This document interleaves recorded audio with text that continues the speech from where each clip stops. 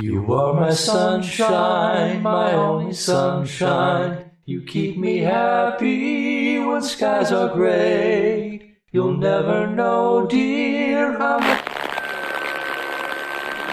Welcome to an evening of old-time radio.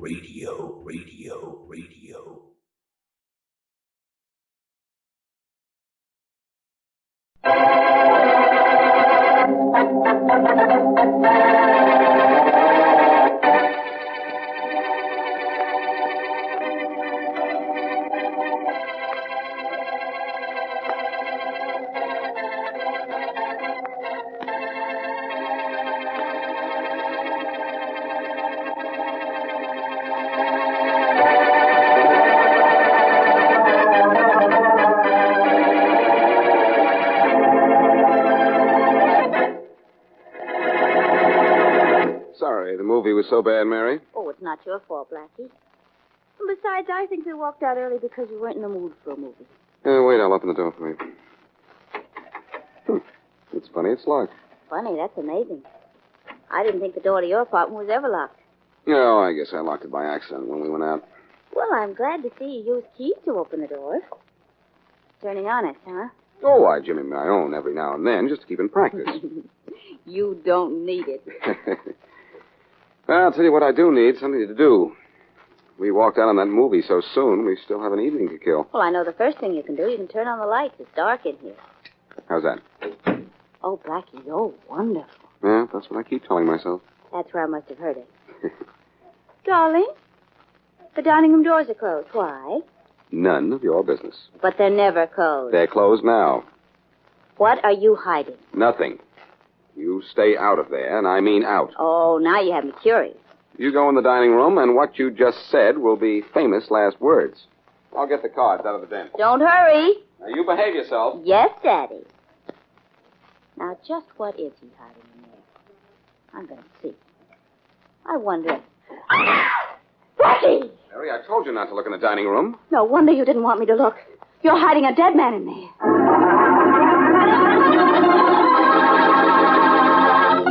And now, back to Dick Calmer as Boston Blackie. Enemy to those who make him an enemy. Friend to those who have no friend.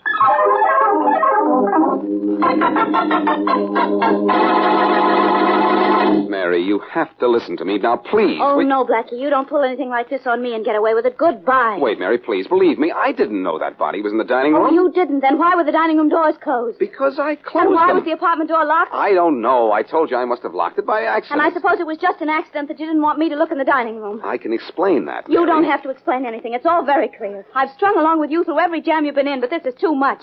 You're hiding a body in your apartment. I saw it. I've never believed you ever did anything wrong, but this time I have to. I saw it with my own eyes. Mary, what's the matter with you? There's nothing the matter with me. It's what's the matter with you. I don't know what you've done or why you had to kill that man, and I don't want to know. I'm through. Mary, please, don't go. Your telephone's ringing. If it's Inspector Faraday, try to talk yourself out of that body in there. Goodbye. Mary, wait, will you? No. Oh, now what? Hello. Hello, Blackie. This is Charlie Kingston. Charlie, I can't talk to you just now. Let me call you back, will you? Look, Blackie, this is urgent. It'll have to wait, Charlie. But it can't. Now what have you done? Gambled a $100,000 diamond again, or let one of your employees swindle you out of $3 million? Look, Blackie, this is no time for jokes. I have to see you right away. It may be a long time before anyone can see me, Charlie, even you. I have a dead body up here. What? A dead body, spelled C-O-R-P-S-E. And I'm calling the police right away. I need your help first. Now, don't call the police until I've talked to you about the trouble I'm in. Oh, all right. Where are you now? I'm at my apartment. You've got to be up here right away.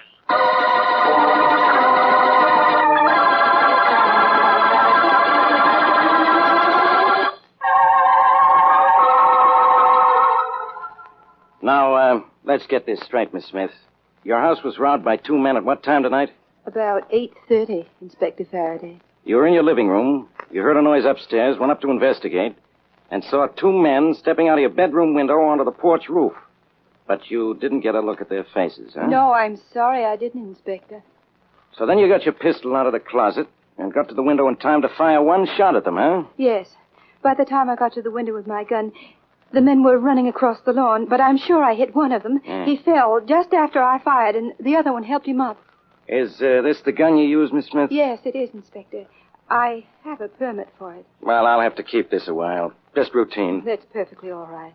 Now, this paper here contains a list of everything the two men stole. As near as I could make out with a quick inventory. Yes. Really, the only thing of value is a pearl necklace with a ruby clasp. I see. I'd certainly like to have that back. It cost $5,000. You'll get it back, Miss Smith, as soon as we get one or both of the men who robbed your house. And the way I work, say how long can that be? I don't know, Inspector. Do you?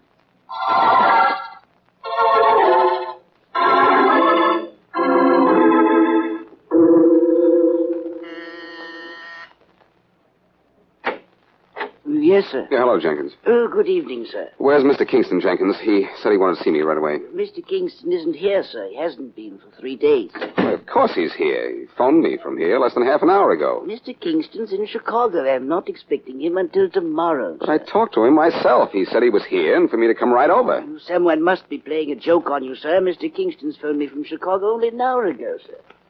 Well, somebody's crazy. Are you sure it was Mr. Kingston on the phone, sir? Yes, Jenkins, I'm sure of it.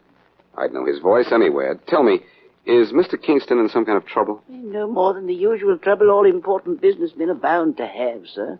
Well, thanks, Jenkins. You're welcome, sir. Good night, sir. Good night, Jenkins. And what a night.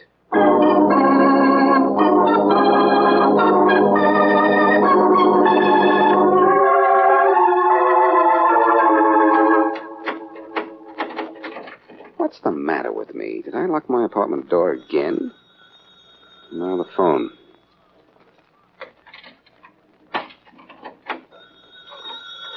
Quiet, will you? I'm going to answer you. Hello? Blackie, this is Mary. I've been trying to reach you. Oh, hello, Mary. I just got in. Blackie, I want to apologize. Forget it, will you? I just didn't think. I was so shocked seeing that body on your dining room floor. I understand. But will you forgive me? Tell me why I shouldn't. Well, I accused you of killing that man, and I know you didn't. Now you sound more like the Mary Wesley I know. You mean more like the Mary Wesley who knows you. Maybe that's it. Oh, darling. Are the police on their way up? No, not yet. I haven't called them. Oh, Blackie, but you have to. Oh, I'm going to in just a minute. I had to go out. I had a call from Charlie Kingston to come over to his house right away. Oh, how is Charlie? I don't know. He wasn't there, and he hasn't been there for 3 days. I thought you said he called you from his house. Well, that's the weird part of it. That's what he told me exactly. Were you sure it was Charlie? Yes, I'm sure of it, but Jenkins, his butler, says Charlie's in Chicago. Funny. Yes, but not funny, ha-ha. Yeah, I know how you feel. That body in your dining room was funny, too, but not funny, ha-ha. Just think what a big laugh it'll be if Faraday comes in and finds that body here before I get around to telling him. I wish you told me about it before I looked in the dining room. Believe me, Mary, I really didn't know it was there. Well, then why did you tell me not to look in the dining room? I had a reason. I'm sure you did, darling, but I'd like to know what it is. Well, I'll tell you.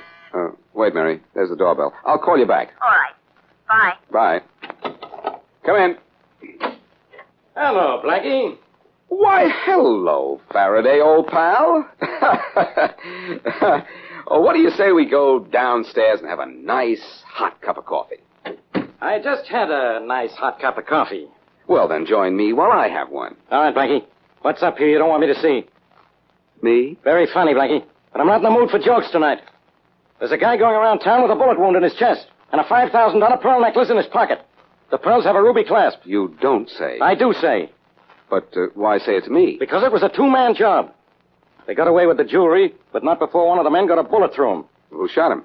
The gal they robbed, Jacqueline Smith. I still say, why tell all this to me? Well, maybe you didn't listen to me. I said it was a two-man job. One man was shot. That could have been your pal Shorty. The other one might have been you. Okay. Where do I sign the confession? I said the other one might have been you. You mind if I look around? Yes, I do mind, but I'm sure that won't stop you. That's right. I guess I'll start with the dining room. Oh, Faraday, I have a wonderful kitchen. Yeah, I know. But this dining room, I've never seen those doors closed before. No? Now, keep away from me. I'm opening this dining room door. Now look, Faraday. Don't get any ideas. I thought you were the one who said I didn't have brains enough to get one. Well, huh? Hey, what's the idea of the gun in your hand? Faraday, didn't you... Wait a minute. What's the matter with you? Have you lost your mind? I turn around, you got a gun on me. You didn't see a... I didn't see anything. Well, there isn't anything in the dining room? No, but there's something in your hand. A gun. Oh, I'm sorry, Faraday. I was just taking it out of my pocket to put it away. Yeah. Well, put it away then, will you? Sure. How's this in the drawer here? Oh, that's better. Now I can look around the rest of this joint without keeping an eye on you. Specifically, Faraday, just what are you looking for besides trouble for me? A wounded man and a pearl necklace. Well, I don't know where I'd keep a wounded man around here, but if I had a pearl necklace, I think I'd keep it in my safe. All right. Let's start with the safe. It's right here on the wall behind this picture. Oh, you've been seeing too many movies. I think you're right, Faraday. As a matter of fact, Mary and I walked out on one about 11 o'clock tonight. What are you trying to do? Establish an alibi? Come on, hurry up. Open that safe. It's never locked, Faraday. Even you could open it. A little practice. All you do is this. Come on. Take the stuff out. Let me have a look at it. All right. Hey, what's this? A string of pearls, Faraday, with a ruby clasp. But so help me, I've never seen them before. Well, look what I have, Blackie. A gun. And you've never seen this before. Faraday, believe me, I don't know how these pearls got here. You don't have anything on me. I don't have anything on you, huh? Only the goods and a gun.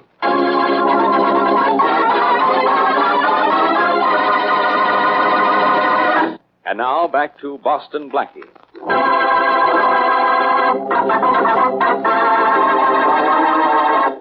Mary Wesley discovered a man's body in Blackie's dining room after Blackie warned her not to look in that particular room.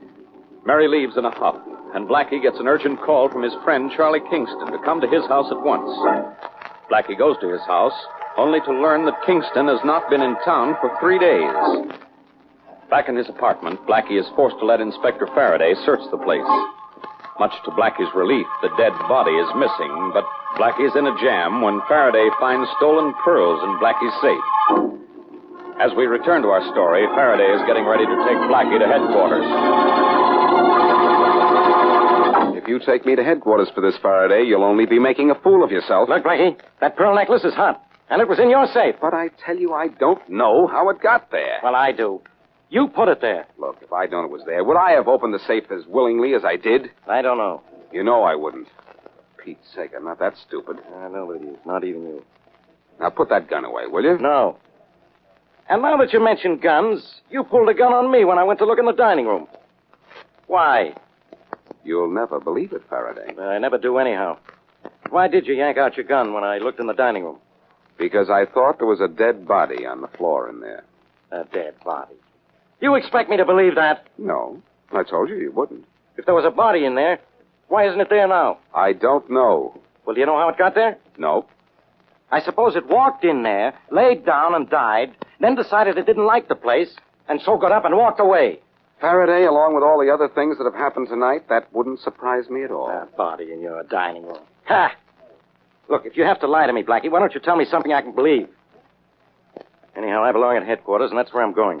And you're not taking me with you. This is really an unusual night. No, I'm not taking you with me. But I am taking these pearls. What are you going to do with them, Inspector? Give them back to the oysters?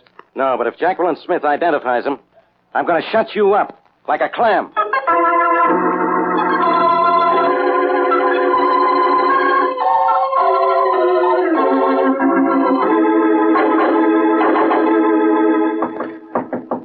Who is it? Open up, Mary. It's Blackie.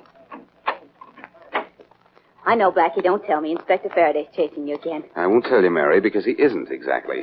Do you mean you haven't called the police about that body yet? I didn't have to, Mary. Faraday came up to see me of his own accord. Oh, I can just imagine what happened when he found the body. Then you have a wonderful imagination. He didn't find it.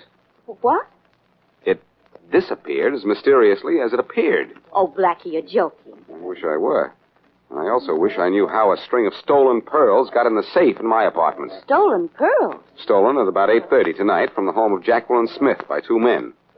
Smith shot one of the men, but they both got away. Well, Blackie, I have it. That body in your apartment is the man who was shot by the Smith girl. He came to your apartment wounded, put the pearls in your safe, and then died. That's what I've been figuring, too, except that it doesn't make sense.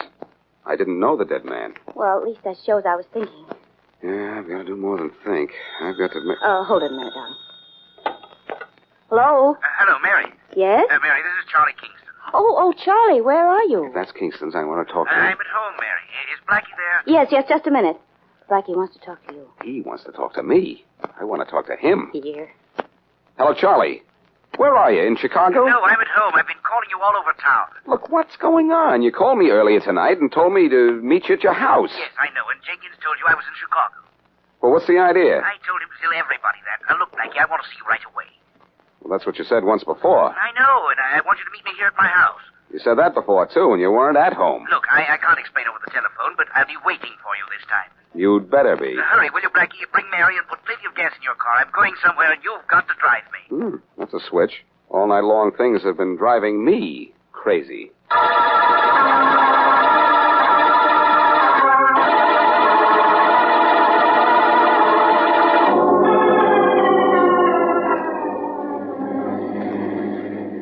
Where are we going, Charlie? To my country lodge, Mary. Look, Charlie, I'm in no mood to make excursions out into the country in the middle of the night. I have troubles in town. And so do I, Charlie. Well, look, you haven't done anything but tell me where to drive and sit there and watch for police cars. Either tell me what's worrying you or let me worry about my own problems. When I tell you what's been worrying me, your troubles will be over. When we get to my lodge, you'll find the body you saw in your apartment. Oh, what? Charlie, what have you been up to? My neck, trying to help someone. Now listen. Oh. The dead man's name is John Sully. He used to be my chauffeur in Chicago. He called me yesterday and said he was in town and was going to see his wife for the first time in 10 years. Is that important? I'm just telling you everything from the beginning. Turn at the next crossroad, will you? I know the way to your lodge. Go on with your story, Charlie. Well, the next I heard from Sully was last night. He phoned and said he was in trouble and had a string of pearls he had to get rid of. He begged me not to call the police, and so I told him to come up to my house. This is making a lot of sense. His body ended up in my apartment. He said he was hurt and couldn't make it to my house. He was near your place when he phoned, so I sent him to your apartment. I knew your door was always unlocked, and I knew you were out with Mary. Oh, I see what happened now, Charlie. Sully went to Blackie's apartment, locked the door, and then died. Blackie and I walked out of the movies early and found him before you did.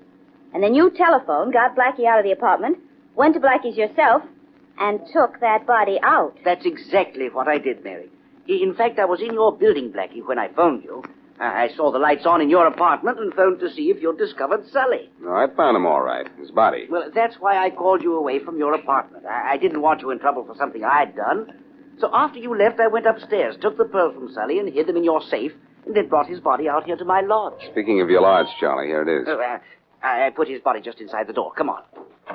Hey, wait for me. Oh, I'm sorry, Mary. Here, give me your hand. Thanks. Here's the key to the door, Blackie. Open it, will you? Thanks.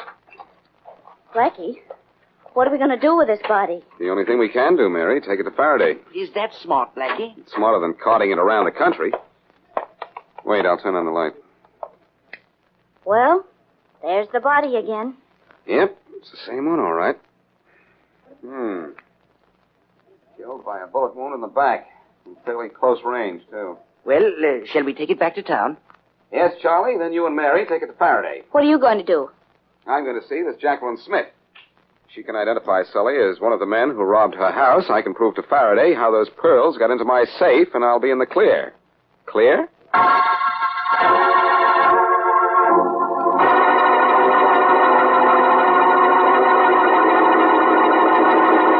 I know it's rather late, Miss Smith, but I'm Boston Blackie, and I have a few... I know. Boston Blackie can be excused for anything, or so I've heard. I'm beginning to worry about what you've heard, but that's beside the point. Miss Smith, you fired at one of the men who robbed you, didn't you? Yes. I think I wounded one of them. You did more than wound him, Miss Smith. He's dead. Oh, good. Oh, how awful. Well, you really shouldn't feel that way about it, Miss Smith. You aren't to be blamed for what you did. You know, I never thought... Well, I just can't bear the thought that I'd killed someone. Maybe you'd better sit down. Yes, I think I'd better. The man's body is at the police morgue, or will be very soon. I'm afraid you'll be asked to come and identify it if you can. Do I have to? It's routine in cases like this, Miss Smith. But there'll be pictures in the paper, won't there? And a story? There might be, yes. But there can't be. I'm being married next week to Roger Vincent. His family's so stuffy they'll never understand if I'm in the paper for killing someone. Don't worry about it. Your name is Smith, and there are so many Smiths in this town, the Vincent family will never notice it.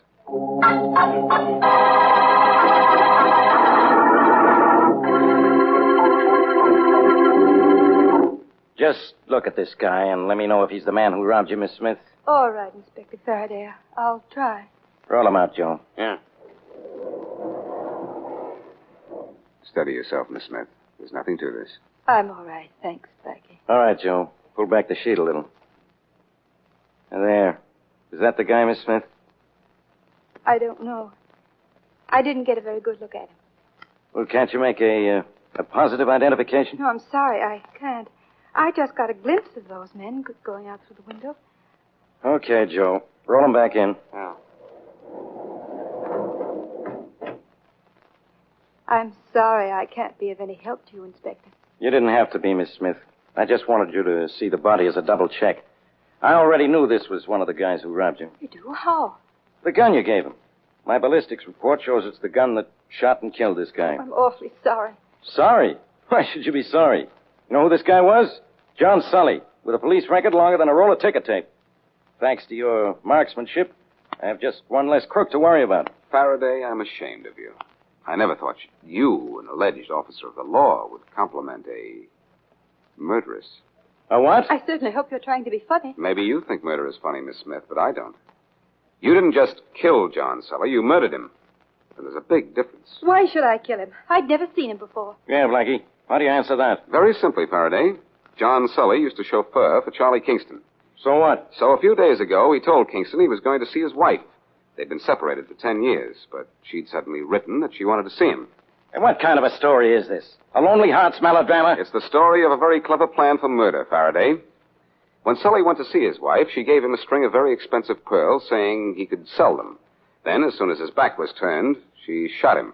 What is this to do with me? It has a lot to do with you, Miss Smith, because you're John Sully's wife. That's a lie. Then it's a very strange coincidence that court records in this town show that 11 years ago, John Sully married a Jacqueline Smith. I looked at those records myself before I came to see you. Oh, I see. So you'd never seen this man before, huh? Not for 10 years, I hadn't. I knew him when I saw him here, but I didn't want to admit that I was his wife, not with the police record he has.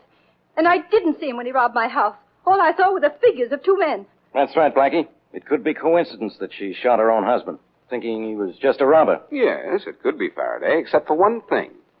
Just an hour ago, this woman told me she was going to marry Roger Vinson next week. How would she feel free to marry unless she knew her husband was dead? Hey, Miss Smith. How about that? I heard he was dead several years ago.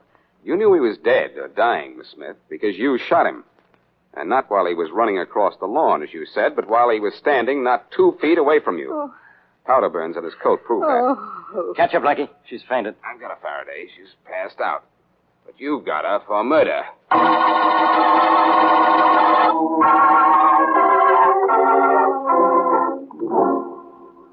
Satisfied now, Mary? Of course I am, Blackie. As soon as I got home, I phoned you and apologized, didn't I? So you know I'm not the killer? I'm not sure about that. Hey, what do you mean by that, Crack? Well, on occasions you kill me. Oh, Mary, that's terrible. Oh, I know it is. I'm sorry. I'm sorry I was so curious about what you were hiding in the dining room, too. Oh, let's not go into that again. Now, wait a minute. There's just one little point you haven't explained yet. Uh-oh. I have you, don't I? Just why didn't you want me to look in that dining room? Must I tell you tonight? Tonight. Can't it wait until tomorrow? Why can you tell me tomorrow, not tonight? Because, my curious little friend, tomorrow is your birthday. Oh. And if you hadn't been so shocked by that body on the dining room floor, you'd have seen that my dining room table is covered with birthday presents for you. Oh, Blackie. So, happy birthday, Mary. Oh, and many happy returns of the day. But let's hope we never have another night like this.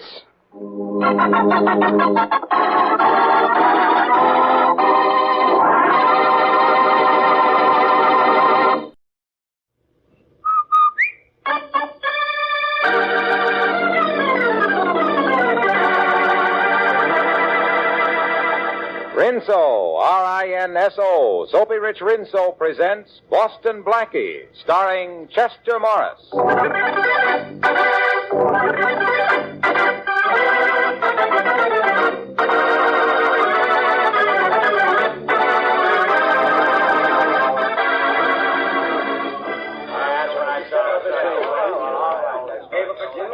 Check here, please. Check your hats and coats. May I have my coat, miss? Here's the check. Thank you. Number 503? Yes, a camel's hair coat. Oh, yes, I remember. It's right over here. Here you are, sir. Help you on with it? No, thanks. I'll carry it. Here you are, miss. Thank you, sir. Check here, please. Check your hats and coats. Oh, taxi! Taxi!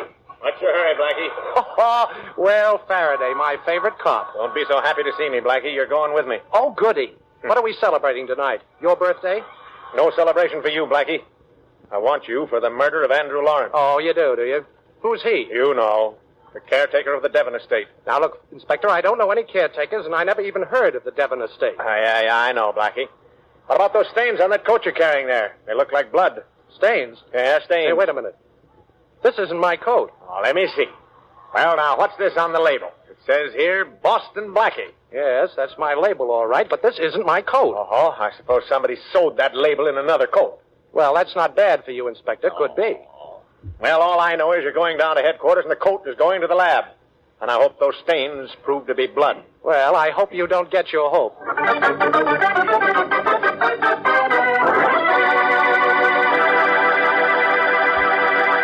Once again, Boston Blackie and Inspector Faraday have tangled.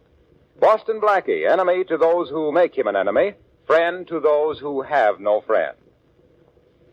Is there anything prettier these hot summer days than a nice-looking girl in a crisp, bright-colored cotton dress? Well, to us men, those dresses always look fresh and cool as peppermint ice cream. And it's almost as easy as snapping your fingers to keep those pretty printed washables bright and gay, with Rinso helping out. Yes, indeed, those hard-working Rinso suds make dirt disappear in a jiffy, whether you're using a tub or a washing machine. Rinso's mighty easy on your pretty washable colors, too. They stay fresh and bright even after dozens of washings. So take a tip from Bob White for easier wash days and brighter, cleaner clothes. That's Rinso White and Rinso Bright for your colored clothes. If you value them, better use Rinso every time you wash them.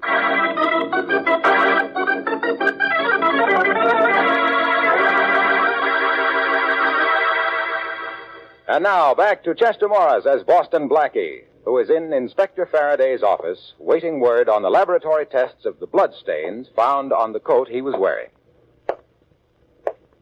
Blackie, for a smart guy, you get into more scrapes. Look, Inspector, can't you think without pacing the floor? I've got a little proposition to make you. Oh, but how about the bloodstains on the coat, Inspector? Remember, you wanted me for murder. Well, now, just in case those bloodstains turn out not to be bloodstains. Oh, you don't need to apologize, Inspector. Who's apologizing? What are you laughing at? Well, your shoelaces are untied. Yeah? Why don't you tie them? Me? Yes. Now, wait a minute. This is going to be fun. Yes. All right, you tie them, Blackie. What? Now, really, Inspector, Yes, this you. is quite humiliating. I never fancied myself as a gentleman's gentleman. Gentlemen's gentlemen, cut out the double talk and come on, tie my shoelaces, Blackie. Oh, well, all right. You know I'm enjoying this. Boston Blackie, finally on his knees. Yes, but not begging, Inspector. By the way, don't you ever get your shoes shined? What for? Oh, now, there you are. I hope you realize it's a privilege to be tied by Boston Blackie. Wonderful. Here's the report, Inspector. Okay, let's have it. That'll be all, Matthews. Right, Inspector. Goodbye, Matthews. You ain't going anywhere, Blackie. What? Well, come on, Inspector. What's the verdict? I'll read it to you, Blackie. It says, quote, stains taken from the coat of Boston Blackie analyzed. Yes? Tests show them to be human blood matching that of Andrew Lawrence, murdered caretaker of Devon Estate. Signed, Murphy Police Laboratory, unquote. Well, that's it, Blackie. I'm locking you up right now. Oh. And I'm not taking any chances on your getting out of here first. Hold out your hands. Oh, now, Inspector, cuffs for me? Yeah. Oh, you've got a very bad memory. Okay, maybe you can get out of handcuffs, but my gun doesn't miss. What, a gun again, Inspector? Again. Say, look, why don't you try a bow and arrow for a change? All right, let's get going. And just to make sure, I'm going to escort you personally to your cell. That'll be nice. Now, right down the hall, and don't try anything funny. Well, will you sit with me a while and hold my hand? Oh, come on. Oh, I'm sorry I had to tie your shoelaces together, Faraday. And thanks for the gun. You know, you look very funny. Generally, you're only flat on your feet. But now you're flat on your face.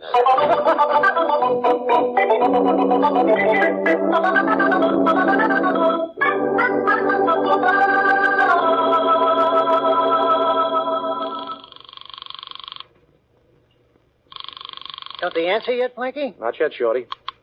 Hello? Oh, hello. Savoy Cafe? Yes? This is the manager speaking. Well, my name is Jones. Yes? My niece works in your check room. I just arrived in town, and I'd like to talk to her, please. You mean Marion Macy? Yes. Well, she's not here. I'm sorry. She's gone home. Had a headache, she said. Left here about an hour ago. Oh, she did. Too bad. By the way, could you give me her address? Why, yes. The Lincoln Apartment. The Lincoln, huh? Well, thank you very much. Goodbye. You know, I still can't figure out, Blackie, why that hat check girl would take the label out of your coat and then sew it in another one. Well, she was probably following orders. That's what we're going to find out. We're going to leave this hideout, Blackie? Yes. We're going to the Lincoln Apartments.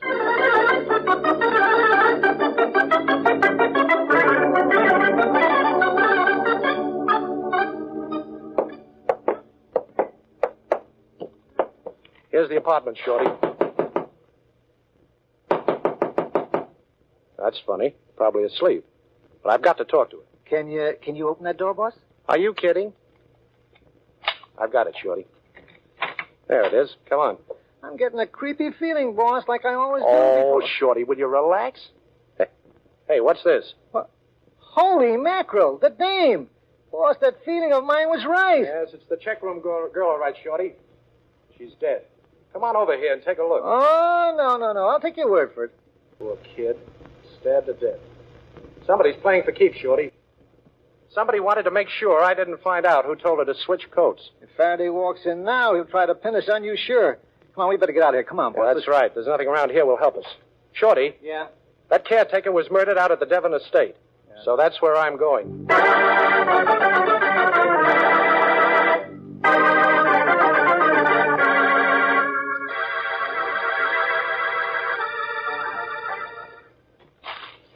Oh, I beg your pardon, miss. I didn't see you. What are you doing here on my grounds? Well, this is the Devon estate, isn't it? Yes, and you're trespassing. Well, I hope that means looking for a job, because that's what I'm doing. It doesn't. And even if it did, it wouldn't matter. There's no job open here. Well, you know, I'm a pretty handy fella. I can do a lot of things. I'm really not interested. There's a policeman on the grounds. If you don't leave immediately, I'll call him and have you thrown off. Oh, please don't do that. I understood there was a job open here, a caretaker's job. Your caretaker was... Was murdered. Yes, he was. Now, please leave. I already have a new caretaker. Jerry? Yes, Miss Morrison, coming. Miss Morrison, huh? Awful pretty name. Over here, Jerry. Will you go now, please, Mr... Oh, I'm sorry, Miss Morrison. My name is Jones. John J. Jones. I'm a detective. Oh, please don't give me away. Oh, here I am, Miss Morrison. Oh, I don't need you, Jerry. I just wanted to know you were around. Oh, okay, ma'am. If you want me, just sing out. Well, where did you get him? I hired him a little while ago. So you're a detective, Mr. Jones. Have you credentials? Well, you see, I never carry them when I'm on a case. Things can happen, you know. That's what I'm afraid of. Oh, Miss Morrison, please believe me. Well, I believe you, but I'll never know why. Thanks. The house is up this way. What can I tell you that might help you, Mr. Jones? Well, for one thing, I'm puzzled. Now, your name is Morrison, and this is the Devon estate. Well, I bought it 6 months ago. Oh. It was formerly owned by a man named John Devon. And when he died, this place was sold for taxes. I see. Well, why are you still living here, Miss Morrison? I mean, aren't you a little frightened after what happened? Yes. Yes, I am a little. But where could I go? Besides, I'm anxious to know the answer to a lot of things. For instance? Well, right after I bought this estate, strange things began to happen. One morning, the chimney was torn apart. A few days later, I found the cellar ransacked. Then one night, the whole living room was turned upside down. I see. Well, where was your old caretaker during all this? He was down the road, sleeping in his own cottage. Oh. But after the living room was ransacked, he slept in the house on a couch. That is, until last night. Or rather, early this morning, when we found him murdered. Here we are. Oh. Please come in. Thank you. You're pretty calm about all this, Miss Morrison. It must be rather annoying. It's more than annoying. My nerves are beginning to jump. Yes, I'm sure. Anything else you can tell me that might help? Well, possibly. I've had 2 offers to sell recently. The agent who negotiated the sale of this house made me an offer the day before yesterday to buy it back. Oh, and what's the agent's name? Arthur Moran. I see. Go on. Well, when I refused, he said his client in any case would like to buy the gun collection that was here when I took possession. Oh. Well, are you interested in guns? Yes, and it's a wonderful collection. It came with the house. Well, it's obvious somebody is looking for something in this house. When he couldn't find it, he wanted to buy the house. When he couldn't do that, he wanted to buy your gun collection. And of course he was looking for... The gun collection. I'll bet your caretaker surprised him while he was searching for it. How long had the caretaker been here? A long time. I sort of inherited him with the place. I see. You mentioned there was a policeman on the grounds. Where is he? He's around somewhere. He's staying with Jerry in the caretaker's cottage. Miss Morrison, could you arrange for the policeman and your new caretaker to sleep downstairs here, and for me to take over the cottage for the night? Certainly I can do that. Oh, fine. And can you reach me in a hurry if you need me? Yes, there's an extension phone between here and the caretaker's place. Good. I'll call Jerry and tell him he's sleeping down here tonight. Thanks. Oh, Miss Morrison, what do your best friends call you? Polly. Good night, Polly. You see, I'm one of your best friends.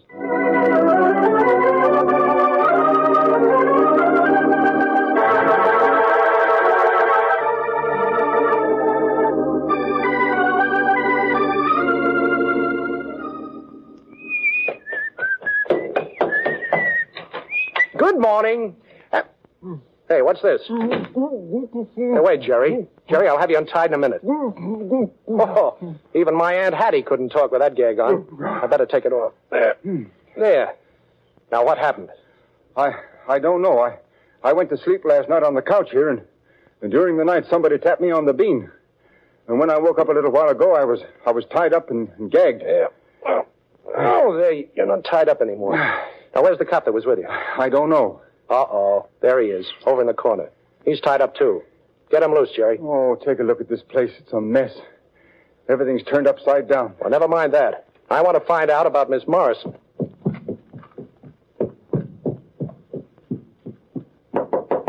Polly. Polly.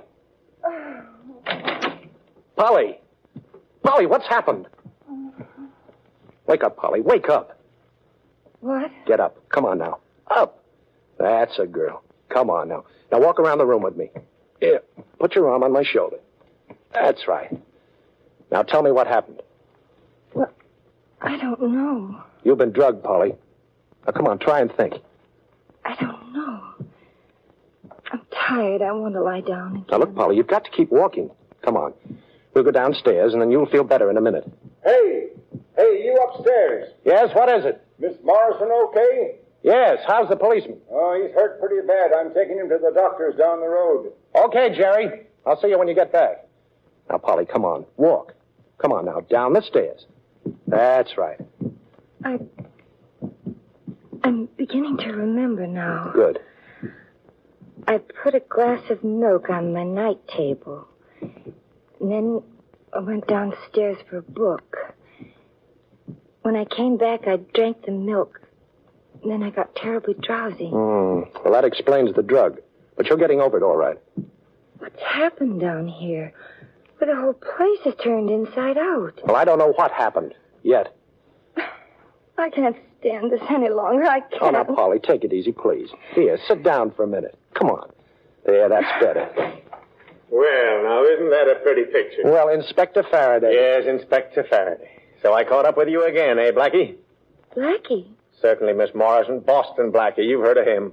But he said his name was Jones, that he was a detective. I can tell you why, Polly, if you'll only give me a chance. Not a chance, Blackie. I figured you'd come up here after we found the hat check girl murdered. Yeah. You've got a killing complex lately. Faraday, will you take it easy? I'm really getting close to the murderer. Yeah, me too. I'm practically standing in front of him. Let your gun drop on the floor, Faraday. Drop it. Hey, who are you? Let the gun go or I'll let a bullet go, copper. Come on. That's being smart. Hey, Danny, get Blackie's rod. Step on it. Okay, Eddie. All right, what is all this fuss about, Blackie? Hero stuff? You're going to knock out these two guys and show off for the gal here? Well, I'd like to, Faraday, only a bullet moves faster than I can. Hey, you mugs. I don't mean to be inquisitive, but what's all this about? You'll know soon enough. How about it, Danny? I got Blackie's rod and the inspector's. Okay. Put the straitjackets on him, Danny. Yeah. Gee, I didn't think we'd get the inspector, too. You better go call the boss. Yeah, he said to follow orders to the letter. Where's the phone, lady? Well, You better tell him, Polly. Well, it's just outside the door. Thanks, lady. Keep them all under the gun muzzle, Danny. Okay. Watch that Blackie especially. Yeah. I'll be right back. And watch that Blackie especially. What is the guy, a gunman or a press agent? What a build-up he's giving you, Blackie. Well, after all, I haven't established a reputation for nothing. Even you appreciate me sometimes, Faraday. Okay, Danny. I talked to the boss. Stick the straitjackets on him.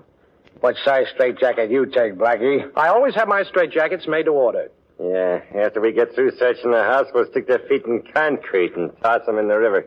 Feet in concrete? Now, you wouldn't dare to do that. Oh, don't worry, Faraday. At least we won't get our feet wet. Very funny, Blackie. Very funny.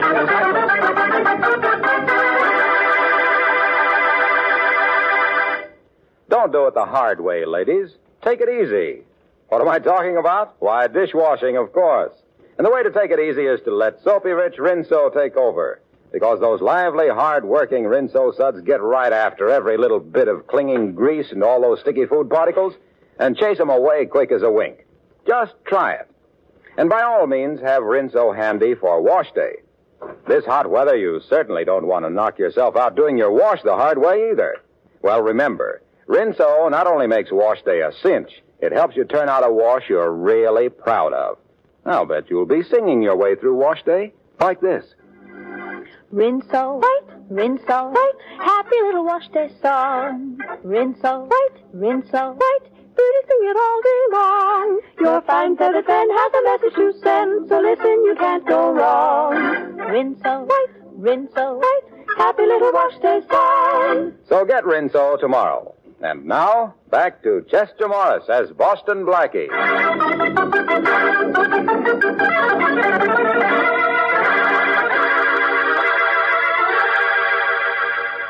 Boston Blackie, Polly Morrison, and Inspector Faraday have been put in straitjackets by two thugs after Blackie has been accused of the murder of the caretaker of the Devon estate. One of the gunmen is on guard, while the other is searching the Devon house. What are you twisting around for, Blackie? Straitjackets were made to hold people. Yes, handy little things, aren't they? Yeah. I hear you can get out of ropes and handcuffs and things. Oh. Yeah, well, why don't you try to get out of that canvas coat you're wearing? You're due to get a bath, you know. All three of you.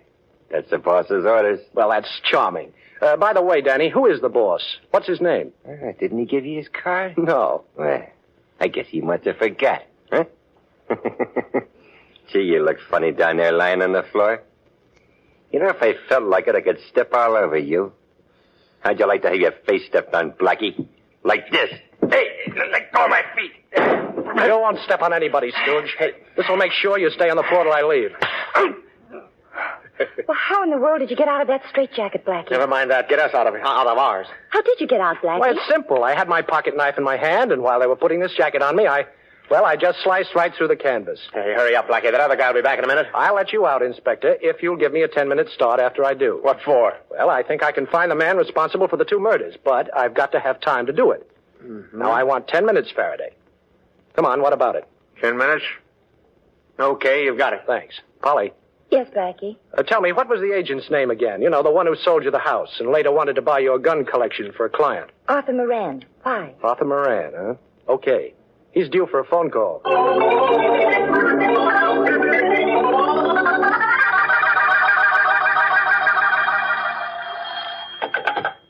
Hello? Mr. Moran? Yes? This is John J. Jones. I'm working with the police department, and I'd like some information. Yes? Who instructed you to try to buy the Devon estate back, and who wanted to get the gun collection? A client of mine in South America. I see. Well, what's his name? Parker Adams.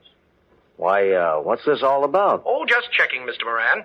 Who is Adams? Well, he was involved in a scrape here 5 years ago and went to South America to live. Well, why did he want to buy the Devon estate and the gun collection? Well, I haven't the slightest idea. All I know is that he sent a check every week to Mr. Devon from Brazil. Mm-hmm. I believe he owned a coffee plantation or something. Well, thank you, Mr. Moran. That's all I wanted to know.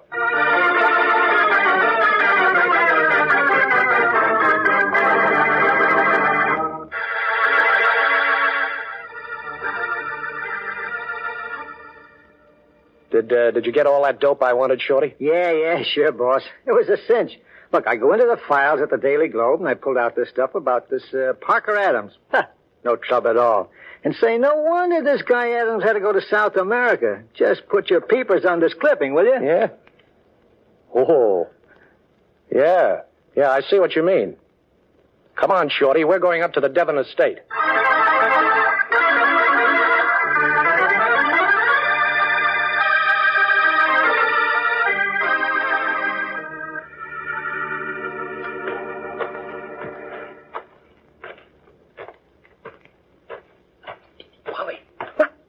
Who is it? It's me, Polly. Blackie. I'm over here in the bushes. Is the coast clear? Well, there are 2 policemen in the house and one outside. Okay. Polly, I think I found out something. I know who the murderer is, and I know why he's ransacking your house. But, Blackie, how did you find that out? Well, I checked the newspaper files on a man named Parker Adams, who asked Moran to buy this house from you and then wanted to buy your gun collection. He's in South America now, but he was a suspect in a murder case 5 years ago. But what has that to do with what's happened at my house? Well, you see, this Adams wasn't convicted because the police couldn't prove him guilty. They couldn't find the gun. And you think the gun is in my house? Yes. And the Devon was blackmailing Adams with it. Polly, I've got to get by those 2 policemen and get into the house and find that gun. But, Blackie, how? Oh, let's see. I'll tell you what I'll do. I'll climb that tree by your window and then drop to the first-floor roof. Yes, I know, but the policeman outside... Yeah, I know. I'll throw a rock in the pool. That'll keep him busy while I get in the house. Where is the gun collection, Polly? In the library. Fine. I'll meet you there. Blackie, be careful. Oh, sure. Well, here goes.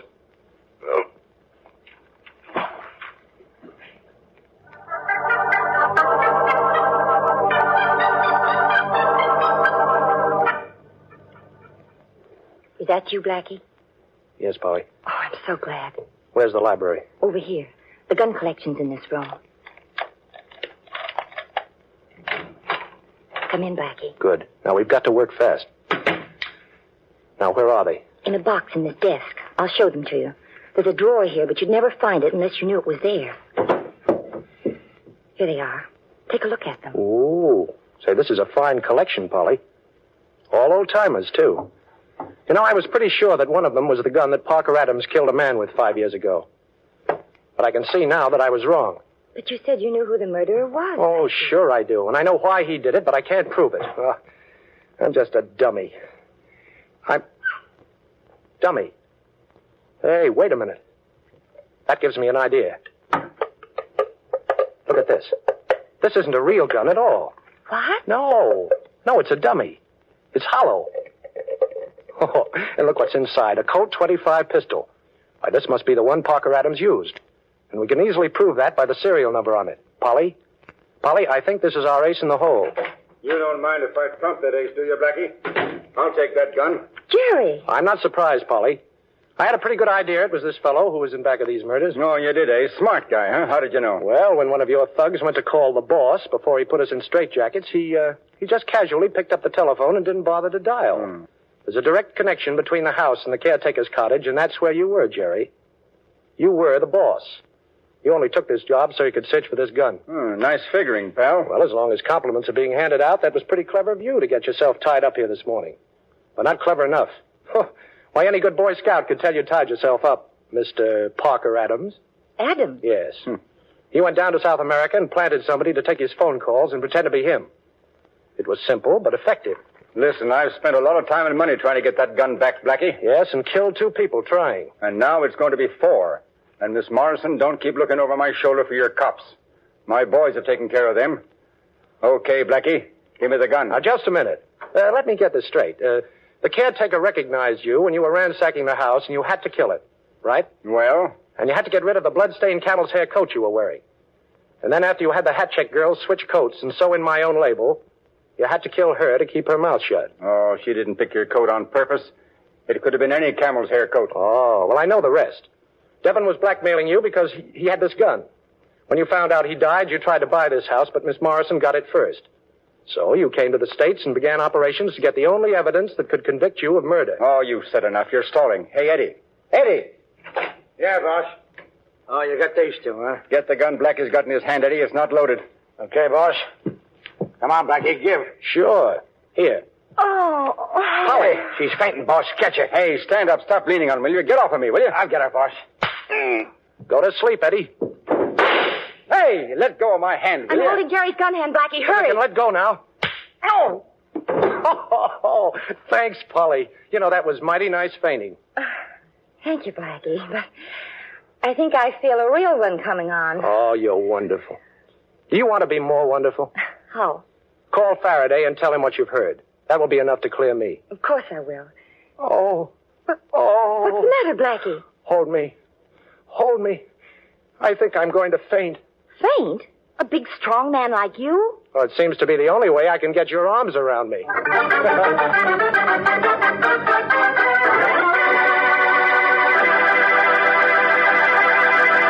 Boston Blackie will be back in just a moment with an interesting preview of next week's program. Now, you've heard about the language of music, ladies. Do you know what this means? That's right, Rinso White. And it means the cleanest, freshest, whitest wash you could ask to see. But you can't get clothes that clean with lazy, old-fashioned soaps. You need a hard-working, lively soap like Rinso. Because Rinso actually gets out more dirt. Why, Rinso just soaks clothes clean, often in as little as 10 minutes. And then a few quick finger rubs on extra dirty places, and there's your Rinso White, Rinso Bright wash. Yes, for a wash that you'll be really proud to hang up on your line, get Soapy Rich Rinso. And now a brief glimpse of next week's adventure. Hello? Hello. Say, I'm supposed to meet a young lady in your lobby there, and I've been delayed. Would you mind having a page, please? Why, sure. What's the young lady's name? Her name is Alice Manletter. Miss Manletter? That's right. Why, she left here just a minute ago. She met someone she was expecting and left with him. Well, that's impossible. Miss Manletter didn't know a soul in New York. Oh, I wouldn't know about that, but she told me she had an appointment with a Mr. Boston Blackie. And that's the man she left here with. Well, but that can't be possible. And why not? Because I'm Boston Blackie.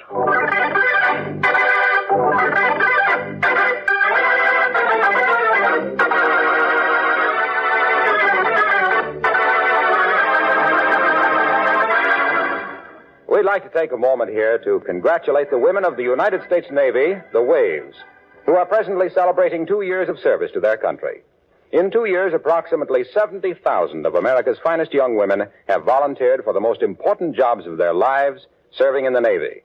Waves work hard at important war tasks, but they keep their individuality, have plenty of fun and enjoyment with good companions, and have great pride and satisfaction for a job well done.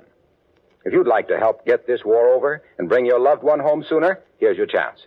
Join the Waves.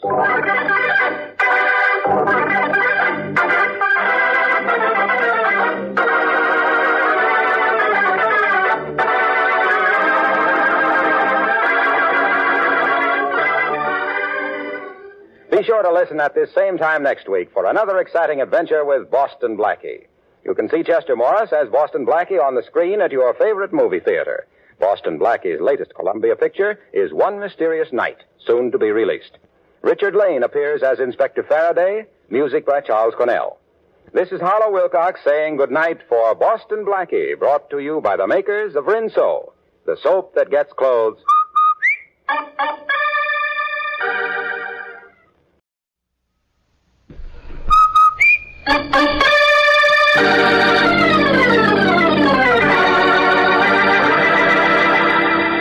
Lever Brothers, makers of Rinso, R-I-N-S-O, Soapy Rich Rinso, present Boston Blackie, starring Chester Morris.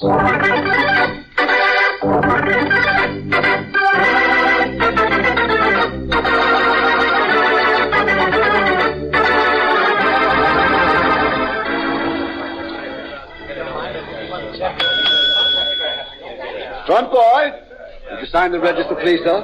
Right here. Yes, Miss Manletter. Is there some trouble with your room? Oh, no, it's fine, thank you. I was just wondering, do you know a Mr. Boston Blackie when you see him? No, I don't know him. I'm sorry, Miss Manletter. Well, thanks, just the same. I was supposed to meet him here in the lobby, but I have no idea what he looks like. My uncle arranged the appointment before I left San Francisco. Oh, there's a man standing over by the newsstand who looks as if he were waiting for someone. Oh? Oh, yes. Oh, I'm sure that must be Mr. Blackie. Thank you so much. Yes, ma'am. Hello there. I hope you'll forgive me. Wasn't I supposed to meet you here? You're you, aren't you? Yes. At least Uncle should have had you wear a white carnation. According to Uncle, white carnations don't stay white long in Pittsburgh. Uncle told me that you were very witty. But they do in San Francisco, you know. Well, shall we go? Where to? Oh, no, don't tell me. I'd rather be surprised. All right, let's go. Oh, clerk, I found the man I was looking for. Thank you for your trouble. No trouble at all. Hello? Room clerk speaking. Hello, would you do me a favor, please? I'm supposed to meet a young lady in your lobby, and I've been delayed. Would you have a page, please? Her name is Alice Manletter. Miss Manletter? Yes. Why, she just left here a minute ago. She met someone she was expecting, and she left with him. Well, that's impossible. Miss Manletter doesn't know anyone in New York. Well, she told me she had an appointment with a Mr. Boston Blackie, and that's the man she left here with. But that can't be possible. And why not? Because I'm Boston Blackie.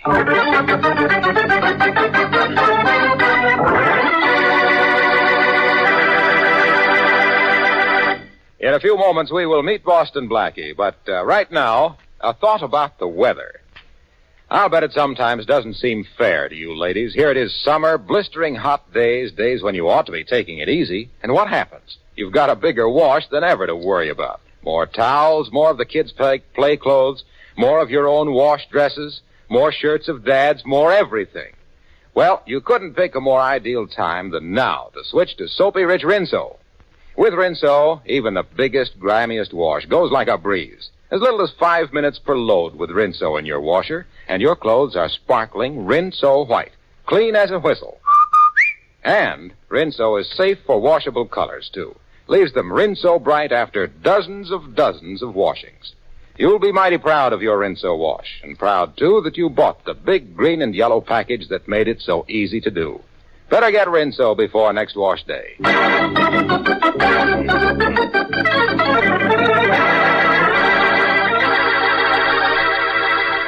And now, meet Boston Blackie, radio's newest adventure star. Meet Boston Blackie, enemy to those who make him an enemy, friend to those who have no friend. Listen, clerk, try to think. What did the man look like? I mean, the one Miss Manletter left with. I don't know, Mr. Blackie. You're rather good-looking, Yes. about your height and build. But Miss Manletter didn't know anybody in New York. Her uncle told me that when he asked me to meet her. Well, I'm sorry I can't help you. Well, thanks just the same. Oh, here's my card. Mm-hmm. If Miss Manletter returns, have her call this number, will you? Yes, I will.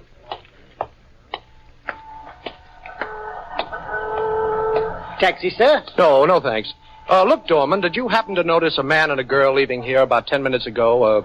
A pretty girl and a man about my height? Yes, sir. Come to think of it, I did call a taxi for a couple of that answers that description. Well, do you remember which cab it was? Yes, it was the one Mike O'Hara drives. Oh. That's O'Hara just pulling up to the end of the line now. Well, thanks a lot. Here, buy your wife some flowers. Oh, thank you very much, sir. O'Hara? Yes, sir? You just drove a man and a young lady somewhere. I want to go where they went. Oh, you want to follow someone? You're a bright lad, O'Hara. I don't want to get into any trouble. Maybe you better get another cab. Oh, you won't get into any trouble. You see, I'm Inspector Faraday of the Homicide Department. Oh, Inspector Faraday. That's right. Okay, step on it. Oh, sure, Inspector. I'll go as fast as I can.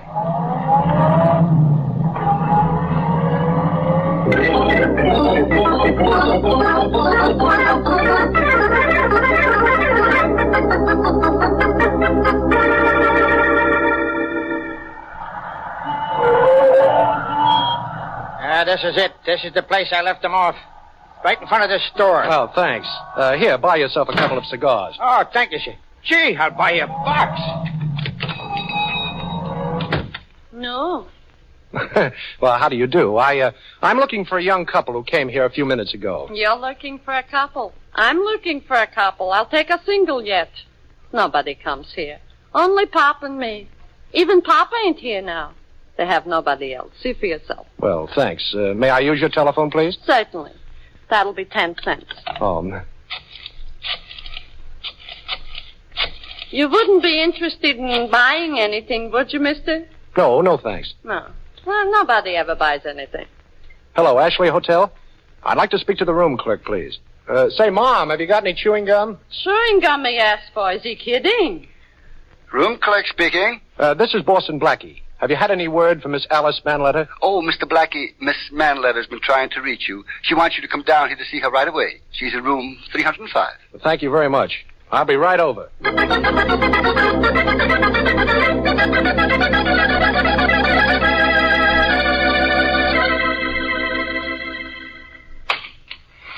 Free, please. Third floor. Oh, thank you. 301, 303. Oh, here we are, 305. Come in.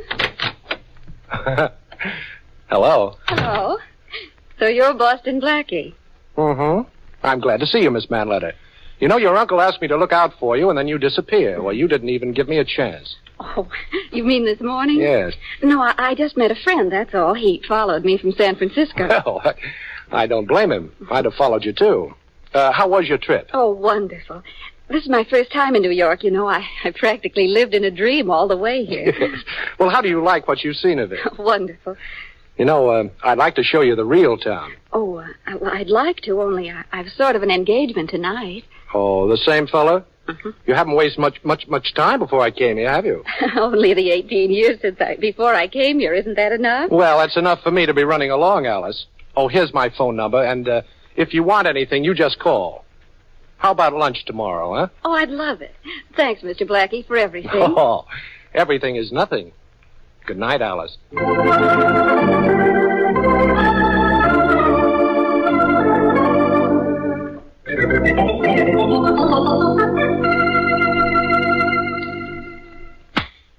25, boss. Nice shooting. Oh, Shorty, she's a beautiful girl. Look, why don't you forget names for a minute? Give me a good reason. 15. Just like I'm telling you, boss, your hand ain't steady. You need some more practice. Well, this Maxim silencer doesn't fit this gun too well. Oh, how come the new gun, Blackie? Where's your old one? Well, you see, Shorty, You what? Well, I hate to admit it, but I guess I was robbed. Boston Blackie robbed? Yeah. Hey, boss, you ain't in any trouble. I don't know. Gee, bullseye, boss. Yeah, I guess this new gun will do until I get my old one back. There's nothing like a workout with a target to keep your aim in shape, Shorty. You know, I got a funny idea about that, boss. Yeah? I don't care if my aim ain't so good as long as the other guys ain't either. I'll get it, Shorty. All right. Hello? Blackie? Well, Inspector Faraday, my favorite cop. Mm-hmm. How'd you guess? Oh, how could I miss those low, dulcet tones, Inspector? I want you down here in 10 minutes, Blackie, or I'll send for you. Well, that's fine, but where's down here? The Ashley Hotel, room 305. You won't have to send for me, Inspector. I'll be right down. Mm-hmm. Say, boss, Faraday hasn't got you jumping through a rope, has he? Room 305, Ashley Hotel. Shorty, that's Alice Manletter's room.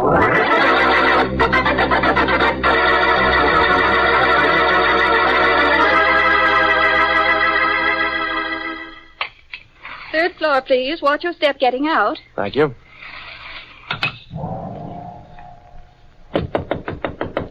Come on. Hi, Inspector. Holy Mac... Yeah, Blackie, she's dead. Dead? As if you didn't know. Oh, wait a minute. How did you know about this, Faraday? O'Hara, the taxi driver, got suspicious, so reported to headquarters. Oh. From his description, I knew it was you, and then I got suspicious. So you're going around impersonating me now, eh, Blackie? Well, you should be flattered. Why did you kill her? Wait a minute, Faraday. Okay, boys, cover him. Now, don't be a dope. I promised to look after this girl. She was all right when I left her a little while ago. Yeah, maybe. After we discovered the body, the boys and I waited for you to make an appearance. We knew you'd be back. Now, Faraday, listen. This girl was Arthur Manletter's niece. Mm-hmm. And I'll take care of whoever was responsible for her murder. No, I'll do that, Blackie. You killed her. Now, that's your gun in her hand. My gun? But I don't see how that... We checked the serial numbers, Blackie. I don't care what you checked. Mm-hmm. You can't take me in for this. I didn't kill her, I tell you. Okay, maybe not. Maybe the serial number on this gun is wrong. You know what a paraffin test is, Blackie? Oh, sure, I know. All right. Well, we'll go down to headquarters and cover your hand with paraffin. Fine. Then we'll be able to tell whether you fired a gun in the last couple of hours Now, or not. Inspector, will you listen? Yeah. This girl came to New York this morning. Mm-hmm. She wasn't supposed to know anybody in town. Mm-hmm. And then she told me she'd met a friend. Well, what are you trying to prove? I'm trying to prove that somebody killed Alice Manletter, and I've got to be free to find out who did it. Well, you won't be. I'll see to that personally. And now, wait a minute now. What are you doing in that girl's handbag? Don't get scared, Inspector, please. Well, what are you doing? You've got 4 cops with guns on me. Yeah? This isn't a trick. I might find something here that will help me track down the murderer. Well, we've searched this whole place now, Blackie. There's nothing here. Hold on. Wait a minute. What are you taking out of that bag? Well, I don't know yet. It's just a piece of paper. Well, I'll take it. What's this? Boston 5, Zealand, Louisiana 3, Saskatchewan, Tennessee 2, Nevada. Yeah, Nevada. Go ahead. What are you doing? I'm just writing down what you've said. Well, this doesn't make sense. Missouri 1, 3, Denver 4, France France? Well, you see, Faraday, that's a code. Well, you're going to have plenty of time to work it out, Blackie. Come on, let's get going. I'm going to give your hand a paraffin test to find out whether you fired a gun recently. And if you have, take it from me, pal, you'll have to do some talking to keep your head above water. Well, I'm afraid, Inspector, the only way I can keep my head above water is to duck you.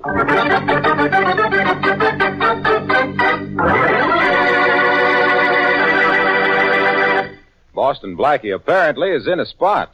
And, speaking of spots, so was a friend of mine the other day. You see, a lady I know of looked out of her window one morning, and it was such a lovely day she felt like singing. Dum da da da da da, dee dee dee dee dee. And all of a sudden, she remembered it was wash day. Oh, shucks. So she got ready to do her wash and found she was out of soap.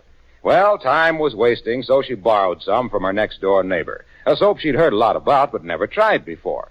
Yes, you guessed it. It was Soapy Ridge Rinso. And when she saw what mountains of suds Rinso made... Well, what do you know? And how quickly those Rinso suds soaked her clothes dazzling white, and how she only had to give the very dirty places a few quick finger rubs because Rinso gets out more dirt, she started singing all over again like this. Rinso white, happy little wash day song. Rinso white, birdie sing it all day long. Your fine feathered friend has a message to send, so listen, you can't go wrong. Rinso white, happy little wash day song. Sing your way through your next wash day with Rinso.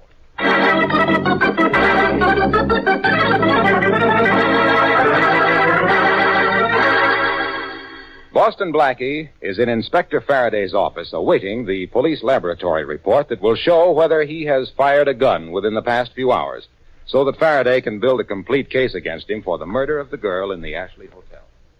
How does it feel, Blackie? Be sitting there just waiting for a report that could send you to the chair? You nervous? Boston 5, Zealand.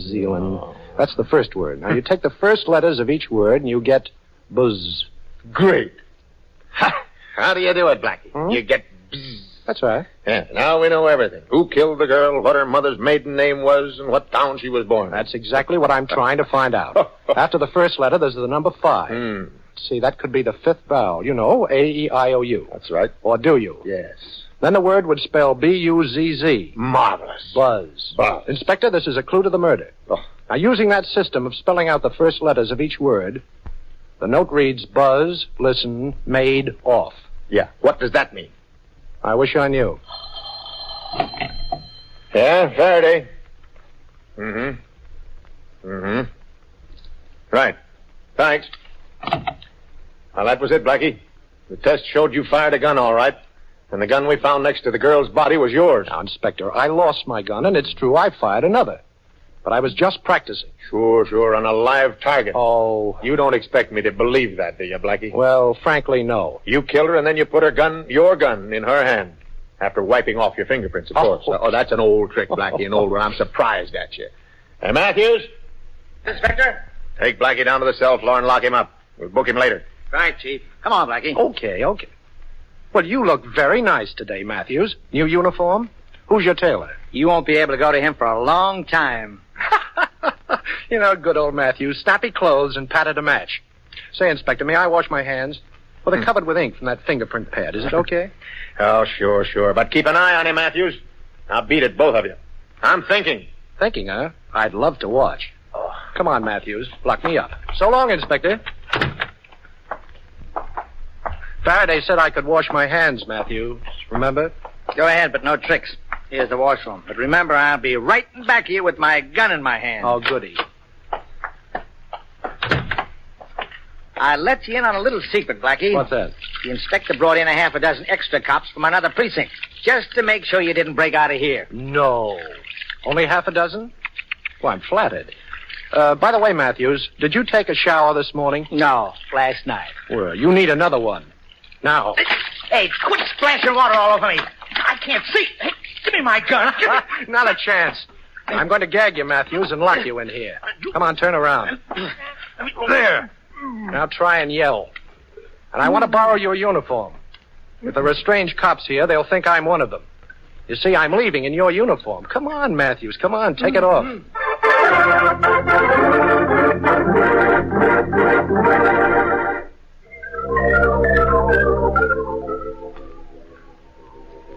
Blackie, if Faraday ever finds this waterfront hideout of ours, you know we're sunk. Oh, Faraday couldn't find a skunk in a perfume shop. Can we just stop worrying? Okay. What do we do next, boss? Well, nothing until I get that long-distance call through to Arthur Manletter. The operator's trying to reach him in San Francisco now. So after we reach him, so what? Well, I won't know, Shorty, till I talk to him. You see, the only thing I've been able to do since I walked out of headquarters an hour ago was to break the code we found in that girl's bag. It read buzz, listen, made, off. Yeah. You told me that before. Yes, I know, but those words don't make sense. However, suppose we try an association. You mean we're going to join a club? Oh, cut it out, Shorty, please. Now, for instance, what does the word buzz make you think of? A bee. That's right. Now, let's say the first word is bee. Yeah. Now, the second word in the code message is listen. Uh-huh. What does that make you think of? Listen, I don't know. Hey, wait a minute, boss. Yeah? Don't tell me now. I'll get Listen. The word is here. Oh. So the message starts, be here. Mm-hmm. Then the last two words are made and off. Oh, by the way, Shorty, what's the maid's day off? Thursday, if anybody still has got one. Yeah, Thursday's right. So the message reads, be here Thursday. Oh, that's it. Yesterday was Thursday, the day the gal came to town. Sure. Oh, that's the code, all right. Only what good... There's my call now. All right. Hello? Blackie, this is Manletter in San Francisco. Oh, hello, Arthur. Blackie, what's happened? I just heard the radio.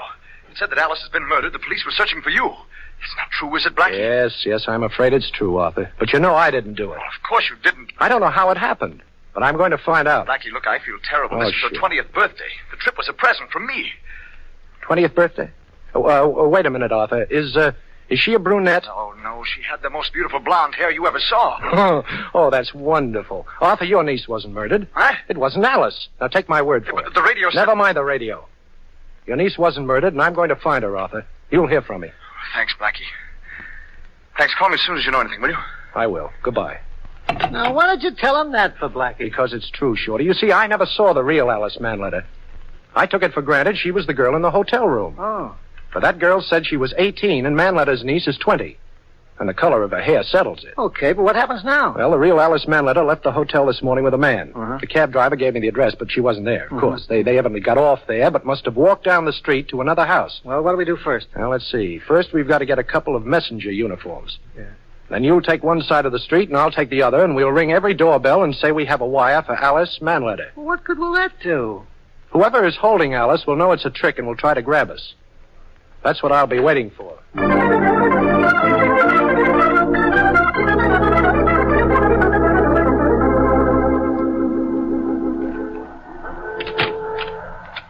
Telegram for Alice Manletter. Ain't nobody here with that name? Are you sure? Sure, I'm sure.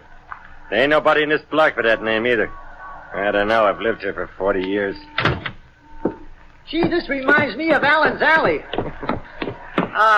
Should I try the next block? We'll try it together, but I got 2 more houses to go. Wait for me. Okay. I've got to find that girl, Shorty. Okay, boss. If it's a girl, you'll find her.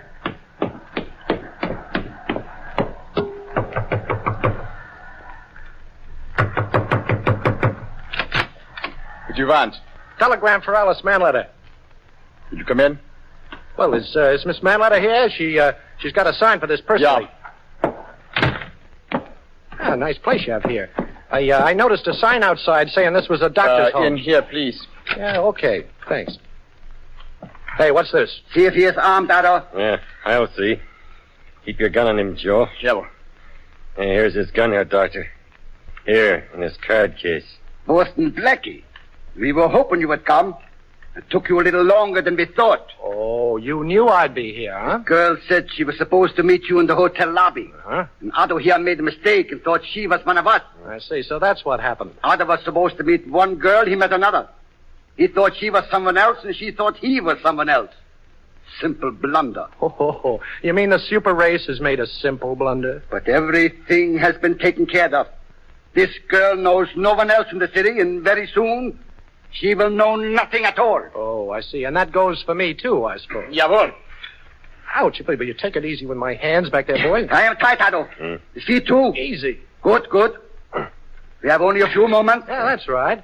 You just listen to the newscasts. You better work fast, boys. You have only a few moments. Warsaw, Paris, Berlin. American pig. Take him in the other room. Better carry him. Yeah. Help me, Joe. Yeah. I open the door for you. Just throw him in. The lens on his neck. It's too bad. Ready, Joe? Who is that? Well, I think it's me, Boston Blackie. Oh. You're Alice Manletter, of course. Boston Blackie, I'm so glad you're here. Thanks. So much has happened to me. Yes, I think I know most of it. You think we'll get out of here? Well, we're certainly going to try. Let's do something about these ropes. You're tied up too, aren't you? Yes. Well, they weren't nice enough to leave some lights on so I could see what it was doing. Well, there's the first one off. Now for my legs. Say, I just thought of something. That girl accomplice must have lifted my gun when I was up there, figuring that if I found out she was a spy, she could take care of me. Oh, well, the legs are free. Now I'll untie you. Thank you. What's that? They're going to send a message. We'll be able to hear what they say. The microphone's right up against the wall. Now, your hands are free. Work on your ankles, and I'll listen. All right. There's Ketchivan. Hanover 4-2. There's Ketchivan. S-H-O-E-S. Shoes. 1, Nevada Denver. A-N-D. And. Shoes and... There's Ketchivan. 2, 1, Louisiana. 3, Nevada, Georgia, Wisconsin 1. Then tipping. Sealing wax. Shoes and sealing wax. 1, 5, Tennessee. 5, Missouri, Nevada. A-U-T-U-M-N. Autumn. Shoes and sealing wax, autumn. That's the message so far. Geneva 1, Louisiana 1, Hanover 1, Denver, Louisiana 1, Nevada, Chicago 2, Louisiana 4, Tennessee. That spells Galahad and Lancelot. They stopped sending. Yeah. What did they say? Do you know? Now, keep working on those ropes, Alice. Yes. Now, here's the message. Shoes and sealing wax. That's from Alice in Wonderland. The word missing is ships. Well, that could be the first word in the message. That's the way it works? Sure. Now, let's see. The next thing was autumn. Autumn. What's that make you think of, Alice? I don't know. Autumn leaves, perhaps? That's it. And then they said Galahad and Lancelot. They were 2 knights of the Round Table. 2 nights. That's it. Ships leave, 2 night. That's the message. We've got to get out and stop that convoy from sailing. There'll be a U-boat pack waiting for its shore. I've worked the knot loose, I think. Good. Now give me your ropes. I'm going to need them. What are you going to do? Well, they'll be in for us in a minute. Is there a chair in the room? There's one next to me. I'm leaning against Good. it. I'll put it alongside the door and stand on it. When the Nazis come in, you'll be in back of the door and slam it shut behind them. But they'll see us. Oh, no, not a chance. The room is too dark. I'll drop a noose over them, but quick. Shh. I think I hear something. Okay. Now, I'll carry this chair over, and you stand behind the door. All ready, Blackie? Yeah, me too. We'll do it, Doctor, just like you said. Oh, come in with me, Joe. Now, Alice. Your gun. Get out your gun, Otto. I can't get it out. My arms are pinned down. Here's a present, Nazi. Oh. Now, don't be jealous, pal. Here's one for you, too. Oh, you can take it, huh, kid? Okay. Well, I guess that does it, Alice. What is going on in there? Otto, Oh, watch this, Alice. Come in here, Doctor, quick. What is This is... Alice, get on that telephone in the other room, quick. Tell the FBI what you know. Then call Inspector Faraday while I keep an eye on these Nazis. Now, when you get him, I want you to... Blackie, hold it. Don't move. I've got you cold this time. Well, hot or cold, you'll hate yourself in the morning, Faraday, but I'm glad you're here. Yeah. How did you manage it? I managed it, boss. What? I got worried, and I couldn't bust in here alone, so I called your old friend Faraday. Oh. Yeah, and I landed up here with both feet in 10 minutes flat.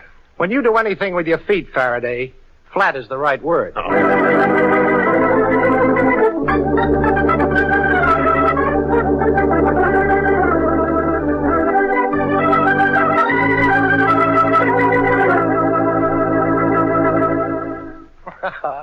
Oh, thanks, Alice, for clearing me with Faraday. Oh, Blackie, you're wonderful. Oh. You saved my life and broke up a spy ring, and it doesn't bother you a bit. Don't you feel good about it? Oh, I should say I do. So good, I'm going to celebrate. Alone? Oh, no. You're coming with me, Alice. But first, we're going to call your Uncle Arthur. What are you going to say? Well, I'm going to tell him I've spent a lot of time looking for you. But from now on, I'm looking after you.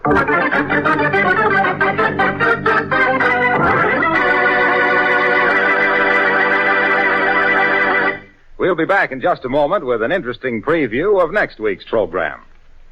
Now, you know those rich Rinso suds I've been telling you are such a help on wash day? Well, they're just as big a help come dishwashing time. Yes, ma'am. Milder than ever Rinso is easy on your hands, too. Doesn't get them rough and red. So for dishwashing and for all the soap and water jobs around the house, better get Rinso to help you out.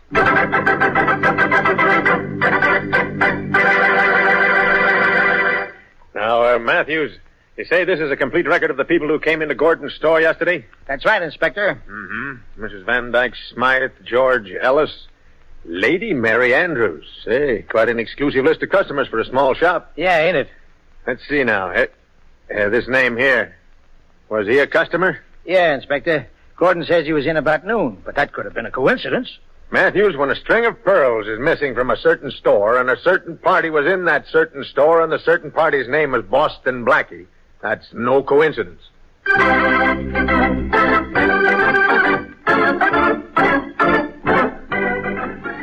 Friends, of course you know the tremendous part our merchant marine is playing in the war. But did you know that the merchant marine is being expanded to meet increasing supply problems on every front, to meet the universal demand for a strong post-war merchant marine? Yes, 6 ships a day instead of 5 will soon be coming off the ways of our shipyards, and every one of them must be manned by 40 to 50 men. So, if you have had previous sea experience, or if you want to get into a well-paying job where everything you do will help to win the war and to build your own personal future, then join the United States Merchant Marine. Apply at once by wiring collect to United States Merchant Marine, Washington, D.C.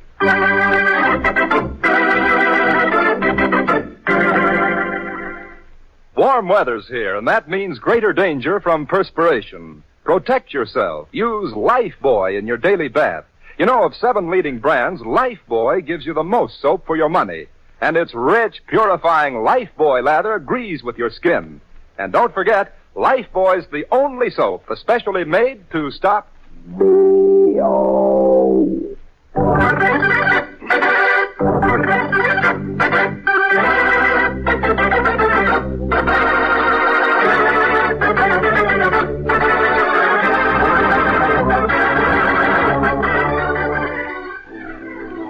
Be sure to listen at this same time next week for another exciting adventure with Boston Blackie.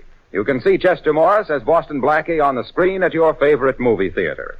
Boston Blackie's latest Columbia picture is One Mysterious Night, soon to be released. Richard Lane appears as Inspector Faraday, music by Charles Cornell. This is Harlow Wilcox saying good night for Boston Blackie, brought to you by the makers of Rinso, the soap that gets clothes.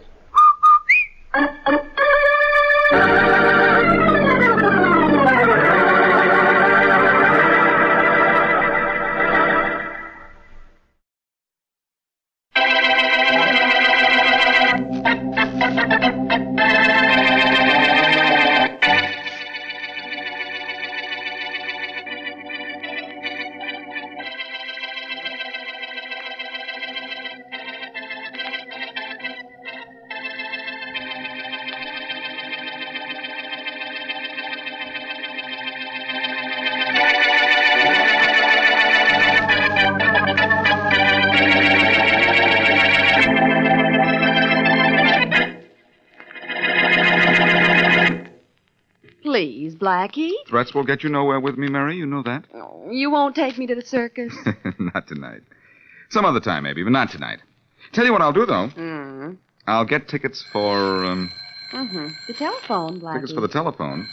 Now, what would a telephone do at a circus? Please. Just a second. Hello. Blackie, this is Faraday. Inspector, this is a pleasant surprise. What can I do for you? As if you'd do it. Blackie, you know where I am? Do you know? Of course I do. I'm at the circus. Gosh, how much does it cost to see you? You can see me for nothing, but I don't want to see you. Do you understand? I don't want you near this place. Murder at the circus, Faraday? Yeah, murder at the circus, Faraday. Guy named Rondo, a magician. Got himself killed. Didn't have to be a magician for that. All I wanted to tell you was to keep away from here. Now, so long, Blackie. Oh? What was that all about? I think I know, but I'm not sure. Mary, what did you want me to do tonight? Why, take me to the circus, of course. Mary, my girl, you've talked me into it.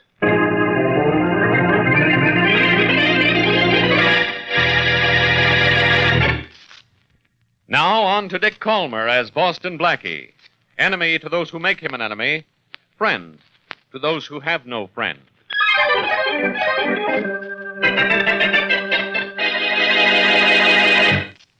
Bolton will be here in just a minute, Louise.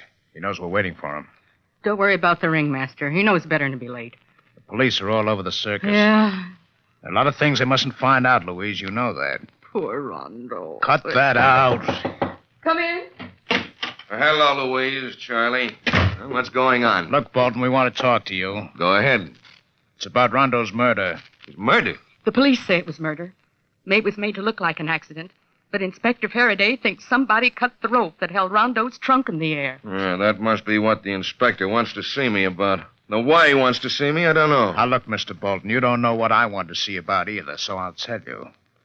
This killing was done in the circus. And I guess it was done by one of us circus people. Well? No matter what we know or think we know, let's keep it in the circus. It might be a very good idea for everybody concerned.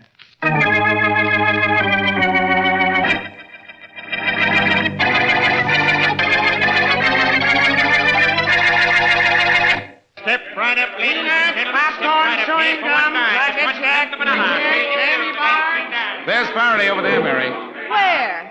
I don't see him, Blackie. Over next to the monkey cage. Huh? The one who needs a shave is the inspector. Oh, no, wait a minute. Come on. No, I'd rather stay here and look at the animals. I didn't come to the circus to see the inspector. All right, I'll pick you up in a little while. Don't get too close to the lions' cages, Mary. Why not? I like lions. Sure, but maybe they'll like you. See you later. Bye. Hello, Faraday. Oh, hello, Blackie. About time you got here. What are you talking about? You told me on the phone to stay away. Sure I did.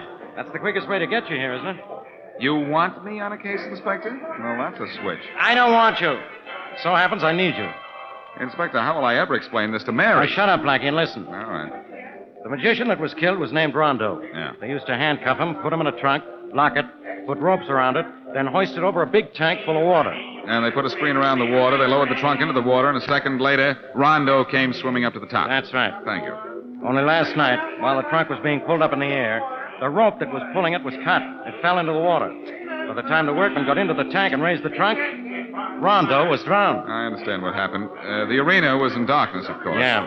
There was a spotlight on Rondo until he got into the trunk. Then the spot stayed on the trunk. Now, why I wanted you here was to tell me how that trunk gimmick worked. How Rondo got out? How he should have gotten out. I understand he's the only guy around who does the trick, and you know all about things like that. So tell me, how is it done? You think that might be a clue to the killer? To whoever cut the rope? Well, I don't overlook anything. Although I'd be glad to make an exception in your case. That scream came from that dressing room right over there. Come on, Faraday. Let's go. All you have to do is show up. Things start to happen. Here's the dressing room it came from. All right, what's going on in here? What happened? Apparently the young lady on the floor is in no condition to answer you, old pal. Just a second. Miss. She's alive, isn't she? She's just fainted. Hand me that water. Come on, Inspector, move! Okay. Now I'm taking orders from the guy. Miss. Never mind, Faraday. She's coming to. Oh. What happened to you? Tell me what made you scream. What made you scream, miss? There's an echo in the place. Somebody opened the back door. Threw a knife. Just missed me. Screamed and fainted. Well, here's the knife, Blackie, in this closet door. Did you see who did it, miss? No. I just saw a figure at the door. It's all just a figure. That's a big help. Well, Blackie? You know what? Want to know what the answer is? Yeah? No. Faraday, as soon as I help this young lady up, I'll help you out.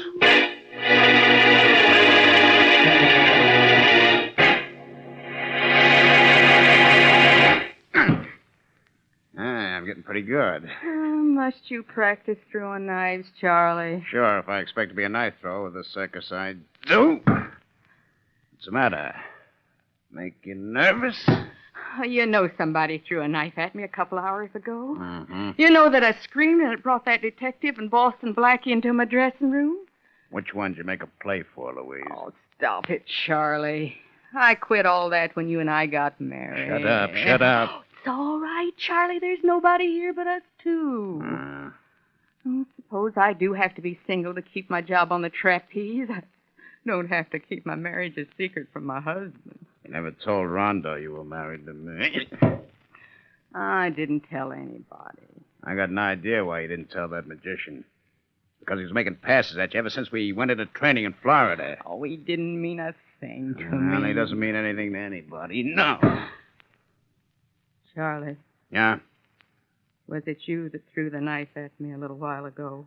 Yes, it was. Charlie. Oh, don't Charlie me. I threw it and I missed you on purpose. Just to show you who's boss around here. Next time you give me reason to throw a knife, I won't miss. And that'll be on purpose, too.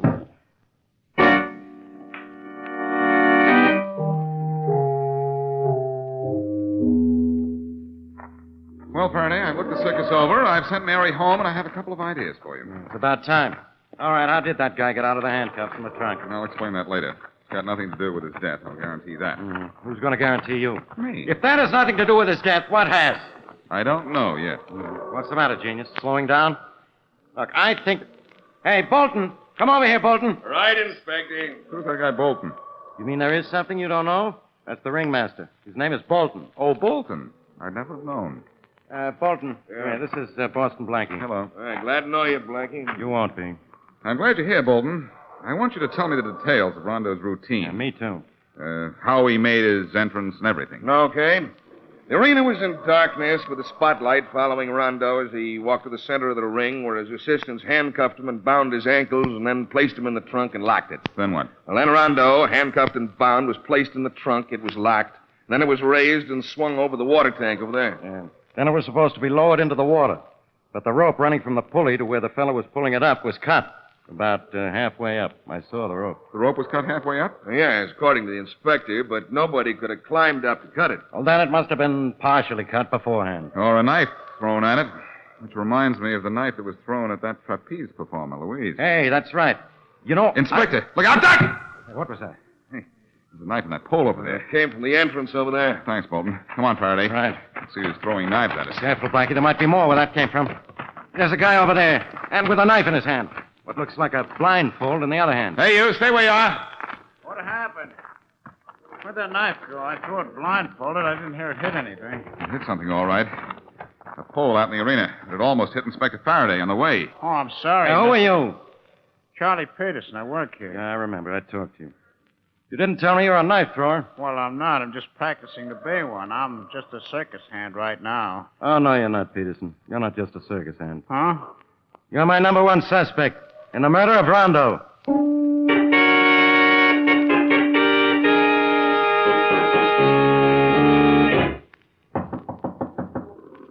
Who is it? Boston Blackie, may I come in? All right. You're Louise Brainerd, aren't you, the trapeze artist? Yes, I am. I haven't had a chance to thank you for helping me when I fainted. No trouble, Louise. I have a message for you from Charlie Peterson. A message? Yes, he said you were his girlfriend, and he wants you to know. I know I'm his girlfriend. That isn't the message. Charlie wanted me to tell you that he's been arrested for Rondo's murder. Charlie? The police think he killed Rondo because he threw a knife that almost killed Inspector Faraday. He claims it was an accident. He was throwing blindfolded, he said. Well, he practiced throwing knives, but he didn't kill Rondo. Charlie was with me, back here in my dressing room during Rondo's act. He was? Yes. Would you tell that to the police at headquarters? Sure. Will you wait outside while I change into street clothes? Of course. I'll be right outside, Louise. Hello, Blackie. Bolton, is it a part of a ringmaster's job to eavesdrop? Oh, I couldn't help it, Blackie. I was there when Charlie was arrested, and I wasn't surprised, but I wanted to hear what his girlfriend had to say. You weren't surprised? Why not? Well, Charlie was jealous of Rondo. Rondo was always trying to date Louise. Oh, then you think Charlie killed Rondo, do you? I don't know anything about that, Blackie, but I do know this. I heard Louise say that Charlie was with her in this dressing room when Rondo was killed. That's not so. It isn't? Where was he? Standing next to Rondo at the arena entrance when the spotlight went on. I saw him there myself.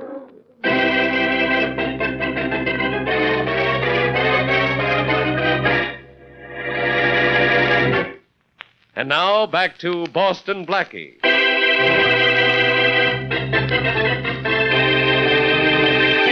Rondo, circus magician, is drowned when a trunk in which he is bound and handcuffed is lowered into a tank of water by a rope. Ordinarily, the trunk is lowered only halfway down in the tank. But this time, the rope breaks, and the trunk crashes to the floor of the tank. Both Boston Blackie and Inspector Faraday think Rondo has been murdered, and an amateur knife thrower, Charlie Peterson, has been arrested for the crime. As we return to our story, a circus barker and peanut vendor are working.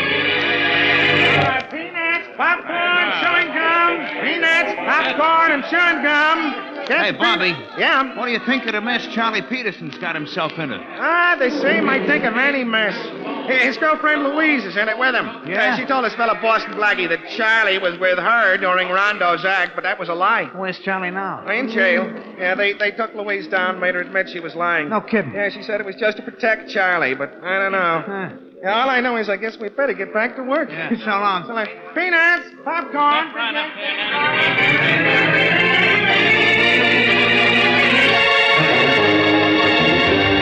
Look, Bolton, I know you're through work for the night, but I still have to talk to you. Oh, can't it wait until morning, Blackie? No, it can't. Now, you went through a whole routine about Rondo's act, and it was swell, except for one thing. Well, what's that? I have no reason for holding out anything. Maybe Faraday and I didn't ask you the right questions. I'm taking care of that matter right now. Well, I'm pretty tired. From what? Being a ringmaster isn't too much of a strain on you, is it? Well, that's on your mind, Blackie. You told us that Rondo, inside the trunk, of course, was hoisted up over a tank. Now, how was that done? Well, there was a pulley set up over the tank. A rope went down one side of the pulley and was wrapped around the trunk. Then it went down the other side of the pulley, and one of the roustabouts pulled the rope up to raise the trunk and released the rope to lower the trunk. Yeah, that's what I thought. I wanted to make sure. Which roustabout did it, Bolton? Which one? Is there something wrong with the way I speak or the way you hear? Well, the rope was handled by a fellow named Joe Marcole. He handled it every performance. Thanks. Now I'm going to see Mr. Marcole and just ask him one question, and that is, what do you know, Joe?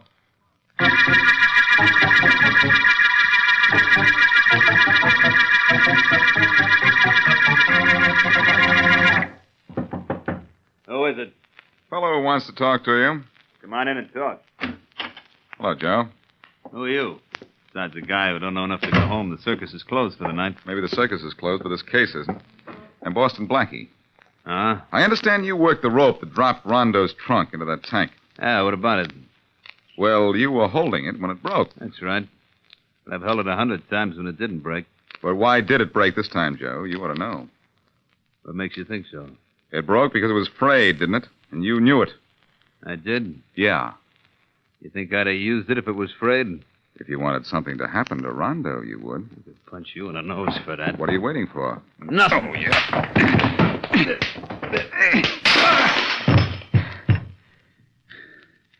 Now, do you want to get up off the floor and try that again? Or did that settle the argument? What do you want? Was that rope frayed before the act, or wasn't it? I don't know. I forgot to inspect the rope this time. You don't know whether it was frayed or not, huh? Joe, it wouldn't be that you were afraid to tell me. Hey,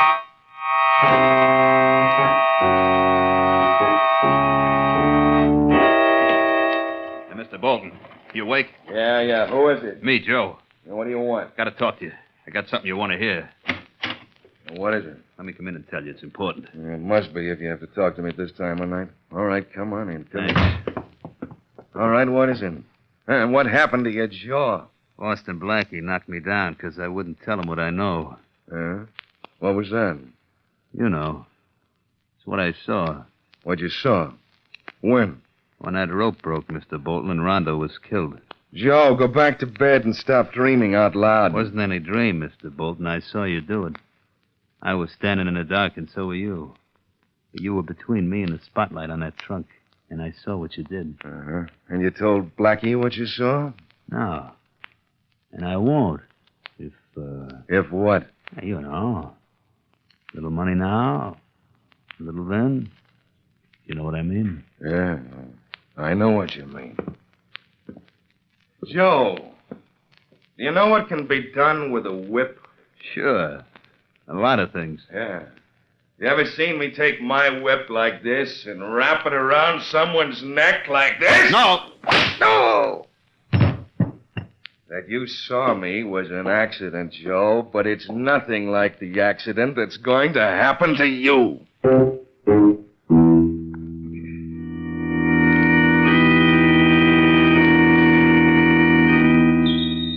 They found Joe's body right here, Blackie. Whoever killed him wanted it to look as if he'd fallen from the trapeze platform up there. Yeah. He was obviously strangled, though, Faraday. Yeah, I know. We're having a lot of trouble with rope on this case, aren't we? We'll have a lot more trouble proving Charlie Peterson did this killing. Maybe. Let him go, Faraday, and his girlfriend, too. Oh, I let her go last night. She was here last night? Who knows? I'll know. As soon as I see her. Which will be right now if she's right here.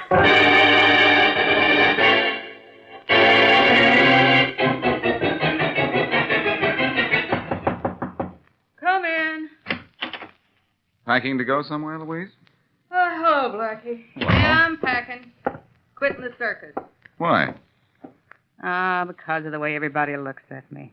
They think I'm the reason Charlie killed Rondo. Oh. You know you can't leave town, don't you? I'm gonna stay in town until Charlie's freed. That sounds like love to me. What would you say if I told you that Charlie might have a wife and 2 or 3 children? Not possible. What makes you think that? Because I'm Charlie's wife. And? Well, all right, you know about it. Doesn't matter now. Did Rondo know about that? No, and I should have told him. Then he'd have quit trying to date me and making Charlie so angry. Did he hate Rondo enough to kill him? No. Did anybody in the circus hate Rondo? No, Rondo was... Wait a minute. Rondo and Jim Bolton had a terrible argument the other day. What about, you know? About cards. They always played cards together, just the 2 of them. An argument over cards, huh? Thanks, Louise. It may be over that little game of cards that Rondo drew the ace of spades.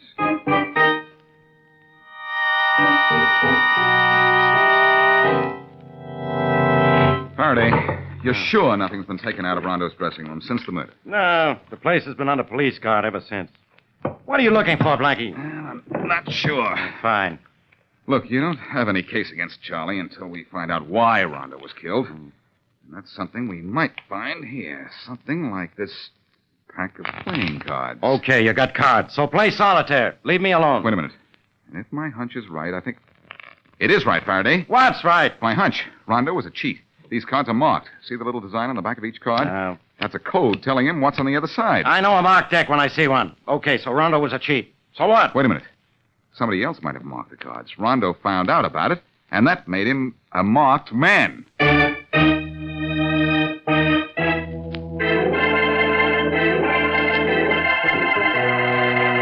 Bolton, I know you have to be dressed before the circus opens this afternoon, but you can spare a few moments for Faraday and me, can't you? Yes, of course, Blackie. Do anything I can to help.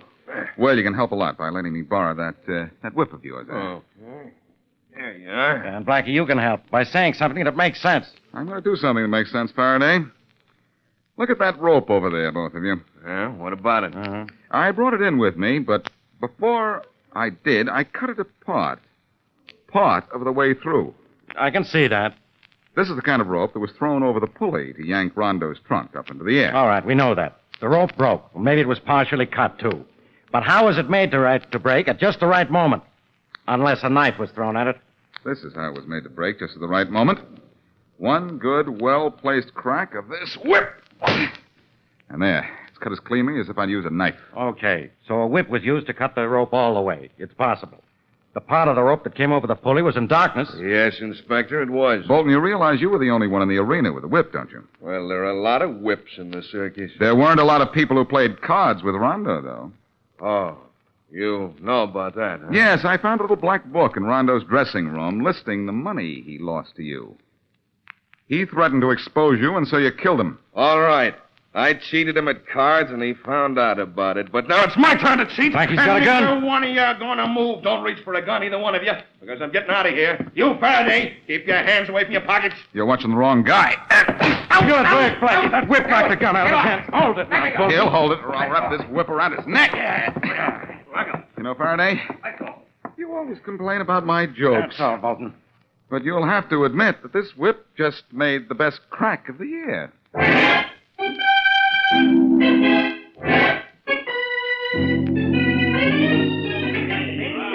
Popcorn, chewing gum, and crackers, Well, we're back at the circus, Blackie. But this time, let's watch it. Okay with me, Faraday. Now, look, Blackie. Our case is washed up. We know Bolton killed Rondo. And he also killed Joe, the guy who handled the rope that hoisted Rondo's trunk. Now, will you tell me how the trunk gimmick was supposed to work? Sure, Inspector. The performer is handcuffed, and his legs are tied before they put him into the trunk, right? That much I know. Bracket. No. Anyhow, They put him in the trunk, lock the trunk, and put ropes around it. Then they raise the trunk up in the air and place it above the tank of water. So, while the trunk is in the air, the performer slips out of the handcuffs. They're not real cuffs, of course, and unties his leg. Now, here's the tricky part. At the bottom of the trunk, there is a gimmick which has to be worked from the inside. A false bottom, huh? That's right. So when the trunk hits the water, it's suspended halfway down in the tank, and the performer opens the bottom of the trunk, crawls out, slams the bottom shut again, and swims to the top. Inspector, you're wonderful. There's more. When the rope was cut and the trunk went to the bottom of the tank, there was no way for the false bottom to be opened. So Rondo drowned, just as Bolton knew he would. Faraday, it pains me to say this, but you're right again. But you know what broke the case, pal. What? Finding the marked cards that gave Bolton a motive. That was the big tip on the murder in the big top.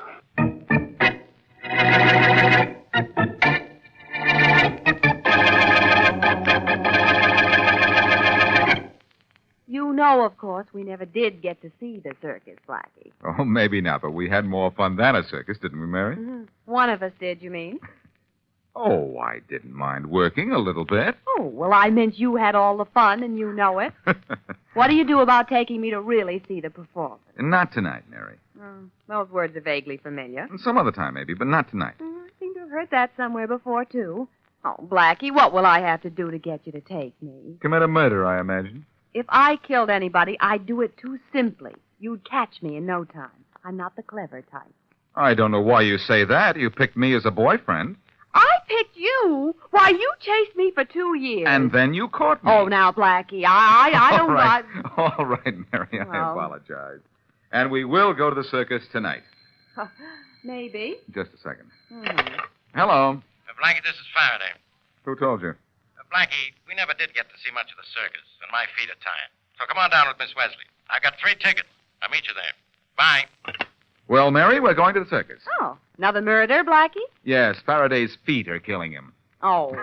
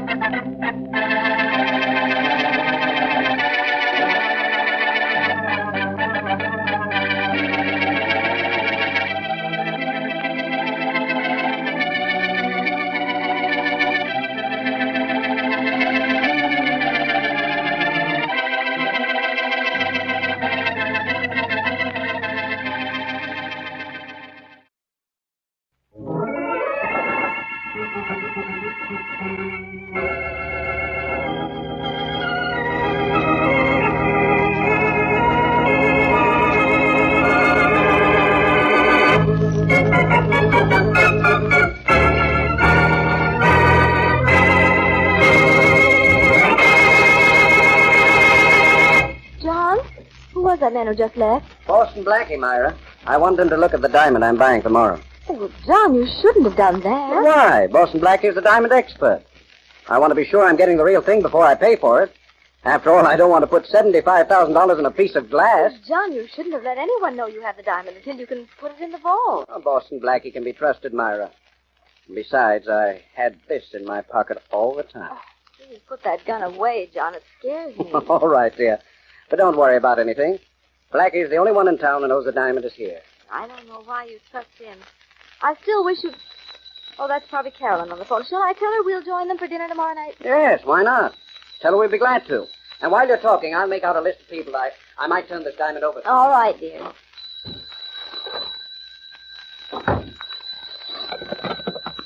Hello? Hello, Myra. Yes, Carolyn. I was expecting you to call. Oh, sorry it had to be so late, but Frank and I just got back from the country. Well, how was it? Wonderful, Myra. Now, about tomorrow. Oh, my... Those were shots.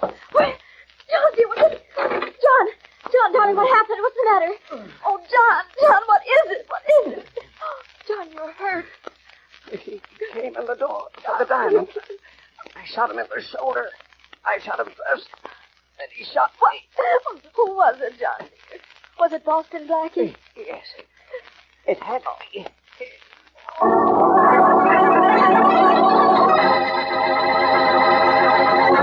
It's summer money time, yes. Yes, it's summer money time. Come to Beneficial now. It's summer money time. Right now, it's summer money time at Beneficial Finance Company. Get the cash you want for a wonderful vacation, to clean up leftover bills, or for any good reason. You'll find the service just a little faster, just a little friendlier.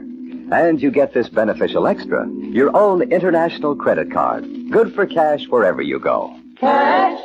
Just say the word, you're the boss. At Beneficial, where it's summer money time. And now meet Dick Calmer as Boston Blackie. Enemy to those who make him an enemy. Friend to those who have no friend.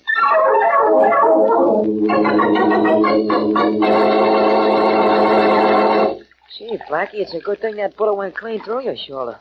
You'd have had to see a doc. What did it to you, boss? Let's give it, Johnny. Hey, don't pull the bandage that tight. Oh, I'm sorry, boss. Here, this better? Yeah, it's more like it. Shorty, you should have been a doctor. Yeah, I'll help you out with your shirt. No, I can do it, Shorty. There. That isn't too bad for an invalid, is it? What tie you want to wear, boss? You pick it out. Okay. I'll get you that green one Miss Wesley gave you. That should be Inspector Faraday. Hey, you want to do a scrum all boss? No. Come in, Faraday. The door isn't locked. Well, good morning, Blackie. It was a good morning until you came along, Inspector. Pull up a straitjacket and make yourself at home. Very good, Blackie. How you feeling? Fine, you'll be sorry to hear. Really? So what's that pan of water for? Goldfish. I'm going to give them a bath. What's the towel there for? To dry them. You think I want my goldfish to catch cold? All right, Blackie. I'm taking you to headquarters for the murder of John Richards. Same old Faraday, same old routine. The only thing that changes is the corpse.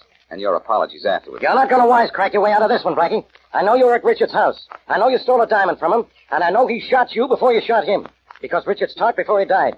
He told his wife he put a slug in his killer. Very interesting. Where did he hit you, Blackie? He didn't. Oh, well. I thought I could bluff you.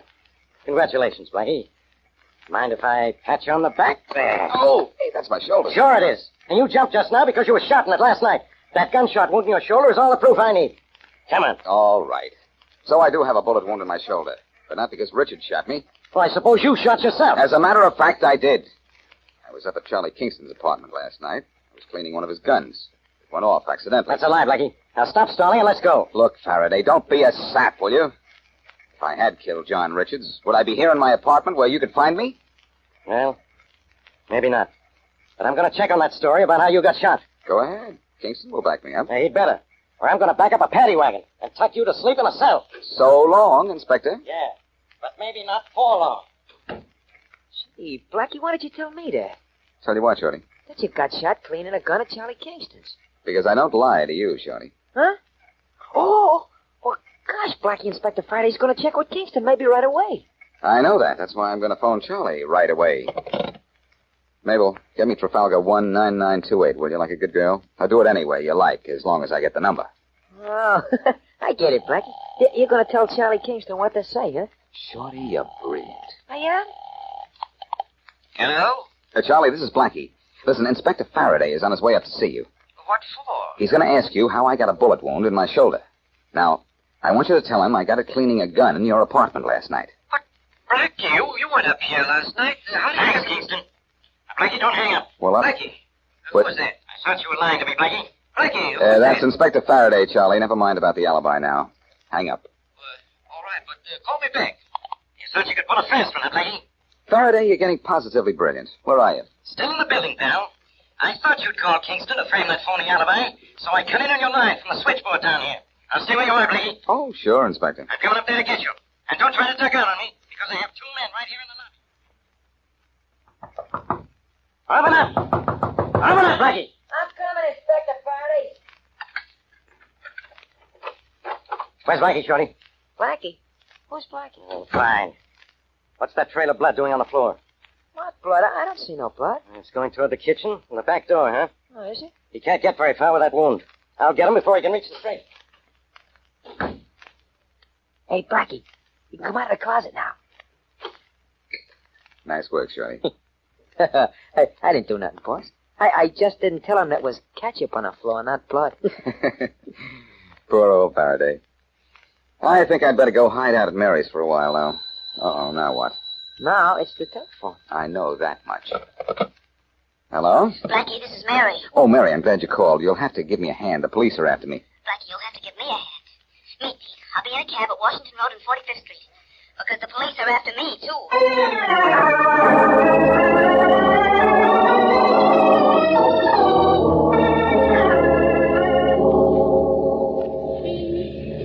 Have I kept you waiting long, Mary?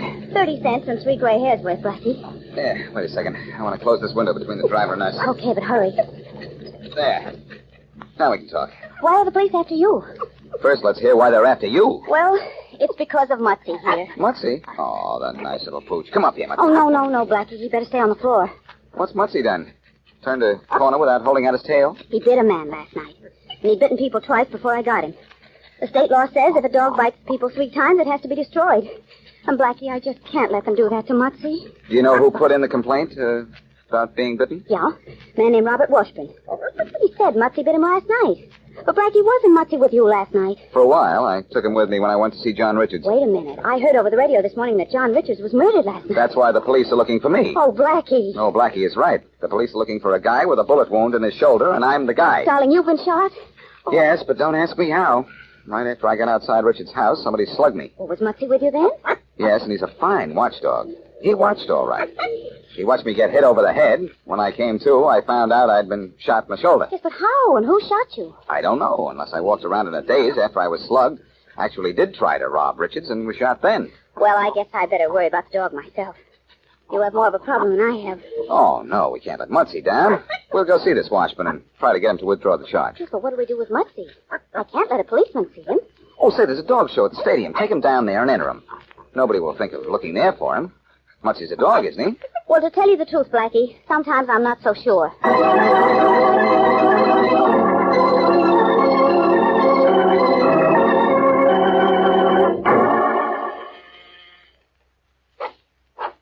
Yes? I'd like to see Robert Washburn, please. Who is calling? Miss Wesley and Boston Blackie. I'll see if he's in. It's about the dog that bit him. Oh, yes. Won't you come in? Thank you. Right this way. Was Mr. Washburn bitten badly, do you know? I couldn't say, miss. All I know is he was bitten. You know the dog? He's my dog. Oh, I'm sorry. You can see Mr. Washburn in the library. Here. Yes? The owner of that dog is here to see you, Mr. Washburn. Oh, yes. Have him come in. Go right in. Thanks. Go ahead, Mary. Thank you, Blackie. Oh, 2 of you. Which one of you... It's my dog, Mr. Washburn. Oh, sorry I had to run in with him, Miss Wesley, Mary Wesley. And this is Boston Blackie. Oh, yes, Boston Blackie. I've heard of you. We were wondering if you'd withdraw your charge against Miss Wesley's dog, Mr. Washburn. You see, the dog has bitten people twice before. If you won't withdraw the charge, the law of the state says he has to be destroyed. Oh, I'm awfully sorry. If I'd known that, I certainly wouldn't have complained. But I did get a rather nasty bite, as you can see by the size of the bandage, and I do use my right hand a lot. Oh, I'm so sorry about that, Mr. Washburn. I'm sorry, too, Miss Wesley, but I'm afraid the damage is done. The complaint went right to the police. If I'd only known... I'm afraid Mr. Washburn is right, Mary. There isn't anything he can do now. Well, I guess not. No hard feelings? None at all, Mr. Washburn. And we'll shake on that. Oh, good enough. Well, goodbye. Goodbye. Goodbye. Well, I guess that's that. Mary, did you notice when I shook hands with Washburn, he gave me his bandaged hand? So? So I squeezed it as hard as I could, and he didn't wince. That means Mutsy never bit him. Oh, but that doesn't make any sense. It may make a lot of sense if we can find out why Washburn wants Mutsy killed. Look, you go to the dog show, and I'll meet you there. I'm going to see Mrs. Richards and find out who might have been after her husband's diamond. Then maybe I'll know how I got shot, and when I got shot, and who shot me.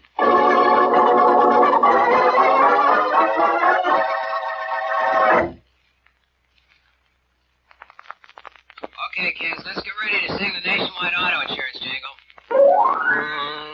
Hi. Hi. You're new around here, huh? Say, You know about this nationwide auto insurance we're singing about? I sure do. The best and not expensive. Oh, yeah? Nationwide auto insurance gives you all the coverage you need. Oh, Nationwide doesn't cut insurance at real low cost. Oh, kidding.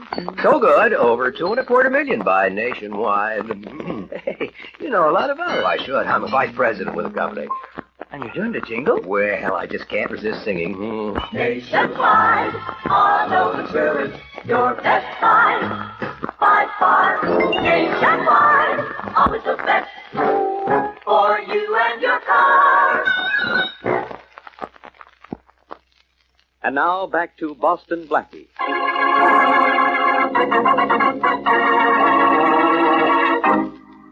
Boston Blackie has been shot in the shoulder. How, he doesn't know. What's more, Mary Wesley has a problem, too. Her dog, Mutsy, is in trouble with the law for biting a man who, it is discovered later, has not been bitten. Unable to find the answer to either of these two puzzling problems, Blackie has sent Mary to hide Mutsy at the dog show and has gone to see Mrs. John Richards, wife of a man killed and robbed of a valuable diamond last night. As we continue our story, Blackie is at the door of the Richards home. I'd like to speak to Mrs. Richards, please. Oh, I'm sorry. She's not seeing anyone. Tell her Boston Blackie is here. In fact, tell her the two of us are here, me and this gun. It's all right if I come in now, isn't it? Well, yes. Yes, of course. That's better. Where's Mrs. Richards? She's in the den, there. Thanks. And you stay right over there. Don't move and don't scream. You won't be hurt. Now stay way over there and be quiet. Hazel, how dare you open the door? In case you don't know me, Mrs. Richards, I'm Boston Blackie. What do you want? I did want to ask you a few questions, but I think they're already answered. That's a very lovely diamond you have in your hand, Mrs. Richards. I don't know what you're talking about. Oh, yes, you do. I got a glimpse of it. Open your hand. No, please don't come near me. Then I'll just have to do it myself. There. That's better. Drop that gun, Blackie. Drop it. Faraday. Okay. Happy now, Faraday? You don't know how happy. Oh, Inspector Faraday, I'm so glad you got here when you did. This is the man who killed my husband. I know it, Mrs. Richards. And now he has the nerve to come here and try to sell me my husband's diamond.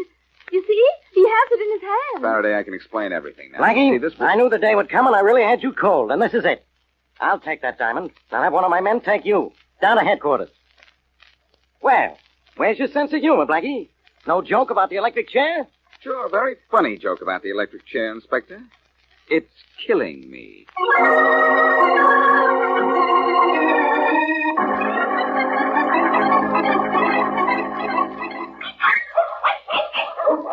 Well, I made it here, Mary, but I had to slip out of a pair of handcuffs and away from one of Faraday's cops who was taking me to headquarters. Oh. How's the dog show, Mary? I don't know, Blackie. I haven't had a chance to see it. Well, they ought to let you see it. You have a dog in it, don't you? That's just it. They wouldn't let Mutsy in. I hid him in a trash basket. But, Blackie, I found out something about Mr. Washburn. The reason he knew he could have Mutsy killed is that the doorman at my apartment house told him Mutsy had already bitten 2 people. Well, that explains plenty. Come on, let's get Mutsy and take him with us. Where are we going now? Well, I went to see our friend Mrs. Richards, and that charming lady turned out to have the diamond she reported stolen from her husband. You don't suppose Mrs. Richards killed her husband, do you? I don't know. Her husband had that diamond on approval only. It wasn't paid for yet. She may have tried to steal it from him and had to kill him when she was caught. It's worth a lot of money, you know. Well, here's where Mutsy's hidden. Reach down on the papers, will you, and you'll find it. Okay. Yeah, I have him. Now, check out Mutsy. Oh, what a sweet puppy, not a bark out of you. And Mr. Washburn said you nipped him. What do you expect, Mary? Don't you know a biting dog never barks?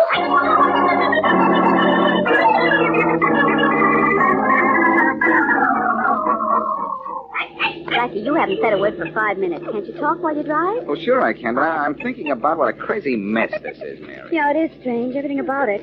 Will you sit still, Mutsy, and stop jumping around? I wish this case would hold still for a minute. First, I get hit on the head by someone I'd never see. Then I wake up with a bullet hole in my shoulder, and Then someone wants your dog killed when he did absolutely nothing. Yes, and let's not forget Mrs. Richards turning up with a diamond supposedly stolen. I'm hoping to clear that little matter up right now. Richard's house is just a few blocks away. Mutzy! Hey, Mutzy, come back here. Blackie, jumped out of the window. Yeah, I saw him. It's too late to stop him. Blackie's running down that other road. We can catch him. Mutzy! Let's not catch him, Mary. Let's follow him. Follow him, why? I won't know why until Mutzy gets where he's going. And then maybe I'll get somewhere on this case myself.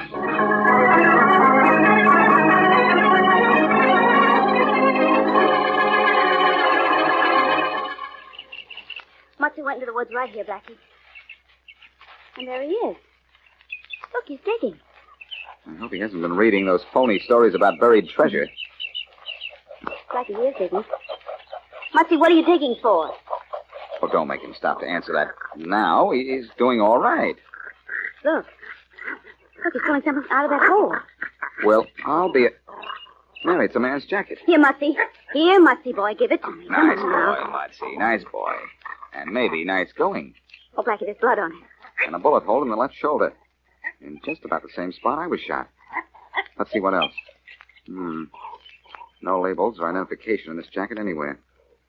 Should have expected that. But wait, here's something in the sleeve. Looks like a dry cleaner's tag. Yes, it is. What good is that to us, Blackie? The police are the only ones who can trace cleaner's marks without going all over town. I know, but Faraday can use his files and find whose mark this is in 30 minutes. And, Mary, this is one time I'm going to be glad to let Faraday take me to the cleaners.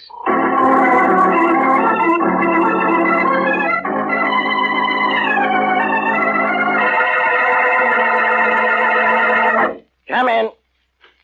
I've been waiting for you to get back to the office, Inspector Faraday. Any trace of Blackie yet? No. But a half hour ago, a boy brought this package, a note. The note says...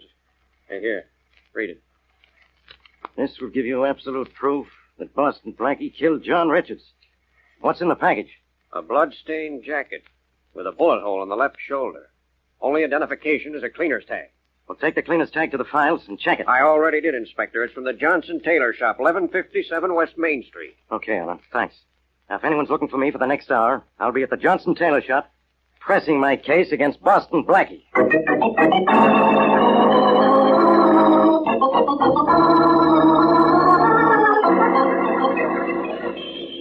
This must be it. Johnson Cleaners, 1157 West Main. Don't move, Faraday. I have a gun in your back. Blackie, where did you come from? I've been following you all the way from headquarters. Thanks for finding the cleaners for me. Without your help, it would have taken me weeks. Smart guy, aren't you? You'll be behind bars by morning. Maybe, but I'm behind this gun right now.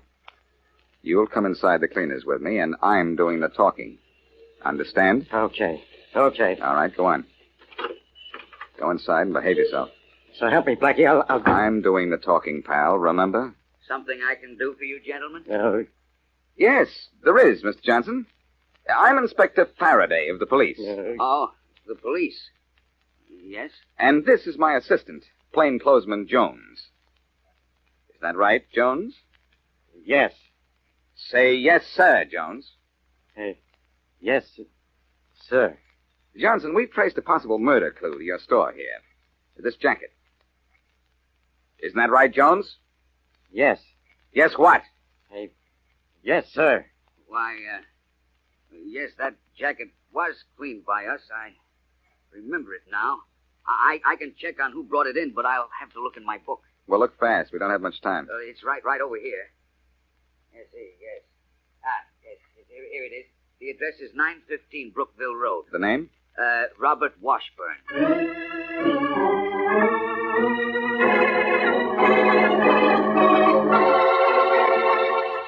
Look, Faraday, I've given you my gun. Now, let me go to Washburn's with you. So you can mess things up there?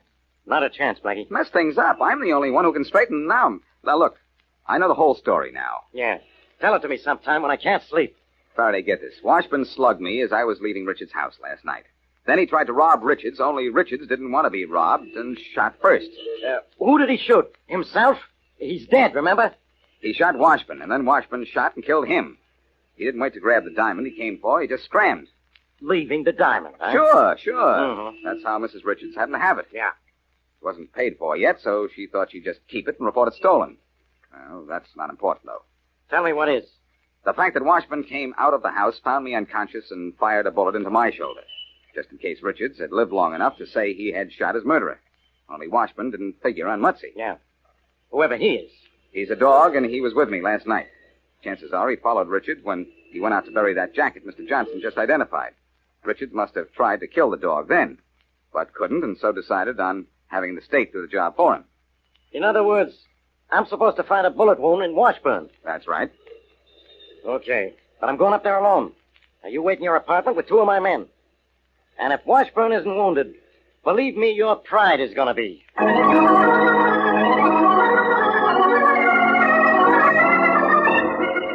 Golly, Blackie, shouldn't the inspector have seen Mr. Washburn by now? I should think so. He said he'd call as soon as he finished with him. Oh, I wonder if your theory's right. It has to be right, and Faraday has to find that bullet wound in Washburn's shoulder. I'm sure of it. Oh, maybe this is the inspector. I hope so. Hello? Blackie, this is Faraday. Well, shall I tell you police got it and go home now? No, What's the matter? Can't you find Washburn? I found Washburn all right. Maybe his hand is bandaged, but there's not a mark on him, much less a bullet wound. Now, Blackie, Wait a minute, Faraday. Is the man you saw short, fat, and a little bald? Yeah. The butler took me in to see him. Oh, you dope. You didn't talk to Washburn. You saw his butler. Washburn switched with him. Grab the guy pretending to be the butler, and you'll have Washburn, bullet wound and all. Hey, you kidding? Is the butler tall, dark, with a mustache? Yeah. Grab him. That's Washburn. I'll hold the phone. Oh, Blackie. For a minute, I was too scared to breathe. I wasn't exactly relaxed myself. Golly, lucky I remembered that butler. Faraday's visit would have tipped Washburn. He was wise to him. And he'd skipped. But, Blackie, what if Washburn doesn't have a bullet wound either? Oh, you would think of that. Do you want me to pack a few things for you? No, thanks. The state is very nice about providing clothing. Hello? Hello? Hello, Blackie. Blackie, this is Faraday. Well? I grabbed the butler. Well? It was Washburn, all right. I grabbed him fast, and he talked fast. He had a bullet wound in his shoulder. It happened just the way you said it did. I'm sorry, Blackie. Sorry, Faraday. About what? Sorry it wasn't you. I really had all the evidence I needed. Yes, I know, Faraday. But don't forget, as usual, it was all wrong. Goodbye, Inspector. Oh, Blackie, I'm so happy. Think I'm not? Mutsy, don't scratch the floor like that, please. I think he's trying to dig for something again, Mary. Last time he dug, he got a bone as his reward. Well, stop digging, Mutsy, and I'll buy you steak. Oh. Good boy, Muncie. We'll make it a big steak. Oh, not that big, Blackie. Steak is awfully expensive. Yes, but after what he's done for us, we're going to see that tonight Muncie is one dog who is going to put on the dog.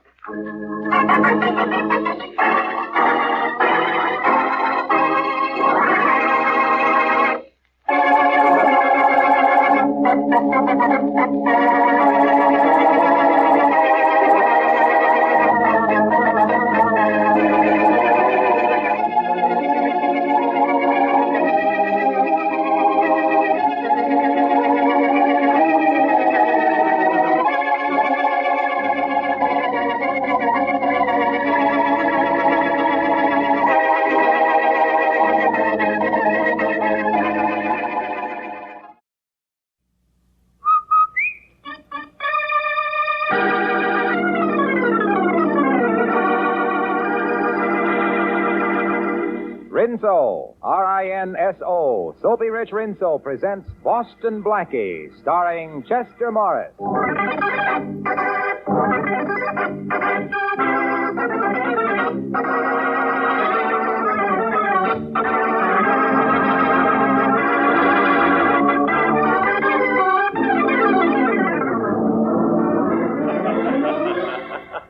What are you reading, Chief? Little Abner?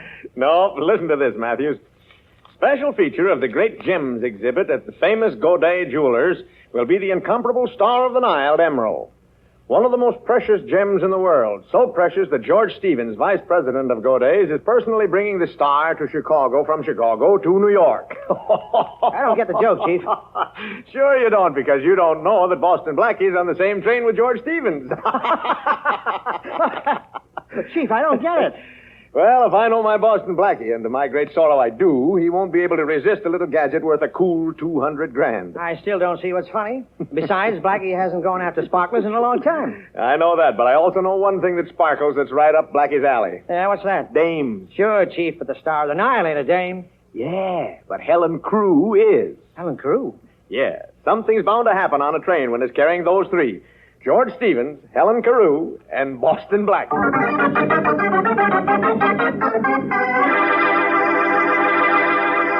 Well, nobody has to lead Blackie to adventure because somehow adventure always seems to seek him out. In just a moment, we'll hear more about Blackie and the Star of the Nile. You know, you can lead a soap to water, but you can't always make it give thick, rich suds. Not if it's hard water, and not if you're using one of those Lazy Bar or Skimpy Suds package soaps. No, ma'am, that's when you want Rinso. Soapy Rich Rinso on the job. You see, Rinso bubbles up into mountains of suds, practically at the touch of water. Suds that go right to town on your clothes. Suds that get out more dirt to give you that Rinso white, Rinso bright wash. And no hard scrubbing or boiling to ruin your wash day disposition. A short soaking in Rinso suds, a few quick finger rubs on extra soiled places, and your clothes are ready to rinse.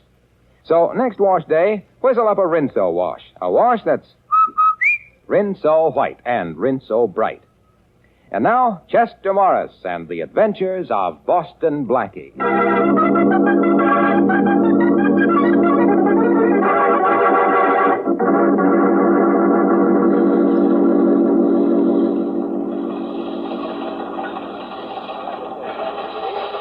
It's obvious that an international bank should be established for reconstruction. At the United Nations Monetary and Financial Conference held at Bretton Woods, certain preliminary steps were taken. However, it is only the beginning. Oh, I says when you realize that the International Monetary Fund will total around $8.5 billion.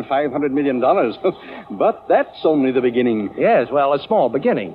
You know, I get kind of mixed up when I start counting over 850. Oh, young man, we'll all have to learn how to count in millions and billions in the post-war world. Well, that's very interesting. Oh, here you are, Stuart. I'd like some dessert. Will you take this seat, miss? Oh, thank you. Never mind the dessert, Stuart. Well, I'm finished. Wouldn't you rather have this chair by the window? Thank you. And good day to you, young man. Thanks for your company. Well, thanks to you for the tip on the international monetary situation. I can't wait to use it. Very interesting man. And very distinguished looking, too. Who is he? I don't know, but he's awfully good at counting. Is it all right if we talk? Why not? You see, my mother never told me not to talk to strangers on a train. I like your mother. Very intelligent woman. Well, I'm no isolationist. But to make it proper, my name is Helen Carew. Oh, and mine is Boston Blackie. I've heard that name somewhere. Are you a baseball player? No, why? Do you like baseball? No, not particularly. Well, why did you bring up the subject? Oh, just to make conversation. Fine.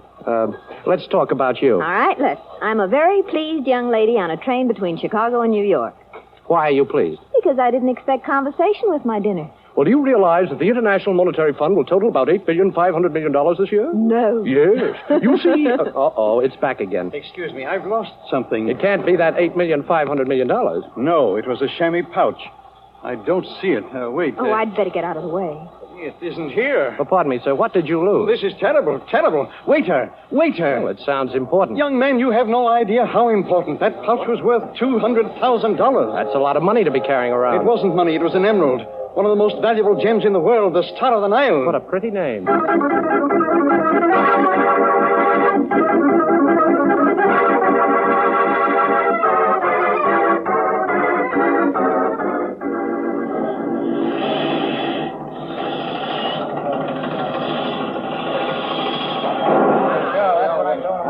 I tell you, Inspector, I've been robbed. It was sometime during the dinner hour. The Star of the Nile is missing. Okay, Mr. Stevens, I got that much from the telegram the conductor sent.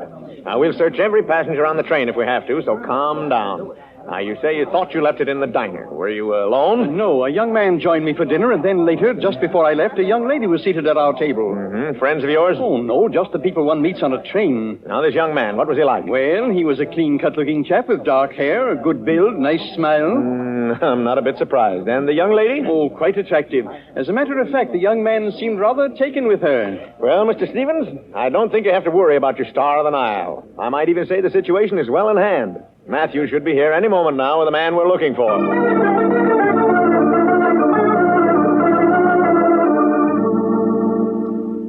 Here he is, Chief. Welcome, Boston Blackie. Welcome home. Your new home. As a matter of fact, I've prepared a special escort to take you there. Well, now, how thoughtful, Inspector. But where's the brass band? All right, come off it, Blackie. Where's the emerald? This is a great shock to me, young man. Well, it's no shock to me, sir. I know my Faraday. He never fails. He never fails to be dead wrong. I'm sorry to disappoint you, Blackie. But you were in the diner with Mr. Stevens when the emerald disappeared. Mr. Stevens? I didn't even know that was his name. Oh, now, Blackie, as if you didn't know that Mr. Stevens was vice president of Goday's and that he was carrying the Star of the Nile to New York. As if you didn't read the papers. Of course I read the papers, Inspector, but I I was a little more interested in the fact that we'd just taken Can and Saipan. Okay. Now you can tell me all about that at headquarters. Come on, Blackie. Now, look, Faraday, do you mind if I talk this over with Mr. Stevens? Whatever you have to say, you stay at headquarters. Come on. I'll be in touch with you, Inspector. Thanks again. Now, about that brass band, Blackie, I'll arrange to have one when we send you up the river. Oh, you leaving, Mr. Blackie? Oh, yes. Yes, my Uncle Faraday always brings the town car to meet me. Uncle Faraday, my aunt. Well, your Uncle Faraday must have a lot of influence. I wonder when the police are going to let the rest of us off the train. Well, Miss Carew, I'll see if I can use my influence. You see, he happens to be the police. Oh, Uncle, meet Miss Carew. How do you do, Mr. Pleased Faraday? to meet you. I hope this fellow hasn't taken you in, too. Oh, no, Mr. Faraday. On the contrary, he's been very nice to me. Yeah, that's Blackie. Well, you might as well know, Miss Carew. He's being charged with the theft of the Star of the Nile. But that's impossible. Impossible? What do you mean, Miss Carew? Well, I was at the table when Mr. Stevens discovered his loss, and I'm sure that Mr. Blackie had nothing whatever to do with it. You haven't known him as long as I have, Miss Carew. You mean to tell me that Boston Blackie didn't do it? That's exactly what I mean. Well, thanks, Miss Carew, for telling the inspector something that he should have known. He usually goes the long way around. You helped him find the shortcut. Oh, you haven't gone yet, Inspector. No, I'm afraid we'll have to begin all over again, Mr. Stevens. What do you mean? Well, Miss Carew here has a strong alibi for Blackie, and I'm still looking for a loophole, but under the circumstances, I'm afraid I can't hold him. But you're going to do something about it, aren't you, Inspector? Well, after all, you were sure that the emerald must still be on the train. Well, that's right, Mr. Stevens, it is. That's what I tried to tell you before the inspector shut me up. Oh, so you know. Well, come on, Blackie, where is it? I didn't say I knew where. Mr. Stevens, you're rather absent-minded, aren't you? Absent-minded? Why, no. Well, perhaps I'm jumping to conclusions, but, of course, if you remember, you left the diner without paying your bill. I did? Oh, not that I minded buying your dinner, Mr. Stevens, but it occurred to me that if you were absent-minded enough to forget your dinner check, you also might have forgotten something else. How could I forget the Star of the Nile? I put it in my vest pocket just before I went into the diner. Oh, are you sure you put it in your vest pocket, Mr. Stevens? Yes. Well, then the whole thing's solved. Oh. You know, all during dinner I was envying you, Mr. Stevens. I really was. You looked so cool and comfortable in that sports jacket you were wearing, and you weren't wearing a vest, Mr. Stevens. I wasn't? Well, that's absurd. Now, wait a minute. Oh, what's going on here? Vests, sports jackets. Come on, Blackie. Don't you remember, Mr. Stevens? Let me think. I lay down to take a nap just before dinner. Yeah. I got up and dressed and... By George, you're right. Oh. The emerald must be in the vest that I packed in my suitcase. Oh, Inspector, I'm terribly sorry to have caused you all this trouble, and you, young man, and young lady. Oh, thank you. Thank you very much. Good day. Well, how do you like that? You seem to be disappointed, Inspector. Yeah. You know, if Boston Blackie can sit next to a guy in a train that's got something worth $200,000 and not do something about it, I guess it's time I turned in my bag. Well, you should have thought of that before, Inspector. Just think. By now you could have had a cottage, a couple of cows, a victory garden, instead of that pet ulcer of yours. By the way, what do you call it? Boston Blackie. What else? Why, Inspector, how sweet of you. Naming your first one after me.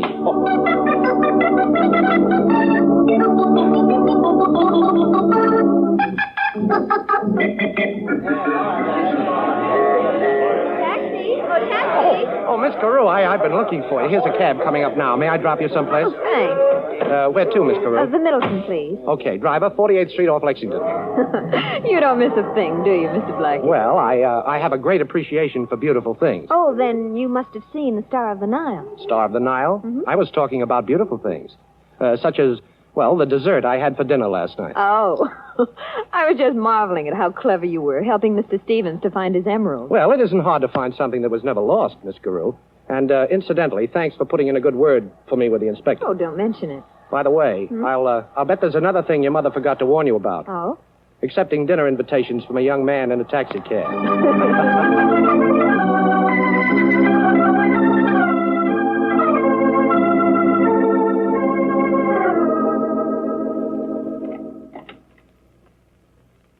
I told you not to disturb me, Miss Everett. I'm too busy to see...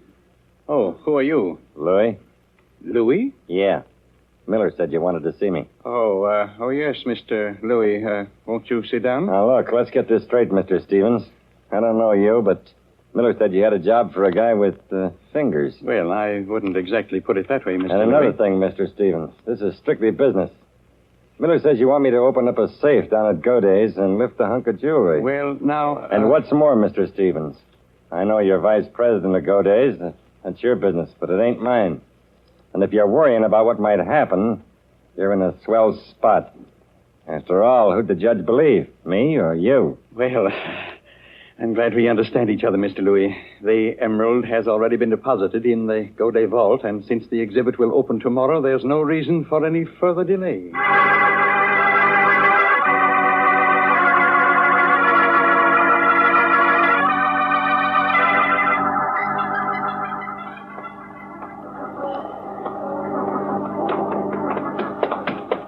Hey, Blackie. Did you hear me calling you? Well, vaguely. To be honest with you, Shorty, I had my mind on somebody else. Well, boss, I just heard something I thought you'd be interested in. Yeah? You know, you were telling me about that emerald mixed up on the train? Yeah. Well, I just got a tip, see? Somebody's going to crack the Godet safe for that emerald. When? Midnight. How straight was this tip, Shorty? A very reliable tip, boss. Fingers told me. Fingers? Oh, that's too big a job for him. He's only got 10. Well, that's what the man said. He said that. That small-time safecracker. I guess I'd better go down and help him out. But before business, pleasure.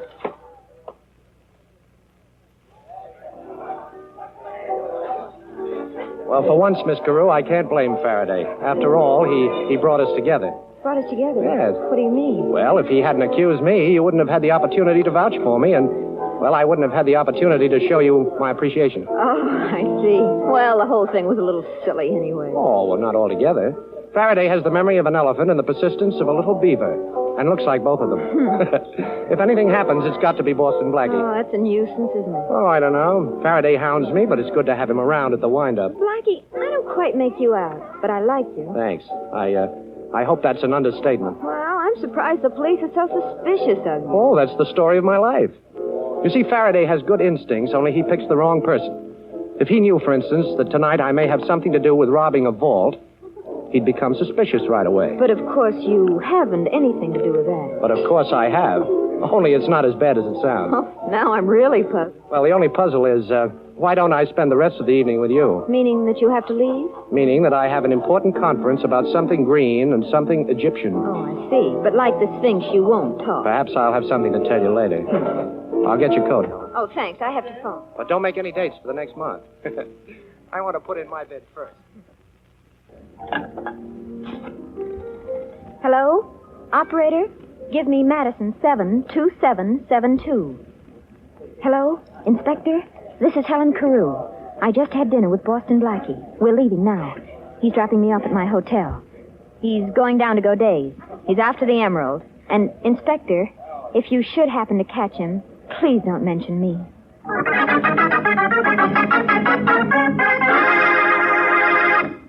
The flowers that bloom in the summer have nothing on your pretty cotton washable dresses, ladies.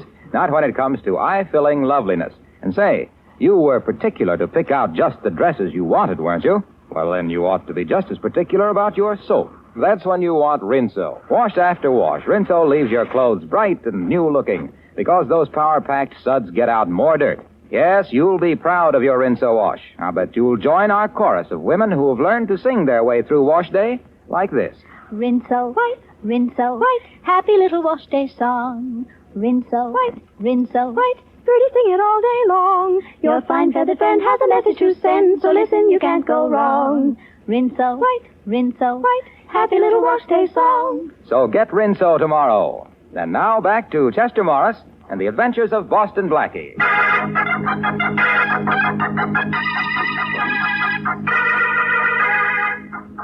Boston Blackie, unaware that Helen Carew has tipped off Inspector Faraday as to his destination, is en route to Godet's Jewelers to try to prevent the robbery of the vault there and to discover who is back of the attempt to steal the famous Star of the Nile emerald. It is midnight at the Godet vault.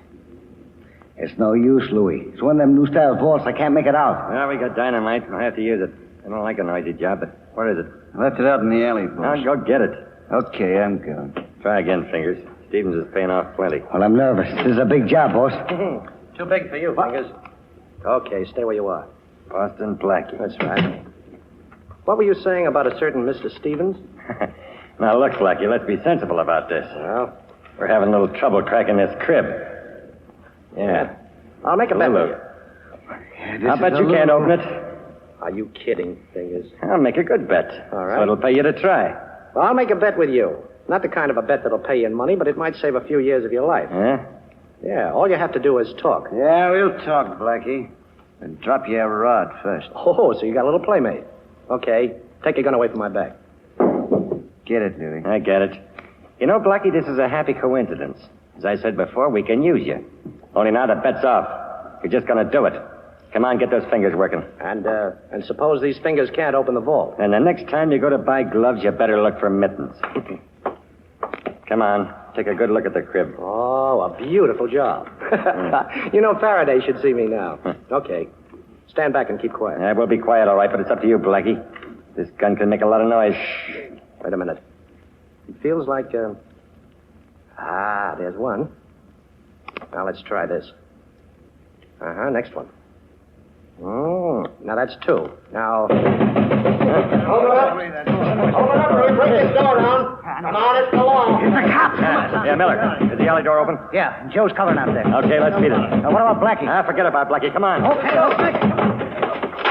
Hey, there you go, Chief. Stop, Blackie, or we'll shoot. I warned you, Blackie. Hey, this isn't Blackie.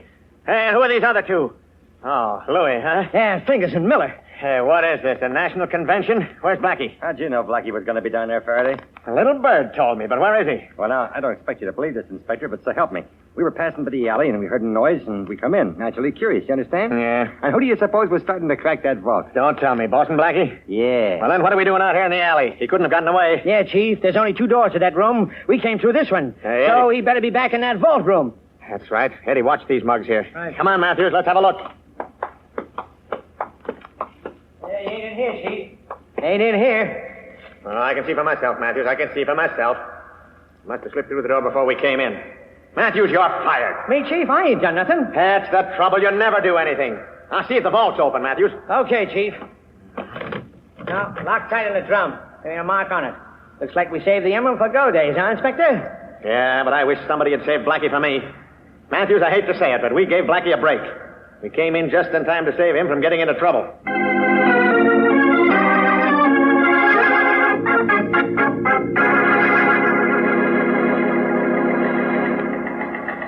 I just wanted to thank you, Inspector, for preventing the robbery last night and catching the thieves. Don't mention it, Mr. Stevens. Tell me, did they have a chance to open the vault? Nope, we were Johnny on the spot. They never even got started. Well, Inspector, I can't thank you enough for the fine job you've done. Fine job. Nothing ever happens. Nobody steals anything. Listen, Mr. Stevens, if somebody should steal that emerald and I catch him, then you can thank me.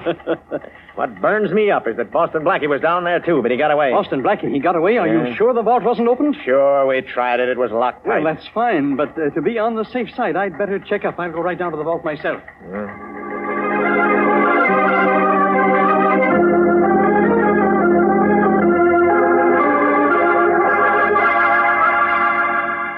But I tell you, Faraday, it's gone. The emerald's gone. I just searched the vault. It's gone. That's great. I've really got Boston Blackie now. Don't worry, Mr. Stevens. Calm down. You'll get your star, and I'll get Boston Blackie.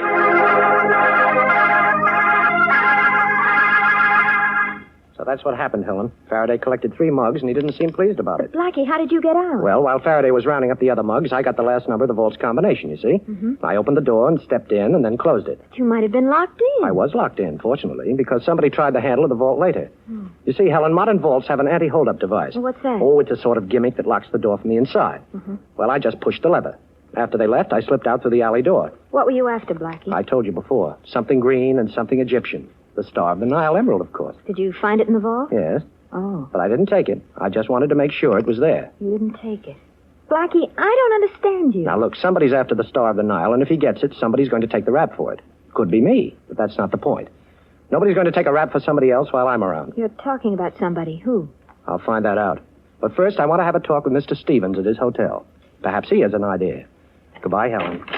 Next time, I promise you, we won't have any outside interference. Operator, give me Madison 72772. Hello? Helen Carew speaking. Oh, the inspector isn't there? Well, then I want to leave a message. Tell him that Boston Blackie is on his way to the Cavanaugh Hotel to see Mr. Stevens. I can't wait for the inspector to call back, so tell him I'm going to see Stevens, too, right now. But try to get the inspector there as quickly as you can.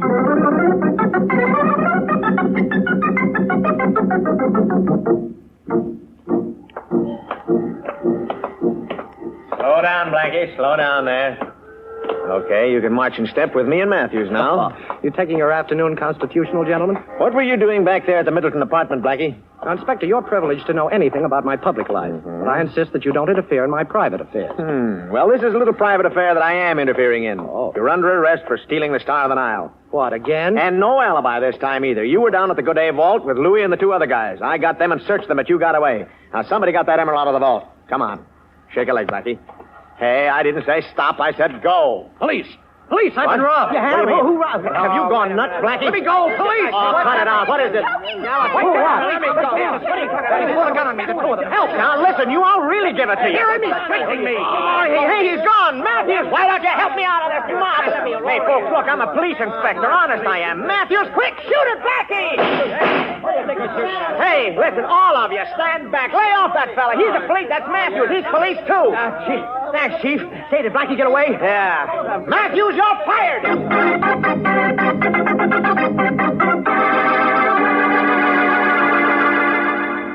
But I was sure he was coming here, Mr. Stevens. Miss Carew, why should Mr. Blackie come to see me at my hotel? Besides, I'm confident that by this time Inspector Faraday has made sure that the young man is no longer a free agent. Perhaps, yes, perhaps you're right. But, well, I'm not sure the inspector is right in what he's doing. Oh, now, Miss Carew, it's quite obvious that you have an attachment for Mr. Blackie, and if the police have taken him, I won't have to worry about the Star of the Nile any longer. The police haven't taken me, Mr. Stevens. Boston Blackie. And incidentally, if I knew how much the Star of the Nile would be worth to you, I might listen to reason. Blackie. Hello, Miss Carew. I rather expected you'd be here, too. I wouldn't try to phone Mr. Stevens. You really don't want the police to come up here. Why not? Because it would be very embarrassing for you. And besides, it would be very embarrassing if I had to use this gun. Blackie, look. Oh, Helen, don't. Helen, why did you knock the gun out of my hand? Because you had me fooled for a while, but I'm finally beginning to understand you, Blackie. All right, the two of you stand still and put your hands up high. Oh, so you have a gun, too, Mr. Stevens. Is that to guard the emerald you stole from your own vault? Mr. Stevens took the emerald? Yes. Usually when people want to steal something, they just steal it. But Mr. Stevens had to do it the hard way. But you made it much easier for me, Mr. Blackie. You see, you were in the vault, and now everybody will know that Boston Blackie stole the emerald. There's just one thing I'd like to know, Mr. Stevens. Why does a vice president of a large firm like Goday's have to steal a piece of jewelry? Well, there's an ugly word for it, embezzlement. I'm awfully sorry, Miss Carew. Sorry that you came here tonight because no one else can know what you two know now. I'm going to have to kill you. Come on, Stevens. Give me that gun. Stay where you are. I want that gun, Stevens. Blackie, don't. I told you to stay where you are. Look, you can't pull that trigger. Get back! Get back! Thanks, Helen, for sending the message. Inspector, I think Mr. Stevens will go with you now. Stevens? Yes, Inspector, and thanks for putting Helen on this case. We've got your man. Come on, let's go. No, I won't go. I can't go. I've gone long enough. I can never catch up. For years now, I've been running after myself, running away from something. I couldn't stop, but I've got to stop. You'll never get me, I tell you. I've got to stop. Well, we got what we were looking for, but I can't say I'm very happy about it.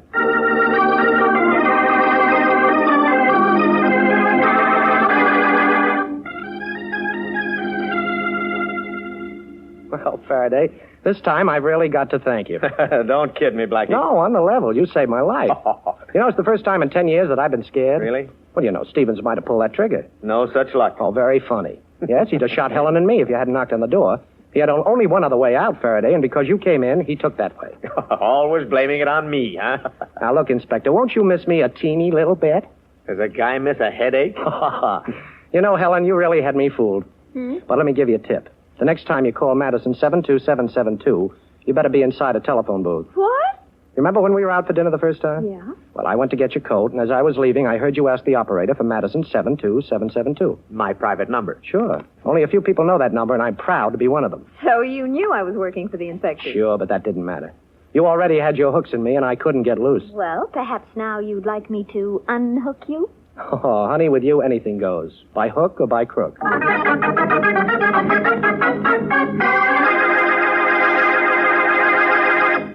I suppose it's your business if you want to make a big job out of dishwashing, but I'd like to butt in just the same because I feel you don't really like to spend a lot of time at the kitchen sink, and you don't have to if you put Rinso to work for you. Those peppy Rinso suds get your dishes sparkling bright so easily that there's not much point in scraping and scouring with the lazy suds of some soaps. And Rinso's so economical, too. Just a little Rinso goes a long, long way. So better get Rinso tomorrow for dishwashing, for all the soap and water jobs around the house, and for a wash that's Rinso White and Rinso Bright.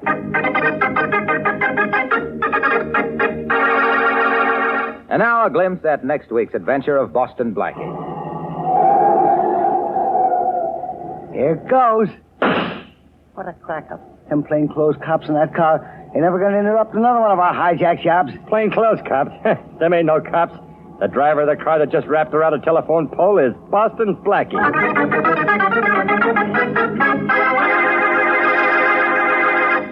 Friends, millions of tons of paper are needed to ship ammunition and blood plasma, so vitally necessary in the winning of this war. Do your share to see that our boys get the material they need. Save paper. The need is terribly urgent. Now, one simple way to help is to take your own shopping bag to the grocer's.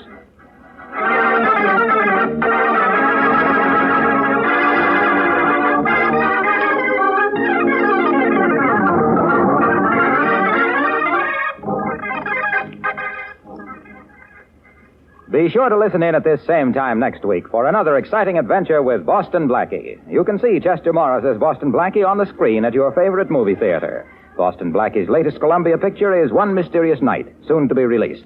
Richard Lane appears as Inspector Faraday. Music by Charles Cornell. This is Harlow Wilcox saying good night for Boston Blackie, brought to you by the makers of Rinso, the soap that gets clothes. Hi, this is Greg from An Evening of Old Time Radio. Hope you're enjoying the video and the old time radio shows. If you're watching this on any other channel than An Evening of Old Time Radio, you should be aware that the channel owner has stolen this audio track from one of my videos and uploaded it with a different background as if it were their own. Again, this video and this audio is from my channel, An Evening of Old Time Radio. On with the show.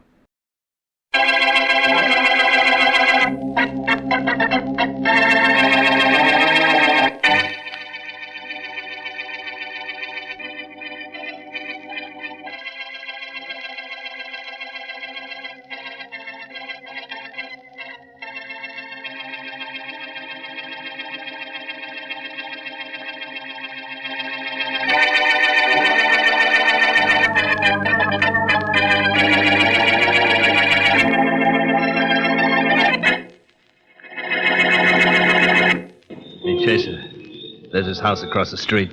That one with the red roof, huh, Martin? Yeah. And that's him. That's Joe Ingalls sitting in the living room where the light is. Yeah, I see him. Uh-huh. Hey, the window's open a little bit, too. We won't even have to break the glass. Who cares if we break the glass? We're going to break up the whole joint, ain't we? If this thing goes off the way it's supposed to. It will. I know my bombs. Well, I don't know. Come on. Let's go across the street and get rid of this bomb. And the house. And Joe. That little guy just passed. Now there's nobody coming. Oh, we can stay right here and get rid of it. Are you kidding? That's a long toss. I know it. You can get that bomb through that window from here? You just watch. This I gotta see. This you're gonna see. Wow, chase her right through the open window. Sure,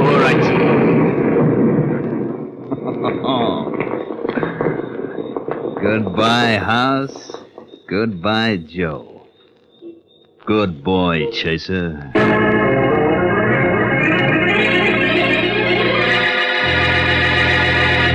And now meet Dick Calmer as Boston Blackie. Enemy to those who make him an enemy. Friend to those who have no friend.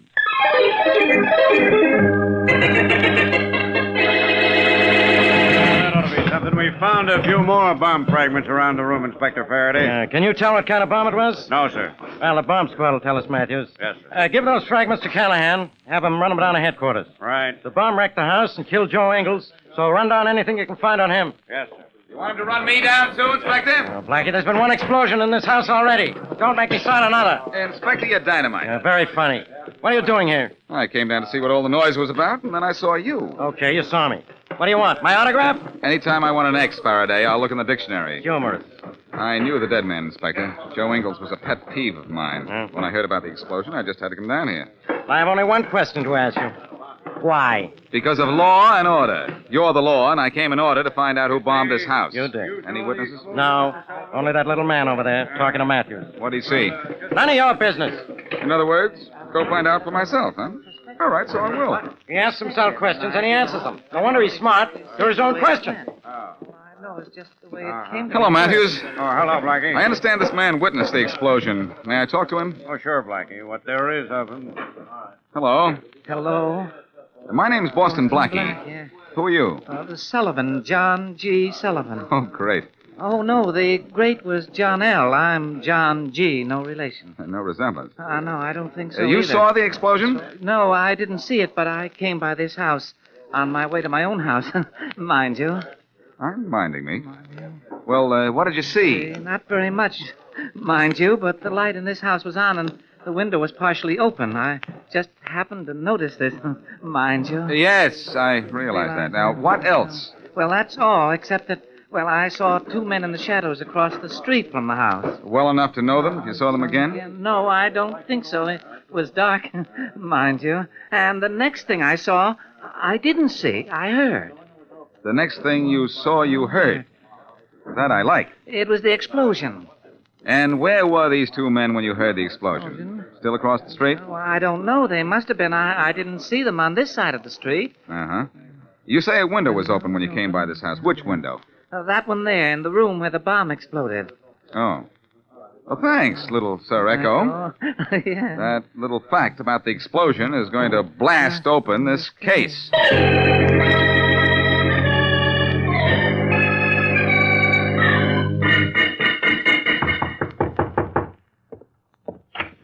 Yes? Your name's Sullivan? Yes, John G. Sullivan. My name's Martin. I want to talk to you, bud. Oh, yes. Do come right in. As if there was anything you could do to stop me.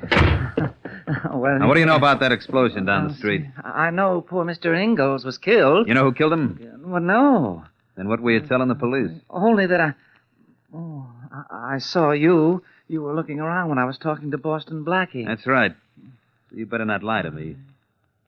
Now, what did you tell the police?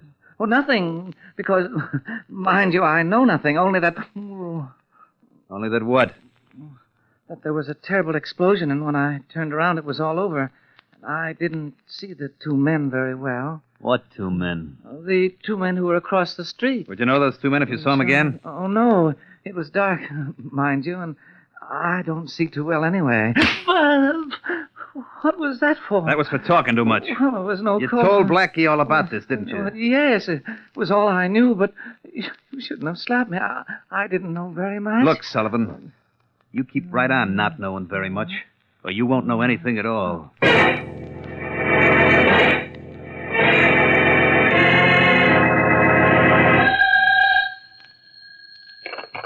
Hello. Blackie, this is Mary. Oh, hello, Mary. I just got in. I know. I've been trying to reach you. Really?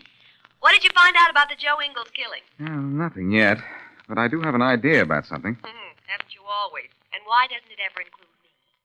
What is your idea, Blackie? Well, one of the windows in Joe's house was open about a foot. A witness says two men were across the street and never crossed the street. So the bomb might have been tossed in the open window from where they were. Blackie, that's impossible, isn't it? No. Under certain conditions, it could be done. Come on over here, and I'll tell you all about it. Okay. I think all I have to do is find the men who had something to gain by throwing a bomb and throw them for a loss.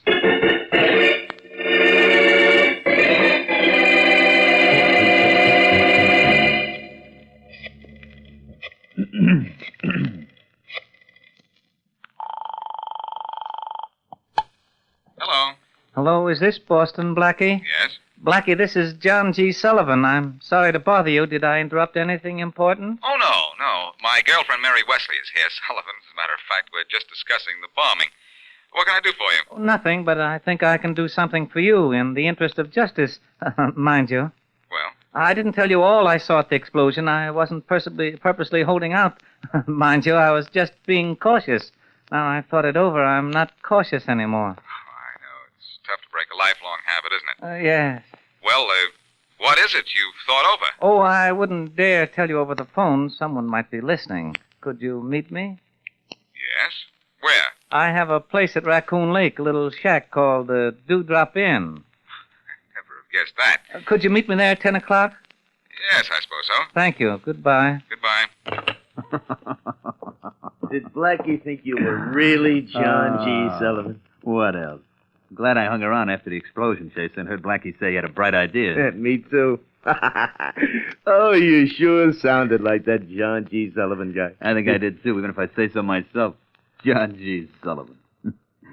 Come on, let's get out to that shack of mine and take care of Boston Blackie. Take care of him? That's right. Now, that sounds like he's sick. Brother, an hour from now, Blackie ain't going to be sick. He's going to be dead.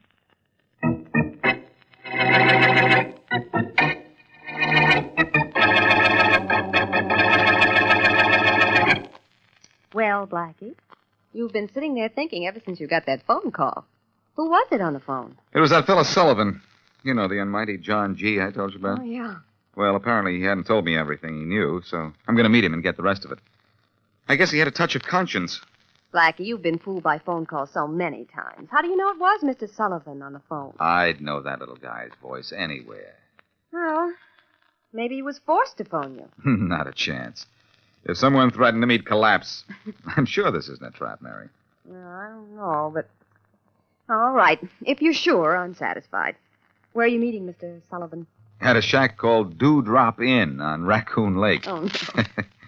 And you're not coming, and you're not going to worry about me. Why, Blackie, you know I never worry about you. What do you ever give me to worry about? Besides everything.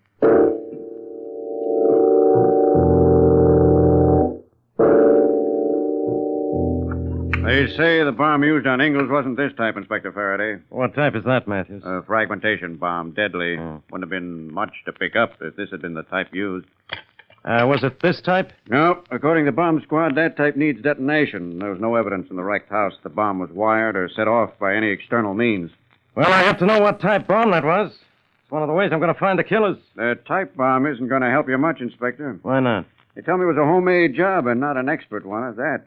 Any one of 100,000 people in this town know enough about explosives to make the bomb we're trying to trace.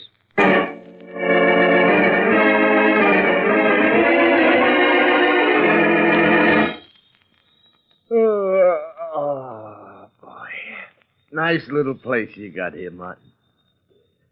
That's a pretty little lake out there. Yeah, it is nice. Mm-hmm. Any fish in it? Uh-huh. And we're going to feed him tonight, Jason. Oh, with Blackie, huh?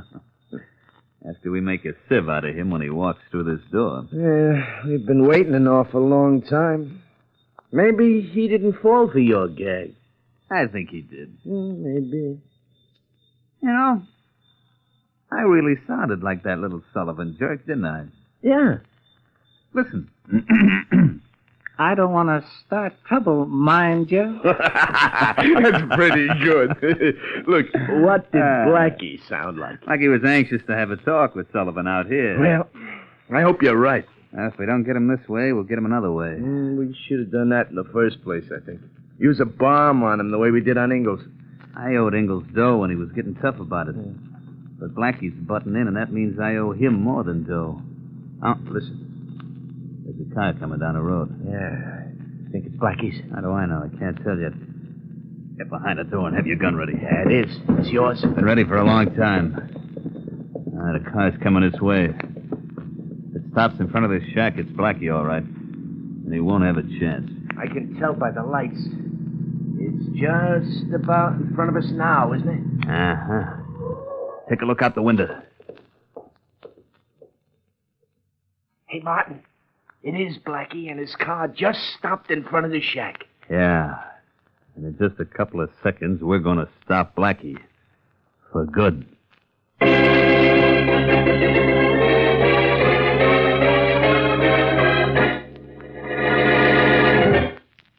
Now, back to Boston Blackie.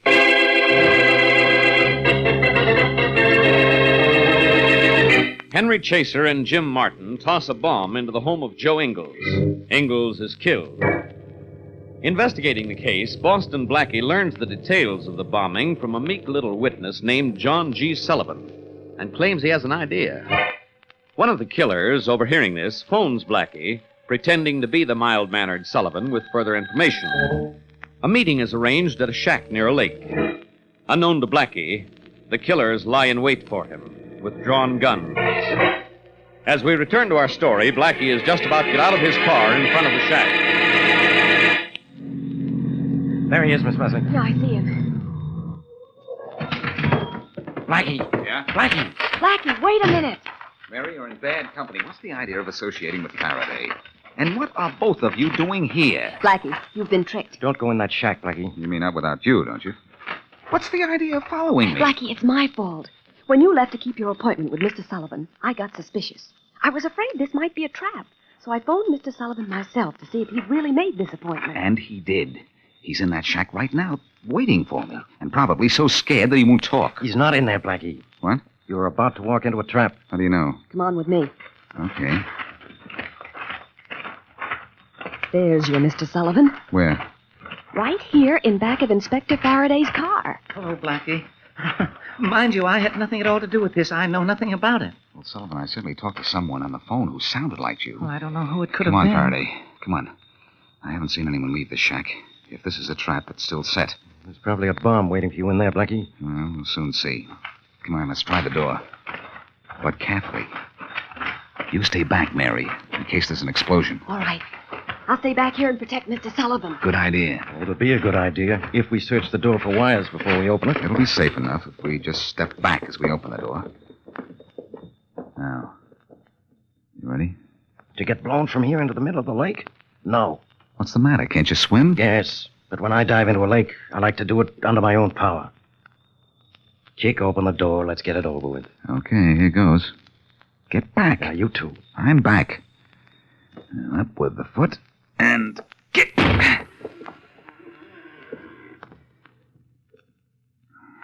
Well, nothing happened. Look at your back. If you aren't wearing wings, you're right. Can you see inside the door? Yeah.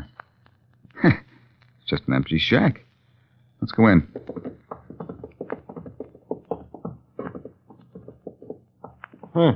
Empty. Put your hat back on. I don't do obvious jokes. Yeah, that's your story. Well, Faraday, the back door's open. I guess this was a trap, all right, but the bait has beat it out the back. Now maybe you'll thank me for coming out here and stopping you when I did. I owe you one.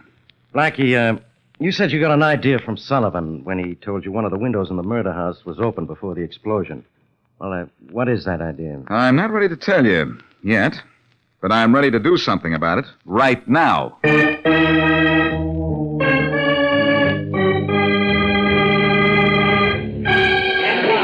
Just a minute, Blackie. Sure. Morning, Herald Sports Department. What? Who won the World Series in 1903? The Boston Americans beat Pittsburgh in the National League 5-3. Yeah, that's right, 5-3. It was the best 5 out of 9 game series that year. 1904, there wasn't a series in 1904. You're welcome. Sorry, Blackie, this goes on all day. You really know your baseball, don't you, Bill? I should. I've been a fan and a writer about baseball for 35 years. Now, what can I do for you, Blackie? Well, I'd like some information about... Here we go again. Excuse me. Go ahead. Morning, Herald Sports Department. What managers won a pennant with the greatest number of different teams? Bill McKechnie with Pittsburgh in 1925, St. Louis Cardinals in 1928, with Cincinnati in 39 or 40. You're welcome. All right, Blackie. Now, where were we? Nowhere. I was about to ask you to do a little research for me. I'll do whatever I can, but it'll be just like you to ask me the one question I can't answer. It's about baseball, isn't it? Well, in a way. Well, what is it you want to know? Better ask before that phone starts again. Okay, Bill. And all I hope is you know the answer to a question I'm going to ask, because that will really ring a bell.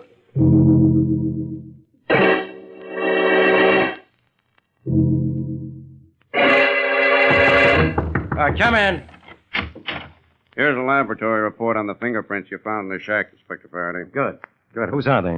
They belong to a hoodlum named Jim Martin. He owns the shack. Oh, fine. What does that prove? He's got a right to have his prints all over the place, then. He hasn't got a right to have the record he's got, though, Inspector. Among other things, he was arrested once with a guy named Henry Chaser on a charge of assault and battery, and guess who put in the complaint? I'm not in the mood for guessing. Who was it? Joe Ingalls, the guy who was killed in that explosion. Yeah? You know about him, don't you? He loaned guys dough and got big interest. I know. I also know we're getting somewhere, and without Blackie. And we're going somewhere without Blackie, too. Have you got Martin's address? Yep, here it is on this report. Thanks. This is one time you'll really beat Blackie to it, won't you? And how? I have a hunch Martin's a man we want. So do I. I'm going to get Martin the same way I got my information. Without help from Boston Blackie.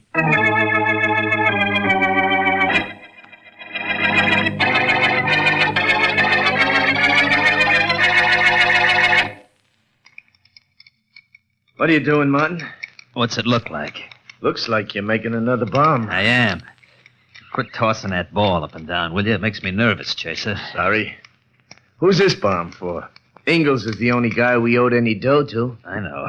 But this one's for a guy who wants to pay us off with a trip to the death house. Blackie, huh? Uh-huh. I told you in a shack if we didn't get him there, we'd get him in his apartment with this. How?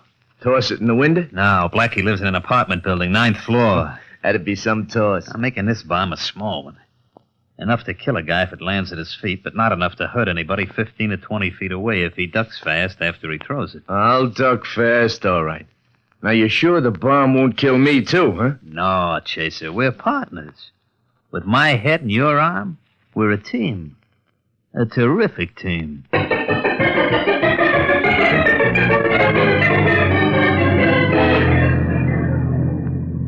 There's the house you want, Blackie, at the end of the block. Oh, yeah, I see it. Huh. Martin should be at home, too, Mary. A lot of lights on in there. Well, let's go in and see, Mr. Martin. You're sure you don't want to stay out here in the car? Where you go, I go. That settles that. All right. I'll get out your side, And I'll stay at yours. You'd better. Go on. Hey, awful dark night, isn't it? Yes. But with that dope I got from my sports writer friend, I don't feel in the dark at all. You really think that information will solve the case? It might, Mary. Who? Uh-oh. I saw it too, Blackie. Something in those bushes over there moved. Yes, I'm moving, too. Into those bushes to grab whoever it is. Blackie, be careful. Oh, yeah. All right, you don't try anything. Hey, what's out there? Faraday. Oh, no. Not you, Blackie. Get off of me. What are you doing here, anyhow? Besides sitting on top of you, paying a little visit to Jim Martin and Henry Chaser. How did you know about them? I'll tell you about that later. Well, Snoopy, did your snooping do you any good? Not yet. I just got here. I was about to look in this window here when you jumped me. Well, let's look in it together. Is anybody in there? Told you I haven't looked yet. Well, never mind. I'm looking now. And there are 2 men in there. I can count. You learn something every day, don't you? Hey. One of the guys is just standing there, juggling a baseball or It's something. a baseball or nothing. And that other guy's making a bomb. Yeah. I have an idea. It's for me, which means these guys are for me. You mean for us? Come on. Wait a minute. Wait. Hold it. That type bomb that guy's making probably explodes on impact. Yeah. A bullet would explode it, wouldn't it? I think so. Yeah, it looks as if he's finished it. We can't go through a door or window without their getting a jump on us. Yeah. But I know how we can grab these guys without going in after them. How? Watch. Get back a minute, Faraday. Why? I'm going to break this window. Hey, who's out there? I am. Both of you guys stand right where you are. Chaser, it's Blackie. Hey, Martin! It sure is. And don't touch that bomb or I'll put a slug into it and blow you up. Don't touch it. You're not going to stop me. No, but I am. Nice shooting, Faraday. I said don't touch. Now put your hands up, both of you. Mine are up. I can't move. Try awful hard. Okay, Faraday, go on in and get them. Right. Their hands are up, and so is their time.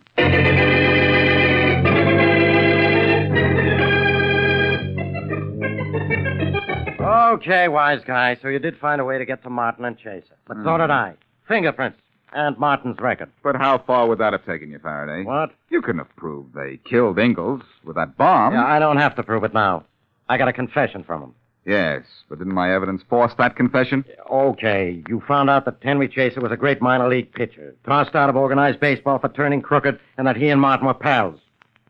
But how did you know to look for a baseball pitcher? It was the way the bomb got into Ingalls' house. It wasn't left there by anyone because it had to be thrown to explode. It came through the open window. Open about a foot. Yes, and tossed from a good distance away from the window. That's right. Now, who could throw as perfect a shot as that? An ex-baseball pitcher, of course. I found out one ex-pitcher who would turn crooked. There you are. I'd have found out Chaser was a pitcher and figured that out, too. Maybe. Anyhow, it doesn't matter.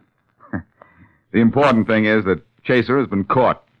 And as far as the public's concerned, one of the killers did the pitching, and you did the catching.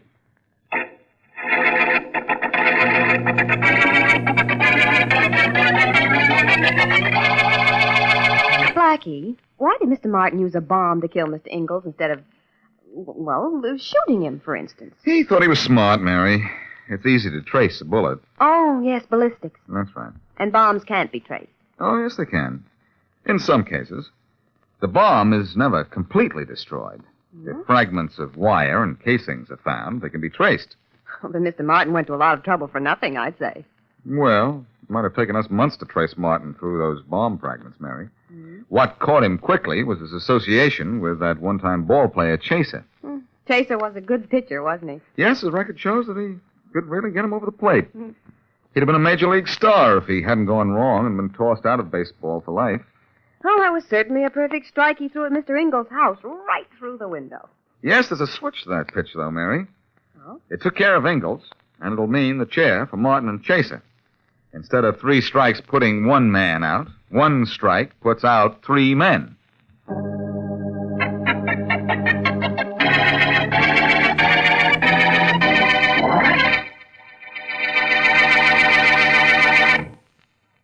Let me fly.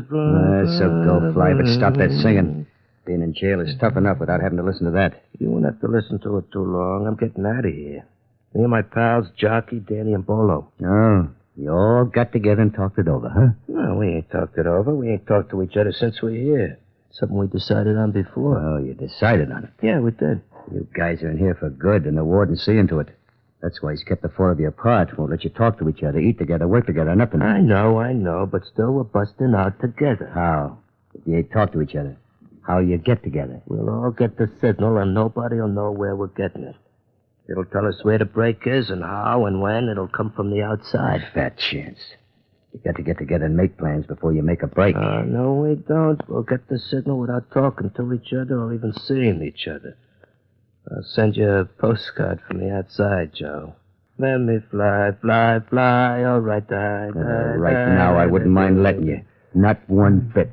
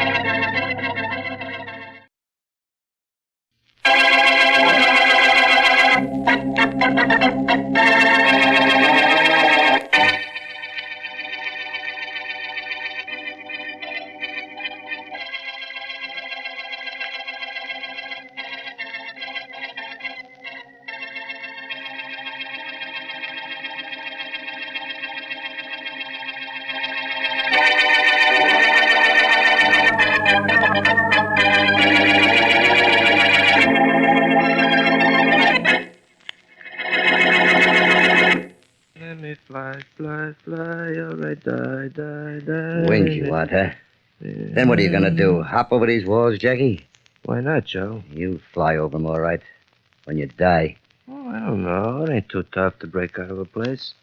I've been steadying up on it. Let me fly, fly. So go fly, but stop that singing. Being in jail is tough enough without having to listen to that. You won't have to listen to it too long. I'm getting out of here. Me and my pals, Jockey, Danny, and Bolo. Oh, you all got together and talked it over, huh? No, we ain't talked it over. We ain't talked to each other since we're here. Something we decided on before. Oh, you decided on it? Yeah, we did. You guys are in here for good, and the warden's seeing to it. That's why he's kept the 4 of you apart. Won't let you talk to each other, eat together, work together, nothing. I know, but still we're busting out together. How? If you ain't talk to each other, how you get together? We'll all get the signal, and nobody will know where we're getting it. It'll tell us where the break is and how and when. It'll come from the outside. Fat chance. You got to get together and make plans before you make a break. No, we don't. We'll get the signal without talking to each other or even seeing each other. I'll send you a postcard from the outside, Joe. Let me fly, fly, fly. All right, right now, I wouldn't mind letting you. Not one bit.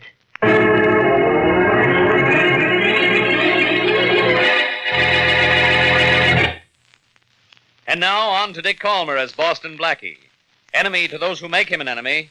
Friend to those who have no friend.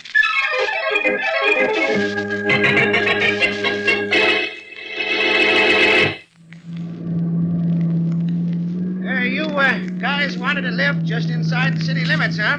Well, we just this minute crossed the city line. You can let us out at the corner, Mac. Okay. Say, you fellas heard about that prison break, didn't you? Who hasn't heard about it? 4 members of the Bolo gang broke out all at once, I hear. Yep, that's right. Nobody knows how they got out together either. Yeah, I'm gonna read up on it sometime. I hear it was tricky. Yeah, it sure was. Yeah. Here's the corner. Sure you don't want me to take you guys all the way into town? No, thanks, Mac. Thanks for the lift, though. Glad to oblige. Jackie, wait a minute. I got an idea. An idea? Yeah, and this guy's got something we can use. Hey, Polo, what you slugging for? For this truck.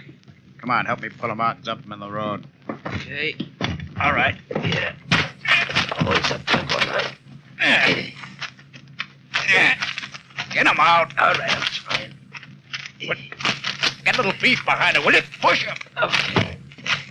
Yeah. We'll just leave him. Yeah. And now what, Polo? Now we not only got past the cops at the city limits, but we got a truck to take us straight to the other guys. Yeah, and when we get to them, what else? We get to work. What else?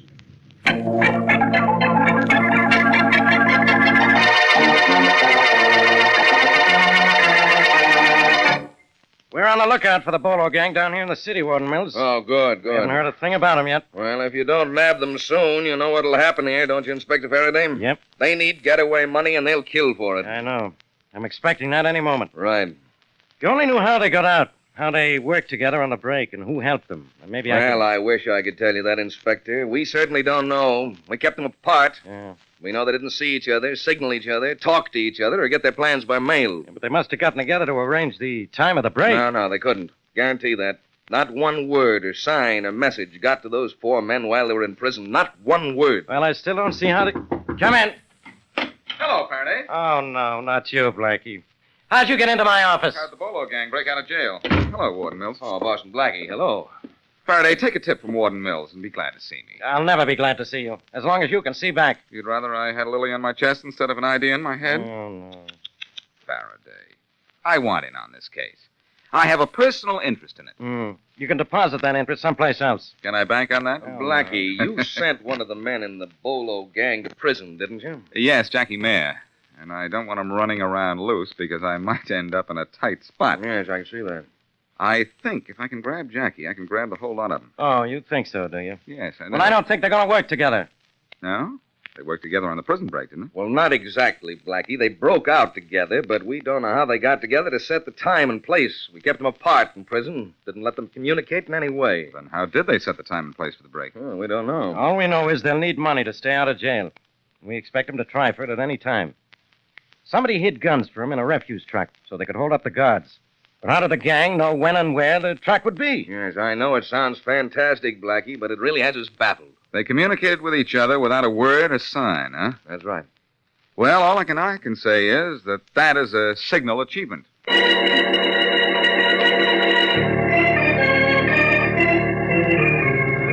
fly, all right, die, die, die. Hey, Jackie, don't you know any other song?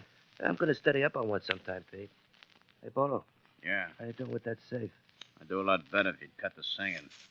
You guys keeping an eye out for the watchman? Yeah, sure, but I can look and sing, too. It's good for the nerves. I read up on nerves once when we was in prison. Shut up and let Bolo work. Okay. Bolo's finished working. The safe's unlocked. I got to read up on how to open safes. Must be fun. Quiet.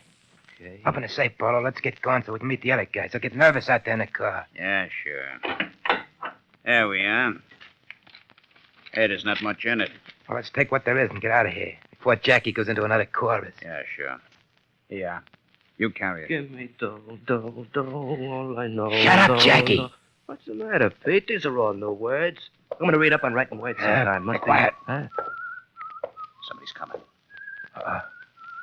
It's a night watchman. You and your singing, Jackie. Duck back, he's coming this way.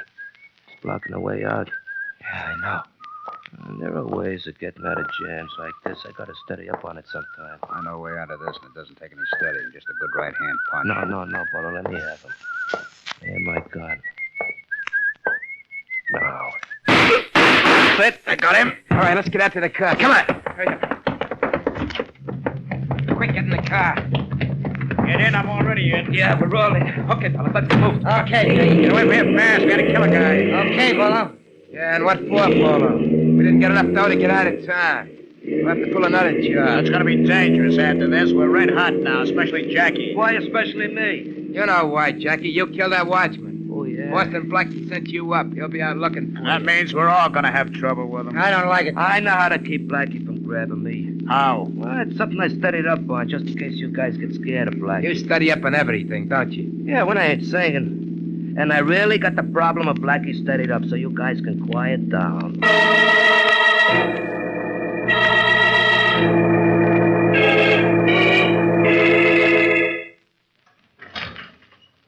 Your visitor's in booth 5, Joe. And there's no time limit. No time limit, huh, God? This must be my birthday. Wait till you see your present. Booth 5. Thanks.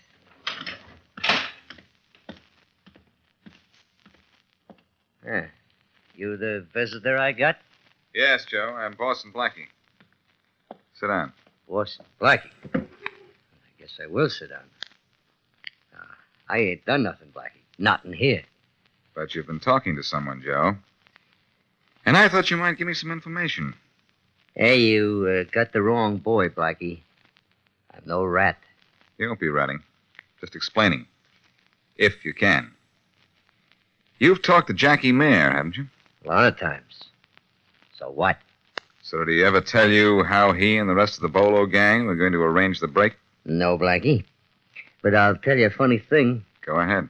Jackie bragged how him and his pals was getting out without getting together first to arrange things. Is that all? Mm-hmm. Didn't he ever say how they'd make contact without sending messages or seeing each other? No. All he said was he could get the signal while I was sitting there talking to him, and I'd never know it. Kind of funny how they did it, ain't it, Blackie? Very. But, Joe, they're hiding somewhere in this city now, ready to kill for getaway money. And that's no laughing matter.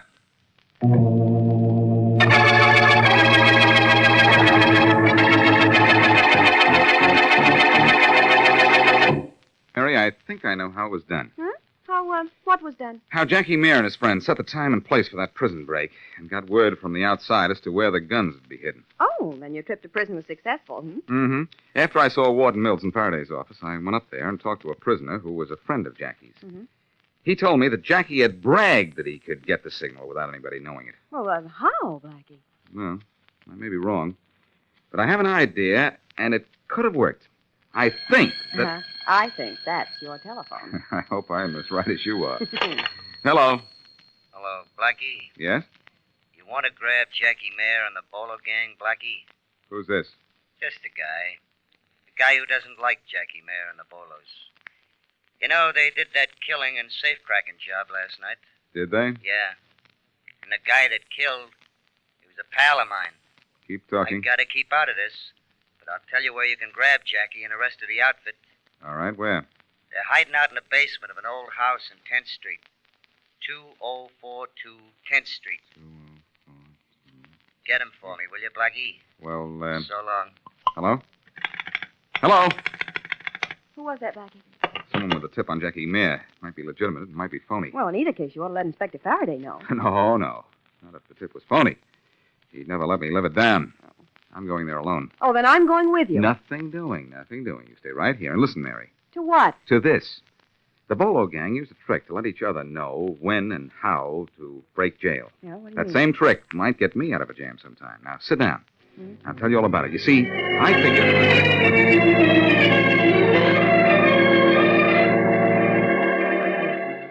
Let me fly, fly, fly. What a guy. Jackie, get back in I am. the basement door and quit singing. I gotta watch for Blackie. We want to be ready when he walks in, don't we, Pete? We'll be ready. But do what Pete says and quit singing. We don't have to be serenaded. Serenaded, Bolo? Hey, what's that? Something I ought to read up on, huh? You and your reading up. Oh, yeah? I don't think Blackie's gonna fall for this gag. He was plenty interested when Sock talked to him on the phone. He didn't know it was you, Sock? Nah. Look, I still say, what if he comes with cops? I studied up on that. We can get out the back way. But he ain't gonna come with cops. He likes to work alone. Especially when he gets a tip he ain't sure of. Hey, somebody's coming. What? Is it Blackie? Yeah, it's him, all right. Get set. Knock him out good. Hey, what's going on? Oh! got him good. What a flop, flop, flop. Now what do we do, Polo? Kill this guy? I don't know. This is Jackie's idea. Well, Jackie? I'm gonna think. Maybe we kill him. Something I gotta study up on for a while.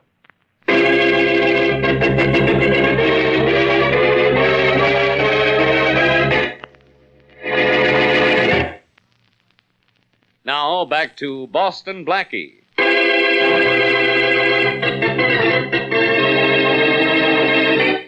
Convict Jackie Mayer and 3 of his pals plan and carry out an ingenious prison break. Though while in jail, they were not once allowed to communicate with each other in any way. Later, they rob a safe for getaway money and kill a night watchman. Boston Blackie, on the trail of the gang, is trapped. As we return to our story, Jackie and his friends are standing over Blackie, who is bound and unconscious. Jackie, if we're gonna kill him, why do we tie him up? Because we're not gonna kill him, not yet anyhow. The cops will know I did it, Pete. They know I got it in for Blackie. Now, what are we going to do with him? Well... Leave him here like this and he'll get away. You know him and how he gets out of ropes. I got a plan. I know. Something you read up on? Something better than that. All we gotta do to be safe on the job tonight is to get Blackie where he can't get to a phone, talk to anybody, signal anybody, or anything. How can we do that? Easy, easy. Now, Pete, you're gonna take Blackie out into the country. You know the shack I got out there? Yeah? We'll set him in the middle of it. What's the idea? To get him out where he can't play no tricks. What? Yeah. Now, Pete, you and Sock will keep guns on him, and your eyes on him, too. One move of his hands, and bingo, let him have it, see? Keep him tied and he won't move his hands. Ropes don't mean a thing to Blackie. Just get him out to the shack, and don't take your eyes off. How long do we keep him out there? Till midnight tonight, when the rest of us pull a job on that factory on 18th Street. It's $150,000 there, just waiting for us. Well, I can't wait for it. Pete, you'll wait with Sock and Blackie out in that shack until we come and get you. And remember, if Blackie makes one move... I know, Jackie. That's the end of Blackie. Yeah. He will die, die, die, die, die, die, die, die.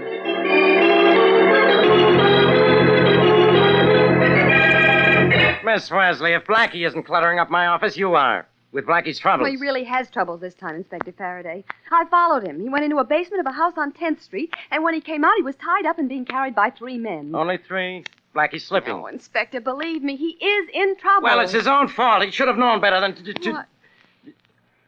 Oh, where did they take him, Miss Wesley? They took him out into the country and marched him into a shack. Marched him? Yes.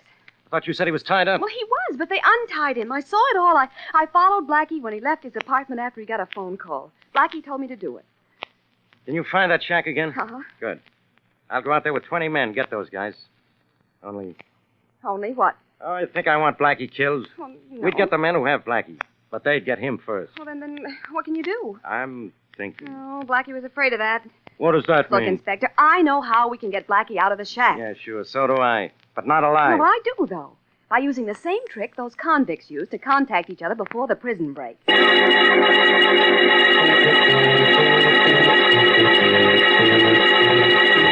I'm sure glad Jackie isn't here, aren't you, Sock? Yeah. He'd be singing Let Me Fly, Fly, Fly till I almost died. That song makes me sick.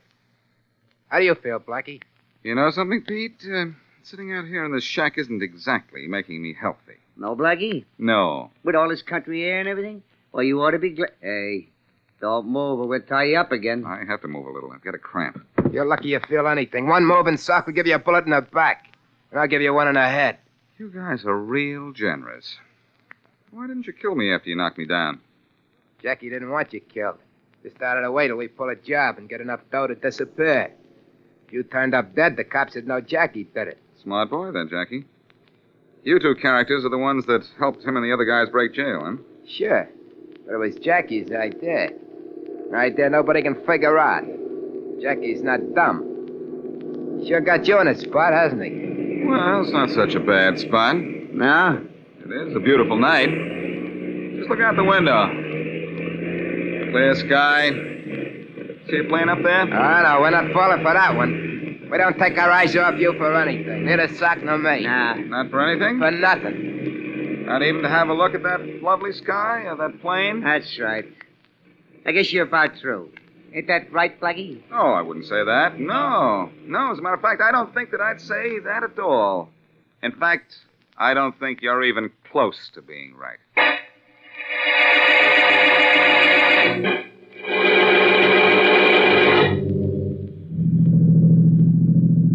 Miss Wesley. Miss Wesley! Over here, Inspector Faraday. I'm over here. Stop the car.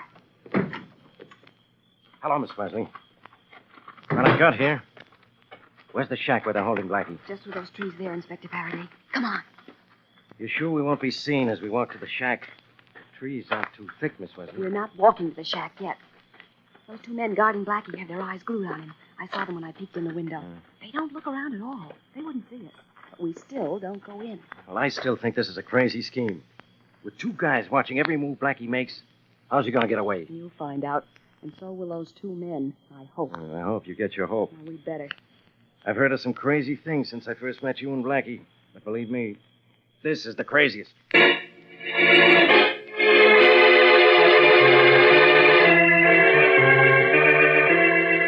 Let me fly, fly, fly, all right, die, die, die. Jackie, what do you think Pete and Sock are doing out in that shack? I know what they ought to be doing, keeping their eyes on Blackie. Yeah. Hey, what time is it? 8 o'clock.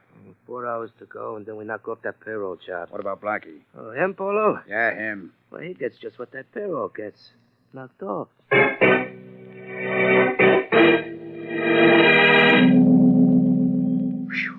It's awful warm in here, Pete. Not for us guys who ain't got guns covering them, Blackie. I bet you wish we hadn't taken your gun, huh? Right, Sock? Yeah. Well, look, you'd like to move around a little, wouldn't you? We've been sitting here for hours. So what? So let's walk around a little, maybe over to the window. Not a chance. Aren't you guys even a little bit warm? Warm. We're hot, Blackie. Red hot, and you know it. Yeah. I don't see no harm in opening the window, though. Open it, Sock. Okay. Ah, that's better.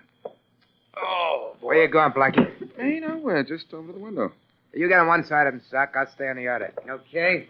Oh, golly, it's good to move around a little, isn't it, Pete? Yeah, it sure is. But if you let Jackie know we let you walk around, it won't be so good for any of us. I won't tell him. Just wanted a breath of the country air that you were telling me about. So breathe, boy. You still can. Thanks. You're welcome. You don't mind my resting my arm on the windowsill, do you? Rest? Who cares? What are you looking at your feet for? My shoelace is untied. Okay if I bend down and fix it? Don't be silly. Sock, tie the guy's shoelace. Right. I'll keep my gun on him. Thanks for the valet service, Sock. Yeah. And speaking of Sock, Pete, you're going to get socked on the head with this gun. Hey, where'd you get that gun, you? Here's one for you.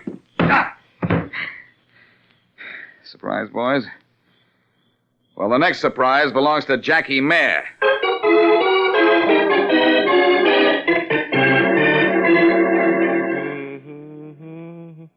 You ain't singing, Jackie, you're humming. Can't you keep quiet when I'm opening a safe? I told you, I studied up on it. Music's good for the nerves. Well, then what I got, it ain't good for, and I got a safe to open. When you gonna get it open? I don't know, but maybe I got it. Now. Hey, it's open. No kidding. There she is, wide open as a busted gate. We'll bust out those packs of money and let's bust out of here. Yeah, you take this half, I'll take the other. Maybe we'll take it all. All right, who's there? It's Blackie, Jackie, and that's not baby talk. Come on, Faraday, let's take him. You're going to sleep, Jackie. Don't shoot anybody. I quit. Just like the boys waiting for you out in the car, eh, Bolo? They quit, too.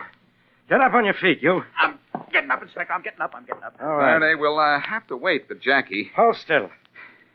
Before he gets up, he'll have to wake up.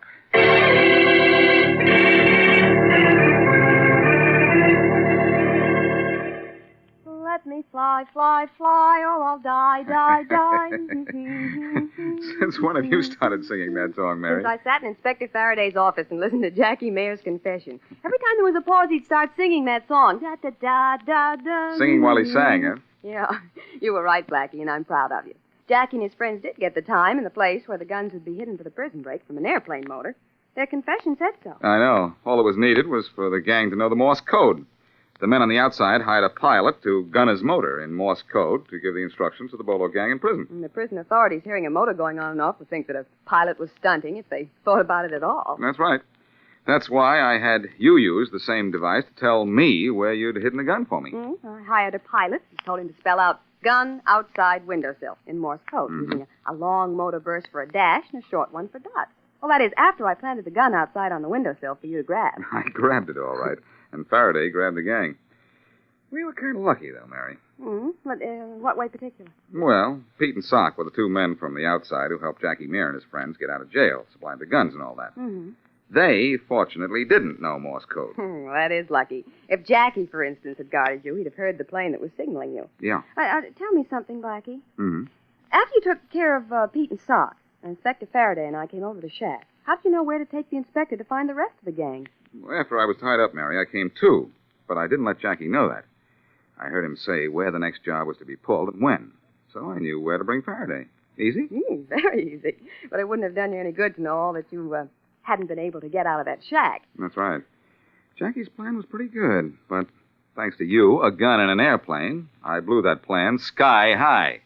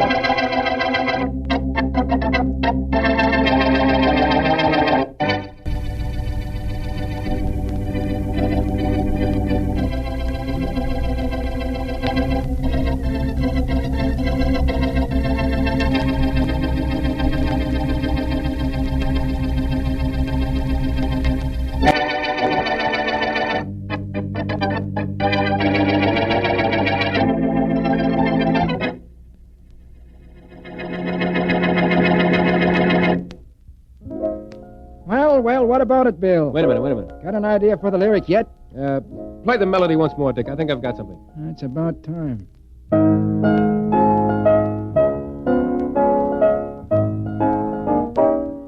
Okay, hold it. All right. How's this? Love won't call again. Oh. I won't fall again till I meet another you. That's not bad. It never was bad. That tune of yours sounds like 800 others. How do you expect me to get any kind of original idea for a lyric? Give me something to work with, will you? All right. Now, look, Bill, we've been fighting like this for months.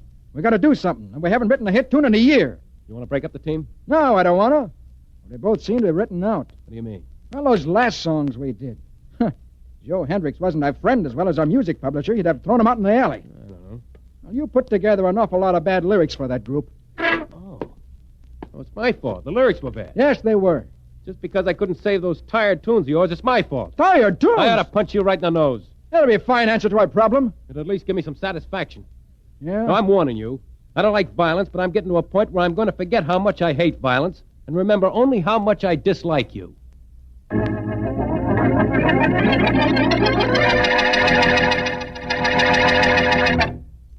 You're sure it's pure, and it's just as smooth? Yes, you're sure it's pure. CV's clear, clean taste tells you that and more. From your first sip of the smooth, creamy foam that billows on top of your glass, right down to that last delicious, full-flavored drop, you'll find CV bright and sparkling, light and lively, with the rich, robust, and full-bodied flavor of a real honest-to-goodness beer. A premium quality beer. Premium quality that costs you no premium in price. Our enthusiastic friend, whose voice you just heard, has a special message for those who are not familiar with the beer with the $1 million flavor. Just listen. Try it. Just try CV, and you'll agree there is no finer beer. You're sure it's pure, and it's just as smooth. Yes, sir, just as smooth. And now on to Dick Culmer as Boston Blackie. enemy to those who make him an enemy, friend to those who have no friend.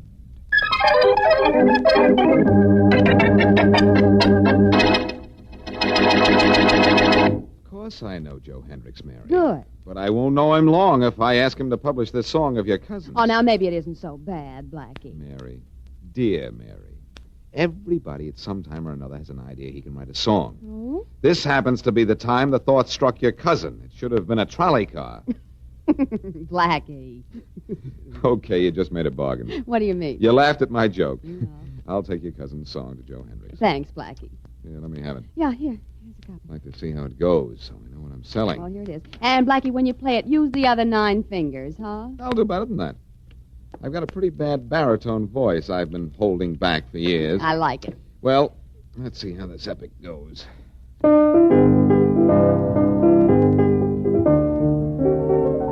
Good, huh? Let me croon 'neath the moon in the merry month of June, all the while you smile as you listen to my tune. Oh, brother. My mother used to say I should never have taken piano lessons, and she was right. Why? Mary, this song is terrible. Well, no, it didn't sound too bad, Blackie. You're just crazy about my voice. Oh, Blackie, you say the nicest things about you. Is this song really terrible? Oh, it's awful. No. That's one of the reasons I'm taking it, though, to Joe Hendricks right now. I forgot to tell you, I don't like Hendricks either.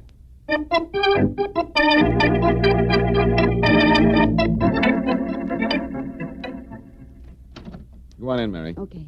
Hi, Joe. Well, hi there, Blackie. Long time no high see, huh? Oh, this is Joe Hendricks, Mary. He and Inspector Faraday make the worst jokes in the world. How'd you do? How do you do? Well, what can I do for you, Blackie? Huh? I've got a song, Joe. I'd like you to publish it. Oh. There it is. Oh, yeah, let's see. What's the title? In a Blue Canoe with You. Mm-hmm. In a blue... You're kidding with that, aren't you? Oh, no, Mr. Hendricks, we're very serious. My cousin wrote it. Well, your cousin ought to be a very happy character that he's your cousin, Miss Wesley. That's enough fame for anybody, eh? Oh, well, it's really nothing. Look, Blackie, why don't you take this song back, put it on the floor, and let it crawl out of here by itself? Well, don't you even want to hear it? Look, if I want bad songs, I got Dick Alton and Bill Rutley under contract. They've written nothing but bad songs for the past year. How are the boys? I haven't seen them for quite a while. Oh, physically, they're fine. Mentally, they're out of town. How about actually? Well, they're in a piano room down the hall trying to write a song. Oh, now, please, Mr. Hendricks, won't you listen to my cousin's number? Blackie can play it for you. Well, how bad is it, Blackie, huh? I can tell you in one word, very. Yeah, that's what I thought. But I've got an idea. Oh, what is it, Blackie? It isn't so bad that a professional songwriting team couldn't fix it up a little. Well, now, where did you say Alton and Rutley were, Joe? Well, they're in the piano room down the hall. I'm going in there to see them. Maybe they'll do something about your cousin's song, Mary. Oh, good. That won't be too long. Okay, yeah, I'll wait here. The phones all the time. Oh, excuse me, Miss Wesley. Oh, sure. Hello, Hendricks B. Tommy boy. When'd you get down, Tommy boy? Well, swell, yeah. Swell, yeah. How's the lip of the old trombone? Sure, it always was the best, yeah. Hey, Tommy, I'm glad you called back. I got a song that's terrific. Oh, wait till you hear this title. Wait till you hear it. It's called You. Well, sure, I listened to your broadcast, but... I wouldn't miss it, but you... Oh, you did the song last night on the broadcast, yeah. Wow, it's a small world, ain't it? Yeah. Well, thanks for calling, Tommy.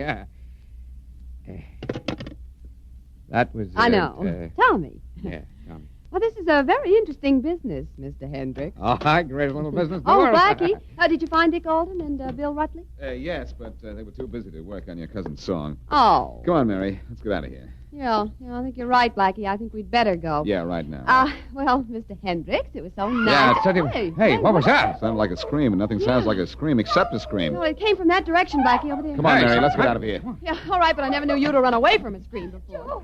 Joe! Hey, it's Rutley's wife. Honey, take it easy. What's the matter? Joe, it's so Well, come on, kid. Come on, now snap out of it. What is it? Joe, the other room. Go look for yourself. Come on, Blackie. All right. There's only one other room, and that's the piano room where Dick and Bill were working. What happened there, Mrs. Rutley? My husband's partner, Dick Alton. Yes. I found him shot through the heart. What? Alton? No. Wait a minute, Blackie. You were in there only a few minutes ago, and Alton was alive then. Oh, well, You now said he that- didn't want to work on that song you brought me. That's right. Maybe you better stay here, Blackie. Maybe you couldn't talk Dick into helping you. Maybe you got tired of shooting off your mouth and switched to shooting off your gun.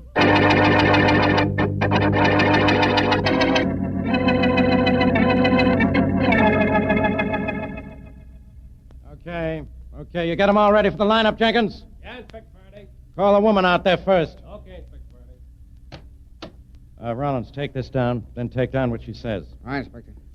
Name, Mrs. William Rutley. Occupation, housewife. Charge, suspected homicide. Well, Mrs. Rutley, what have you got to say? Nothing. I haven't done anything. Inspector, why don't you get smart? She found the body, that's all. That doesn't make her a killer. Shut up, Blackie. I run things down here. Mrs. Rutley, did you kill Dick Alton, your husband's partner? No. All I did was find him already dead. That's all I know. That's all I know. Please let me get down from here. These lights, this train, Oh. She's fainted, Faraday. Happy now? When that dame comes to, take her in and book her for murder, Rollins. Okay, Inspector. I'll be in my office. He'll be in his office, Rollins, with me. Beat it, Blackie, before I find a reason why you wanted Alton dead. Oh, I had a reason, Inspector. Huh? A reason, but not a motive. There's a subtle difference there you wouldn't understand.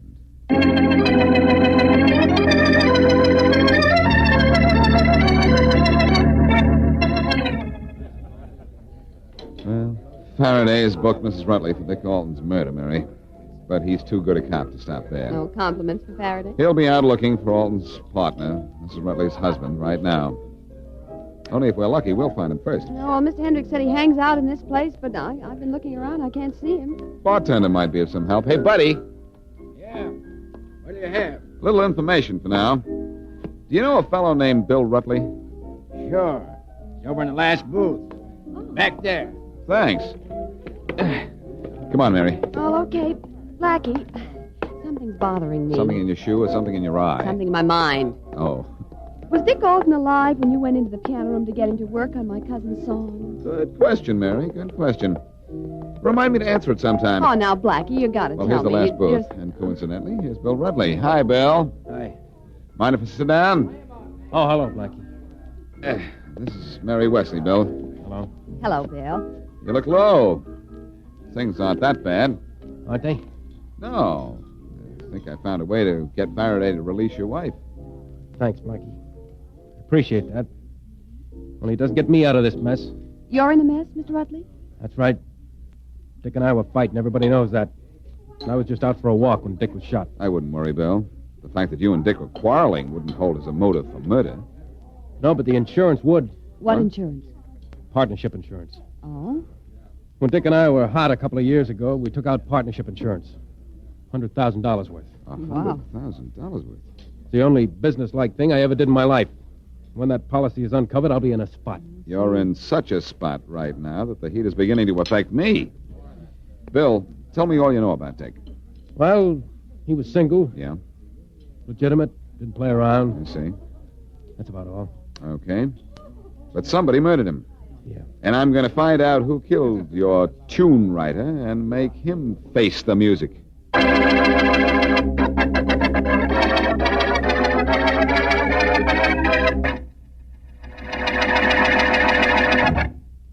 Light and lively, you bet. Bright and sparkling, yes, sir. And it's just as smooth. Now, there's a description of CV's flavor that should make you want to pour yourself a glass of champagne velvet right now. When you do, you'll find your taste tempted by the creamy, snow-white foam that billows on top of your glass. And you'll see CV's purity in its pale, clear amber color, a promise of real thirst satisfaction. But don't just look. Taste it. You'll find it, as our enthusiastic friend says, bright and sparkling from foam to finish, with a clear, clean taste that makes you sure it's pure. A premium quality beer made with more costly premium quality materials, premium quality that costs you no premium in price.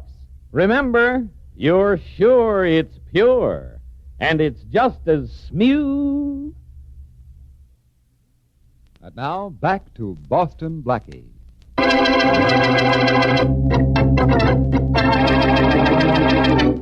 Dick Alton, part of a songwriting team of Alton and Rutley, has been murdered.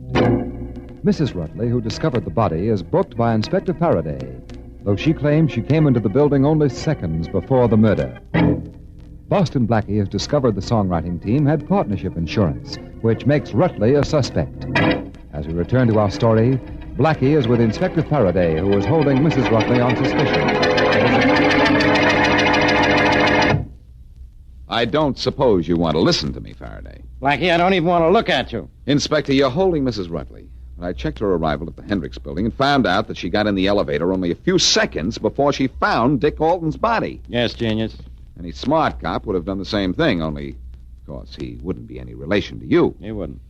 What I'm trying to tell you is that according to the coroner's report, Alton had been dead at least a half an hour before Mrs. Rutley found him. Okay, you've told me.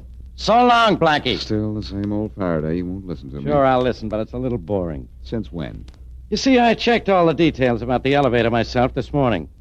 Mrs. Rutley has been free for 2 hours.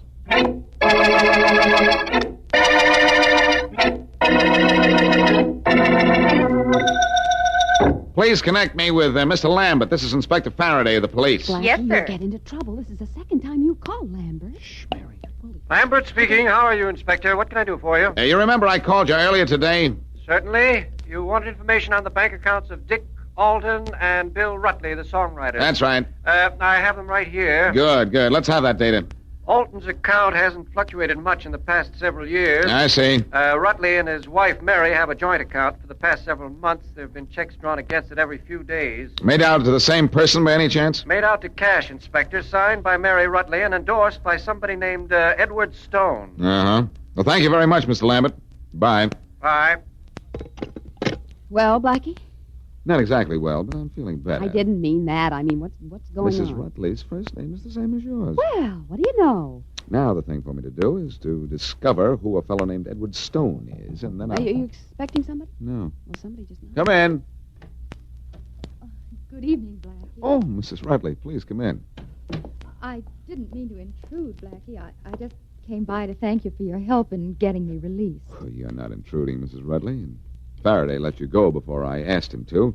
Oh? I'm glad you dropped in. You remember Mary Wesley, don't you? How do you Of do? course. Yeah. Won't you sit down? Oh, thank you. Cigarette, Mrs. Rutley? Yes, thank you. I'm sorry I have no matches. I did have a lighter, but I wore out one of the parts, my thumb. I have my own matches, thank you. Now, here we are. One book of matches. Yeah, I'll light your cigarette for you, Mrs. Rutley. Let me have them. There we are. Thank you. Blackie, are the police close to finding Dick's murderer? I don't know, Mrs. Rutley. All I do know is that I'm not. Oh, I'm sure you will be. Oh, thank you. I'll just sit back and listen while you tell me how wonderful I am. Oh, I'd like to, Blackie, but I really did come down just to thank you, and I have thanked you, so I guess I'll run along. All right. Nice to have seen you again, Miss Wesley. Nice to Thank see you. Nice to see you. Don't bother, Blackie. I can get the door myself. All right. Goodbye. Goodbye. Oh, she has charm, Blackie. You have green eyes, Mary. I do not. They're just sharp. I'm the observing type. For instance, I observed that you forgot to give Mrs. Rutley back her matches. I was just looking at them. The Rio Club, it says on the matchbox cover. Rio Club? Ever been to the Rio? No, I don't go for that rumba and samba stuff. I You like don't? to dance in English. The Rio's quite a spot, you know. Gambling hall downstairs. If you know the right people, you get in. Oh? I wonder how Mrs. Rutley got these matches. You know, I once had a book of matches with an advertisement urging me to buy my hay, feed, and grain in Davenport, Iowa. It was too far, though. I just let my cattle get hungry. Yeah, the talk is good, but the results are negligible. Well, I just thought you might like Get to your know. coat on, Mary. We are bound for the Rio Club The Rio Club? What for? to see if there is a certain Edward Stone there. I found out he endorsed Mrs. Rutley's checks, and Edward is one stone I have no intention of leaving unturned.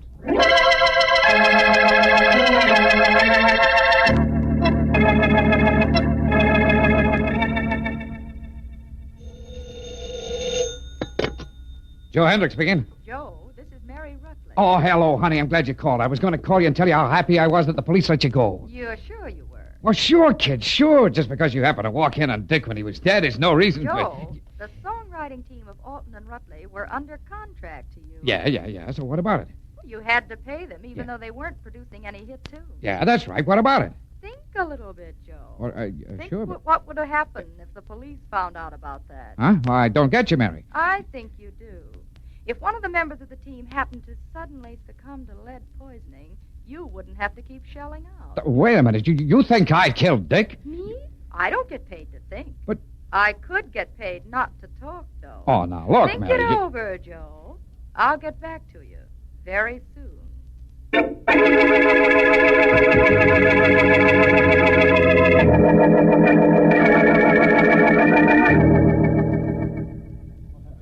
Wait here, Mary. Okay. That's the door that leads to the gambling room here in the Rio Club.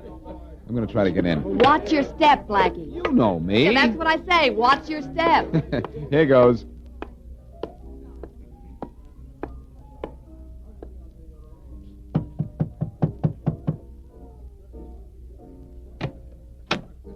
Well? I'd like to get inside, friend. I could use a little action. What makes you think anything goes on in here? Oh, a friend of mine told me. A fellow named Stone, Edward Stone. He's a friend of yours?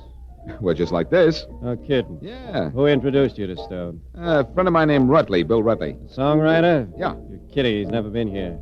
Well, it wasn't exactly Bill. It was really Dick Alton, his partner, the fellow who was murdered yesterday. You're quite a joker, son. Alton used to come here, but he never introduced you to Stone. Now beat it. Oh, no, you don't close any doors on me. Okay, I'll hang one on you then. Okay. Sorry, friend. But you practically asked for that. Come on, get up. Tell me something.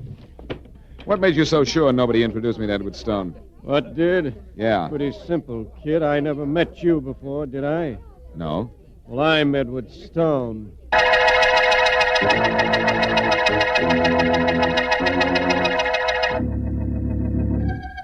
Faraday, you've got to listen to me. Who says so? Someday your mind is going to be arrested for obstructing justice. Yeah, drag on. I've just come from the Rio Club. I don't know anything about the Rio Club, Blackie, except you should have stayed there. You want me to meet you at the office of Joe Hendricks, the music publisher? That's it, and bring Mr. and Mrs. Rutley there. But be sure Hendricks is there, too. I'll do it. I'm going to hate myself in the morning.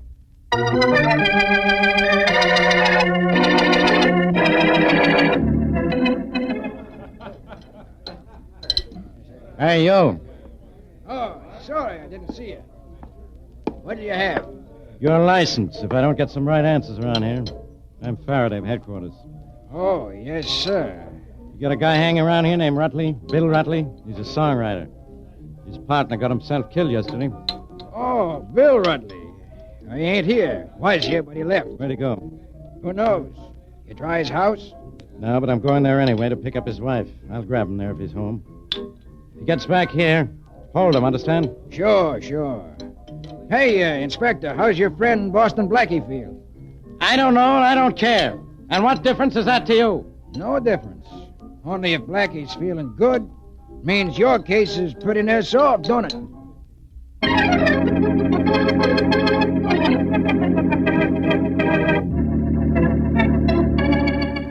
I've got Joe Hendricks. Mr. and Mrs. Rutley are inside in Hendricks' office, just like you asked, Blackie. Good. And now don't you think it's about time you told me why I did it? Well, you did it, Faraday, because one of them murdered Dick Alton. Well, we'll see. Now, take a deep breath, Faraday. Here we go. Yeah.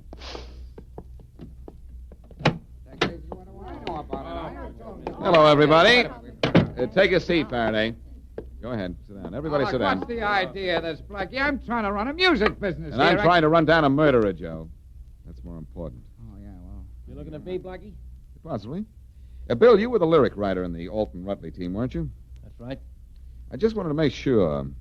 Are you comfortable, Mrs. Rutley? Oh, yes, thank you. Very. Get on with it. Now that we're all here, I've got to confess something. Yesterday morning, I left Hendricks and Mary in this office and went into a piano room where I found the murdered body of Dick Alton. And I picked up a piece of music manuscript paper that was lying on the floor near the body. Dick was putting a tune down on paper when I left him. Dick was working on that music when his killer walked in. He took one look and wrote down 5 notes at the bottom of the manuscript page. Here's the manuscript paper, and I'm going to play you the 5 notes right now. All right to use your piano, Joe? Yeah? Oh, sure. All right, go ahead. Sure. Thanks. Now, here are the 5 notes. That's all, just those 5 notes. Anybody recognize the tune? Hey, wait a minute. That sounds It probably isn't any published tune, Blackie. Just an idea Dick got and jotted down. I think not. I think it was his way of naming the killer he saw walk into that piano room, gun in hand. Silence gun, no doubt. Wait a minute. Play those 5 notes again. Sure, here.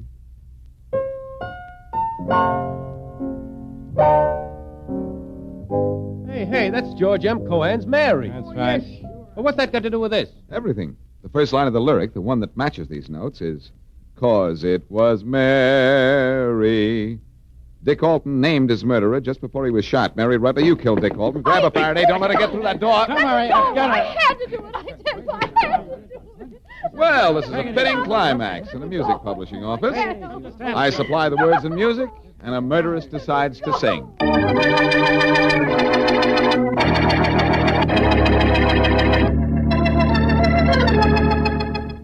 What don't you understand, Faraday, as if that were news? Why Mrs. Rutley killed her husband's partner? Anybody knows the answer to that, Inspector. Sure, anybody but me. Do you know, Miss Wesley? Well, I think so. Dick Alton had seen Mrs. Rutley gambling at the Rio Club. He threatened to tell her husband if she didn't stop. But she couldn't stop because she had to try to win enough money back to put in the joint account that she'd been draining. Touchdown, Mary Wesley. It was simple. Yeah. So Mrs. Rutley killed Alton because she knew he would expose her. Faraday, you amaze me. That's right. I found out from Edward Stone Alton used to gamble at the Rio Club, and the chances are he must have seen her. Okay, wise guy. But remember, you're the guy who wanted me to let Mrs. Rutley go yesterday because you checked the elevator starter and found out that she'd come in only seconds before she screamed. You'd let her go before I asked you to, Faraday, remember? Yeah, all right, infallible. And that's easy to explain. She simply used the stairs the first time when she shot Alton and left the building, then came back a half hour later using the elevator where she could be seen. You're such a genius, Blackie. When you had a clue like that music thing in your pocket all the time. Uh-huh. That practically told you that Mary Rutley murdered Alton. You could have gotten the clue the same way I did, Faraday. No. Wrote it yourself. That's what I did. Wrote it yourself? I knew my facts were right, but I couldn't prove any of them, so I had to pretend that Dick Alton had written those notes in the hope of getting her to make a break, and she did. Well, aren't you going to congratulate me? What for? You getting married? I've got half a mind to... Hold it right there, Inspector. Right where? Right where you were. You just said, Blackie, I've got half a mind. And you know something, Inspector? What? That's the first time you've been right in years.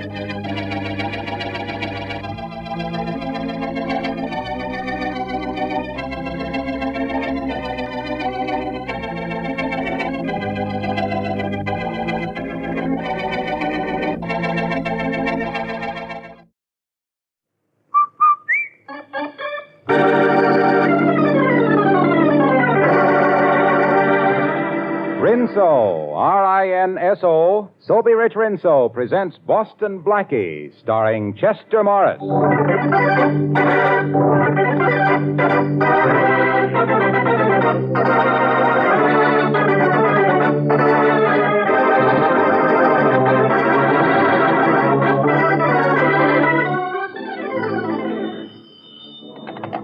Hello? Is Mr. Manletter there? Why, no, I'm sorry he's not.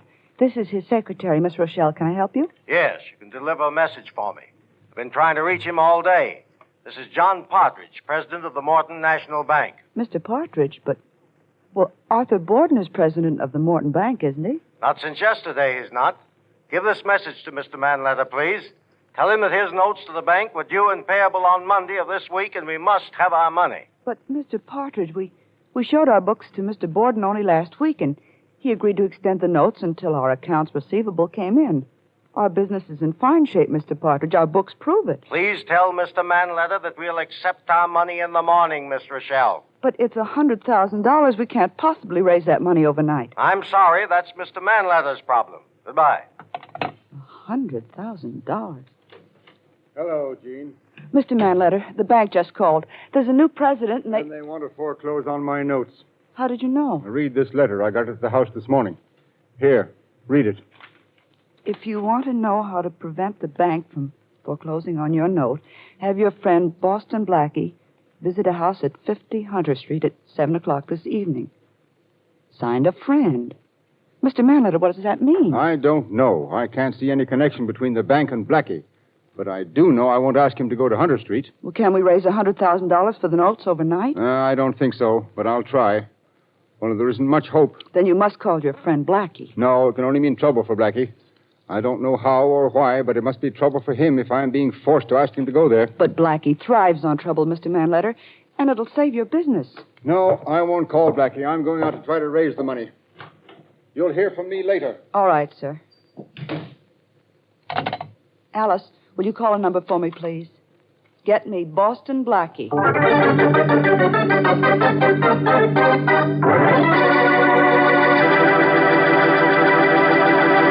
Get me Boston Blackie. 4 words that the weak use to call their champion.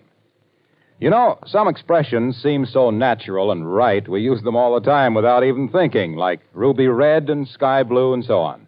Well, what I get a particular kick out of is the fact that we've added a new one to the nation's vocabulary. Yes, I hear tell that nowadays you ladies say Rinso white when you want to talk about really white clothes. Of course, there's a mighty good reason why Rinso gets your clothes so white. Rinso's soapy rich suds won't take no for an answer from dirt. They pitch right in your tub or washer and go to town. Yes, Rinso gets out more dirt. And that's why you ladies are able to turn out those beautiful Rinso white, Rinso bright washes. So next wash day, whistle for the kind of wash you're proud to hang on your line. Like this. And remember, it stands for Rinso White. Now, meet Chester Morris as Boston Blackie.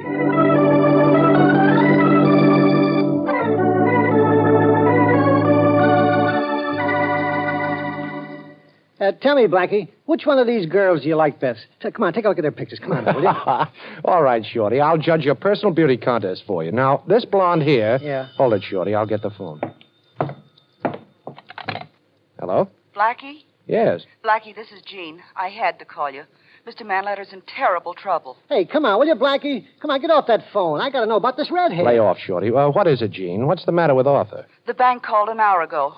I've been trying since then to reach you. They're going to take over the business if Arthur doesn't redeem his notes for $100,000 by tomorrow morning. Well, they can't do that, Jean. Yes, they can. The notes are overdue. Hey, boss, what about this brunette? Now, come on, will you? Quiet. Not you, Jean. Look, honey, I haven't anywhere near $100,000, and I wouldn't know where to go to get it by tomorrow morning. I didn't expect you would, Blackie, but Mr. Manletter received a message saying that if you come to 50 Hunter Street at 7 o'clock tonight, the notes will be renewed. If I go to 50 Hunter Street, well, what does that mean? I don't know, Blackie. But if I show up, they'll renew? That's what the note says. Mr. Manletter knew you'd be in some kind of danger if you went, and he wouldn't ask you. Oh, don't worry, chick. You'll hear from me. Bye. So you finally got done. Now, come on, help me. Look at it. See, I got 50 pictures here. Pick out the one I should print up on my wall. I can't do anything about your pin-up problem now, Shorty. Oh. I've got something at 50 Hunter Street that I've got to pin down.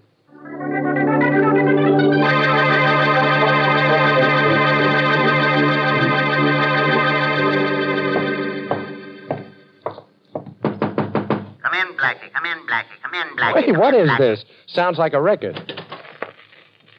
Hey, you behind that desk. You in the mask. What is this? Come on, talk. First of all, Boston Blackie, don't try anything foolish. There's one of my men behind you with a gun. And now that you've turned around to see, let me tell you that you are listening to this recording which I made, because I don't want you to know what my voice sounds like in person. A record, huh? Well, personally, I prefer Harry Jane's. Blackie, I want you to listen carefully to what follows. Have you anything to say? Sure I have. I hope you're... Oh! Okay, boss. Take the record off. He's out cold. I hope I didn't hit him too hard, boss. There's no sense killing him. The law is going to do that for us very soon.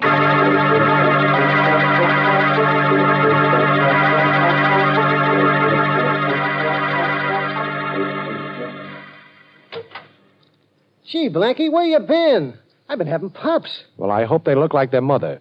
Well, I'm back, Shorty, only I'm not the same guy. You should have had your head examined for going down to that Hunter Street joint. Yes, I had it cracked. That's worse. Take a look at this, Shorty. A bullet hole? Yeah. In your coat pocket. Who'd you shoot, Blackie? I didn't shoot anybody, Shorty. Somebody slugged me, and when I woke up, my gun was gone, and this hole was in my pocket. I must have been out for hours. It's almost 11 o'clock. I called Jean, and she told me the bank renewed Manletter's notes the minute I showed up at the Hunter Street place. Somebody sure took an awful crack at you, hey, Blackie? Yeah, it's more than that, Shorty. Only how much more and exactly what, I don't know. Get my robe, will you, please? Yeah, sure, boss. Give me your coat, and I'll hang it over this here chair. Well, here it is. Blackie, what do you make of this business this afternoon? I don't make it. It's got me stumped. Yeah, me too. Well, here's your robe. Thanks. I think I'll lie down and relax for half an hour. Would you mind fixing me some coffee, Shorty? Sure. Have it free in just a minute, boss. Thanks. Hello, Blackie. Glad to see me? Well, Inspector Faraday, of course I'm glad to see you. Which goes to prove how easy I am to please. Very funny. Well, Blackie, I think you overdid it this afternoon. Well, my head sure feels like I did. That isn't what I mean. Did you ever hear of a private detective named Fred Viswell? That crooked Shamus? Yeah? Oh, sure, I've heard of him. And he's heard of me, too, Faraday. I got the guy's license suspended when he tried to blackmail me. A couple of friends of mine, last year. That's the guy. He didn't like you, Blackie. I'd feel a whole lot worse if you said Rita Hayworth didn't like me. You didn't like him either. I hate rats, Faraday.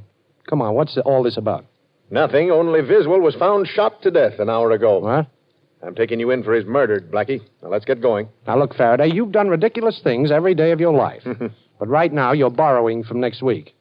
What makes you think I bumped off Viswell? I don't think it. I know it.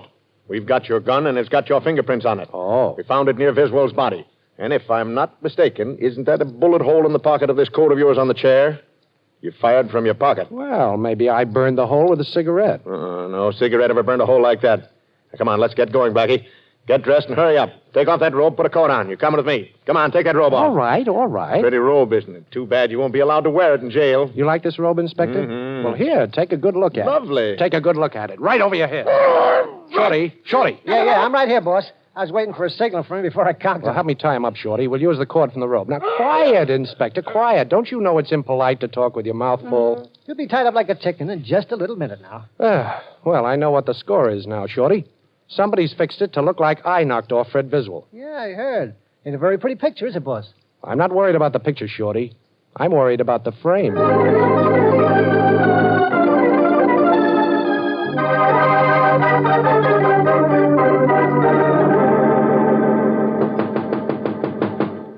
Who is it? Who's there? Let me in, Jean. Hurry. It's Blackie. Blackie. Oh, thanks. I'm sorry about coming to your apartment at this hour, Jean, but I couldn't reach you on the telephone. Well, they closed the downstairs switchboard at midnight. Oh. What is it, Blackie? What's wrong? I need information, Jean. I need all you know or can remember. There's some connection between a private detective named Fred Viswell and somebody at the Morton National Bank. Now, who was it that spoke to you on the telephone? The new president. Oh. His name is John Partridge. Well, that's the man I'm going to see. Faraday's on my trail again, Jean, and I've got to clear myself. Oh, you'll never be able to get into the bank to see Partridge, especially if Faraday has a dragnet out for you. As soon as you show up, they'll throw you in jail. Oh, don't worry. I'll figure out a way to get in to see him. But if I don't get anywhere with Partridge, I'm a dead duck. Good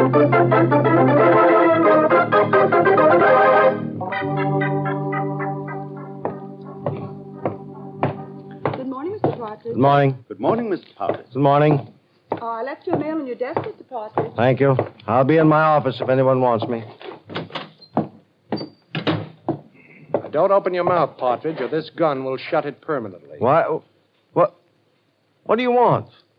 Aren't you one of the special police that protects the bank? Oh, well, don't let this uniform fool you. I wore it just to get in here. And keep away from your desk. You know, I'm allergic to the sudden pushing of buttons. Ah, that's better. Now, do you know who I am? No. I'm Boston Blackie. That doesn't mean a thing to me. Oh, I think it does. You called Arthur Manletter's office and told him the bank wouldn't renew his notes. But he received a letter saying that if I were to go to 50 Hunter Street, the bank would renew. Maybe you know what you're talking about, but I don't. You've got to be the man behind a pretty shrewd frame-up, Partridge. Unless you're acting on somebody's instructions. Now, which is it? You know that if I raised my voice, you'd be shot dead by the bank guards before you could go through the front door. Well, I'd have company, Partridge, believe me. You. Inspector Faraday thinks I killed a man. They don't hang you twice for double killing. Why was I framed for the murder of Fred Viswell? I don't know any Fred Viswell, and I don't know anything about any telephone call that was supposed to be made by me to Arthur Manletter. Oh, you don't, huh? How about the renewal of Manletter's note? There never was any question about renewing man letters' note. His credit is excellent. The note was renewed by me personally at 10 o'clock yesterday morning with a notary attesting to the time. And that was certainly long before my alleged phone call. Oh, you played it cozy, huh? You knew Manletter would call me, so you bluffed him. How long are you going to make me stand here? Can't you see there's nothing I know that can help you? Why don't you go? I will. I've got another stop to make. But the minute I leave this office, you'll call for help, of course. Of course. Oh, but you're not going to. You know, the only way you can do any calling, Partridge, is to talk in your sleep.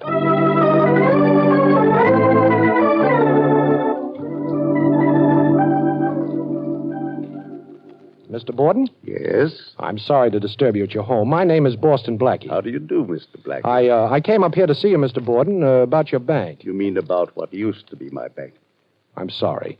Who decided to replace you as president? The board of directors. Oh, and was it done suddenly? Yes, very. Uh-huh. And where did John Partridge come from? I don't know. He'd been on our board of directors only a short while. Oh. I'm an old man, Blackie. The loss of my bank was a blow to me. Everything came so suddenly, I haven't gotten used to not being there anymore. Will you forgive me if I'd rather not talk about it? Oh, I understand, Mr. Borden. I'm going to try to get your bank back for you, but I need some help. Now, here's an address where I can be reached. Oh, you must have some loyal employee at the bank you can depend on, and would you call him and get him to find out something about Partridge? And if you get any information, send me a message. And send that ring you're wearing with it so I know it's from you. I'll send you a message if I get it, but with just a paper clip on it. I haven't been able to get this ring off in years. The paper clip will identify my messenger if I hear anything. Good. Give me a little help. I'll turn a murder over to Inspector Faraday, get rid of the charge against myself, and give you a bank right in your side pocket.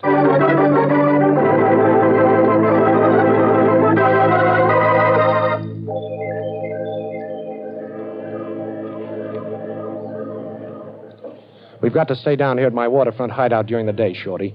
Every cop in town is on our tail, and Faraday's sworn he won't sleep till he brings me in. It's okay with me, Blackie. And go ahead, it's your deal. You got me, let me see, you got me 60 to 17 and 2 boxes. Go ahead, it's your deal. You know one thing about gin rummy, it sure passes the time away. Yeah, it passes my dough away, too. Okay, you two. Hoist him. Come on, Patsy. Yeah, I'm coming. Now, look, Blackie.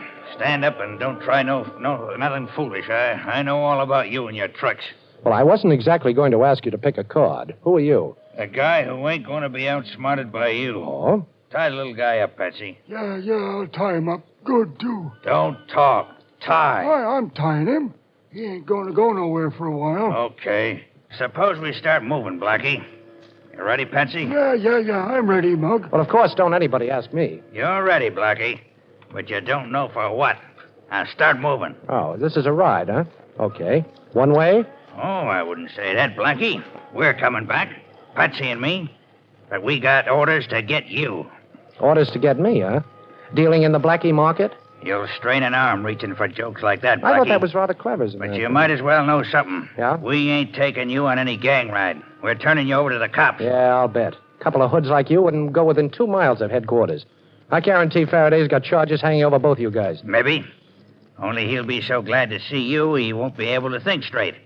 All right, let's get moving, Blackie. And remember, I'm the guy that's got the gun on you. Okay, Mug. But take my word for it, someday you're going to beg me to forget that.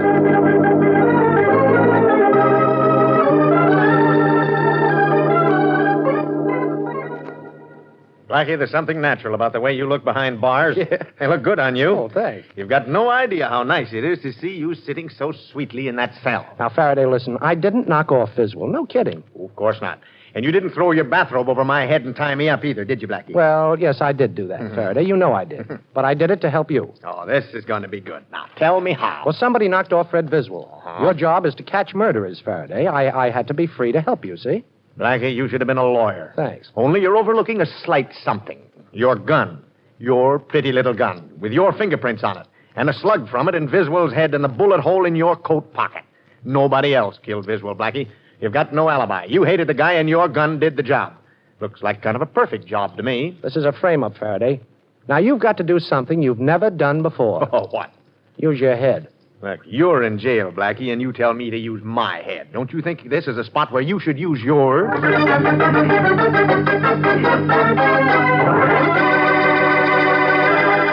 Well, it seems as though Inspector Faraday is about to realize a lifelong ambition and has finally found a charge against Boston Blackie that will stick.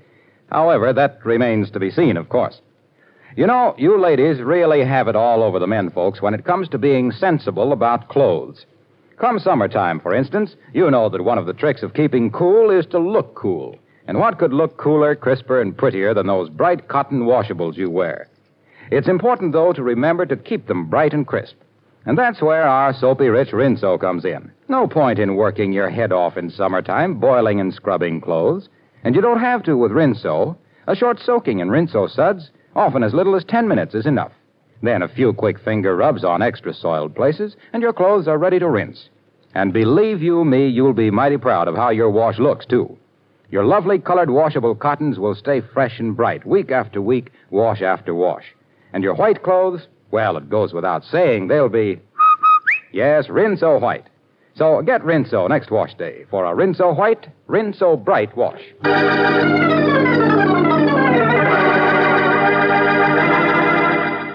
And now back to Boston Blackie, starring Chester Morris. Blackie is in jail. Inspector Faraday knows that it was Blackie's gun that killed Fred Viswell, and Blackie can't clear himself while he's in prison. Into the cell block where Blackie is being kept walks a young lady. The policeman at the end of the corridor said I could come in and talk to all the other policemen in the whole jail, and you're the other policeman, so I thought I'd come over and talk to you. All right, miss. But about what? About the ball, of course. Everybody knows about the ball. What ball? The ball we're giving. But I'm selling tickets only to policemen. Well, now I've heard everything.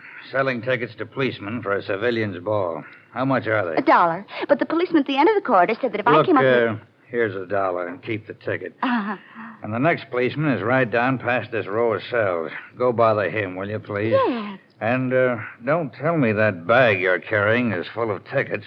There aren't that many policemen. Oh, you're so silly. Of course not. I always carry a bag. It makes me look as if I'm always about ready to go someplace. Well, you can go right now. I'll unlock the door. You can walk down the corridor till you find another cop at the end of it. His name's Murphy. Isn't every policeman? Oh, I don't know. All right, go. Go on, miss. Right down the corridor. Don't mind them mugs in the cells. Blackie. Gene, what are you doing here? This isn't visiting day. Blackie, listen. I've got to keep walking when the guard looks this way. Oh, don't be silly. Come in. The door's open. The cell door's open? Sure, try it. It is. Blackie, how did you do that? Close the door. You know, I could open the cell door all right, Gene. That was a cinch. But I haven't figured out yet how to get past the guards at both ends of the guard. Well, stop figuring it, Blackie. Here, look at this bag I brought. It's an outfit that matches the one I'm wearing, only it's a couple of sizes larger. Put it on, quick. What, and leave you in the cell? Oh, nothing doing, honey. Oh, I'll go out the door I came in, Blackie, and you go out the other one. Only hurry. The guard might get curious. Okay. Well, it won't take me a second. I'll first roll my trousers up, and then on with the dress. Oh, you brought a wig, too, huh? You think of everything. Can I get into these shoes? Sure you can, and hurry, Blackie. Yeah? Don't forget your hat. Say, it's a cute one. All right, zip me up, will you? All set. There. Oh. Now just walk out, Blackie, and tell the cop at the end of the corridor. His name's Murphy. Tell him he ran out of tickets. Can you talk like a girl? Oh, me? Of course I can. Oh, you better not talk. Bye, Blackie, and luck. Meet me back in my apartment. Oh, thanks, Gene. You're wonderful. See you later, Blackie. You look awful cute in that outfit. Watch out for the wolves. Oh, not me. For once, I want to be on the receiving end of a...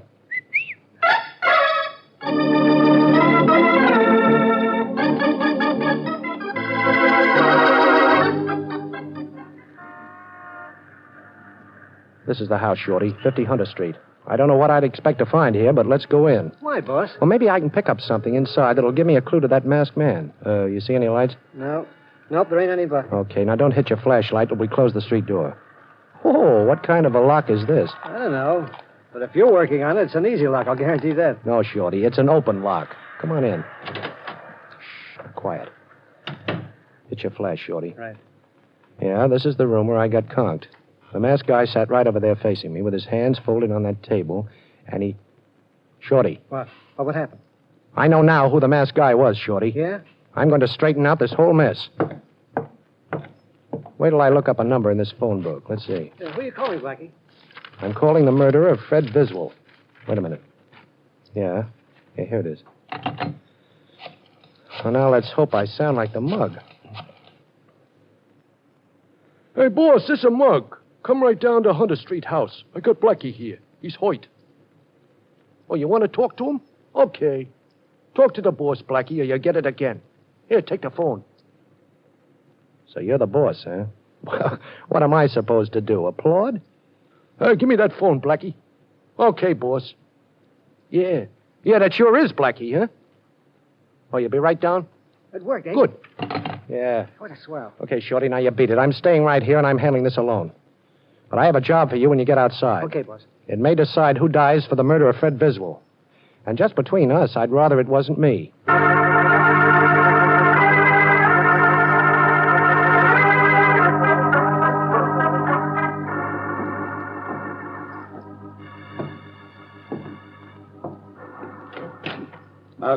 Mug, are you in here?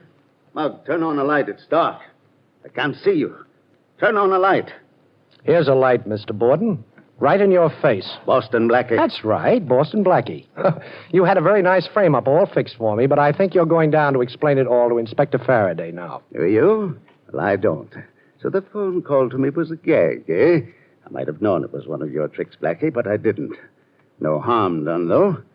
I'll just leave. Oh, just like that, huh? Mm-hmm. And don't think you can threaten me, Blackie. As long as I'm alive, I'm a potential alibi for you. Only you and I know you didn't kill Fred Biswell and that I did. And you've got to let me live in the hope that someday I'll confess. Yes, I guess maybe I do. Oh, you're a pretty smart man, Borden.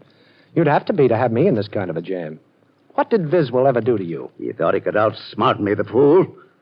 Some private investors had him checking the books at the bank. Found that I'd taken quite a bit of money that didn't belong to me. And he thought he'd try a bit of blackmail. He didn't get very far. Pretty thorough, aren't you? I think so. How did you know I was the masked man, Blackie? Well, two ways, Borden. Yes? One was the fact that I gave you the address of my waterfront hideout, and later your hoods paid me a visit down there. You were the only one that had that address. The other was that ring you're wearing. The one you told me you couldn't take off. When I came in tonight, I remembered the masked man was wearing that ring. You know, putting John Partridge in your place as president of the bank sounds like a wonderfully smart idea. It was. I was tired of working, and I can throw Partridge in jail any time I like for a little embezzlement job he did. So he must do as I say. And now, Boston Blackie, let's go visit Inspector Faraday. Well, no, Mr. Borden, I don't think I care to see the inspector tonight. No? Perhaps this gun will make you change your mind. I happen to know that Faraday has your gun. You're still under suspicion of murder, you know. And if you try to escape, Blackie, I'll think nothing of killing you in cold blood. You know, I believe you would, Borden. All right, I'll go with you. I guess I'd rather be a live prisoner than a dead suspect.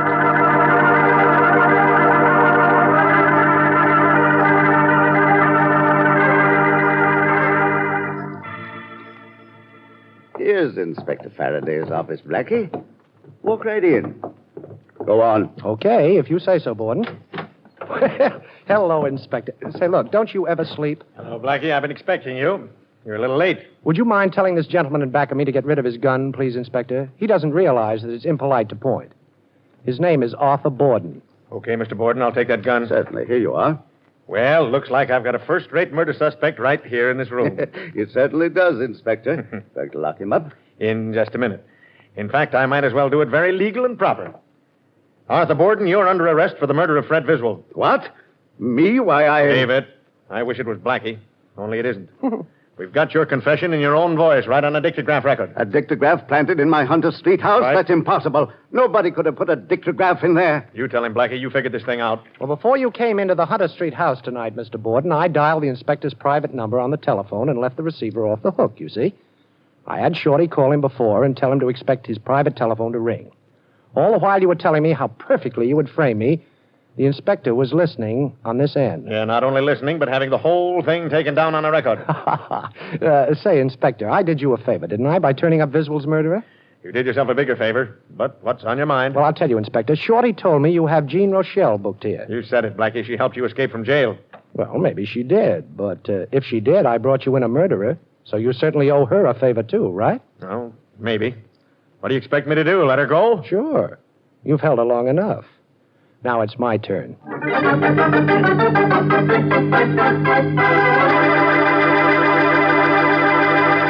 You've heard about making mountains out of molehills, but here's how to make mountains of dishes go right down to nothing in a hurry. You put some Rinso in your dishpan, and up go the suds. Plenty of thick suds from surprisingly little Rinso. And down goes that stack of dishes in practically no time. Yes, dishwashing is a mighty easy, simple job with Rinso helping out. China, silver, glassware, they're all shining brightly in a jiffy with Rinso's soapy-rich suds on the job. Why, even your pots and pans come clean easily when Rinso gets to work. Use Rinso, too, for all the soap and water jobs around the house. It's swell.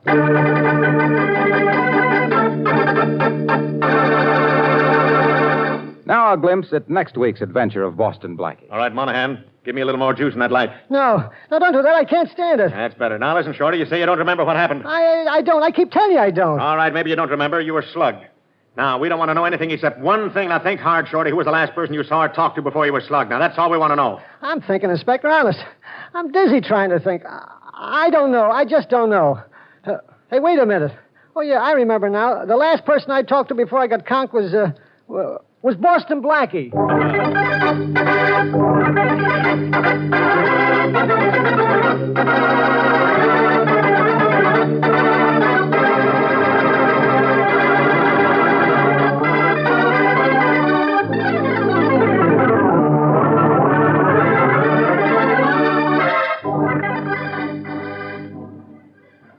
Be sure to listen in at this same time next week for another exciting adventure with Boston Blackie, starring Chester Morris with Richard Lane as Inspector Faraday. You can see Chester Morris as Boston Blackie at your favorite movie theater. Boston Blackie's latest Columbia picture is One Mysterious Night, soon to be released. Original music for the program was by Charles Cornell. This is Harlow Wilcox speaking for the makers of Rinso and wishing you all a very pleasant good night.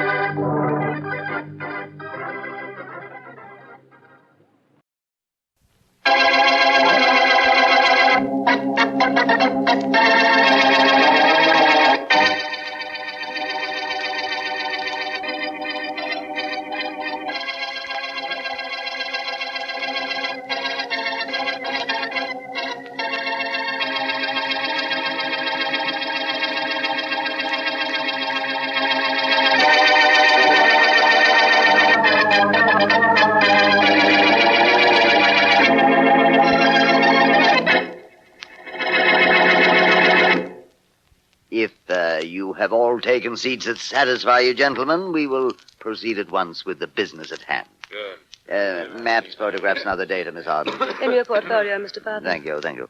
Gentlemen, we are faced with a crisis. We're in dire need of funds, and we shall acquire said funds from the Wentworth diamonds. Net profit to us, $500,000. Boss, the Wentworth rocks are too hot to handle. The main stone, yes. We have no interest in that. We shall acquire our revenue from the 24 smaller stones of the Wentworth collection. We going to take it out of Lady Wentworth's home? Lady Wentworth has only a paste copy of the diamonds in her name. The real diamonds are in the National Vaults. At 8 o'clock tomorrow morning, the diamonds are to be transferred by armored truck from the National Vaults for 2 weeks' display at the Manchester Museum. It is there that we appropriate them. They'll be heavily guarded at the museum, won't they? You will hire a dozen of the city's most capable trigger men. They'll be paid well. I get it. Rough stuff. Huh? You will lead the operations, Mr. Adams. 6 guards will stand in our way. The 2 at the front door can be subdued at trigger point. The 2 at the entrance to the gallery in which the Wentworth collection is being displayed may have to be rendered unconscious. The other 2? The other 2 will be guarding the Wentworth diamonds. They are to be killed. When do you plan to do this? I'll inform you of the exact day and time of day. In the meantime, you'll study these maps and photographs at the Manchester Museum. One more thing. There's more? Yes. We now come to that portion of our plans which involves the person known as Boston Blackie.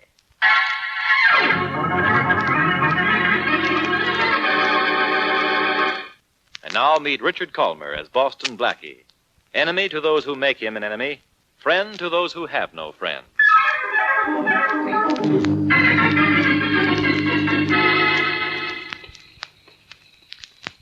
Like walking in the rain, Blackie? That's a leading question. Where does it lead? Well, right now, Mary, around the corner to your apartment. Okay. Oh, it's been a wonderful evening. Yeah. I hope the three of us enjoyed it. The three of us? Sure. You and I and the man who's been following us. Someone following us? Why? Never had a man follow you before? Oh. Did you see someone? Yes. What do we do? Keep talking. About what? Oh, anything. Tell me a funny story. A funny story. So when I get through with him, this guy following us will have something to laugh about. All right. After we turn this corner here, I'll stop. But you go ahead. Cut across the grass and keep talking all the time. Here's the corner. Now, keep going. I'll hug the wall and get this fellow as he goes by. But what if he puts up a fight? About the only thing he'll get to put up is a squawk. Now, keep on talking. I stop here. Wish me luck. I do. It was really the funniest thing that's happened to me in weeks, Blackie. The telephone rang about 7 o'clock this morning. And a squeaky little voice asked for Ozzie. All right, you, reach. Gee, boss, don't shoot. It's me. Shorty. Well, what? Wait a minute.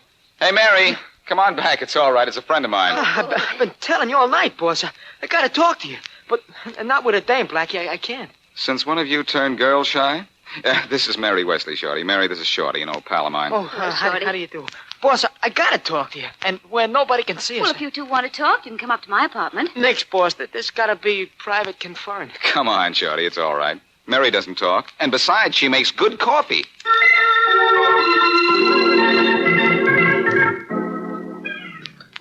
Oh. Hey, boss. Hey, you're right as a parson. This is sure good coffee. How right are you about this frame? That's what I'd like to know. Well, I told you all I know, Blackie, and that's all I know. A high-class operator is going to snatch the Wentworth diamonds from the Manchester museums. And you got it straight from one of the hoods who was hired as a triggerman. Well, from a guy who knew a guy who was hired. But I don't understand how they're going to involve you, Blackie. Well, the plan seems to be this. To dress one of the gunmen to look like me. He'll be called, Blackie several times during the holdup. Yeah, and they figure to knock off a couple of guards, see? So Blackie'll get wrapped by the cops for murder. And then to cinch it, they're planting the big Wentworth diamond in Blackie's apartment. Is this really true? Probably, but that doesn't mean it's going to work. Well, what are you going to do? I don't know. I don't know when they're planning the robbery, so I don't know when to make sure to have an alibi. This is cute. Well, why don't you try calling Inspector Faraday? When I want somebody to laugh at me, I'll tell jokes. Oh, please, Blackie, please. It's the smartest thing. Will it make you happy? Very. All right. I've always wanted a legitimate excuse to wake Faraday in the middle of the night anyway. Oh, he'll listen to you. I just know it. Like I listen to opera. Faraday's probably snoring so loud that he would... Hello? Faraday, this is your old pal Blackie. Blackie, what's the idea of calling me up this time of night? What's the matter, Sleeping Beauty? Were you dreaming you had the goods on me at last? Did you call me up to make jokes, Blackie? Because if you did, I... No. Listen, Inspector, and listen carefully. I'm not listening to anything from you. Go to bed and let me get some sleep. Wait. Faraday. Faraday. Did he hang up? Well, he didn't exactly invite me over for a midnight snack. Well, gee, boss, now what do we do? I know what you're going to do, Blackie. Leave town. Yeah, the lady's right, boss. You can't have no alibi 2 weeks long in this town. But if you just lamb out of town for 2 weeks... I don't like to take it on the chin any more than anybody else. But I'm not going to take it on the lamb. Oh, I know what you're thinking, darling. It's running away, and you don't want to run away. But please, Blackie, please do it for me. I must be getting soft. Well, it's the thing you gotta do, boss. For the lady's sake. Now, I'll get your train or plane reservations. You go to your apartment with Shorty, and I'll phone you there. I don't know why I'm doing this. I guess those looks of yours sure pack a wallop. Never mind my looks. You just see to it that you pack a bag.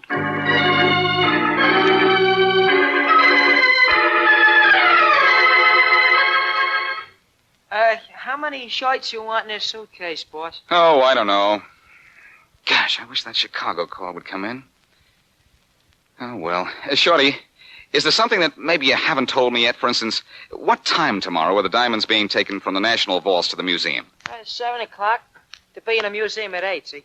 An armored car's picking them up. No chance they intend to steal them en route. They're too well guarded in an armored car.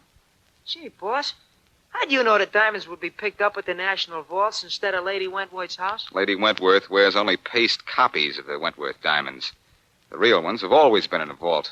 Gee, You know everything, boss. Well, I know I'm in the clear till those stones get to the museum at 8 tomorrow morning. This is probably my Chicago call now. Or the dame with the reservations on a train, maybe. Hello? Blackie, this is Mary. I couldn't get a plane reservation at all. I got a train reservation to Chicago just as you wanted, but it's not until Friday. All right, then I'll leave on Friday. Oh, but Blackie, to be perfectly safe, you have to be out of town before tomorrow morning. Look, honey, don't worry. I'll play Invisible Man until Friday. But I am worried, darling. What if they rob the museum before Friday? Then I'm in a jam. Well, if having an alibi will help, can't someone be with you all the time? You like the job for yourself? Oh, Blackie. Oh, Blackie, be serious. You know I can't meet you until 4 o'clock. That has to be a date. All right. Well, be careful, darling. And call me in the morning. I'll give you a ring at 10. See that you do. Night. Good night. Well, Shorty, looks like you and I have a chance to have a little fun.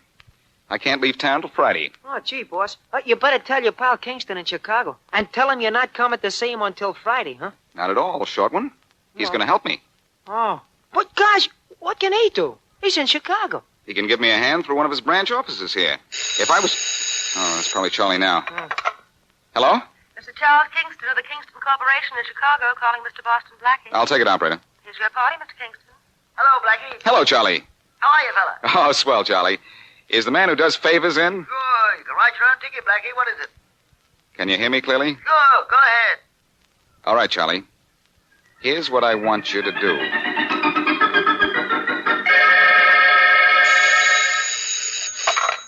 Hello? Morning, Mary. Oh, Blackie, I've worried all night long. Where are you? In my apartment. Stop worrying. But, Blackie, as long as you're in town and those... Look, Mary, everything's going to be all right.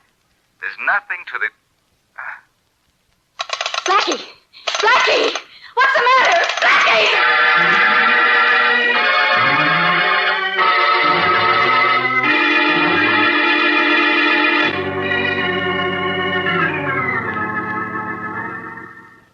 May I see the timetable of the Wentworth diamond robbery, Hazel? Here you are, Mr. Farthing. Good.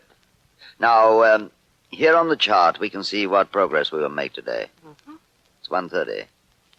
The men are here at this moment, a mile and a half south of the museum.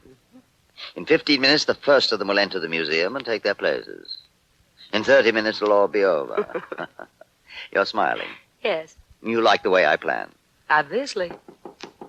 If my schedule's right, this should be Mr. Boston Blackie. Come in. Here he is, Mr. Farthing. Boston Blackie. Oh. Won't you come in, Blackie? Do I have a choice? Not for the present.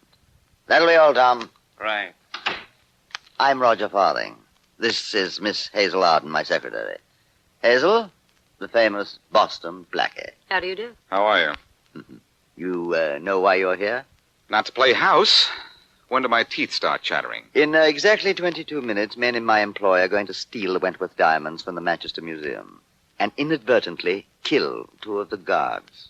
One of the gunmen will be referred to by the others as Blackie. You begin to see? Seeing is a little habit I picked up some time ago. Splendid. As you probably know, the main Wentworth diamond is too distinctive to be of value to anyone other than its rightful owner. So? So, one of my associates is placing it in your apartment shortly after the robbery, then informing the police of its whereabouts. You will be forced to remain here until it is found. You understand? Perfectly. You know something, Blackie? Nothing disturbs you. I'd like to have you on my side. You want me on your side? Believe me, Farthing. You'd be more comfortable with acute appendicitis.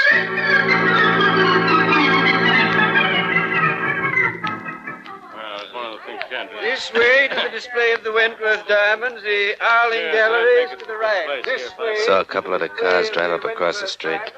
Boy should be coming through the front door in a minute, right? There they are.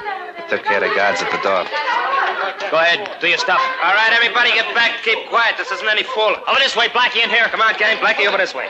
Blackie, get those 2 guards. Cut them down. Cut them down. I got the diamonds. Let's go. I shoot 'em, Blackie. And I shoot 'em. Those guards never know what hit 'em.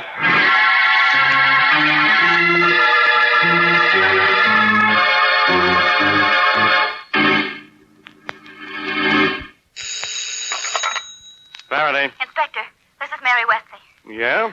You remember me, don't you? Oh, I remember all of Boston Blackie's friends, so I can identify him when we pull him out of the river. What do you want? I talked to Blackie on the phone at 10 o'clock this morning. We were cut off. I haven't heard from him since. Oh, don't let that surprise you. But I had a date with him at 4 o'clock, and he didn't show up. I'm worried about him. I think you should be. Has something happened? Plenty.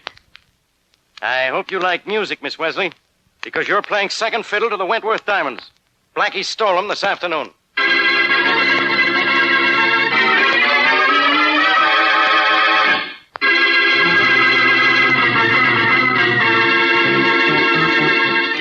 And now back to our story. When we left Boston Blackie, he was, to all appearances, hopelessly victimized by Roger Farthing's plan to frame him for the theft of the Wentworth diamonds and the murder of the 2 museum guards. As provided in Farthing's plan, the police have been notified that the main Wentworth diamond is in Blackie's apartment. And as we continue our story, Inspector Faraday knocks on Blackie's door. Okay, Blackie. Come on, open up in there. Open up! All right, Hi, Black. Inspector. Okay, Shorty. Go on, get back in the apartment. Where's Blackie? Where's the Wentworth diamond? The Wentworth diamond, Inspector? Shorty, the only time you look smart is when you're trying to look dumb. Oh, gee, thanks. Sit down over there and behave yourself. I'm going to look around for that diamond. Oh, Inspector, there ain't no jewel around here. In that drawer or anywhere else. He not only stole the entire Wentworth collection, but he killed 2 guards. And you can't get out of a rap like that with a suspended sentence. Huh? Nothing in here. Maybe this drawer. Look, Inspector, I can tell you the whole thing from the beginning if you'll believe me. Yeah? Blackie rehearse you? Look, do you remember when Blackie was... Oh, the jewel wasn't here, huh? What's this, a kid's marble? Gee. Hey, that rock's got more sparkle than a pinwheel. Yeah, this is the Wentworth diamond, all right. Now, what do you do with the smaller ones? You mean there's more? You know there are more. All around here, Uh-oh. Someone's coming down the hall. It's probably Blackie. Turn out the lights. Oh, Inspector, Turn out those lights. Yes, sir. This is going to be wonderful. Wise guy knocking on his own door. Is that a signal to you? It don't mean nothing to me. I'll open it. Blackie, are you... Oh, Miss Wesley, it's you. is Blackie here? Turn on the lights, Shorty. Oh, sure thing. Hi, Miss Wesley. Shorty, where is he? What happened to him? Well, didn't he meet you? No. And when he called me, we were cut off. I don't know what happened. Oh, gee. Okay, you two. Make yourselves comfortable. Because we're going to wait right here for Blackie. Oh, gee, Inspector, I think you're way off base. Think so, huh? Well, we're waiting here all night if we have to. Because with Miss Wesley here, I'll guarantee Blackie thinks there's no base like home.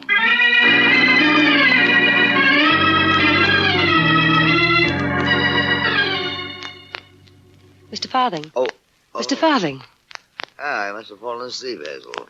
Sleep well earned. you've released Boston Blackie? Yes, yes.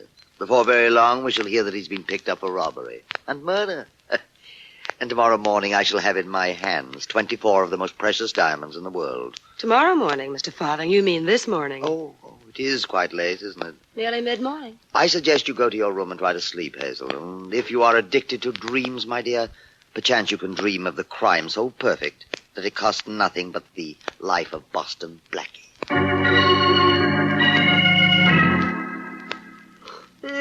Oh, gee, Inspector. It's the middle of the morning.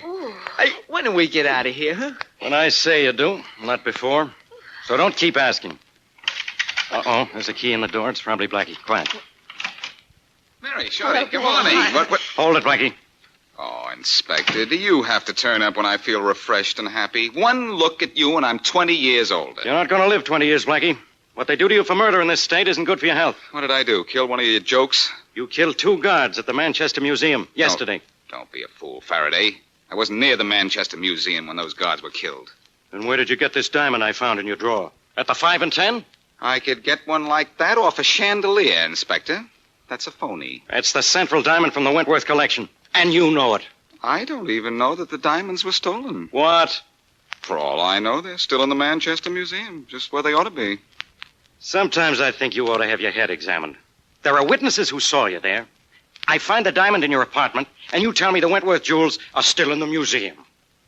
Come on, what did you do with the smaller stones? Mary, call the museum, will you? Sure. The phone number's Plaza 39613. That kind of a stall isn't going to get you anywhere, Blackie. Forget about that phone call, Miss Wesley. Make it, Mary. And don't be a dope, Faraday. Wait a minute. Oh, what'll I say? Tell the museum you're calling for Inspector Faraday. All right. I'm not going to wait around for any phone call. Where would you like to meet us, Inspector? At the Ritz or the Roni? Very funny, Blackie. But I don't need a phone call to prove those diamonds were stolen. I got one of them right in my hand. Roll that stone out, Inspector, and it'd make a nice window pane. Hello, Manchester Museum. I'm calling for Inspector Faraday. Yes, of police headquarters. They don't even know you, pal. Yes, just a minute. He wants to talk to you, Inspector. Yeah? We didn't know who I was, huh? Give me that phone. Blackie said he's been trying to reach the inspector Hello, all morning. this is Faraday Most people talking. don't know when they're well What do you off. want? The Wentworth diamonds are in their display case. What? Sure. I'll be right down. I told you the diamonds were right where they belong, Faraday. Have a nice trip down there. Mary and I are going to have some breakfast. You too, Shorty. Come on. Just a minute, Blackie. I don't fall for any tricks this easy. I'm going down to have a look at those jewels, all right. But you're going with me.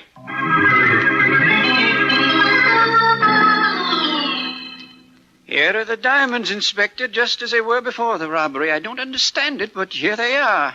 How do I know these aren't phony? I beg your pardon, Inspector, but I'm an expert in such matters. What about this diamond in my hand? It's paste.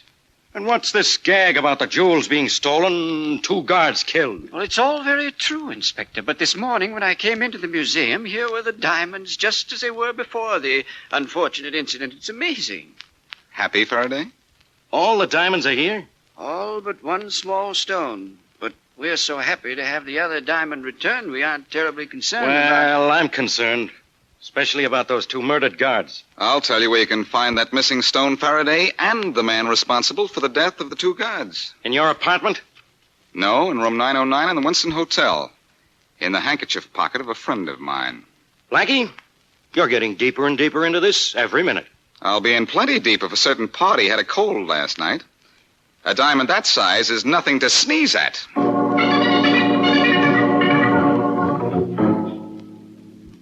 Here's room 909. Whose room is this? You'll see.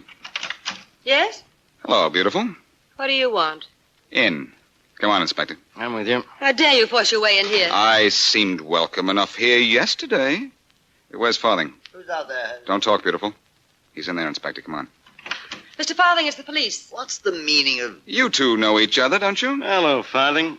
I didn't know you were in town. Oh, good morning, Inspector. I was just in town for the day on a buying trip. Buying diamonds, Inspector. Diamonds? For free. Look in his handkerchief pocket, Faraday.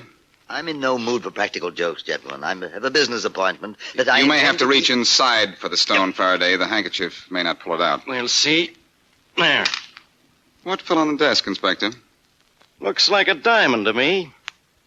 Farthing, if this is from the Wentworth collection, I'm arresting you for murder and robbery. It's from the Wentworth collection, all right. From the looks of it, I'd say the same thing. Congratulations, Blackie. Farthing, do you admit this is a Wentworth diamond? Oh, I see no reason why I shouldn't. You'll discover it for yourself in due time. I know when I'm beaten, but I don't know how. Blackie? Sorry, Farthing. That's a secret of the profession. If we of the same profession were alone... Same profession? Don't flatter yourself, Farthing. Inspector, would you be so kind? Let us have 5 minutes alone, Faraday. It's all right. I'm not the type to run away from anything once I run into it. It's entirely safe. Well, with Blackie in here and me outside the door, I guess it's okay. 5 minutes, no more. Sit down. Thanks. You're a good sport, Farthing. Sit right here. A gambler has to be a good sport. Yes, I guess he does. I'm amazed. How did you do it, Blackie? When? The diamond in your pocket? It wasn't easy. You didn't let me get close to you but once when I was here yesterday. Fortunately, once was enough. But that's so utterly impossible. The diamonds were still in the museum when you were here yesterday. That's where you're wrong, Farthing. The diamonds were never in the museum. Only a set of paste. Why?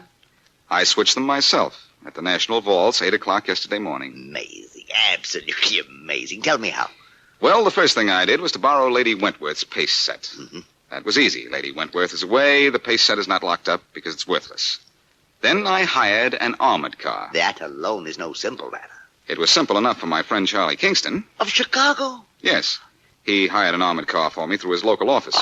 And how did you use this armored car? My friend Shorty and I dressed as bank guards and went to the delivery entrance of the vaults a little before 8 with the paste diamonds in a case just like the ones the real diamonds were in. I see. You stayed just inside the delivery entrance until the armored truck came along, then walked out with the paste diamonds and gave them to the driver. Well, that was no problem. We weren't stealing anything, just handing to the driver something he expected to get. So far, brilliant. Brilliant. Then what?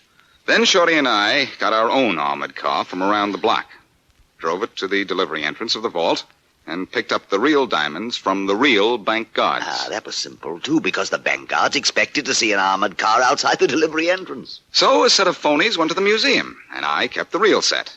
Until after your men robbed the museum.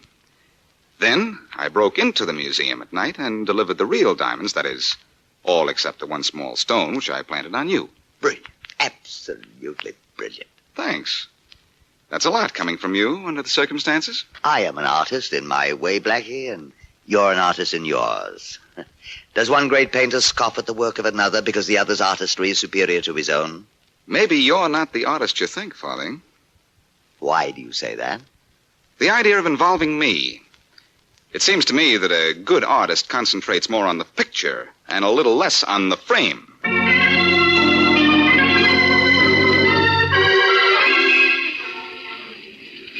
Oh, Blackie, look at those lovely diamonds in this window. Aren't those engagement rings beautiful? They sure are. Oh, how I'd love to have that one there. You would? Well, it might depend on who gave it to me. Oh. I might like you to give me one someday. Except what? Except I'd never be quite sure just how you got it.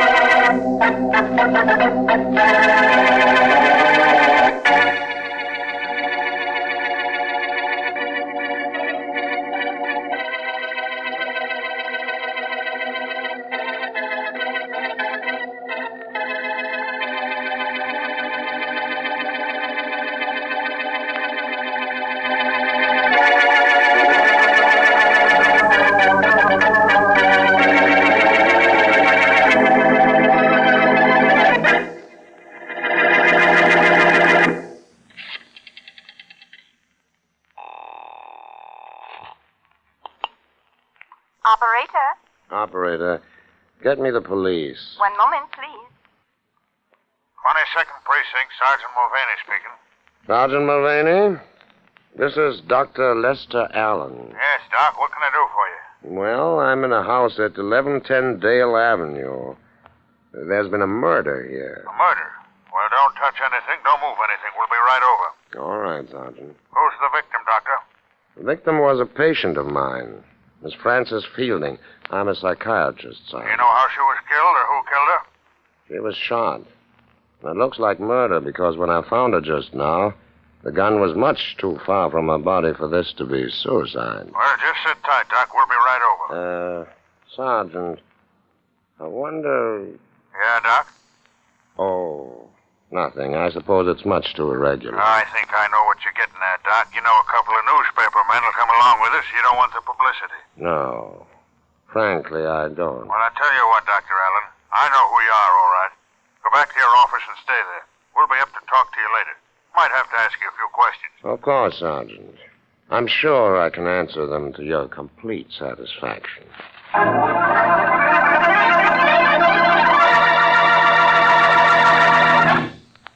And now meet Dick Calmer as Boston Blackie. Enemy to those who make him an enemy. Friend to those who have no friend.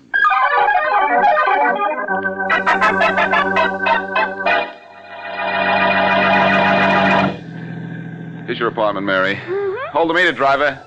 The young lady's getting out here, but I'm going on. Okay. Blackie, look across the street. Hey, looks like a sighting of some kind, Mary. I wonder what it is. It is not for us. I know, not... Hey, that police car over there, the one in front. That's Inspector Faraday's. Oh, now I know what kind of excitement it is. And that is for us. Come on. Here, driver, keep the change. Thanks. Come on, Mary. Oh, golly, do we have to, Blackie? Does water have to run downhill? That was a foolish answer. That's what a foolish question deserves, they tell me. Okay, darling. There's Inspector Faraday coming out to his car. Good. Now we won't have to waste time finding him. Hello, Faraday. Who's that? Who would you expect to turn up about this time? Blackie, I might have known it was you. Hello, Inspector Faraday. What are you doing in my neighborhood? Hello, Miss Wesley. What's murder doing in your neighborhood? Murder, Faraday? Yeah, in that house there. A girl by the name of Frances Fielding. Now, don't look at me, Faraday. Mary and I were at the Mercedes restaurant tonight, and I have a dozen witnesses to prove it. The girl was killed about 8 o'clock. I suppose you were at the Mercedes then? Yes, we were. See anybody around here before you went to eat? I didn't. I didn't either. Oh, wait. I met Dr. Allen here. In fact, he went right into this house. He was going in to see a patient, he said. Remember, Mary? Hey, that's right. Dr. Allen, huh? Dr. Lester Allen, the psychiatrist. I think I'll go over and have a talk with him. Faraday, you don't think that... I do think, Blackie. That's something you don't give me credit for. That's something that's going to get you in trouble someday. Someday? I'll see you later, Blackie. Much later, I hope. But, Faraday, you aren't going to pin this on Dr. Allen, are you? Not unless he did it. Well, he didn't. I've known him for years. Well, then, maybe that's why he did it. Knowing you has made him tired of going straight. I like that. Do you, Inspector? Well, Dr. Allen's a nice guy. If you're going to see him, I'm going with you. How do you like that?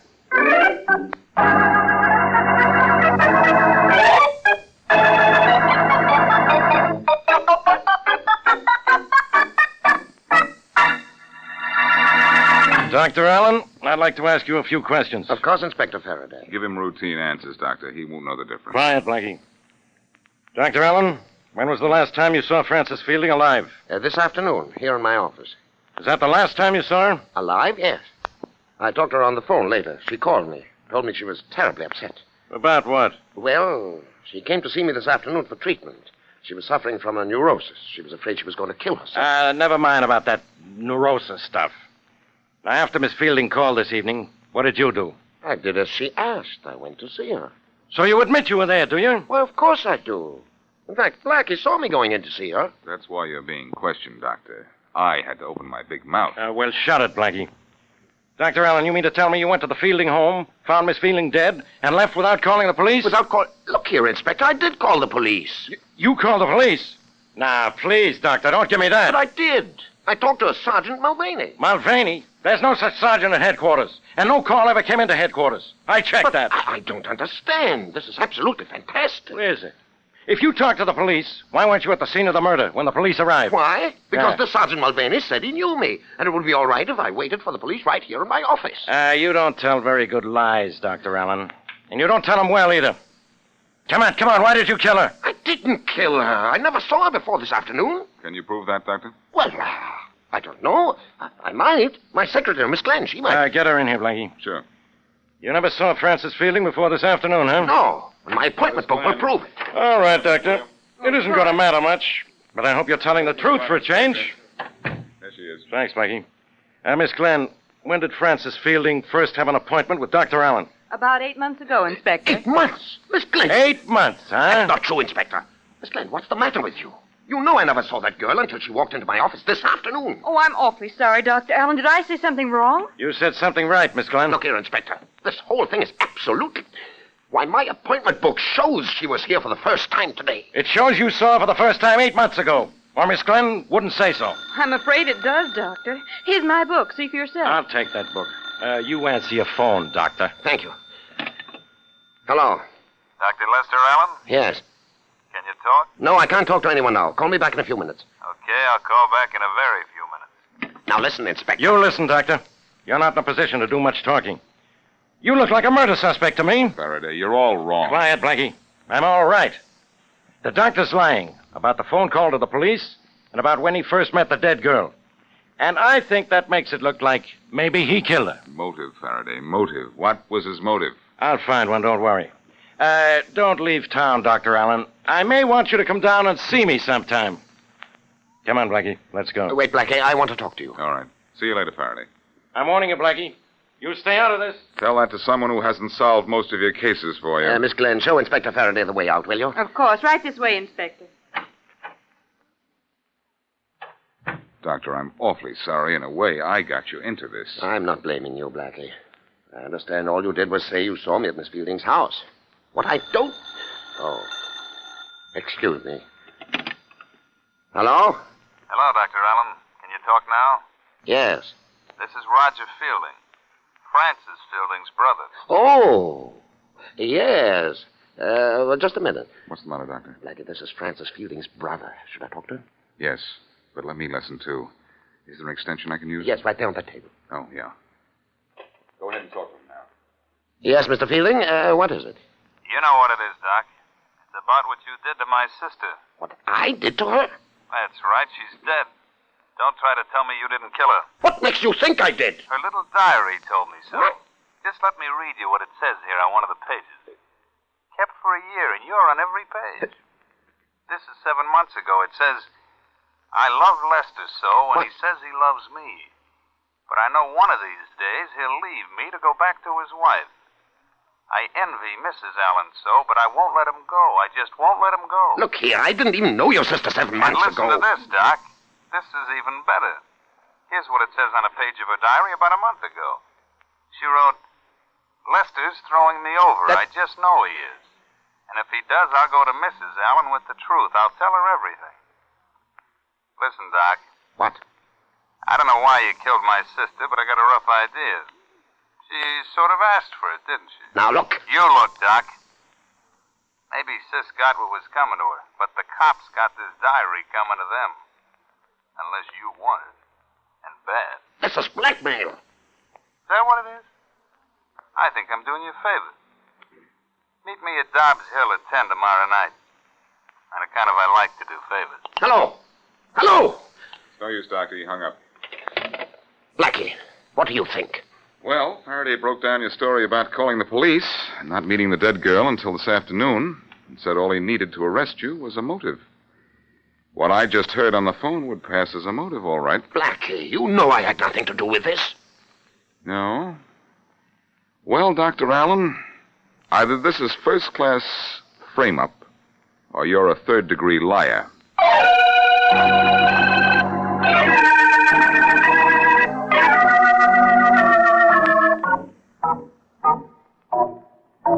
Golly, Blackie. The Fielding home is spooky enough upstairs. Do we have to stay down here in the basement much longer? Only until we find telephone wires that look as if they've been tampered with. Okay. What will that prove, Blackie? Well, Doctor, when you made your call to the police, you got through to the operator, all right, didn't you? Yes. A bit before you got the police, there was a long pause, huh? Yes, quite long. Then the Sergeant Mulvaney answered. But there's no such person on the force.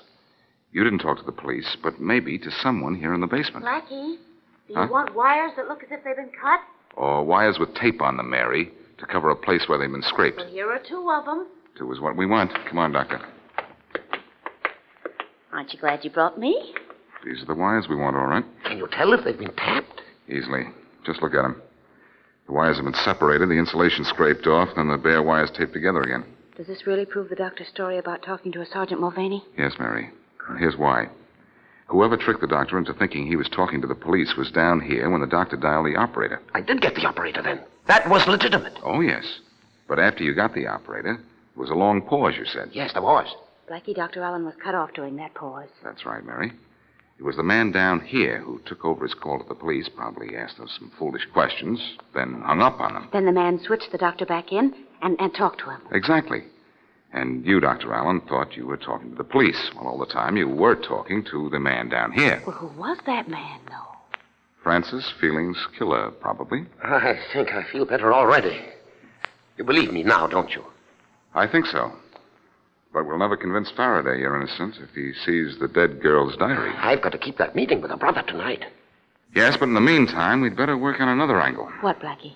The reason for the girl's death. What would be a good reason? Well, money, if it's enough.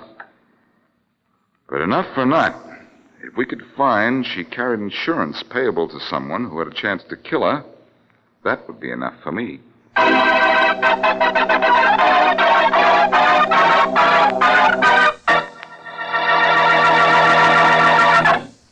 Now back to Boston Blackie.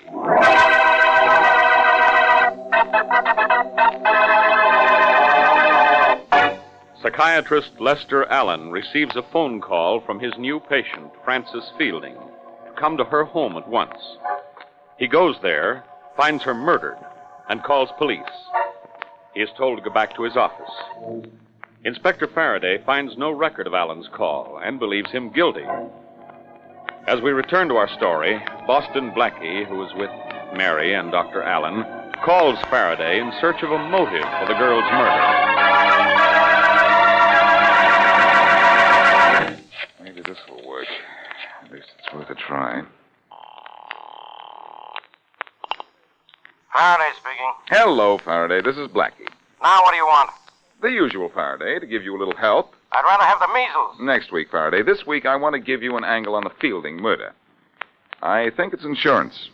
Blackie, I don't know how I'd get along without you. I do. Not very well. You know, it's amazing that you'd think of insurance at a time like this. What's amazing about it, Faraday? If you were any kind of a cop, you'd have thought about it long ago. I thought of it last night. Is that long enough ago for you? Well, Faraday, you're improving. What did you find out? None of your business. What are you doing, Faraday? Faking? I'll bet you don't know a thing about the Fielding girl's insurance. Bet you never even thought of it. Oh, I didn't think of it, huh? Well, a copy of the policy is right here on my desk. I don't believe it. You don't, huh? All right, listen to this. I'm listening. She had an accident policy with $5,000 for accidental death. Mm-hmm. She took it out 2 years ago and collected on it 5 months ago for a broken arm. And now all the money from the policy goes to her grandmother in Mexico City. Oh, her grandmother, huh? Yes. And if you think her grandmother killed her, think again. Because she's a 97-year-old invalid and hasn't been out of Mexico City in 30 years. Well, wise guy, don't bother me with your bright ideas. Faraday. Faraday! He hang up on you, Blackie? He sure did, Mary. Was she killed for insurance? No. Oh, gee, so now what? Now, Mary, you're going home to see a bed about some sleep, and Dr. Allen and I are going to Dobbs Hill to see a man about a diary.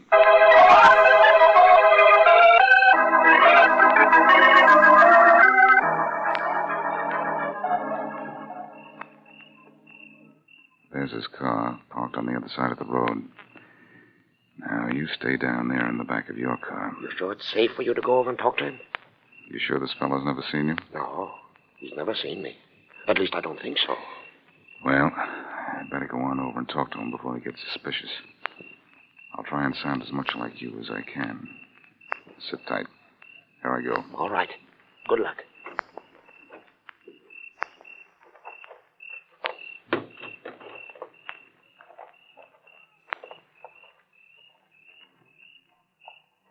Roger Fielding? Yeah. Dr. Allen? Yes. How are you, Doc? I don't know. Let me see that diary. Sure. Here you are. This is the original. Thanks. Don't bother trying to run off with it. I've got photostated copies. Get me? I got you. I want you to notice something, Doc. She wrote in her diary every day. Every single day. Yes, so I see. And every day, every single day, she wrote about Doc Allen. Nice diary, huh? Pretty incriminating. Pretty valuable to me. It's her handwriting, and she kept it about a year. Hold it. I want to compare the writing with the note she sent me asking for an appointment here. All right. Yeah. She wrote the diary, all right? Sure she did. Now, I'm not asking much, Doc, only a little. Now. And later? A little more. And after that? Oh, whenever I get a little pushed for cash, then either you come across with the money like a nice guy, or I take this diary to the cops. What for? What for? It gives you a pretty good reason for killing it. Yes, it does, Fielding. There's only one thing wrong with it. What's that?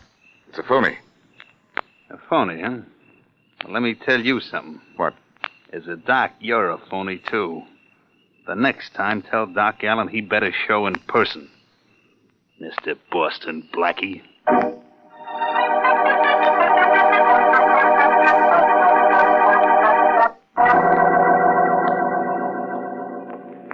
still sorry I couldn't fool that guy, Doctor. Well, it was a nice try, Blackie.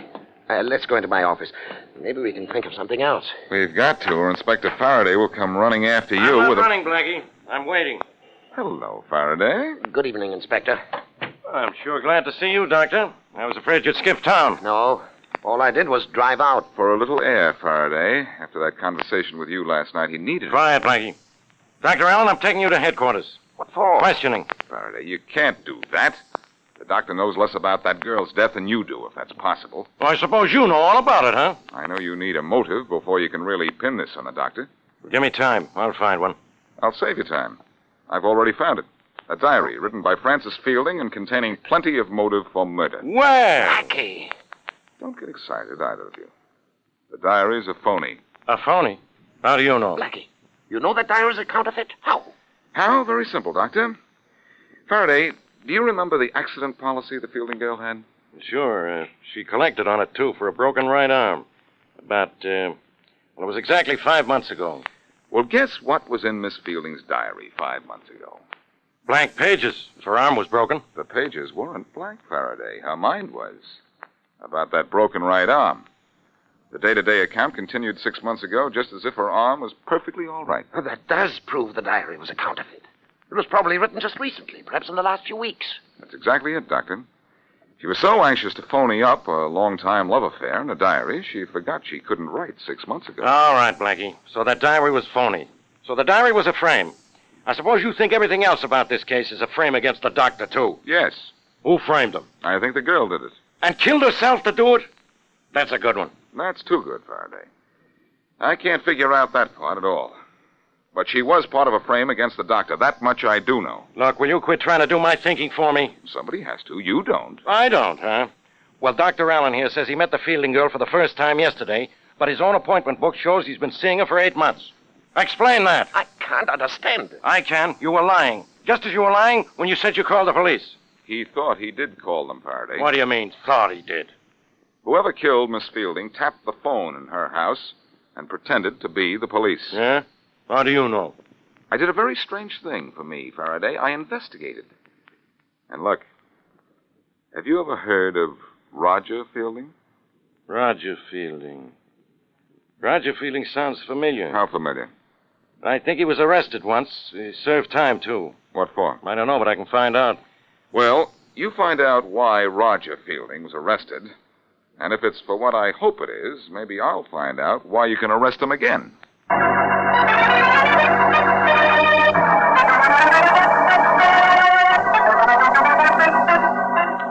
Who are you looking up in the phone book, Blackie? Catherine Glenn, Mary, the doctor's secretary. Why? Well, Faraday found out that Roger Fielding used to work for the telephone company. Went to jail for stealing payphone collections. I knew he was responsible for this frame-up as soon as he flashed the phony diary, but I wanted to make sure. Oh, I see. And when you found out he'd worked for the phone company at one time, you figured he knew how to tap the phone in his sister's house. Right. Let me see. Yeah, and the only thing I have to prove now is that Catherine Glenn was working with Fielding. And, of course, she phoned up Dr. Allen's appointment book. Ah, here's the number. Darling, where's Dr. Allen now? At headquarters, poor guy.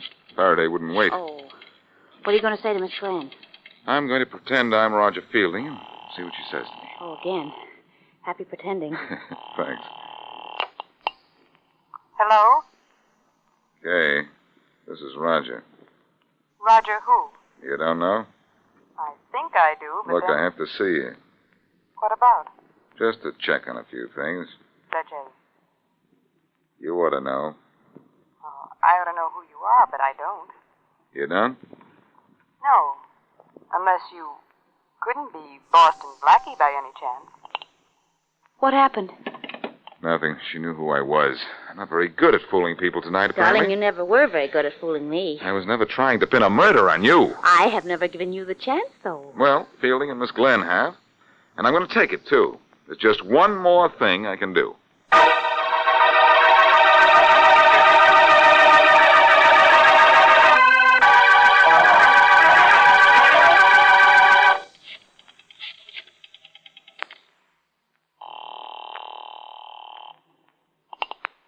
Hello. Roger, Yes? this is Kay Glenn. What's the idea of calling me? Look, I'm scared. About what? I don't want to tell you over the phone. I'd better wait till I see you. What's the matter? I'll tell you later. All right. Can you come right away? Yes. Well, hurry before it's too late.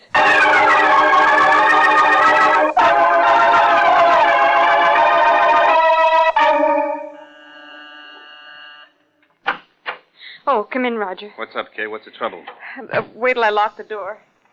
Kind of jumpy, kid. What's the matter? Nothing. I just want to talk to you. What about? About how things are going. You know the answer to that yourself. Great. But I'm upset. Why? Because of Frances. Well, why be upset about her? Because... Roger, why didn't you tell me you were going to kill her? That's what I'm really upset about. That? Well, I didn't see any point in telling you about that. Or Frances either, of course. In fact, it was sort of a spur-of-the-moment thing.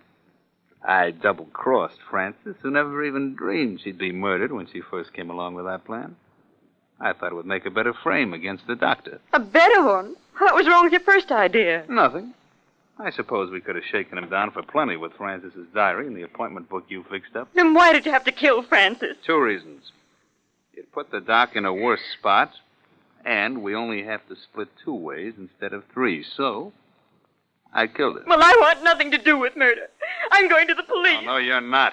I killed Frances to make the frame against the doc a good one, and I could kill you and make it perfect. You go to the police, will you? No, you won't. You won't. Inspector! I'm calling a cop, huh? You so you don't call...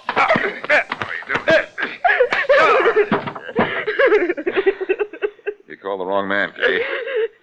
I got here first. Oh, thanks, Blackie.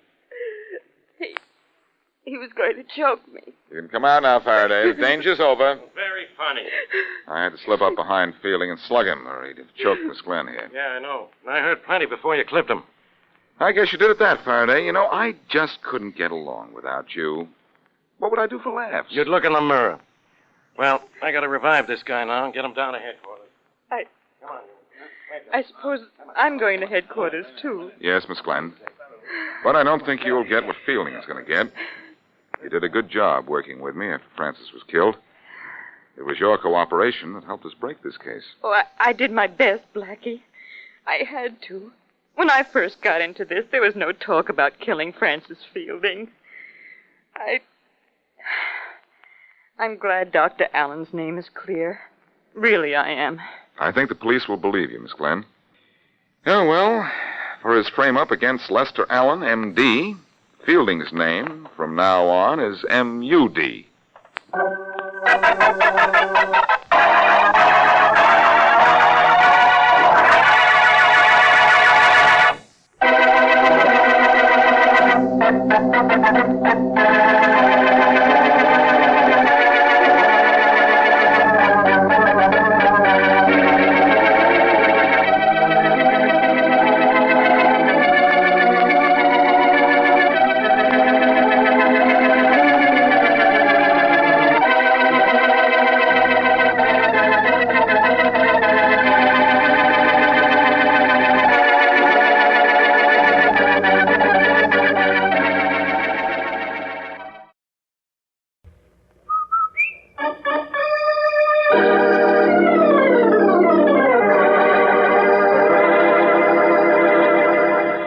Brothers, makers of Rinso, R-I-N-S-O, Soapy Rich Rinso, presents Boston Blackie, starring Chester Morris.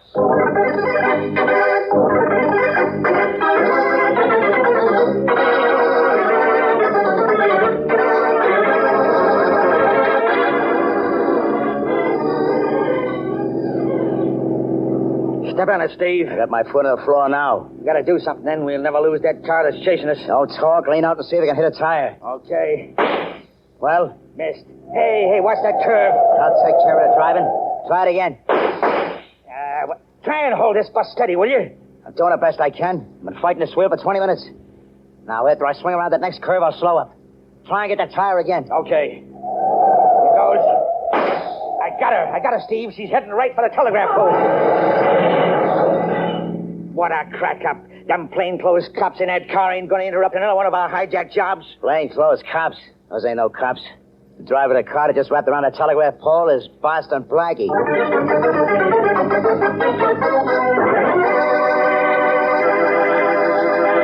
In a moment, we'll meet Boston Blackie, enemy to those who make him an enemy, friend to those who have no friend. But first, a fashion note for summer. The spotlight is certainly on cotton, and that's not just my idea. I was looking through a couple of those fancy fashion magazines, and every page had something about crisp, colorful cotton dresses, cotton evening things, daytime dresses, and so on. Well, speaking from the man's point of view, I'm for it. Those printed cottons are certainly mighty pretty. And speaking from the soapy rich Rinso's point of view, it's easy as a breeze to keep them crisp and colorful. Rinso's rich suds are gentle and safe for washable colors, leave their bright colors gay and sparkling week after week. And it's so easy to do a Rinso wash, a short soaking, a few quick finger rubs on extra soiled places, and your clothes are ready to rinse. Really Rinso white and Rinso bright, too. So next wash day, be sure you have Rinso on hand to give you a hand. And now, here is Chester Morris as Boston Blackie.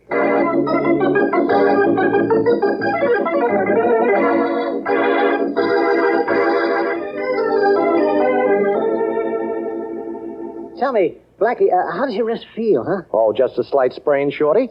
But we're lucky. We might have been killed when those thugs got our front tire last night. I thought for a moment we were killed. Hey, Blackie, let's stay up here in your apartment and mind our own business for a while, huh? At least until I get over that shaking up I got. Well, we weren't looking for trouble. We were just driving along and... Yeah. I know. Always that and. That's what gets us into more jams. All right, so we went for a drive. Nothing unusual in that? No, but why'd you have to notice that big sedan was parked right in front of a truck and two guys were holding up the driver? Well, I always feel sorry for the guy on the other end of a gun. Yeah, but listen, boy, if you want to listen to... You too, Shorty. Up high, way up. Yeah, all right. I cover, Mike. Okay. So the crack-up didn't kill you guys, huh? The boss sent us to find out. You have more lives than a cat, Blackie. Yes, I've got 10. That means you rats better look out. Hey, that's good, ain't it, Blackie? It's wonderful, Shorty. Say, what are you mugs doing here? The boss didn't like the idea of you interfering with that hijack job last night. Oh, well, I don't like the idea of having my car wrecked either, Stooge. We ain't interested in what you like. We got a pretty good setup, Blackie. Well, I'm so glad. That's fine. Yeah, we got a lot of meat tied up, and we're getting good prices for it. Well, what do you want me to see me about? What's the catch? The boss wants to know if you want in on the racket. What? Yeah. See, he don't want no more interference from you. That's the catch. Oh, black market, huh? Well, if I say no, what does the boss say? He says we should give you a little treatment. Oh, and by the way, who is your boss? Never mind. Well, how do I know your boss is a reasonable guy? Hey, where you going? Now, don't be scared, Stooge. You know, I always talk when I'm thinking. After all, you're the one that's got the gun. Yeah, that's right. Well, boys, I finished thinking. I guess I have no choice, huh? Well, tell the boss I'll go along with him. Now you're talking sense. Well, I guess that makes us partners, huh, boys? Say, how about a little drink on that? Yeah, I'll take a snort. Fine. I'm sorry. All I've got is bourbon. That's okay with me. Uh-huh. With soda? Yeah. Well, come on, boys. I'll build you a couple. Say when, Steve. When? Look, I gotta hold this gun on you, Blackie. It ain't that I'm impolite. It's just that I'm careful. You flatter me. How much soda? Gee, I never had it with soda before. Really? You haven't? Well, you're going to get it. All right, give it. All right, Shorty, I'll take care of this one. Okay, boss. Okay, I got his gun. Why, you... All right, take it easy, Steve. Now, cut out the nonsense. I've got your gun. Now, be a good boy. You wanted an answer for your boss, huh? Well, you have it. Now, get out of here. And in the future, boys, remember, never drink during business hours.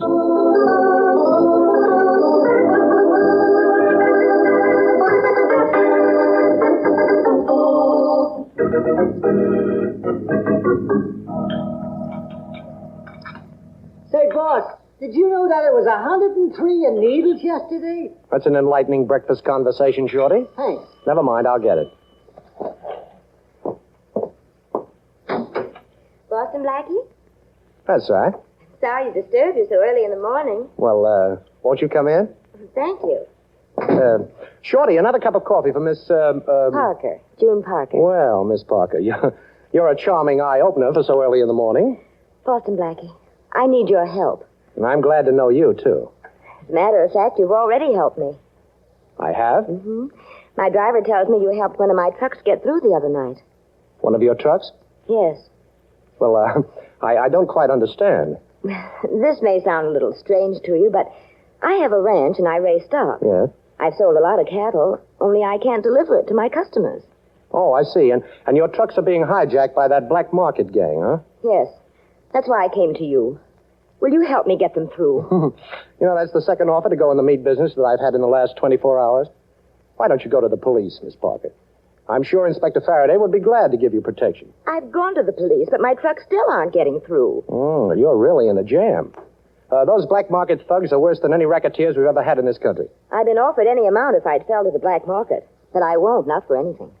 Of course you won't. Then you'll help me? Now, look, Miss Parker, it isn't only helping you, it's helping me. It's helping everybody. The black market is one of the biggest things we've ever been up against. And you're fighting that black market. You're the kind of a girl who's helping win this war. Coffee's ready, boss. Forget the coffee, Shorty. We've got a job to do. The biggest job we've ever done.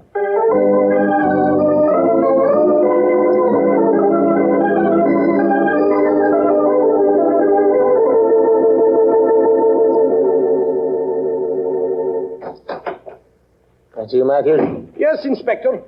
Yeah, I'll be with you in a minute. Got to finish writing this letter. Hey, Matthews, how do you spell stupidity? F-A-R-A-D-A-Y. F-A-R... Oh, it's you, Blackie.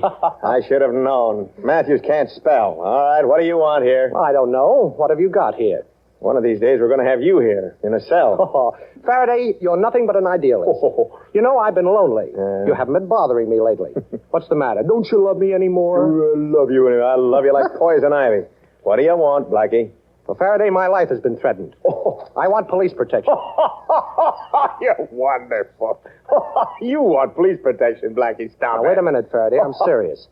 There's a gang after me, and they're not fooling. Poor little Blackie. I'd like to see the gang that you couldn't handle. What is this, a gag? No, wait a minute. I'm on the level. Blackie, you're breaking my heart. You've never been on the level with me in your life, so why should I start believing you now? Oh, so you won't give me police protection, huh? Don't make me laugh. Okay, Faraday. That's all I wanted to know. Blackie wants protection.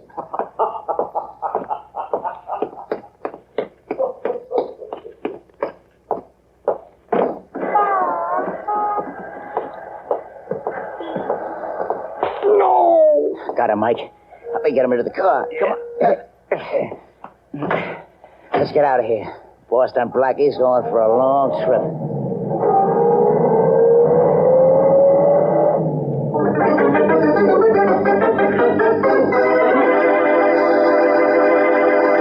Well, it looks as though Boston Blackie's in a pretty tight spot, but Blackie is also a pretty resourceful individual, so just wait and see what happens. We used to have a nice hand-embroidered motto hung up on our wall that said, "True friends are like diamonds, precious and rare." How well that applies in wartime to the washing machine. Yes, ma'am, if you're lucky enough to have a washer, keep in mind that it's your true friend and take care of it. One way is to follow the advice of the makers of 33 leading washers and use Rinso. You see, Soapy Rich Rinso gets out more dirt. And with such a short run, it's easy not only on your clothes, but on your washer. And Rinso results are something to see. All your white clothes gleaming, sparkling. Sure, Rinso White. And colors washable, Rinso Bright. So be sure to put Rinso, R-I-N-S-O, right on top of tomorrow's shopping list. And now, back to Chester Morris as Boston Blackie.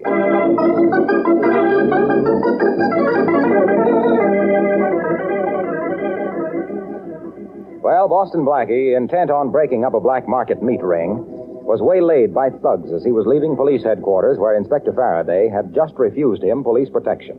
Blackie has been thrown into a car. Hey, Steve, he's coming too. Must be this country air. Stop the car. Okay, let's get this over with. I'll take the gag out of his mouth. Yeah, nobody can hear him out here. Thanks, Steve. I want to get my necktie back anyway. The best one I got. My girl gave it to me. She's a redhead. Says it matches her hair. It's too bad she ain't a brunette. You just don't like redheads. Hey, never mind putting on your tie now. Leave it there in the seat and let's get this job over with. Come on, Blackie. Can you talk? Well, what is this, the end of the line? No. This is where we transfer. Okay, boys. What's the score? 2-0, and you're the nothing. Blackie, can you stand up? Well, I'm not so sure. Well, you better stand up while you can, Blackie. You're going to be laying down for a long time. You have a charming sense of humor. You had a chance to join up with us, Blackie. You nixed it, and now you're getting rubbed out. Oh, boss's orders, huh? Yeah, and besides, it gives us a chance to get even for that soda trick yesterday. I see. Get over that fence, Blackie. Say, what is this, an obstacle course? Yeah, and you're the obstacle. Hey, Steve. Hey, what's that over there? Huh? Nothing. It's just a cow. That happens to be the cow's husband, gentlemen. Gee, a bull. Hey, if a bull sees red, he goes crazy. What's the matter? You scared, Mike? Now we gotta finish our job. Okay, Blackie? Anything you want to say? Any last request? Well, I'd like to start running, gentlemen, if you don't mind, and I'm sure you would, too. What? That bull's coming this way, and fast. Hey, he's after me. Thanks for the gun, Steve. Hey, let's get out of here, will you? Don't worry, Steve. The bull's after Mike. You see, I stuck his own red necktie in his back pocket.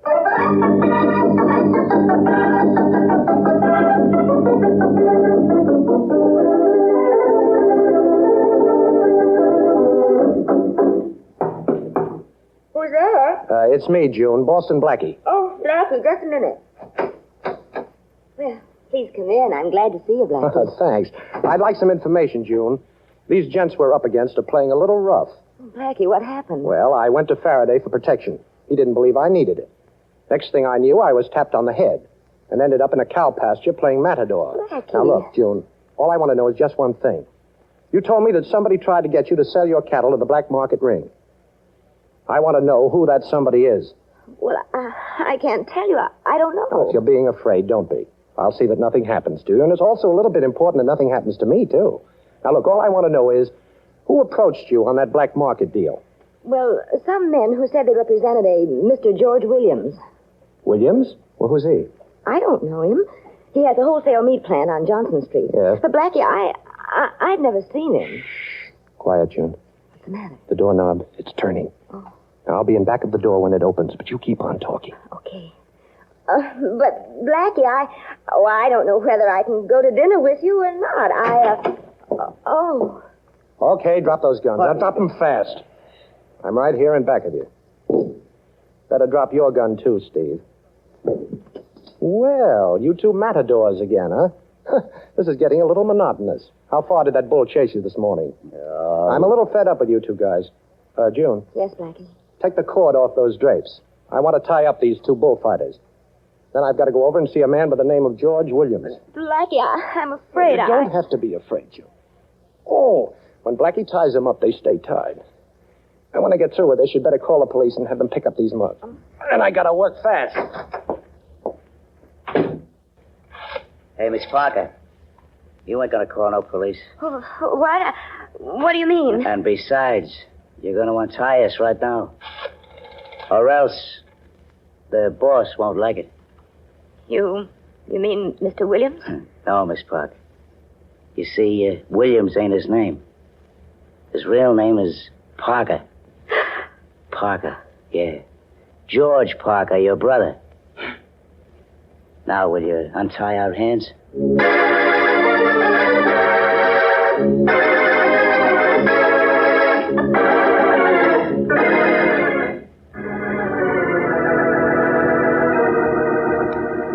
I don't know what you're talking about, Blackie. I operate a legitimate business here. I sell only at ceiling prices. I came up here to tell you I'm tired of being kicked around by those two mugs of yours. And also that you're going to lay off June Parker. June Parker?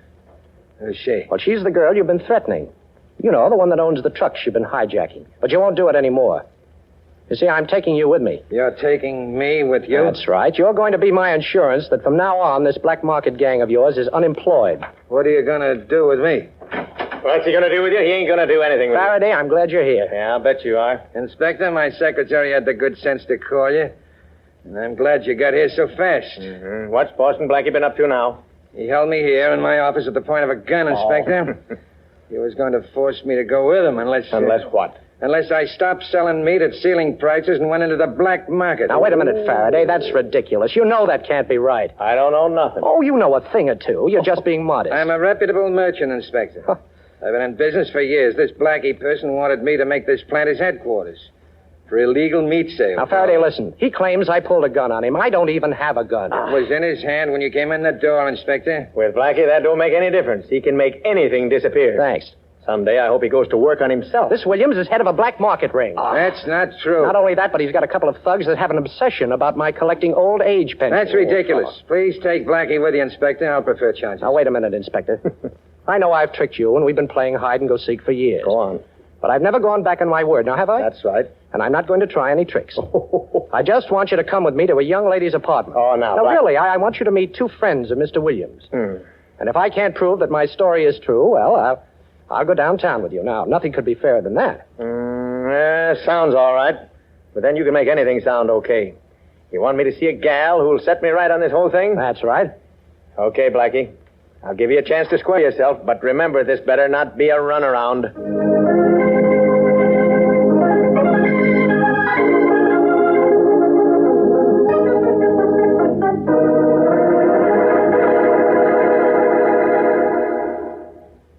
This is the apartment, Inspector. Come on in. Who is it? Oh, it's me, June. It's Blackie. I'm here with Inspector Faraday. Who? Inspector Faraday. Wait a minute. I'm coming. Well, hello. Hello, June. Would you mind telling the inspector about that black market ring that threatened you? What black market ring? Well, you know that the... June. I'm Miss Parker. And who are you? That's all, Blackie. I've heard enough. June. Now, what happened to those two men I left tied up here at your apartment? Inspector, who is this man? Don't you know? He says he's a very dear friend of yours. Why, I've never seen him before in my life. And now, will you excuse me, please? Okay, Blackie. We made a deal. This gal who was supposed to explain everything claims she never saw you before. Come on, let's go. No, I can't go with you, Inspector. I've got to find out what this is all about. Sorry, Blackie. Figure it out while you're waiting trial. Faraday, will you listen? This girl is lying, and I can prove it. If you give me time. I'll give you time, Blackie. You're coming with me. And keep your hands where I can see them. Now, come on over here to the telephone. I'm going to get you an escort downtown. Okay, Inspector, but you're making a great mistake. According to you, I always make them. So what's the difference? Remember, Blackie, I'm keeping my eye and my gun on you. Get me, please, headquarters. Blackie, stop playing with that telephone cord. You make me nervous. I'm not playing with it, Inspector. Get that wire off my gun, Blackie. Hey, stop you twisting that gun. You're breaking my wrist. I'm sorry, Inspector. Now let go of the gun. You're going back on your word. That's You're better. going back on your word now. You never did that before. Well, I'm sorry, but I've got to be free to get the head of that black market ring. And put a ring right through his nose.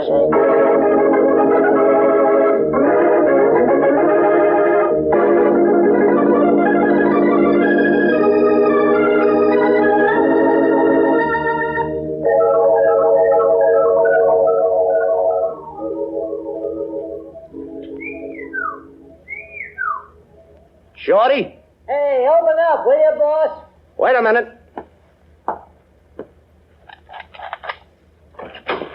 Come in, Shorty. Well, Oh, what are you doing here?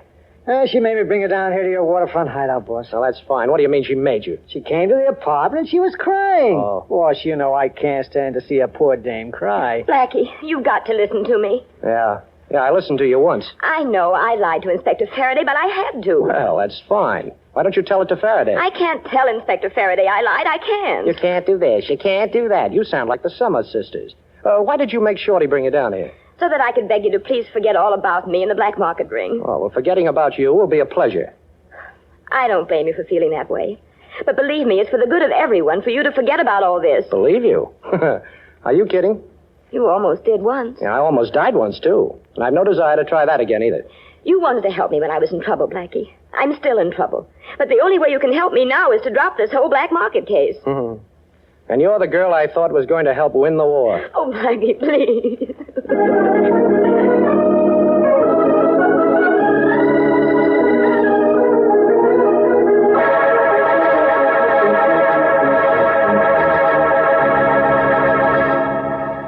Joan, there's no point in your coming here to see me. But, George, I didn't even know you were here in the city. And then to find out what you're doing. How in the world did you ever get started on this? Just why should I explain that to you, June? I can't understand you. And Dad couldn't either. When you ran away from the ranch 5 years ago, you broke Dad's heart. And not hearing from you after that didn't help any. I don't see why you should complain. Dad left the ranch to you, didn't he? Yes, but what else could he do? But it's worked out all right anyway. You've done a good job, June, raising good cattle. That's helped me in my business. But black market, George. You call that a business? I don't go for those names. All I know is I'm making money. And incidentally, June, it wasn't in my plans that you should know who I am. And it's your own fault that you do. You got mixed up with this Boston Blackie, and I had something to do about it. Well, this is convenient, finding the two of you here together. Boston Blackie. Well, now who wants to talk first? You, Williams? I got nothing to say to you, Boston Blackie. Oh, I see. How about you, June? I can't tell you anything. Well, let me tell you then. Williams, you ought to pick smarter stooges. Or I might say you ought to pick a dumb stooge, one who can't talk. You see, Steve talked. With a little persuasion, of course, but he talked. So, Williams, I know that you're really Parker, June's brother. But, Blackie, Now, June, that explains a great deal, too. Of course, you made Faraday very happy by pretending not to know me, but you didn't make me very happy. Oh, please, Blackie, you've got to listen to me. Look, I didn't know that my brother was going under the name of Williams. And when I found out, I was so stunned, I didn't know what to do. Except I knew I couldn't turn him over to the police. Now I know he deserves to be. Swell sister I got, huh? Yes, I think so. Blackie, you said it was very convenient having two of us here. Well, I think it's very convenient having the two of you here. And this gun is very convenient, too. Put them up, both of you. Georgie, did anyone ever tell you what happens to little boys who play with fire? Both of you stuck your noses into my business. June always did, and I'm used to that. And anyway, she's my sister, but I don't have to take it from you, Boston Blackie. Well, you have something there, Georgie. Not to mention the gun. June, would you please leave the room? If I'm right in supposing what your charming brother intends to do with me, it won't be very pretty. George, you wouldn't. Now, please, June, do as I say. But, Blackie, Please, June. Oh, it's all my fault. I got you into this. I didn't know that... Oh, my own brother.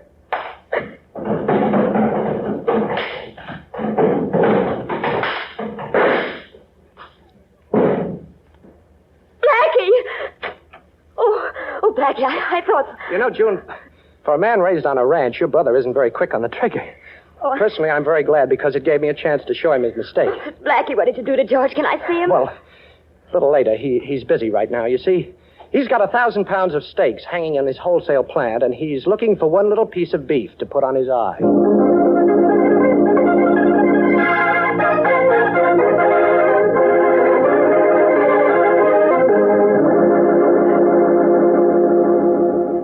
Yeah, Blackie, I guess I'll forget about you going back on your word. Good old inspector. I had a pretty good reason, you know. Yeah, I know. Anyway, you broke up this black market ring, and I get the credit. Thanks. You know, sometimes I find it kind of hard to hate you. Well, keep trying, Inspector. You know you're much prettier with a worried look on your face. You know, this thing kind of calls for a celebration, Blackie. Yeah? You and I break up a black market gang, and 1 million people can buy beef at reasonable prices. What do you think we ought to do? Well, let's see, Inspector. How about coming up to the apartment for a home-cooked steak dinner? Shall I bring anything? Yes. Points.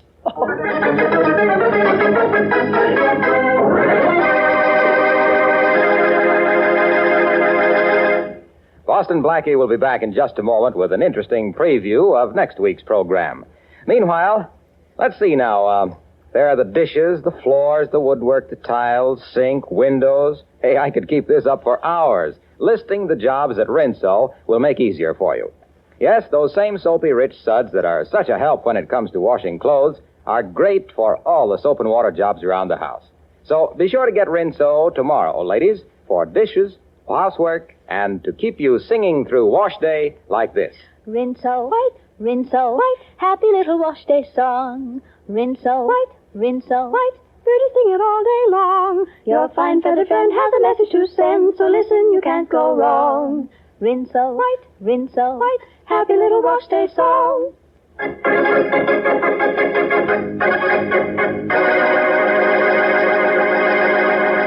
Yeah, Matthews, I know the guy's dead. You said that. Now listen, did you find the gun? Sure, we found it.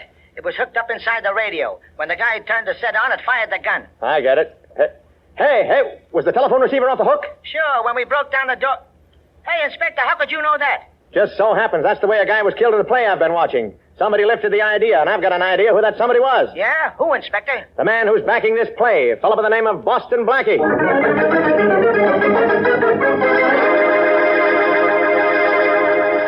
Tough luck, ladies. I mean about choice cuts of lamb going back on rationing. Means you've got to be smarter than ever at figuring ways to fix the meals your families want, especially since you don't have as many points as you used to.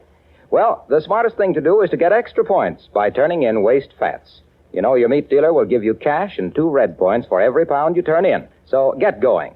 You'll be doing yourself a favor and your country an important service. For used fats are urgently needed for military medicines, armaments, and a host of things so necessary to win this war.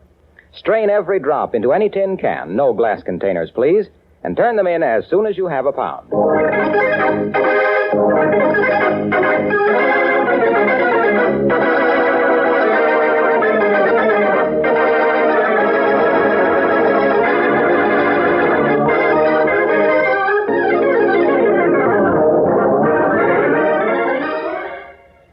Be sure to listen at this same time next week for another exciting adventure with Boston Blackie.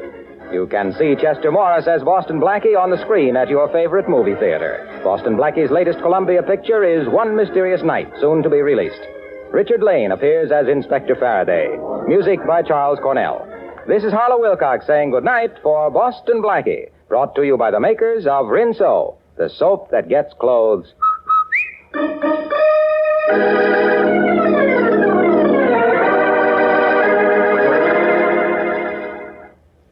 Hi, this is Greg from An Evening of Old Time Radio. Hope you're enjoying the video and the old time radio shows. If you're watching this on any other channel than An Evening of Old Time Radio, you should be aware that the channel owner has stolen this audio track from one of my videos and uploaded it with a different background as if it were their own. Again, this video and this audio is from my channel, An Evening of Old Time Radio. On with the show.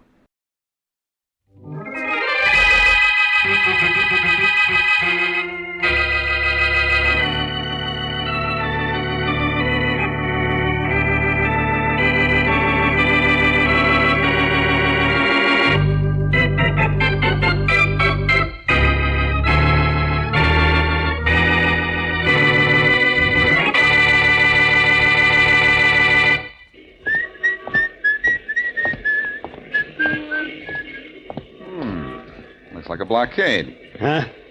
Okay, blockhead, move out of the way, will you? Why should I? Well, you're too big to squeeze by, and I want in. What do you want in for? I want to see the boss. And I want to go to the White House and see the president. Who are you? Boston Blackie. Yeah? Yeah. Well, why didn't you say so? Come on.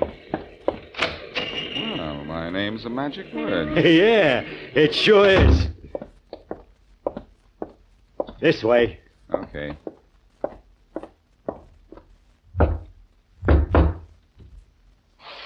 Yeah? Harry? Uh-huh. This guy here is Boston Blackie. He wants to see the boss. Open up. Sure thing. Harry will take you the rest of the way, Blackie. Thanks. Goodbye. You're certainly giving me a royal welcome, Harry. Sure thing. You follow me. I'll have to, or I'll get lost in here. I didn't bring my compass. You may be gonna need one to get out. Talk tough like that on the outside, and you're the one that's gonna get lost. Now, look.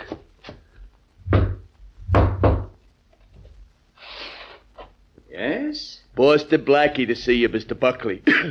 Oh, that's fine. Come right in, Blackie. Boss says come right in. I heard him.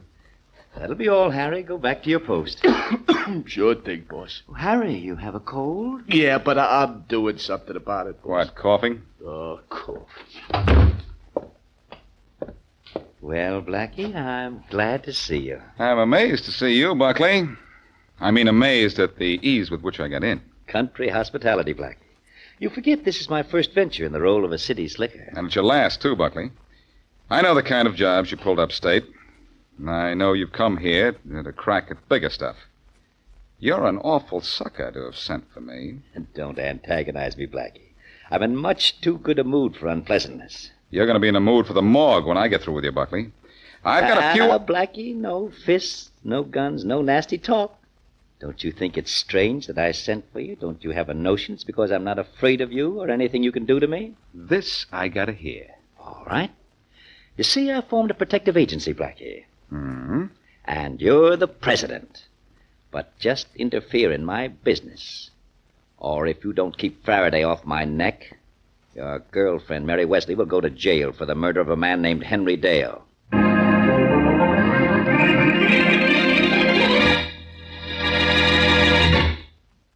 And now back to Dick Calmer as Boston Blackie. Enemy to those who make him an enemy. Friend to those who have no friend.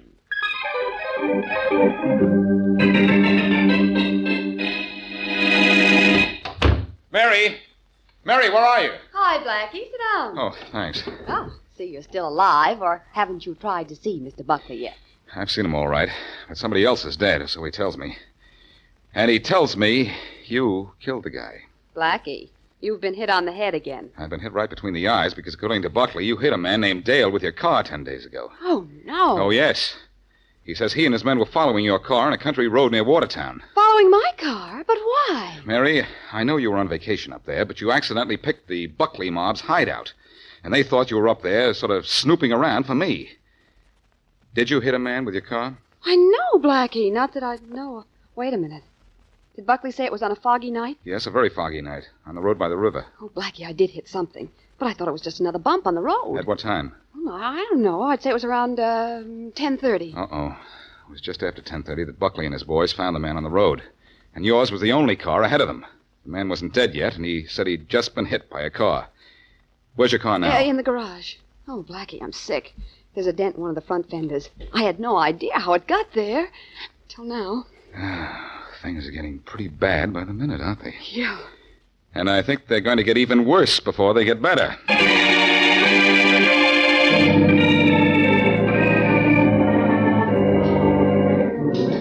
So you want me to tell you what made that dent in this fender, hey, Blackie? You guys in the Motor Vehicle Bureau can tell those things, can't you, Wills? Usually.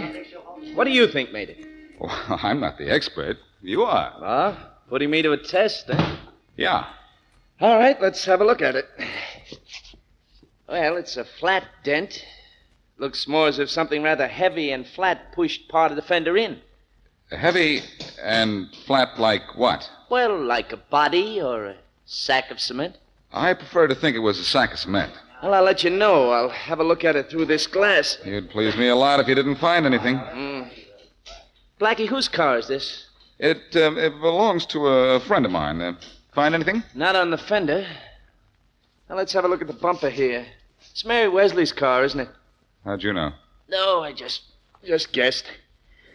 Sorry, Blackie, but I'm afraid Miss Wesley's in trouble. Uh-oh. What'd you find? Enough to prove without any question that this car hit someone. And I can tell by the look on your face that whoever it hit is dead. That's right, Sergeant. Well, I'll have to hold this car and send a report to Faraday. It's... No, wait. What for? I'll drive it down to Faraday myself. And Wills. Yeah? It's the toughest trip I'm ever going to make.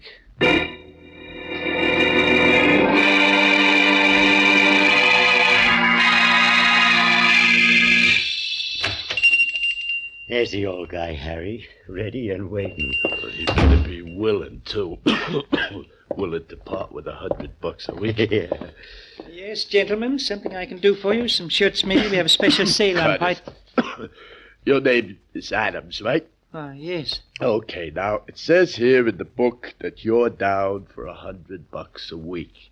That's protection money. Protection money? I don't have to be protected. Who am I to be protected against? Guys like us. Well, I don't... $100, Adams. Get it up. Get out of here. Now, look, Adams. You know, we got a pretty good organization.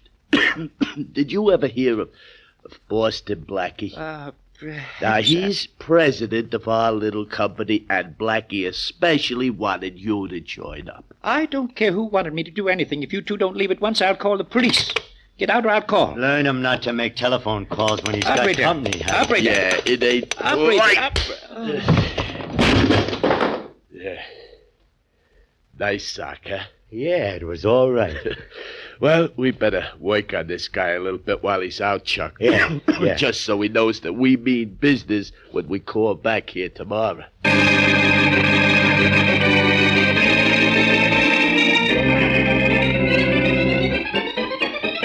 What is it, Blackie? Just because you have nothing to do doesn't mean you have to do it in my office. I've got to talk to you, Faraday, my friend. I don't like the way you said that, my friend.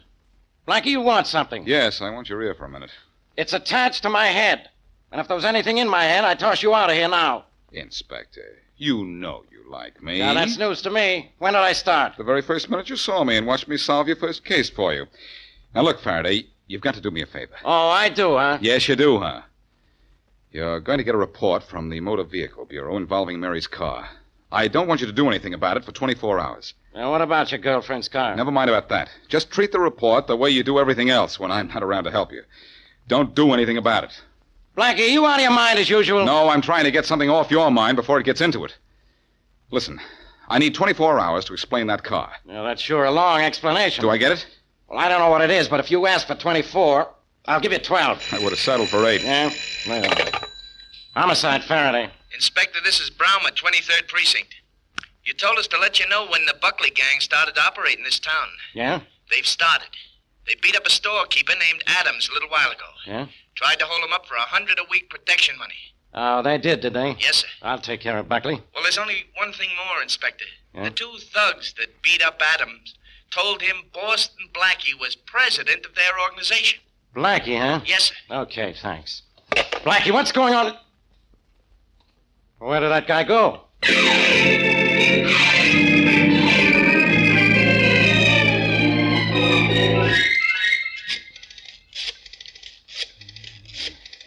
Oh, come on, Mary. Answer in a hurry, will you? Thank you. Hello? Mary, this is Blackie. Listen fast. Yeah, okay. You were right about thinking your car hit a man while you were on vacation. Oh, Blackie, no. Oh, Mary, yes. And it doesn't mean necessarily that you were driving at the time, though. Where did you have your car parked while you were away? I kept it in the town garage when I wasn't using it. Why? Because that's going to make it tougher to prove somebody else drove it, if somebody else did. We've got to get up to that town you were at right away. Okay, well, I can leave right now. I was on my way to take some dresses to the cleaners. Are you free? Uh-huh. I just left Faraday's office. He'll be surprised to learn. Huh? Mary, this is a beautiful frame-up somebody's pulling. Oh, Blackie, I don't understand any of it. I don't know. Well, you're lucky that you don't. Yeah. You're going to the cleaners, huh? Well, that sounds like a good idea. I want to go, too. There's a spot on the sleeve of my coat. Well, we'll go there together, then. 2 of my dresses have spots, and they have to be cleaned. Okay. Meet you at the cleaners. Okay. It'll be relatively simple to take the spots off your dresses. What I want to do is to take you off the spot.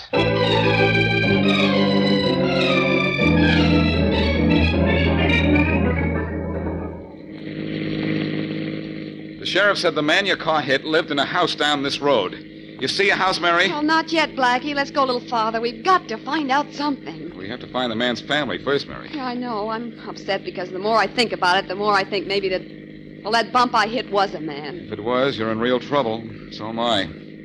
Was the road as foggy as it is tonight? Foggier? I couldn't see a thing. Yeah, that's interesting. It is? Why? Oh, here's a house. Huh? Yeah. Maybe this is the one we want. Okay, I hope so.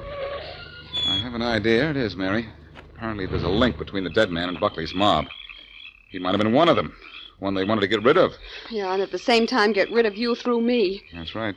Oh, Blackie, they wouldn't kill one of their own men just to frame someone for murder, would they? If they wanted to get rid of him anyhow. Come on, let's go up the house. Okay. I'll get out your side. Yeah, well, careful. The ground's a little muddy. We're up to our necks in something worse than mud, Mary. Yeah, I can say that again. Took us long enough to find this place. It's after 10 o'clock. Well, let's get out of this mud and into the house. Keep your fingers crossed, Mary. This may still be the wrong house. Yeah, I know. Yeah? Good evening. Are you Martha Dale? Yeah, that's me. Did you have a brother named Henry Dale? Yeah, I did have. Oh, Blackie, we're in luck. Had a brother, I said. But you won't find him here no more. He's up in the cemetery. Yes, we know, and we're very sorry. He was killed by an automobile about 10 days ago, wasn't he? Yeah, he sure was. Always thought he would be someday, too. Never looked where he was going. What you asking for? We're investigating the accident. We don't think it was an accident.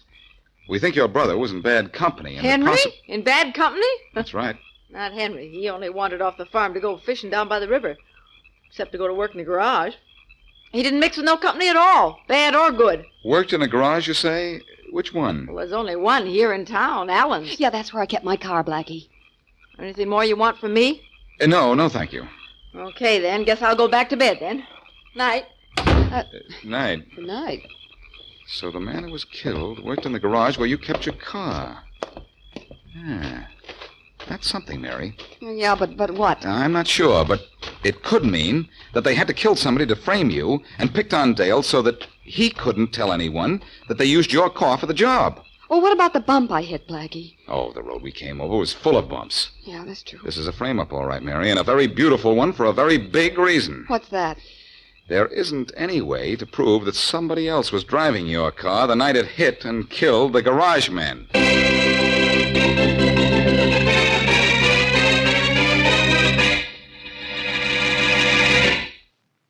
And now back to Boston Blackie.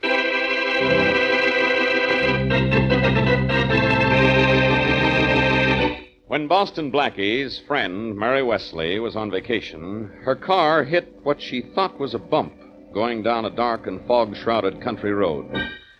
Later, it is proved that Mary's car hit and killed a man. Witness to the killing is a gangster named Buckley, or at least that's Buckley's story. Blackie is sure that Mary's been framed, but has no way of proving it. Buckley's gang, free because Blackie is trying to clear Mary, and thinking that Blackie has influenced Faraday to leave them alone, starts a shakedown racket, using Boston Blackie's name. As we return to our story, Blackie is in Inspector Faraday's office. Blackie, I don't care what your reason is for trying to hold me back. I'm not going to stall any longer. Your time's up. So's your number if you interfere now, Faraday. I'll handle myself. But regardless of that car I was supposed to get a report on and didn't, what about you being with the Buckley mob and trying... Faraday, you know better than that. Correction, please. You don't know anything at all. Yeah, well, I know the Buckley mob is trying to shake down every merchant in this town. If I don't stop them soon, somebody's going to get killed. You won't promise to be that somebody, will you? For me? I promise to have the Buckley mob behind bars inside of 24 hours. That's what I promise, and I mean it. Well, in that case, I'll help you. No, thanks. All right, then I won't help you. Do you know where the Buckley mob hides out? No. Well, I do. So long, Faraday. If you live long enough, maybe you'll find him. Wait a minute. You know where Buckley is? Buckley and all his boys. Do I go with you, or don't I? Okay, you can go with me. Okay, then we'll go together. Just the two of us. Why just the two of us? Buckley's smart, Inspector. You send a lot of men after him, he'll be gone before your men even get out of their cars. You'd like to send Buckley up the river, wouldn't you? You know I would. Well, let's buckle down to the job of sending Buckley up.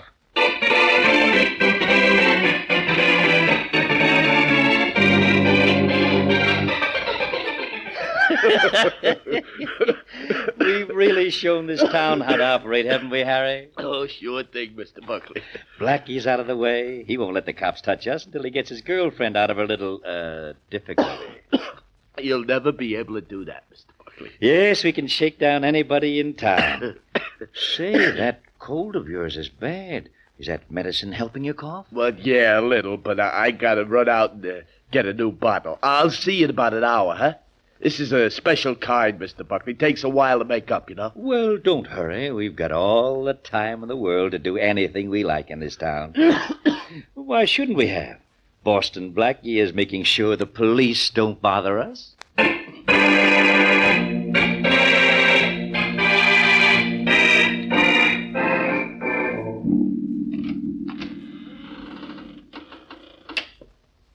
Hey, Blackie, if you had such a good reason for keeping me away from Buckley, why are you bringing me here now? Never mind my reason, Faraday. I can't let a mob go to work on a few thousand people just to protect one. Protect one?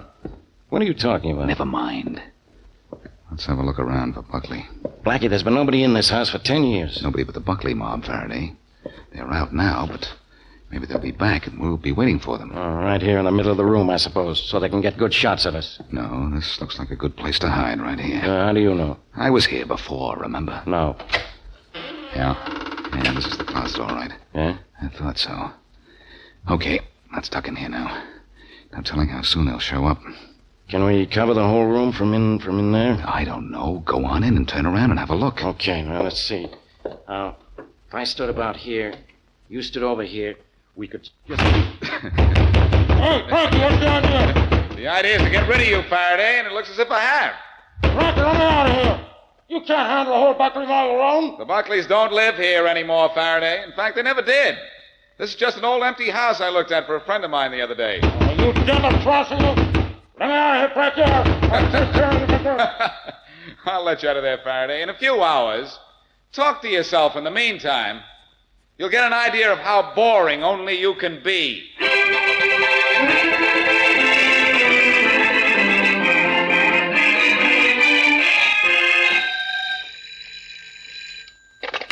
Hello? Mary, this is Blackie. Oh, yes, Blackie. Any luck? A little. I got rid of Faraday for the time being. The time being? Yes, the time being, just long enough to get you out of this jam, if a hunch of mine is right. Oh, I did.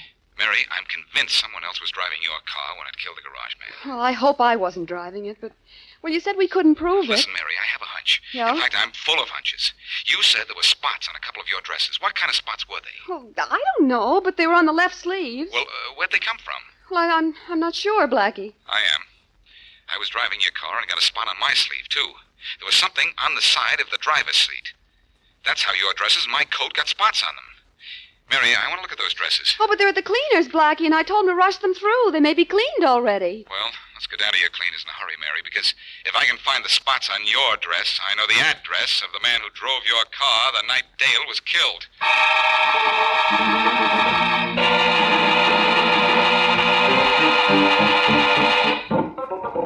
No, Miss Wesley, the dresses are still here. The truck from the central plant hasn't shown up yet. Well, let's see them, will you, please? Better Yeah, still, sure. just show me one of them, the green one. Yeah, sure, Blackie. Just a minute. I have it right here. Blackie, what will this prove? Let's say, what do I hope it will prove? Here's that dress, Miss Wesley.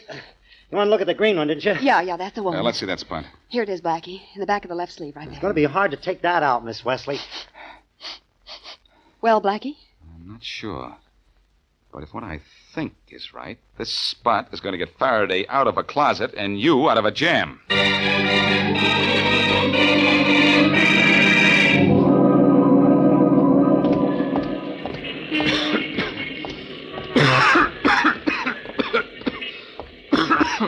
Oh, hello. You still out here blocking doorways? Oh, hiya, Blackie. What's the matter? Got a cold? Want in to see the boss again, huh? Yes. Gonna take me to Harry like a nice boy? Sure. Come in. I gotta hold the door open for the president of our company. Thanks. Follow me. Oh, I think I know my way all right. You better stay out here and guard the front door, huh? Oh, yeah, that's a good idea. Hello, Harry. Well, if it ain't Blackie. you want to see Mr. Buckley, huh? Yes, I do. Okay, you follow me. Hey, you got an awful bad cough there, Blackie. You got a cold? Yes. I guess you know how I feel, too, don't you? Oh, yeah, I sure do. But I just about got mine licked. Here, I got something that kills colds pretty quick. You try something. Thanks. I think I will. I'll take the bottle. I like to smell this stuff. Hey, Blackie, you swallow it, not inhale it. I'll tell him when he comes in. Hey, wait a minute. You're up to something, Blackie, and I don't like it. Well, let's see how you like this. Harry, that cough medicine is going to be bad medicine for you.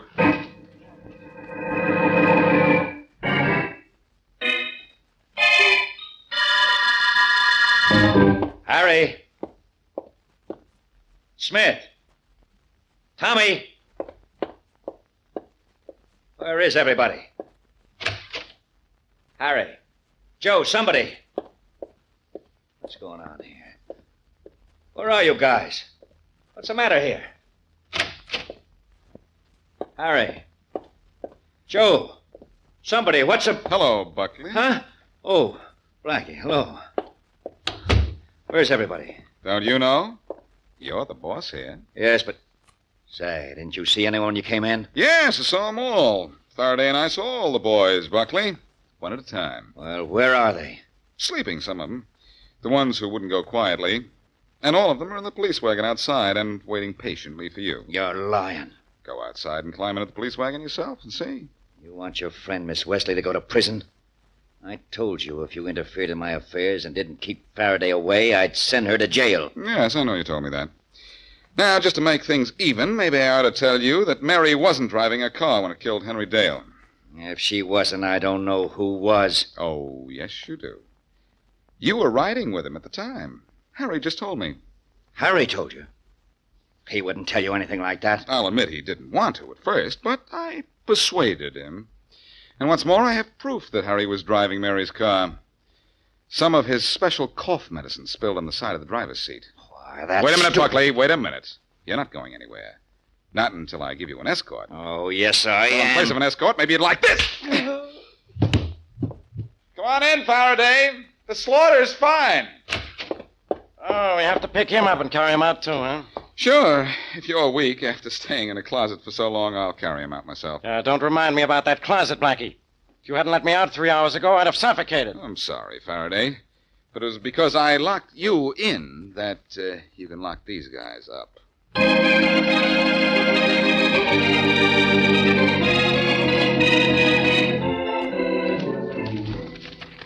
Oh, I see by the papers, Blackie, where Mr. Buckley confessed that he and Harry used my car to kill that man and frame me. Oh, we had him cold, Mary. The police laboratory test showed that it was Harry's medicine that made the stain on your car upholstery. Probably some of it spilled out of his pocket when he was driving your car to kill the garage fellow. Mm-hmm. Feel important, Mary? Well, it isn't often I get my name in the paper.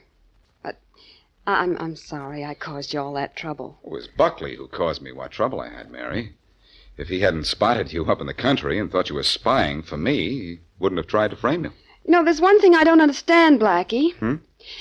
Why Inspector Faraday didn't put me under arrest if you took my car to him? Well, it was the strangest thing, Mary. I parked your car on a side street on my way to Faraday's and just couldn't remember which street it was until a little while ago. My, aren't you clever? Oh, Mary, the real reason Faraday didn't know about you is that Sergeant Wells, who inspected your car, is a nice guy. Yes? He gave me time to clear you before reporting to Faraday. That let me find out about Harry's cough medicine. You know something, Mary? I know a lot of things. What do you have in mind? I only got hot on this case when I found Harry had a cold.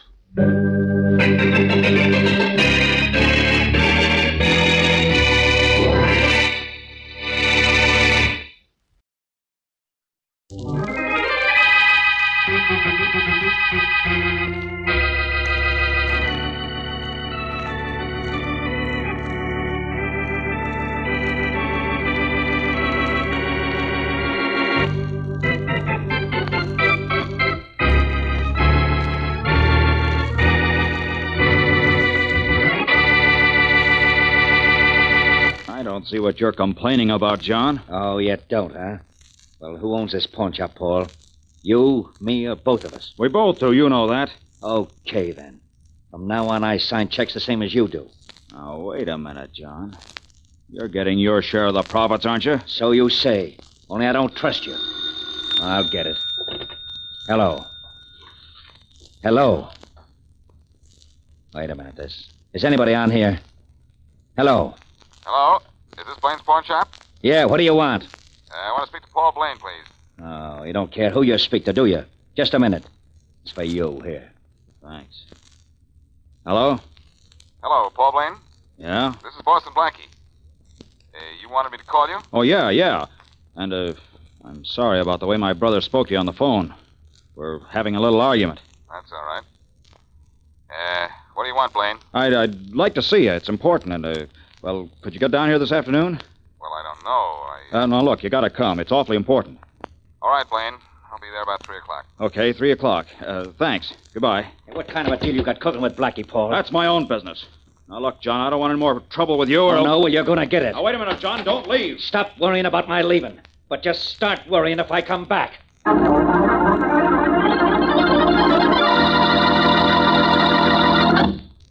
And now back to Dick Calmer as Boston Blackie. Enemy to those who make him an enemy. Friend to those who have no friend.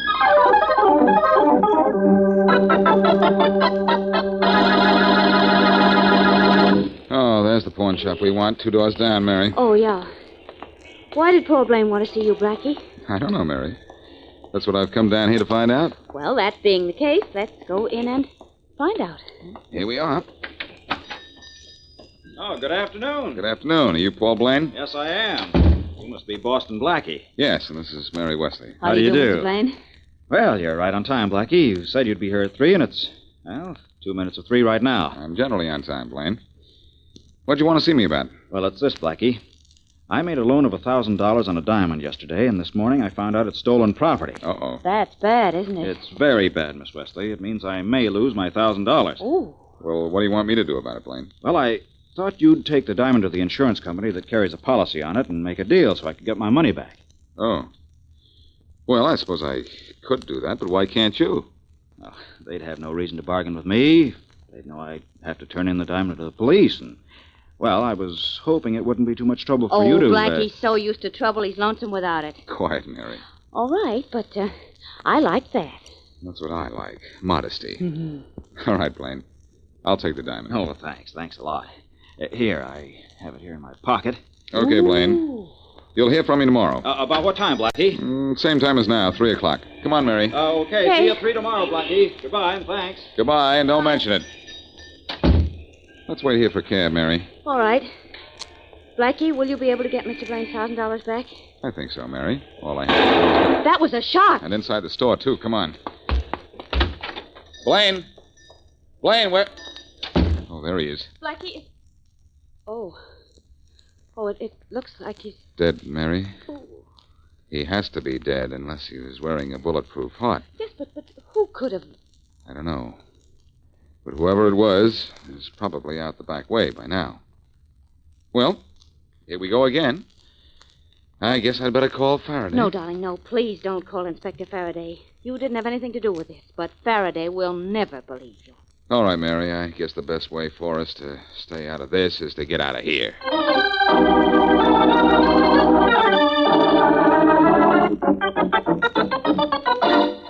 Hey, Rollins! Rollins, come in my office. Yeah, Inspector Faraday?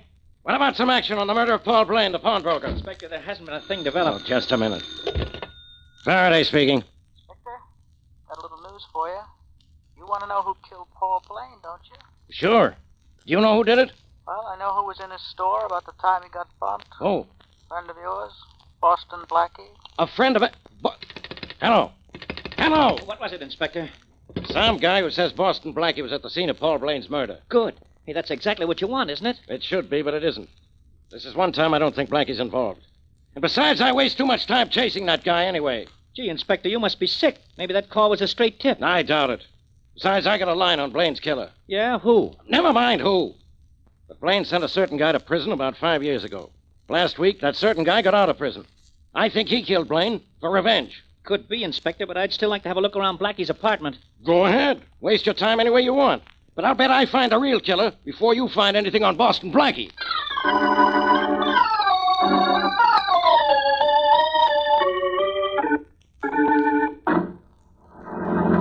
Harry? What's the matter? Nothing, huh? Something is, honey. You seem awfully upset. What is the matter? You read the paper you brought me? Only the headlines. I don't remember what they said, though. Well, let me refresh your memory just a little. Here, listen to this headline. Cops looking for ex-convict in Blaine murder. Oh, yes, I remember that. Well, I'm an ex-con, remember that? Yes, of course, darling. You got out of jail, let's see. It was last, what day was it? Last Friday. Oh, yes, that's right.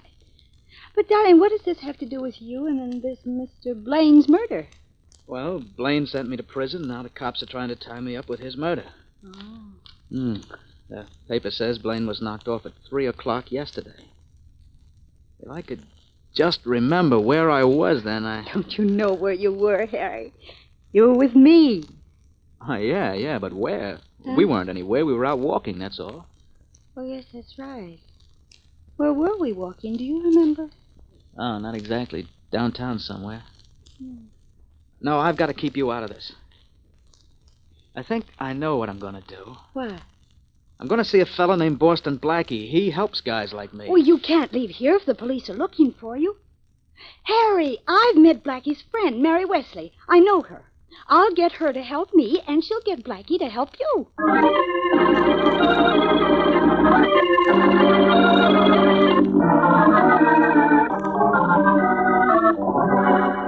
Now, Helen, please, can't you remember where you and Harry were, and at least about what time it was? No, Mary, I can't. All I know is that we were out walking. Yes, but where, dear?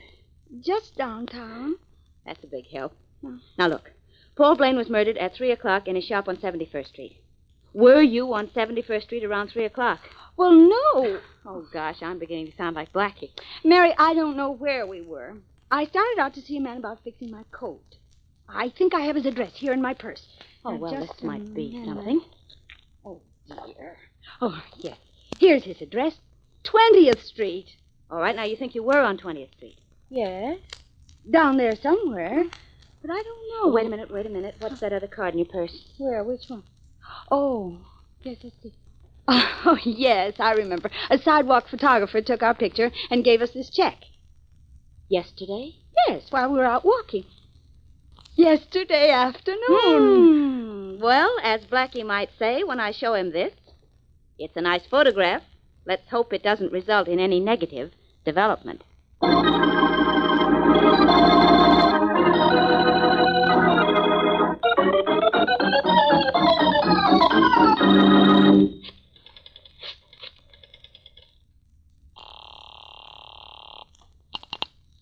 Faraday speaking. Inspector Faraday, this is Rawlins. I'm calling from Blackie's apartment. And guess what I found? Guess. Guess?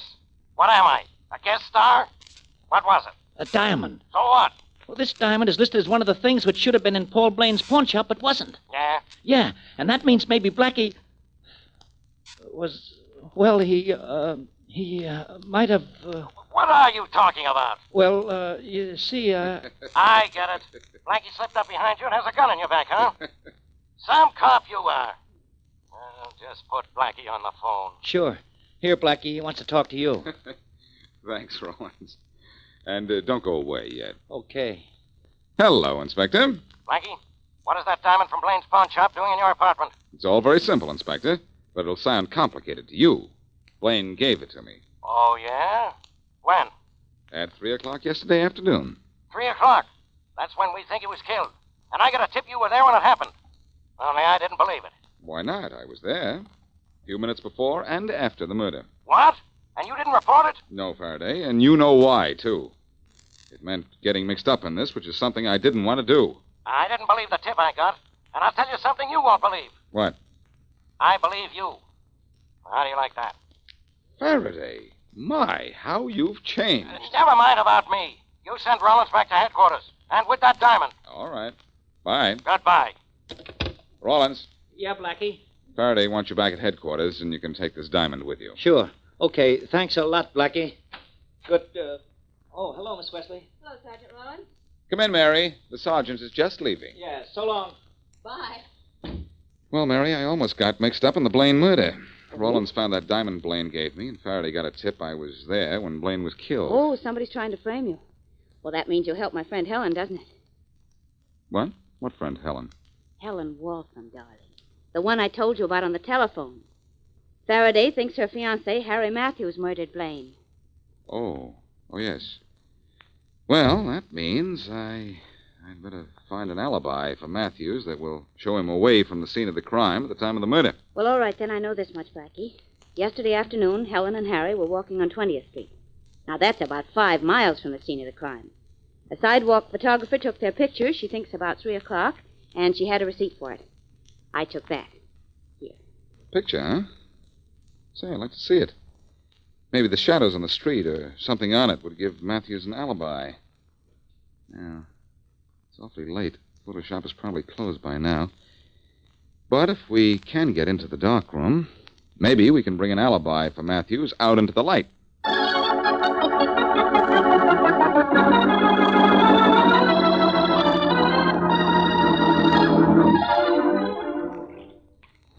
How soon will the picture be developed, Blackie? Should be about now, Mary.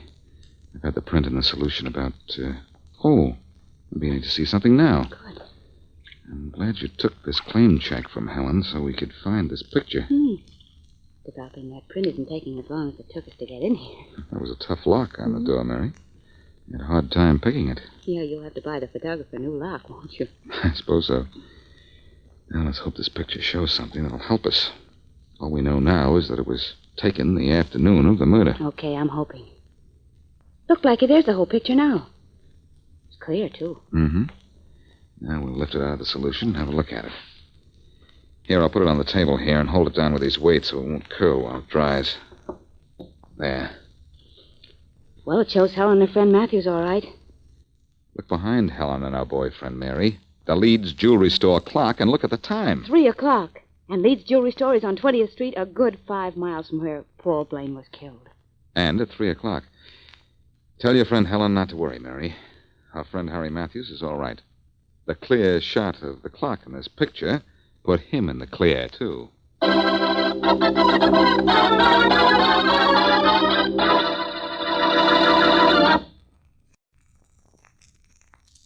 Now, back to Boston Blackie.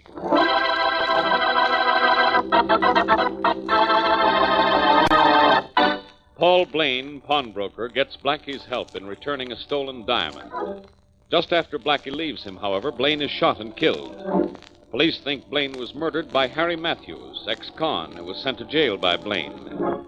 But with the help of his girlfriend, Helen Waltham, Matthews receives Blackie's help in proving his innocence.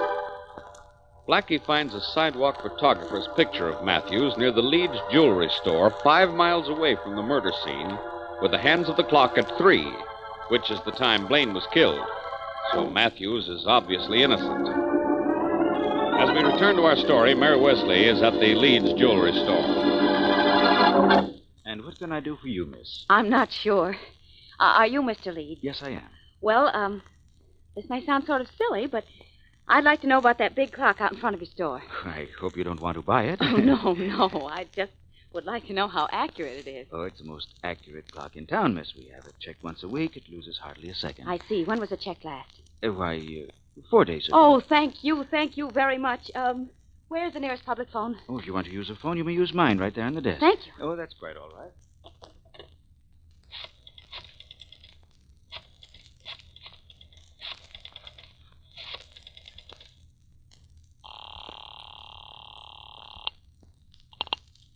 Hello? Blackie, this is Mary. You found out about the clock? Yes, it's always right, and it was checked 4 days ago. Good. Now I'm absolutely sure Matthews is innocent. I'm going up to tell him. For 2 reasons. To make him happy and Faraday miserable.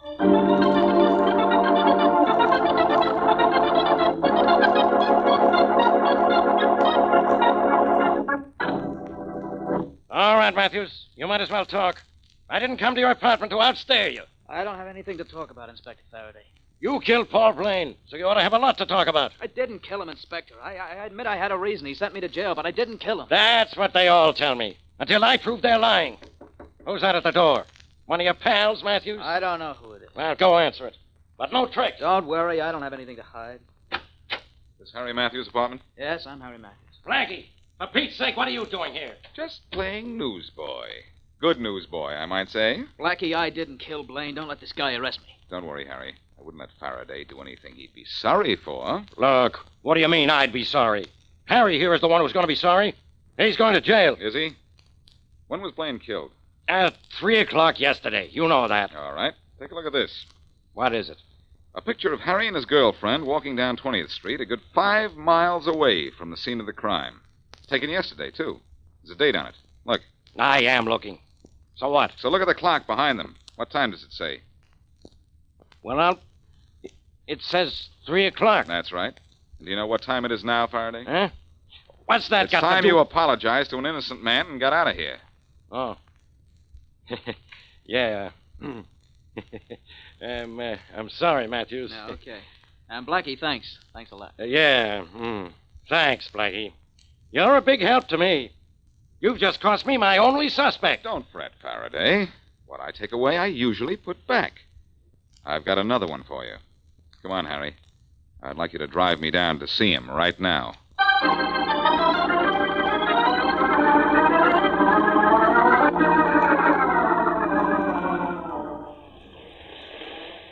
This is Blaine's pawn shop right here, Harry. Thanks for driving me. No trouble, Blackie. It was nice seeing you, Blackie. Thanks, Helen, and thanks for the lift. Okay. Oh, say, would you wait for me for a few minutes? I'm going to want to get to my bank, and I may not be able to get a car. Sure, we'll wait. But you better hurry. The bank closes in a few minutes. I guess I shouldn't have stopped to pick up Helen. That's all right. We'll make it. How far to your bank? It's down on 25th Street. The Weatherly National, Blackie? Yes, Helen, why? Why, that's my bank, too. Well, we're practically partners then, Helen. Yeah. I'll be out in a minute. You want me to go with you? No, thanks, Matthews. I like to do things like this alone. Be right back. Hurry, or you'll be too late to get to the bank. All right. Good afternoon. Yeah? What's good about it? Well, that's fine talk. You own this shop? I'm John Blaine, if that's what you mean. I'm Boston Blackie. Hooray. So you're Boston Blackie. So what? So I'd like to talk to you. Maybe about the killing of your brother. What makes you think I killed him? You were having an argument when I called up yesterday afternoon and spoke to your brother. So what? So an argument could end in a killing. So could too much curiosity. Get out of here, Blackie. Fast. Now, is that a nice way to do business, John? Your brother Paul never pulled a gun on a visitor. Get out of here, I said. When I'm finished. You're finished now. Get out of here. Maybe this'll help you move. You missed me, my friend. Or should I wait till I try to turn my head? I missed you because I wanted to. But next time, maybe I won't want to miss.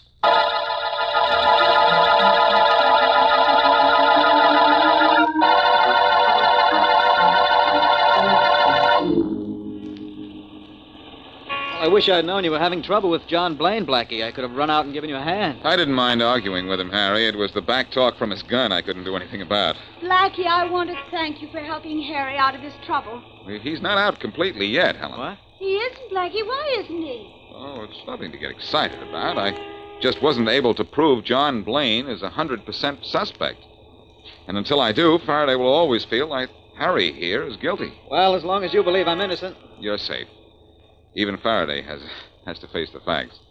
You couldn't have killed Blaine. You're too far away from the scene of the murder when Blaine was killed.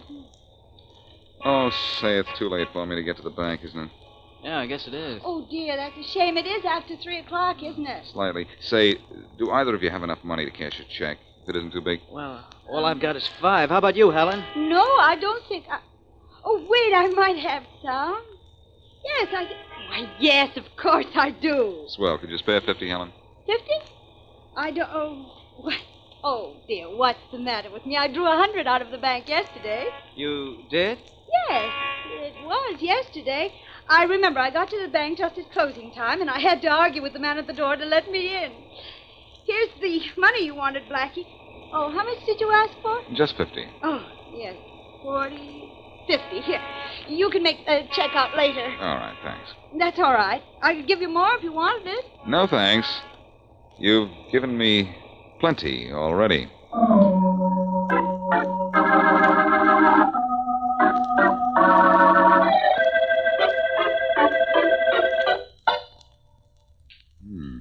That sidewalk photographer must have a mania for putting fancy locks on his door. This one's tougher than the one I picked yesterday, Mary. Yeah, it sure seems to be. But what are we going to find by breaking into this dark room again? Oh, nothing much, Mary. Just this. How Helen Waltham could have been with Harry Matthews in front of Leeds jewelry store having a picture taken at 3 o'clock yesterday and still be in her bank at closing time.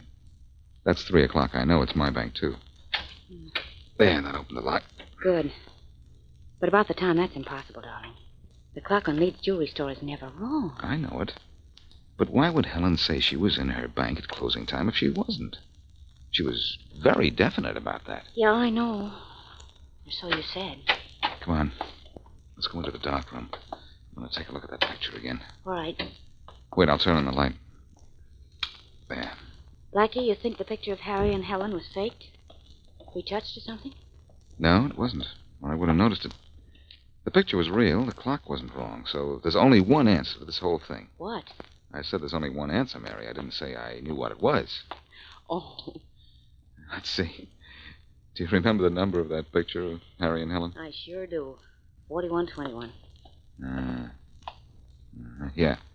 Here's the index file. 4121. 4121.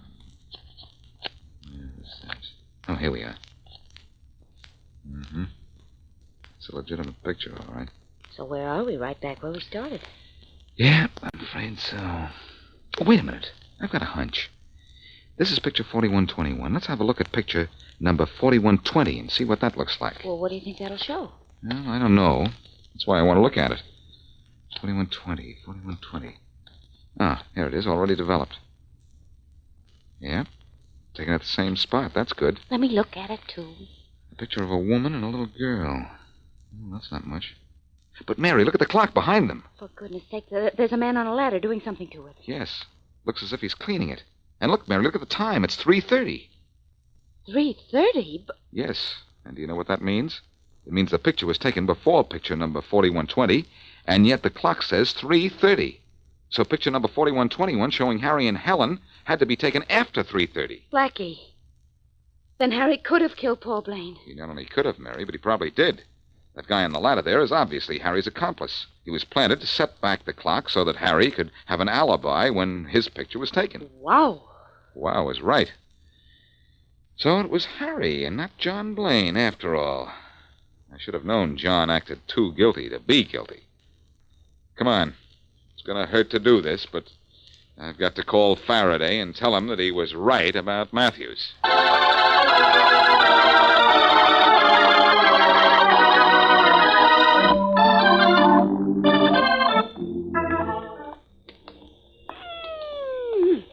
Oh, it's a lovely day for a walk, isn't it, Blackie? Beautiful, Mary. Is that Beautiful Mary or Beautiful Mary? Take your choice. Well, I've taken it, and so I thank you, kind sir. Hey, Blackie. Yes? Why did Harry Matthews call Inspector Faraday and tell him you were at the scene of Paul Blaine's murder? Oh, that's easy, Mary. 2 reasons.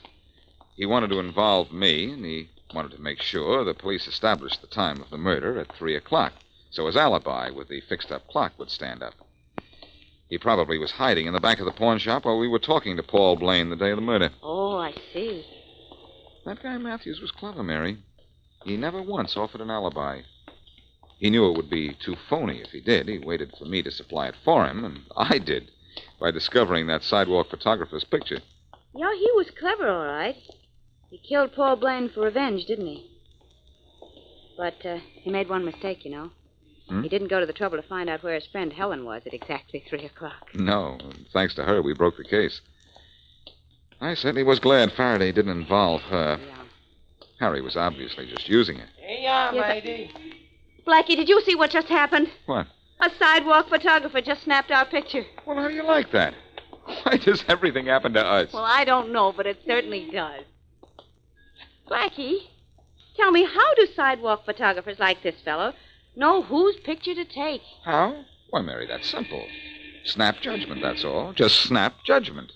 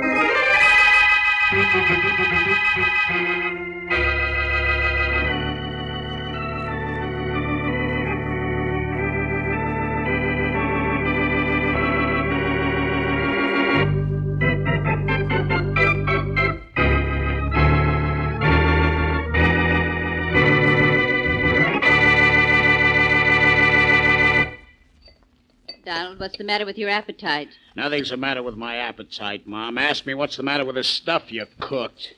If you don't like what Mom cooked, don't eat it.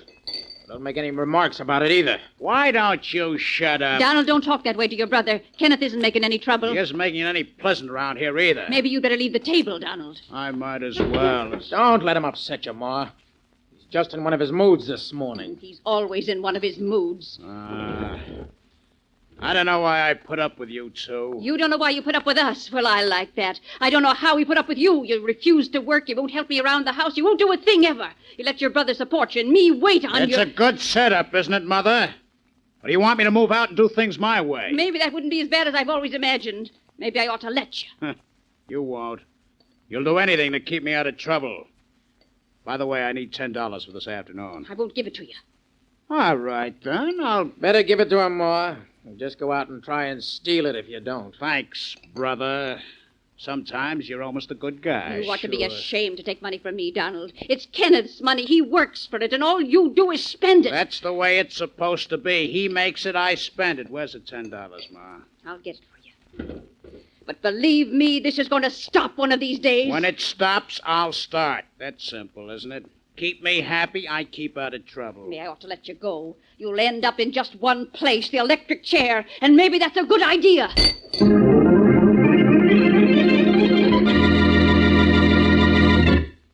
And now, on to Dick Calmer as Boston Blackie. Enemy to those who make him an enemy. Friend to those who have no friend.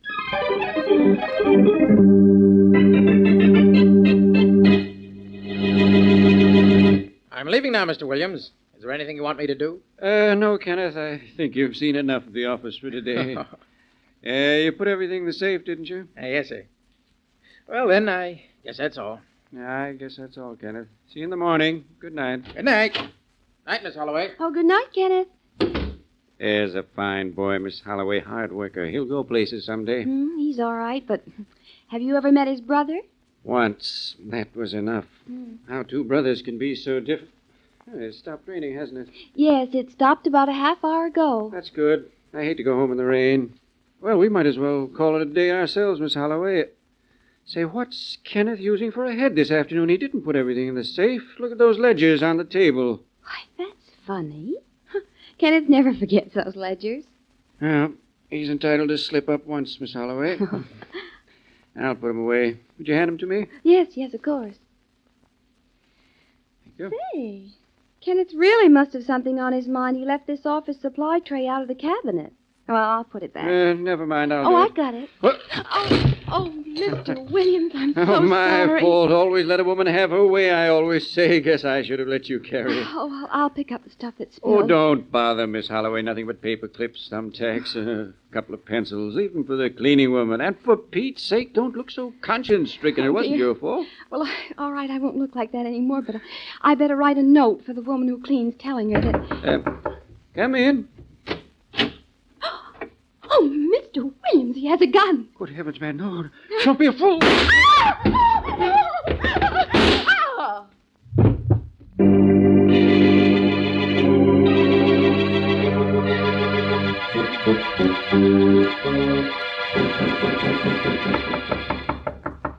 Yeah, who was it? It's your mother, Donald. I want to clean up your room. Okay, come on in, clean it. Who's stopping you?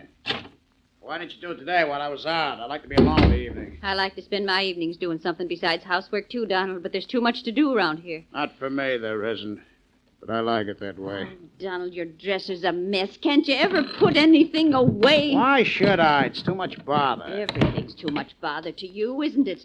Did you go to see Harry Brown as you promised? I saw the bum this afternoon.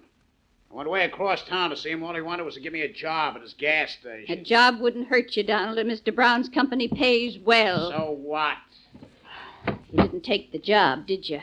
Are you kidding, Ma? Oh, Donald, you're impossible.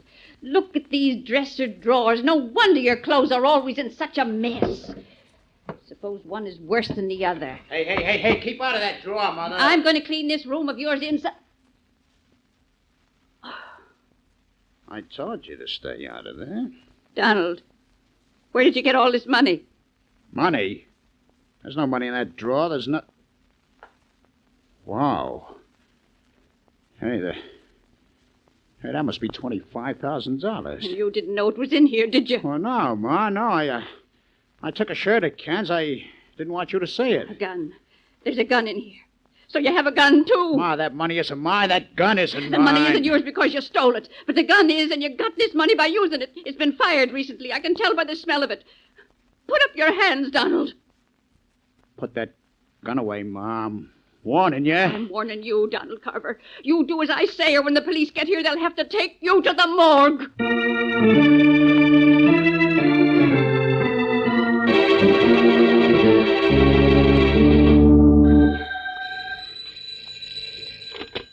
Hello. Hello, Blackie. This is Mary. Oh, hello, Mary. You sound excited. What's the matter? Well, did you hear what was on the radio a minute ago? No, I didn't. Mine isn't on. Well, Inspector Faraday just solved a robbery and a murder in 1 hour and 30 minutes. And guess who was arrested? Who? Donald Carver. Donald Carver? Who's he? Oh, Blackie, don't you remember the woman who came to see you about a year ago? The woman with the son who needed a talking to? Oh, yes, of course. My talking to him didn't take, huh? Well, it took for a year and then wore off. Apparently, there was a robbery and murder early this evening, and Carver's mother found some of the stolen money and the murder gun in her son's dresser drawer and phoned the police. His own mother turned him in, huh? Mm-hmm. Gee, must have been a pretty tough thing for her to do. Yeah. Hey, wait a minute. I just remembered something else about Mrs. Carver. Huh? She said if I didn't straighten Donald out, she'd do something drastic to get rid of him. Yes, that's right, she did. Mary, it's not like a killer to keep a murder gun in his dresser drawer. It can be found too easily. Well, this whole case was over in 90 minutes. I think the case has just begun, Mary. Who was killed and where? A man named Williams and his secretary, Miss Holloway. It happened in Mr. Williams' office where Donald's brother Kenneth works. That's 18 Oval Square. 18 Oval Square, huh? Uh-huh. Well, I'm going to Oval Square right now. And I'll bet before long I have Faraday running around in circles.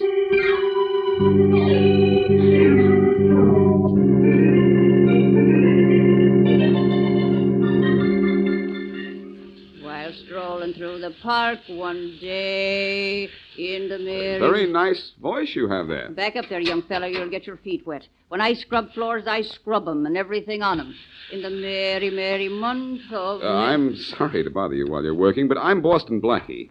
A murder was committed in this room this evening, I understand. Mighty good understanding you've got. Month of May, How long has it been since the police left? Oh, about an hour. Take a look around. Ever see such a mess? Must have been some fight here before the killings. Taken by surprise Apparently. Was that stuff on the floor there when you came in? Yep, pair of roguish eyes. Paper clips and thumbtacks and papers and all? Yep. Cops figured out they got knocked on the floor during the struggle. What's it to you? I don't know yet. Well, thanks for letting me interrupt your work. I'll be seeing you in the merry, merry month of May.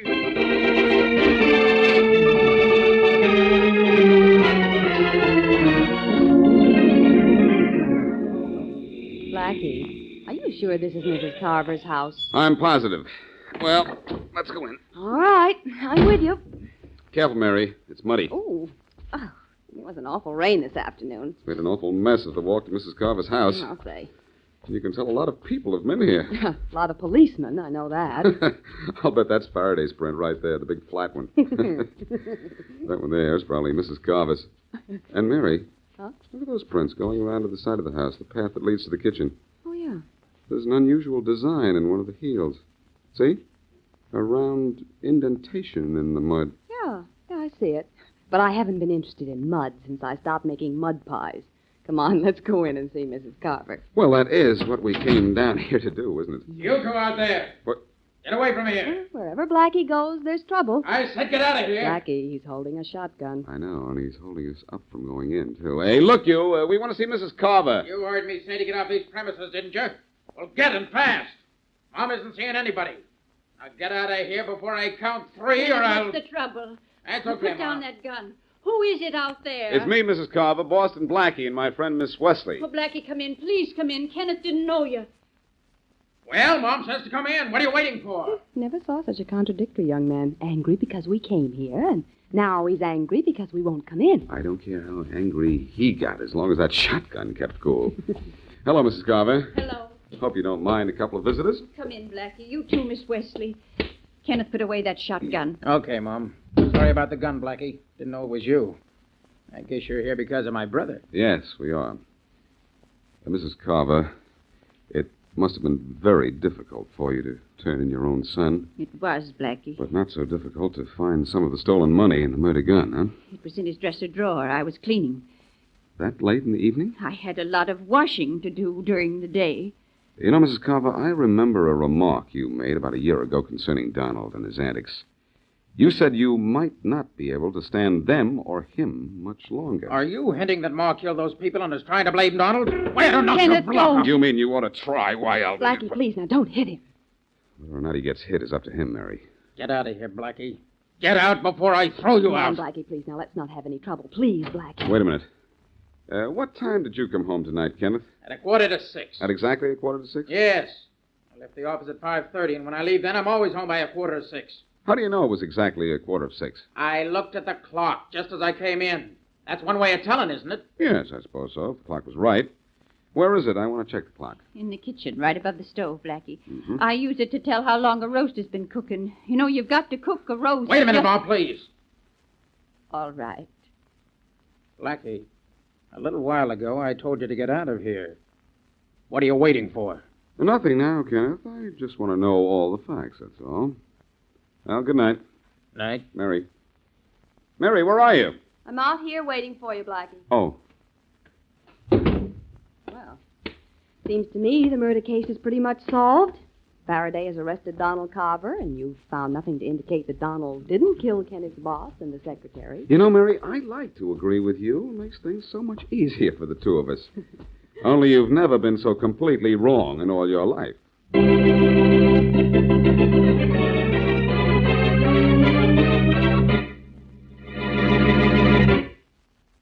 And now, back to Boston Blackie.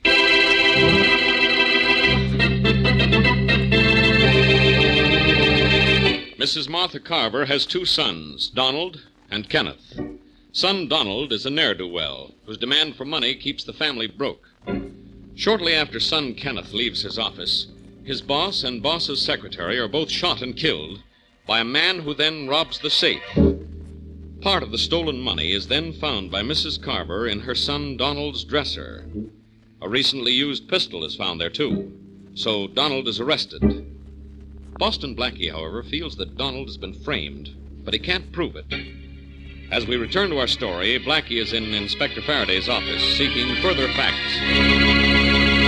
Blackie, you have no more right in this case than I do in the Ladies' Aid Society. You have no right in this case either, Faraday. No right answers. Oh, I suppose you do. Well, so far, I'm only guessing at things, but I've had pretty good luck with my guesses. When were Williams and the secretary killed? None of your business. 5:30. Well, at 5:30, where was Donald Carver? He says he was with a man named Harry Brown. Had you checked? Sure, but Brown left town at 6:30. Well, at least you tried. I didn't have to. The gun found in Donald's dresser was the murder gun. So what? The money found in his dresser was part of the money stolen from the Williams Company safe. Where's the rest of it? How do I know? Maybe he spent it. Donald Carver has a bad reputation. And you're going to have a worse one if you don't let him go. I've already let him go. What? I had to, in spite of the evidence against him. Harry Brown called in from out of town, and he swears that Donald Carver was with him from 5 to 6. And Brown's office is 50 blocks from where the murder took place. Well, with Donald Carver free, who are you going to get to take his place? No one. I still think Donald Carver is guilty. With a perfect alibi? I'm going to prove his alibi isn't so perfect. Don't bet. I could tell you where you'll find your killer, though. He could tell me, he says. All right, tell me. Well, if I were you, I'd invite me to go back to the Carver house. I think it would be a good idea if we had a good talk with Mrs. Carver.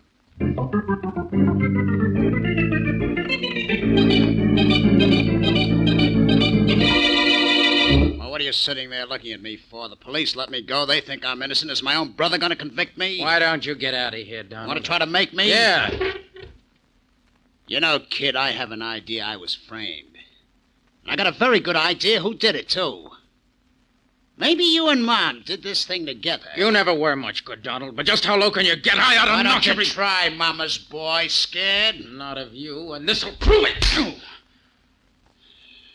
So you do have a little blood in you, huh, kid? Well, I'm going to see just how much and what color it is. That's what you think.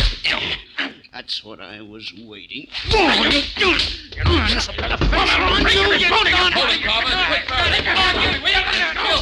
Carver, relax. Fun's over. Come on, take it easy. Take it easy. All right. I should have killed the rat. Are you all right, Kenneth? Yeah, Blackie, I'll live. But get that guy out of here or he won't. I'll take care of you, brother. Let go me, Faraday. I'll let you all have it. Let go. Let him go, Faraday. Okay. I've owed him a workout for a year. Where's your mother, tough guy? Who knows? Where is she, Kenneth? I don't know. She left here right after you and Miss Wesley did. Only I don't know when she's coming back or where she went. I think maybe you had the right idea about talking to Mrs. Carver, Blackie. I've got another idea, only this one is a question. Kenneth, I went up to your office after the murders. The cleaning woman showed me a lot of office supplies. Thumbtacks, paper clips, pencils, the usual stuff. Only they were on the floor. Well, what am I expected to know about that? Well, I thought maybe it was spilled during the day. An accident or something, was it? Not while I was there. Blackie, I don't know what you're trying to prove. All I know is you haven't done it. Now let's get out of here. I'm going to send out an alarm for Mrs. Carver. When we pick her up, this case will be over. From the very beginning, this case has been over, Faraday. Over your head.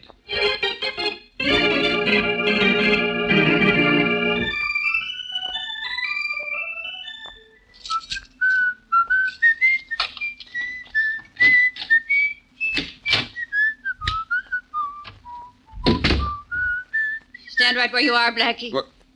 Oh, Mrs. Carver, and a gun. What are you doing in my apartment? You're looking for trouble, Blackie. Looks like I found it. Why the gun, Mrs. Carver? I don't want to hurt you, Blackie. But if you don't stay away from my boys and me, I'll kill you. I don't know who killed those people, but I don't want you to find out. Mrs. Carver, be smart and put down that gun. Why should I? Because I think you trust me. After you put down the gun, you're going to do one other thing.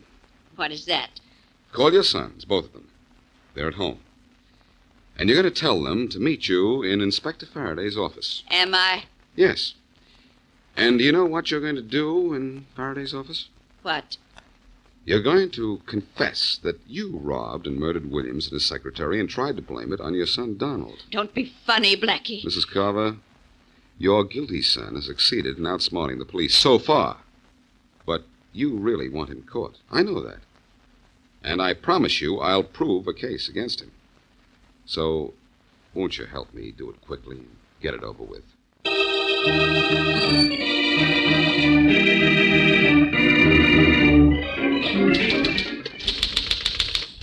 I shot and killed Mr. Williams and his secretary, Miss Holloway, and robbed the safe. Then I put part of the money... A little more slowly, Mrs. Carver. This is being typed as you talk. I'm sorry. Are you even with her, Casey? Yes, Inspector Faraday. All right, Mrs. Carver, go on. Mother, why did you let them talk you into this? You know you're not telling the truth. I know what I'm doing, Kenneth. And now I know what you tried to do to me. I'm sorry, Donald. Go on, Mrs. Carver. I know this isn't pleasant for you, so let's get it over with. Finish your statement, Mrs. Carver. Never mind Blackie. All right. Then I put the money and the gun I used in my son Donald's dresser drawer. I did this so he would be sent to the electric chair, and my son Kenneth and I could live in peace again. Donald made our lives miserable. I think that's all I care to say just now. I think you've said enough, too, Mrs. Carver. Let's have it, Casey. Here you are, Inspector. Now you'll just sign this, Mrs. Carver, and we'll let you rest. Thank you. Where do I sign? There, just after the word signed. Blackie, you and Casey sign as witnesses, will you? Yes. With pleasure, Faraday. No, you can't do it. Now, wait a minute, Mom. Don't sign that. I won't let you. I'll admit it. I did it. No, Donald, don't try to protect me. No, Mom, I'm not protecting you. I'm just telling the truth. Wait a minute. What is this? This is what I've been waiting for, Faraday. Donald, I was hoping you'd confess. You just couldn't see your mother go to the electric chair, could you? No, not for something she didn't do. Let her go, Faraday. I'm the guy you want. Ma, tell me the truth. Tell me you're lying. I'm sorry, Donald, but my confession stands. No, it doesn't. It's a lie. I know you hate me and I don't blame you, but you're not going to jail for something I did. I killed those two people. I'll take over from here, Mrs. Carver. Faraday, on my way back down here, I stopped and bought a large box of thumbtacks. Mind if I spill them on the floor? Blackie, this is no time for fooling around. You've messed things up enough. What's the idea of the tax? Well, pardon the pun, but it may tax your mentality to get the idea. Now, but if some people can sleep on a bed of nails and prove something, I can walk across a floor of tacks and prove something. Now, I want you to watch this, will you? what are you trying to do, Blackie? trying to pick up a tack and pick out a killer. Oh, stop wasting my time. Mrs. Carver just confessed to the crime. Now Donald Carver has confessed. I thought you had this whole thing figured out. I do, Faraday. And I did when I came in. Now, look at the bottom of my shoe. There, what do you see? Thumbtacks. So what? Now look at the bottom of Kenneth Carver's shoes, and you'll see so what. Are you nuts? He didn't walk across these tacks. No. But there were tacks on the floor of the Williams office, weren't there? Yeah, but what is that? Let's see one of your shoes, Carver. What for? Just let's see one of them. Okay. There you are. And there you are, Faraday, a large-headed thumbtack. Look closely, and you'll find it's the same kind you found on the floor of the murder room. A guy can pick up a thumbtack anywhere. Not the kind you have in the heel of that shoe of yours, Kenneth. And I have further proof you murdered your boss and tried to pin the crime on your brother, Donald. Oh, you don't have any proof. If he didn't do it, Ma did. She wanted him sent to the chair. If she did, she picked a very poor time to frame him. Your mother knew your brother had an appointment with Harry Brown, 50 blocks from your office. Mrs. Carver, you knew your son Donald was nowhere near the Williams office, didn't you? Yes. But you didn't know it, did you, Kenneth? So I didn't know it. So what? What does that prove? Any more than the fact that I have a thumbtack in the heel of my shoe. That proves plenty, that thumbtack, believe me. Kenneth, you didn't leave the building the night of the murders. You came back, shot your boss and his secretary, and stepped on one of the thumbtacks that were on the floor. How they got there, I don't know. Maybe there was a fight, or they were dropped accidentally. Wait a minute, Blackie. Don't get me all mixed up.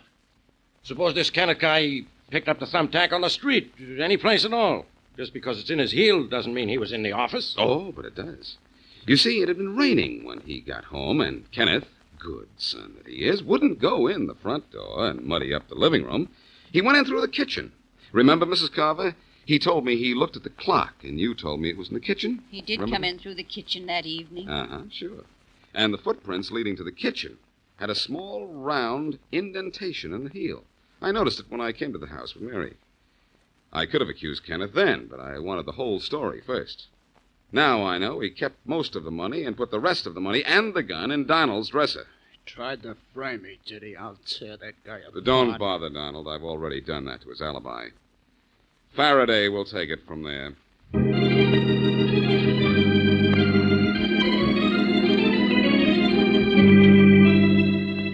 If a buddy meet a buddy, you better pull your shoes back, young fella. You'll get 'em soaked. I didn't want to interrupt your song by telling you I was here. I heard you come in and knew who you were without having to look at your face. I can tell by your shoes. You're the young fella, Boston Blackie, who came around asking questions the night of the murder. Coming through the right... Well, I'm the same person, all right. I came back to thank you for your help. Help? I didn't do nothing to help. If a buddy kiss a buddy... You did quite some helping, though. You practically made that brother Kenneth confess. I was reading about it in the papers. Well, it was the supposed to be bad brother Donald that set up the whole thing, you know. Should a buddy cry, every lassie has her laddie. Say, one thing I never understood. Why did that woman, Mrs. Carver, come to your place with a gun? Well, she came there because she knew it was Kenneth that did the killing. And she didn't want me to try to prove it. When I told her I could prove it, with or without her help, she agreed to my plan. She found Kenneth wasn't such a good son when he was willing to stand by and see her confess. She sure did. None they have, say I. Say, what happened to Donald? Well, he got a job in a gas station, and according to Mrs. Carver, he kind of likes the idea of honest work. Never hurt nobody. And all the lads, they smile at me when a coming through the right.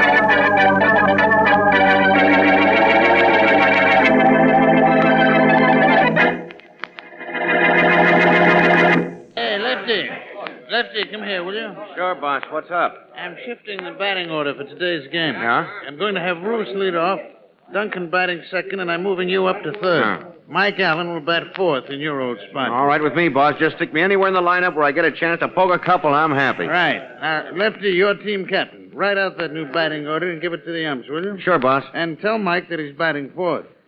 Oh, by the way, where is he?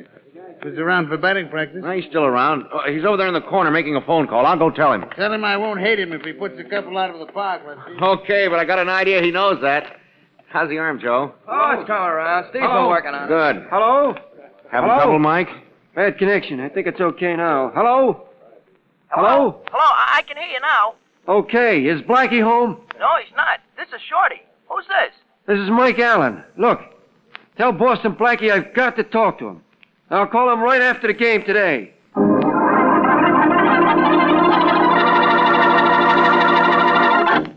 And now, back to our story. And in a few moments, we'll meet Dick Calmer as Boston Blackie. Enemy to those who make him an enemy. Friend to those who have no friend.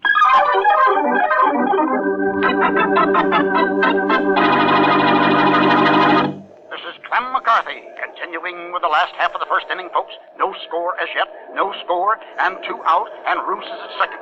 Mike Allen is up. Here comes Shorty, the pitch. do we It's have a to strike. listen to Foul. that? I just want to hear what Mike Allen Again does. winds up. Gosh, Foul. I called you just before game time, and I talked to him personally. Okay.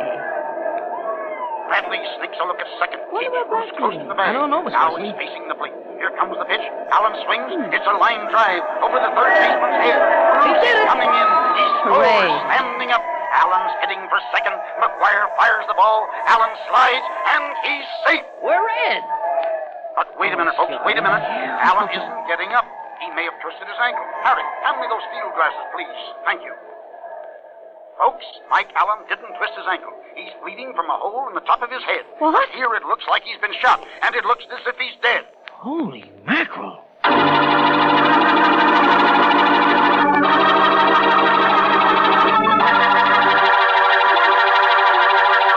Okay, now, you ball players, all of you. Line up against those dressing room lockers. Oh, where's the manager? Which one of you is the manager of this club? I am Inspector Faraday. I'm Mac. Okay, you. One of your ball players was shot with a rifle a little while ago out in the ballpark. Now, who could have killed him? I don't know, Inspector Faraday. You don't know, I don't know. Who does know? Any of you guys got any ideas? Well, how about you? Who are you first? I'm Lefty Jones, Inspector. I'm captain of the team. All I can tell you is there never was a cleaner ball player in the business than Mike. Or a cleaner living guy either. Everybody liked him. Is that right, Mac? Oh, fine. Well, he was killed, so somebody didn't like him. Now, we know it wasn't any of you guys. From the angle of the bullet, we know the shot came from the center field stands. But from who in the stands? There were thousands of people out there. Look, Inspector, Mike was my friend. Whoever did kill Mike better hope that you find him before I do, because it'd be a pleasure to bounce a bat off his head. We don't know anything. You told my assistant an hour ago that you remember Mike calling Boston Blackie before the game. Yes, but Blackie wasn't home, and I don't know what he wanted to talk to him about. Well, I got men out looking for Blackie.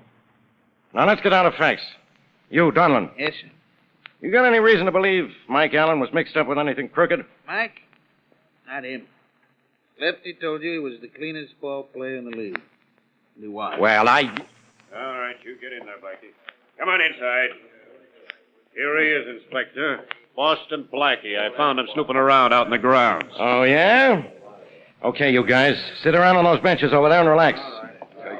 Take it easy. Well, Blackie. So Mike Allen made a phone call to you before the game, huh? What did he want? I don't know. I wasn't home before the game. Where were you? Out? You're going to be a whole lot more out before I get through with you. Where were you when Allen was shot? Still in the same place, Faraday. Out. Out where? No place in particular, just out. Rollins, grab his arms. Yes, sir. Now, maybe we'll get somewhere. Just a minute, Rollins. You haven't got this arm very tight here. No? Here, try a better grip.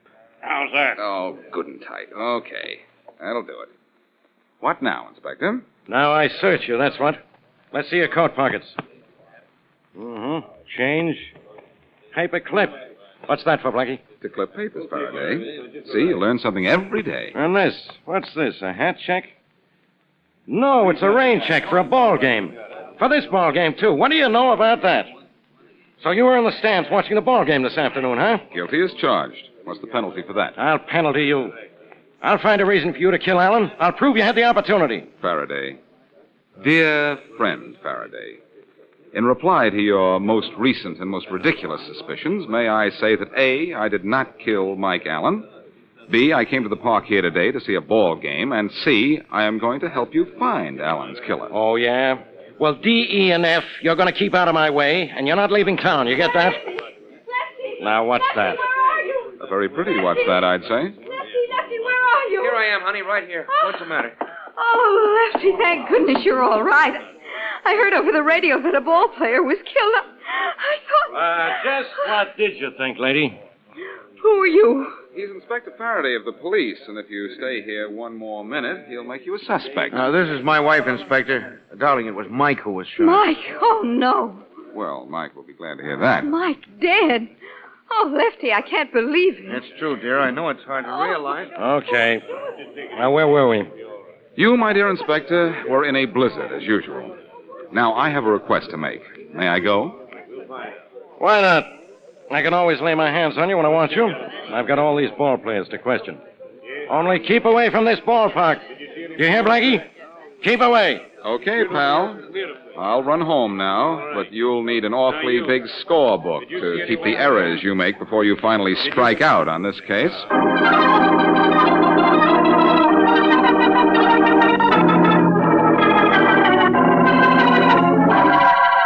All right, Blackie. Now that I've ripped my only pair of nylons climbing over a fence to get in here, tell me what we're doing in a ballpark at 10 o'clock in the evening. We're going to see a ball game, darling. At this time? It's a night game. Oh. Without any lights? Sure, the fireflies are playing the mosquitoes. Oh, Blackie, please. Please you, or please what? Please tell me what we're doing here. You told me you'd tell me why we were here when we got here. All right, we're here. Now, why? I also told you that I didn't want you to come. Why don't you remember that, Mary? Oh, my memory's a convenient kind. Besides, if I didn't come, who'd hold your flashlight? I would. Then I'm glad I came. I don't trust you with a flashlight.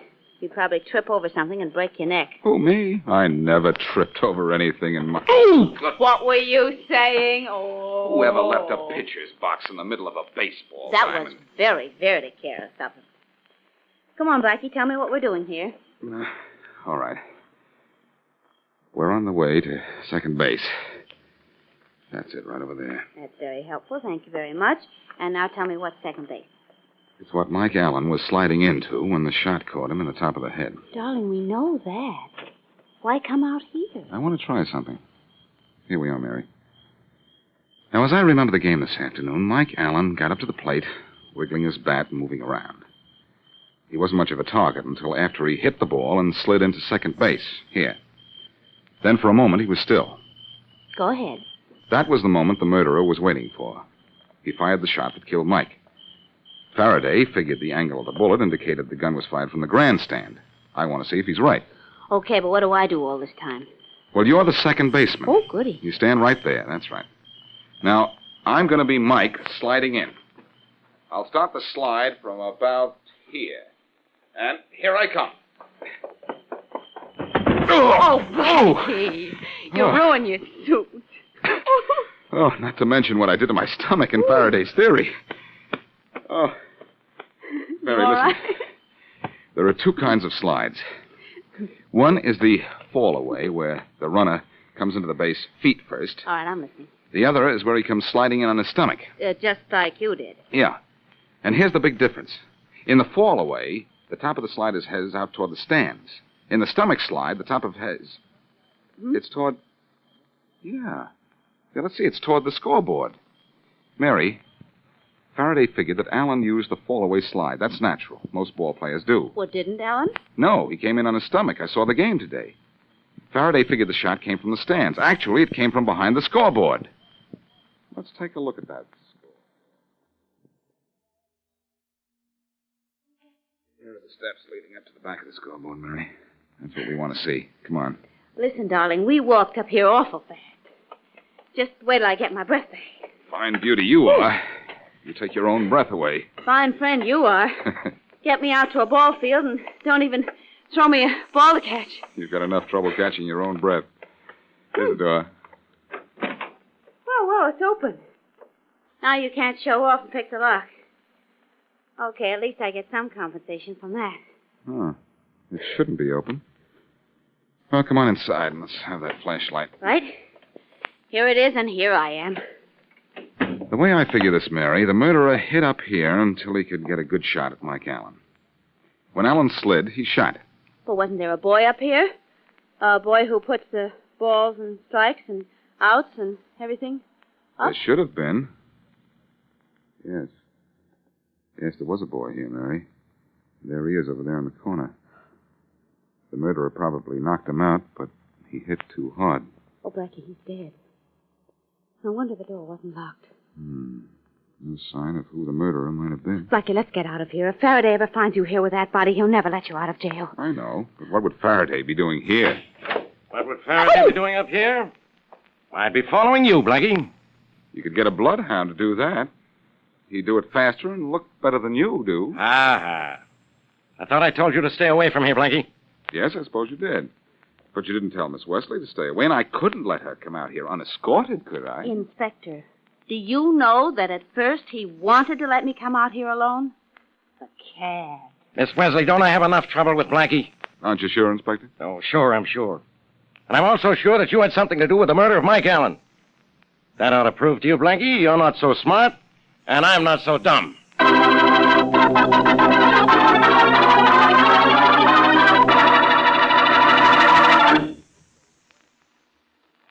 Now back to Boston Blackie.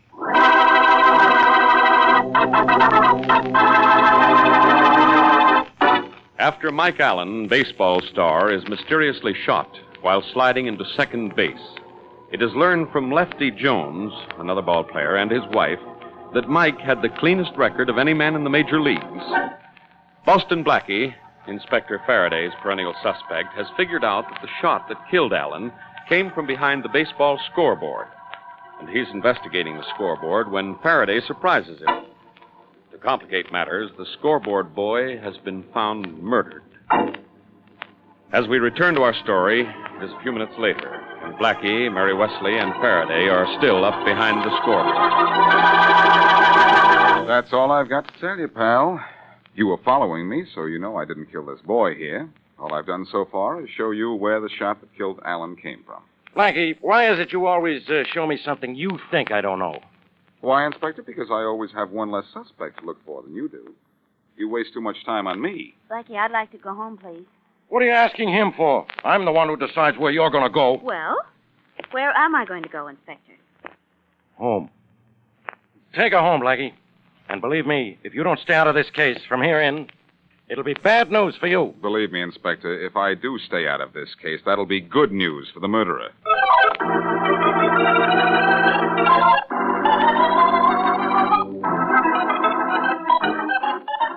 It don't look like much of a hotel to me, Blackie. You've got to take what you can get nowadays, Shorty. Besides, baseball players travel a lot, and they're used to once-over-lightly accommodations. Let's go in. Push the revolving door, Shorty. I want to know what it's like to be a parasite. Okay, boss. Don't look like much of a lobby either. Nobody around. Except the porter. Oh, boy. Yes. There's something I can do for you? Yeah, where is everybody? How do I find out a certain room number? Well, if I want any information around here, I'd go ask the clerk. There he is. The desk is over there in the corner, Blackie. You're so right, Shorty. Thanks, boy. That's all right, boss. Neat, clean, and all. What is there about me that attracts characters, Shorty? Meaning me, boss? Well, let's just say including you. Oh, I beg your pardon, sir. I'd like some information, please. Yes, sir? Would you tell me what room Lefty Jones is in, please? I'll have to announce you, sir, and the Jones phone is busy. Would you mind waiting? Not at all. By the way, do many of the ball players stop here? No, sir, not many. Only Mr. and Mrs. Jones. Mr. and Mrs. Jones. What position does she play? I beg your pardon? Sorry, ain't you, boss? Very. Say, that was a terrible thing out at the ballpark today, wasn't it? Yes, it certainly was. Mr. Allen used to come here to visit the Joneses very often. He was a great ball player. Ever see him play? No. My work here is pretty confining, and I never did have much of an interest in baseball. Oh, the Jones wire is free. Who shall I say is calling? Boston Blackie. Just a moment, please. Hello? Oh, Mrs. Jones, this is Mr. French at the desk. There's a Mr. Boston Blackie to see you. Very well.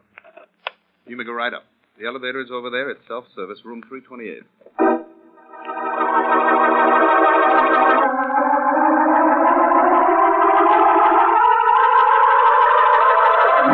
Room 328, he said. That's right here, boss. Among my many assets is the fact that I can read numbers too, Shorty, but thanks anyhow. Hold it a moment. Come in. Hello. I met you, or rather saw you yesterday, Mrs. Jones. Yes, I did see you yesterday, Blackie. Thanks for remembering. This is my friend Shorty. How do you do, ma'am? My husband isn't home. Is there anything I can do for you? That's a leading question, Mrs. Jones, but all I want is some information. What do you know about Mike Allen's death? Only that the police thought you might have killed him. That's all? That's all. And now, would you mind... Thank you. Sorry I bothered you. We'll be leaving now.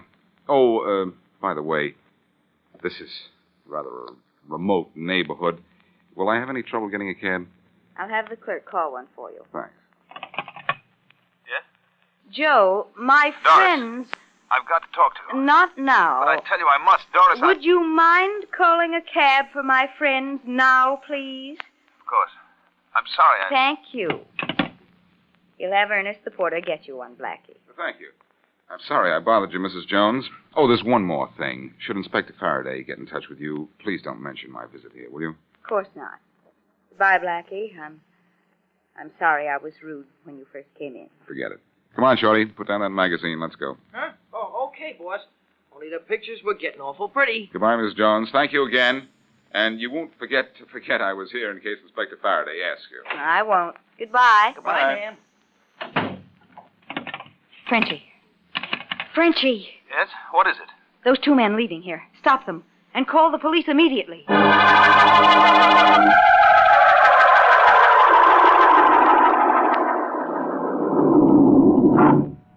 Ground floor. All out, Blackie. Right, Shorty. Say, what did you think of Mrs. Jones? The gal we just left upstairs? Well, if you ask me, Boss, you stay where you are. Hey, boss, the clerk. I don't mind the clerk so much as that gun he's Don't holding. move. It bothers me. The police will be here in a minute. Hey, boss, the way his hand is twitching makes me nervous. How nervous, Shorty? Nervous enough, maybe, for you to faint? I got it, boss. Hey, get off of me. Get away from me. Mighty nice fainting, Shorty. Gives me time for this. Oh! That clip did it. He's out now, Shorty. Let's you and I get out, too.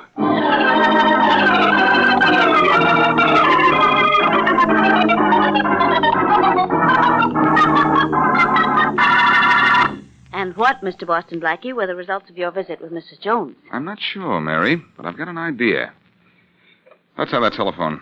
Voici. That's French, for here it is. Grazie. That's Italian for thanks. Uh-huh. You can't outlanguage me, lady. Silly of me to try, wasn't it? Mary, you couldn't be silly trying anything. Why, thank you. Quiet now. Oh. Hello? Hello. This here's Ernest, the porter, Mr. French. I think you want to talk to me. What are you talking about, Ernest? Mr. French, I was at the ball game today. Got there early on account of you gotta get there early to get seats in the bleachers, you know. And I saw you sneaking in the back of the scoreboard. I don't know what you're talking about. I think you do. In an hour, I'll be in a room at 700 West 124th Street. It might be a good idea for you to come up and discuss this matter, don't you think? Goodbye.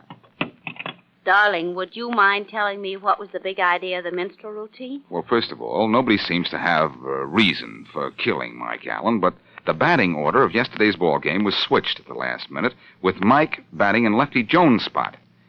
Now, suppose somebody didn't know it was switched and knew only that Jones usually batted in the fourth slot. Well, then that somebody wouldn't know much about baseball.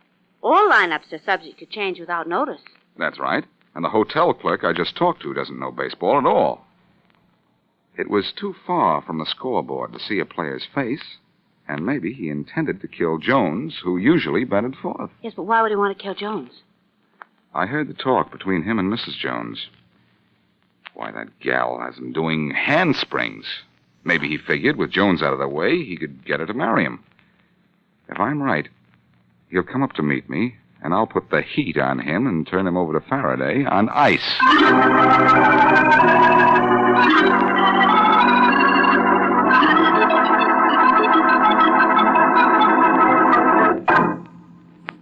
Thanks for letting me use your room, Shorty. When you hear a knock on the door, it'll be the room clerk, French. So scram out the fire escape, right? Well, suppose there's no knock on the door, boss. Then French is probably innocent. Only I wouldn't want to think that. There he is, Shorty. Just a minute, boss. Get out the window, Shorty. Okay, boss. I'll be seeing you. Just a minute. Is that you, boss? Is that me, boss? No, it's me, Faraday, and I'm... Blackie, what are you doing here? I could ask you that question with better reason, believe me. I get it, Blackie. Now you're adding blackmail to your other activities. You called French and gave him some story about seeing him go behind the scoreboard yesterday, huh? And he called you and told you that, huh? Of course.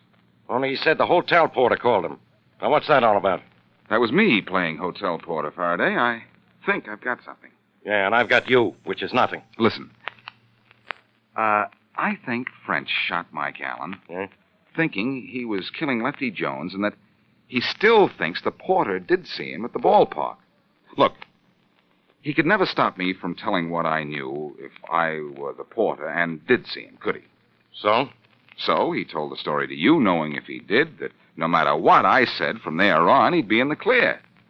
Faraday, I hate to ask for favors, but, well, this time I'm going to. This time you've got to ask for favors. I got a gun in my pocket I'll use in a minute if you get tough. Here's your gun. I took that out of your pocket right after you came in here. What? Here, take it. It's heavy. Now listen to me, Faraday. Give me one more chance to prove that French is the man we want. One chance in 1 hour. What can you lose? One wonderful case against you. All right, go ahead, Blackie. Only you better make it good. Thanks, Faraday. Be in the hotel lobby talking to French in an hour when a certain phone call will show you what a phony he is.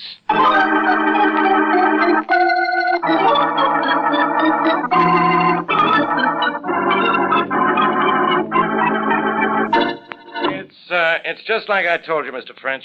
When we got up to that room on 124th Street, there was nobody there. Well, I knew there was some kind of mistake somewhere, Inspector. Yeah. Well, I'll just hang around here and grab a smoke for a minute, and then I'll go Oh, excuse me, Inspector. Hello? Victor Hotel? You called the cops. That wasn't smart, boss. Oh, well, just a minute. I'll see. Oh, somebody there? Yes. Yes, of course. I get it, boss. Okay. Just don't try the same trick again. You got 30 minutes to show up here so we can talk business. I see. That's all. Certainly.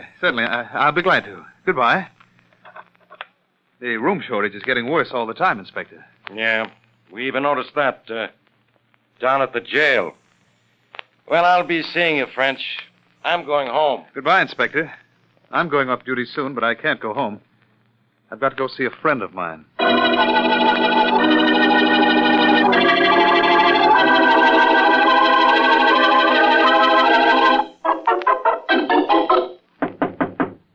Come on in, boss. I seen you coming down the street, so I know it's you this time. Ernest? Where are you? Turn on the light. We don't need no light, boss. It's busted in the first place, and besides, I can feel money. I don't have to see the color of it. You can feel money, eh? Maybe you can feel this, too. I wouldn't shoot no more if I was you, Mr. Friend. What? Somebody's likely to get hurt. Where are you? Somebody named you. Where are you, you blackmailing? Right here. Only I'm moving around a little. I'm the restless type. I'm getting out of here. That's going to be a little tough. The door is kind of locked a bit. What do you want? What is it? For one thing, I don't want to be a porter no more. And a little dough would fix that. I want to get paid for spying on you and Mrs. Jones. So you used to watch us, huh? Sure. And I seen you at the ballpark, too. Like I said. Chances are the scoreboard boy saw you, too, so you had to kill him. That's worth $1,000, ain't it, boss? All right. You know what you're talking about. Come here and get your money. Okay. Here I come. And there you go. I forgot to say I was coming, but I was ducking, too. You try and duck this. Throw the light on, Faraday. Nice punch, Blackie. You've heard enough. I wonder what there was about that guy's chin that attracted my fist.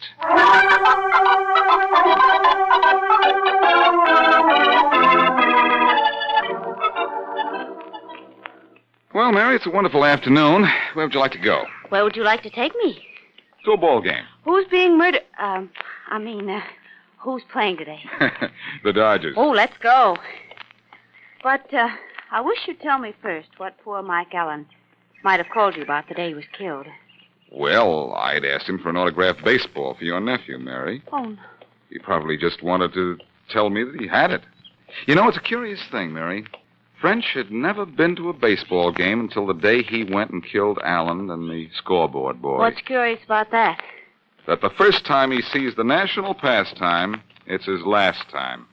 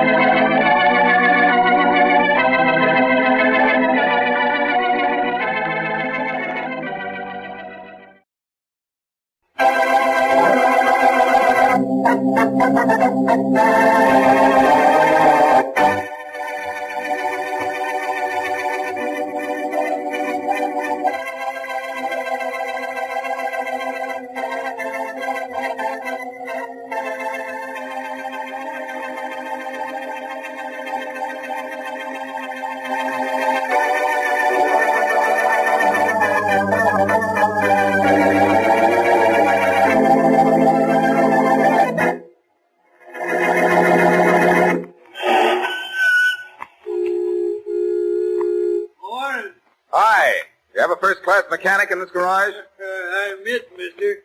Grease monkey is all grease, no monkey. Well, I think this car of mine could stand some monkeying with. Huh. Can you leave it with me a while? Anything you say. Okay. Just leave it where it is. I'll move it. Thanks. That's your car? Yes, why do you ask? Oh, no reason. Nice car. Huh? I gotta give you a claim ticket. What's your name? Boston Blackie. Boston Blackie. Yeah. Now, you just keep this. If there's nothing serious the matter with your buggy, it ought to be ready for you by noon. Okay, I'll be back in 3 hours. Well, he's Boston Blackie.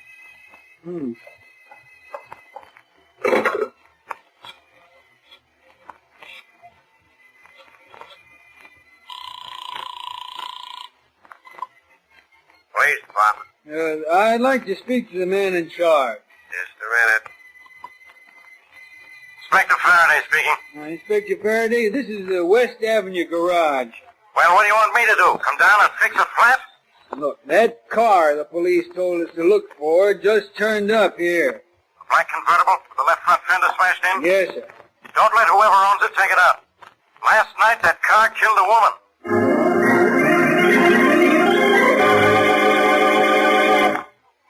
Now here's Richard Calmer's Boston Blackie. Enemy to those who make him an enemy, friend to those who have no friend.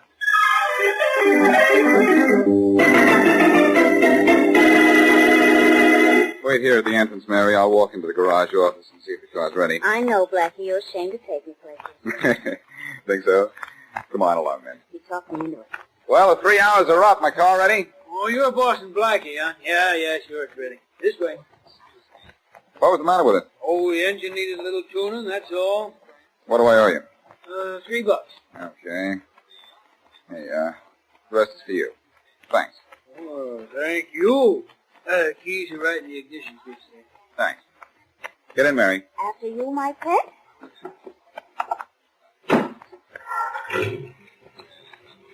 So long. So long.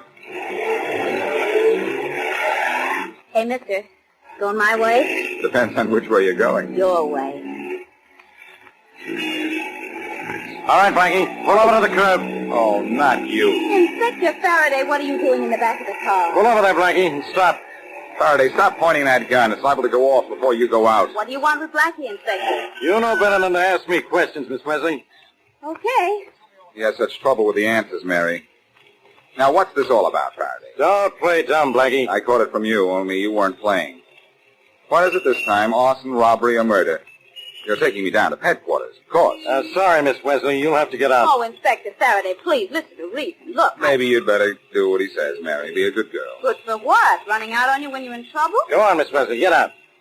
Oh, all right. Take a taxi home, Mary, and I'll phone you as soon as our non-paying passenger is through with me. Very funny. Yes, but be careful, will you, dear? You mean don't go through any red lights with a policeman in the car? All right. Get going, Blackie. Where to, Master? Get going. Yes, sir. Bye, Mary. Bye. Which route to headquarters shall I take, Master? None. Drive around the corner and stop. Faraday, do you feel all right? I feel fine. Turn here and stop. You're the boss. Now cut your engine. Alone at last, huh? Now look, this is nothing to make wisecracks about. Sorry. If you want me to get into the proper mood, take the finger you have on me and point out what I've done now. Blackie, last night this car of yours hit and killed Carolyn Forbes. What? It was this car that killed her, Blackie. Witnesses described it perfectly. Faraday, doesn't it occur to you that there are other black convertibles in this town? Yeah, but I don't think you'll find any other with such a peculiar dent on the left front fender. Huh? Get out and take a look. I certainly will. Wait, I'll go out with you. Come on. Well, I suppose you're going to tell me somebody backed into your car last night and smashed this fender. I don't know how it was smashed, Inspector. It hit and killed Carolyn Forbes at 11 o'clock last night. All right, I'll take your word for it. But I wasn't driving my car last night. I know you weren't. Your car was stolen. Sorry, Faraday. My car couldn't have been stolen because I only have one set of car keys and they were in my pocket last night. Well, then the locks on your car were forced. Sorry for the second time, Faraday. If they had been, I'd have noticed it this morning. Oh, fine. As usual, you have to complicate things. Well, then why don't you simplify them your usual way? Just arrest me and close the case. Oh, no, Blackie. This is one time I know you're not guilty. This was a hit-and-run accident. And if there's one thing I know you wouldn't do, it's run away. Well, my car killed this Forbes girl. And by law, I'm responsible. By law, yes. But I'm only one member of the police force. And what strange meaning is behind that peculiar crack?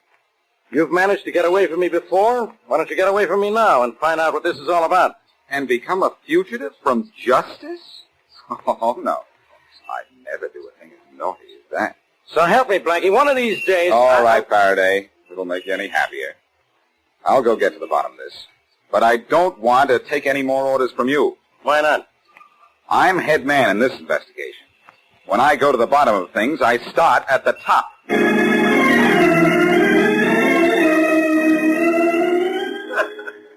Well, this is certainly a surprise turn of events, isn't it, Dan? I suppose there's a certain amount of justice, son. Yeah, but the justice we're going to get is a pretty big amount.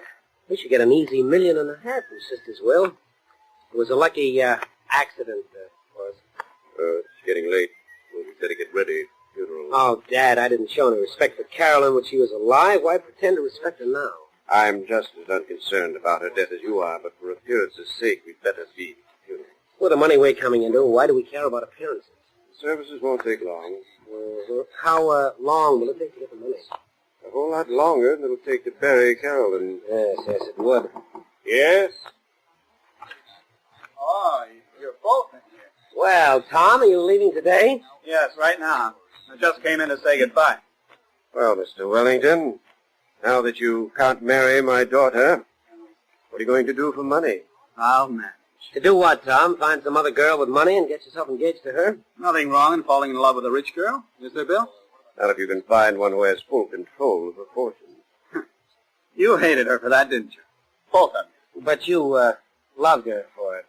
A fine family you are. Maybe it's just as well Carolyn's dead. Even if I'd married her, you two would have made her life miserable. Anybody home? Who's that? It's not a familiar voice. Is anybody home? Someone must have wandered in the front door. It was open. The servant's in the back. Bill, you'd better go see who it is. Never mind. Hey, you. Looking for someone? Yes, Carolyn Forbes' family. They're in here. Thanks. Thanks a lot, Rich. Sorry to intrude, but it's important. Don't apologize to me. All I care, you can walk in here 20 times a day. Are you Bill Forbes, Carolyn's brother? No, I'm Bill Forbes. If you've come to see my sister, down to the morgue. She's dead. Yes, I know she's dead. That's why I'm here. What's to you? I'm Boston Blackie. Last We night, don't know anyone by the name of Boston Blackie, and people we do know are not in the habit of coming into this house unannounced. Good day, sir. You're, Mr. Forbes, aren't you? And I'm ordering you out of my house. He's Mr. Forbes, all right, Blackie. And he's ordering you around to see what it feels like to be able to give orders in his own house. Who are you? I'm Tom Wellington. And he's leaving with you, Blackie. Tom Wellington, huh? You were going to marry Carolyn Forbes, weren't you? We're not in the mood for questions, young man. I don't want to have to ask you to leave again. What right have you to come in here and ask us questions? I'm in the mood for my questions, not yours, Bill. If you want to know anything about my daughter's death, go to the police. I have to know more than the police know about your daughter's death, Mr. Forbes, or I'll go to jail for a murder. Murder? I knew it. I knew it was murder. My sister was a conceited, self-centered, selfish fool. If someone murdered her, I'm not surprised. That's fine talk. Maybe the wrong member of the Forbes family was killed. Just what makes you think my daughter was murdered? The police say it was an accident. I have my reasons. What makes you think you have a right to have reasons? Because it was my car that killed her, and I wasn't driving it. Is that any worry of ours? It may be, if I can prove that either you or your father borrowed my car last night. Why would we do that? To kill Carolyn Forbes. Why would we kill her? For her money. Oh, that's much too simple. We'd be fools to do such an obvious thing. Why not see if there isn't a reason why Tom here might have killed Carolyn? Oh, now, what could I gain? I can't see where you'd gain anything, Mr. Wellington. You're broke, I understand. Just about. You'd stand to profit from Carolyn Forbes only if she lived to marry you. I want to warn you, Mr. Forbes, and your son, too. I'm going to ask the police to investigate both of you. Bill, take Mr. Boston Blackie to the door. Yes, Father. Come on, get out. Don't bother to show me the way. I can find the door. I wish it was as simple to find your sister's murderer.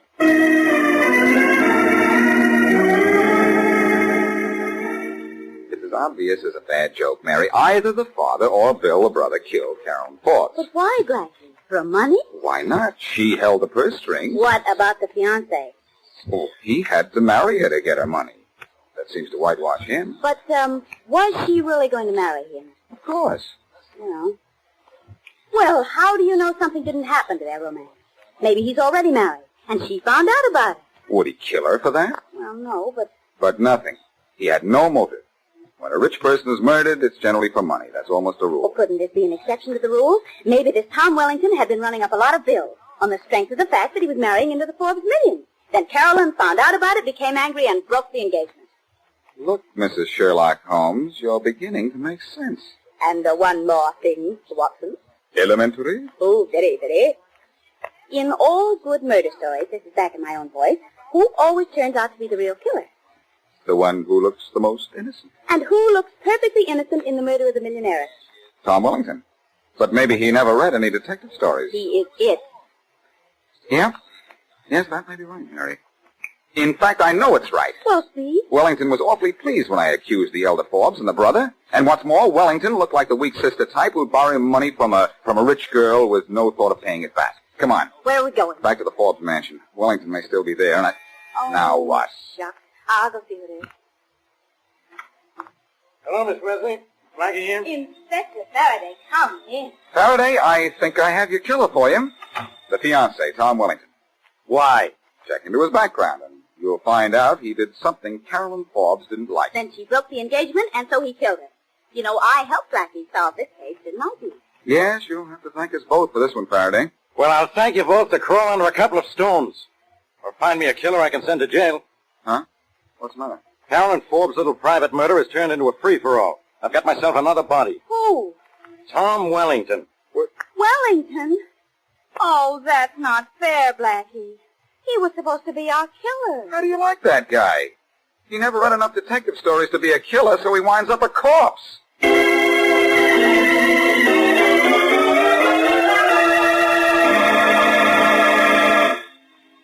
And now, back to Boston Blackie.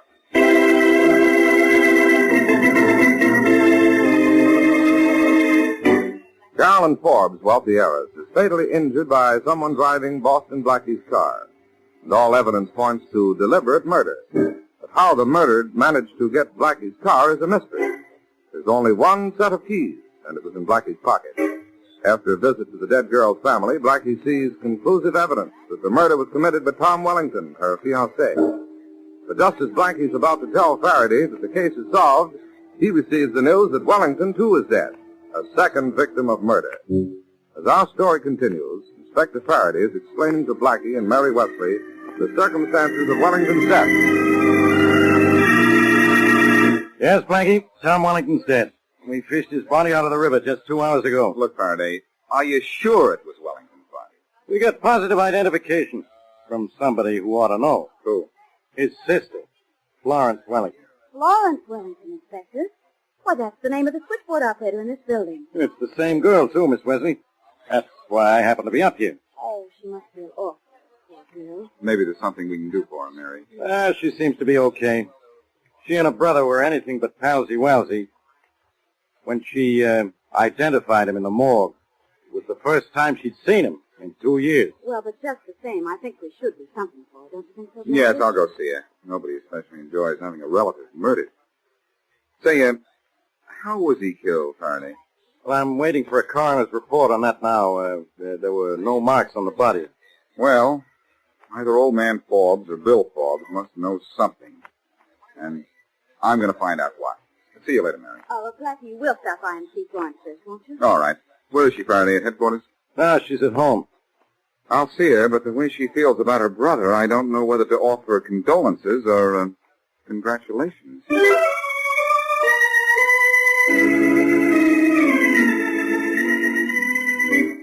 It's nice of you to come to see me, Blackie, but it wasn't necessary. Is there anything you need, Florence? You've done a lot of little favors for me. Maybe I can return them now, all wrapped up in one big favor. No, Blackie. Thanks just the same. What have I ever done for you but see that Miss Wesley got everything you left for her?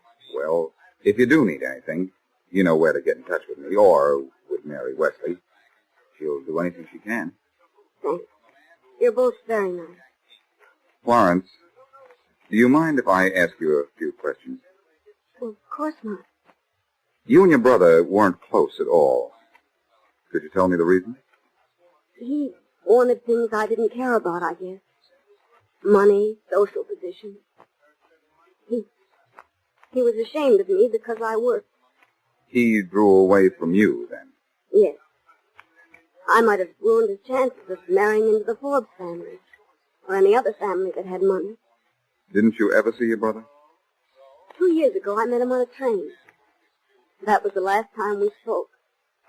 Oh, I saw him on the street once in a while, but that was all. Did your brother have any enemies, Florence? Why do you ask that? Answer my question first. Suppose everyone as ambitious as Tom has made enemies. But I didn't know any of them. Or his friends either. Do you think anyone hated your brother enough to murder him? No, I don't. Think, Florence. Did he ever get in anybody's way, financially, socially? I don't know. Well, Tom may have been cruel and selfish, but he didn't deserve to be killed. Well, don't worry, Florence. Whoever killed him will get what he deserves.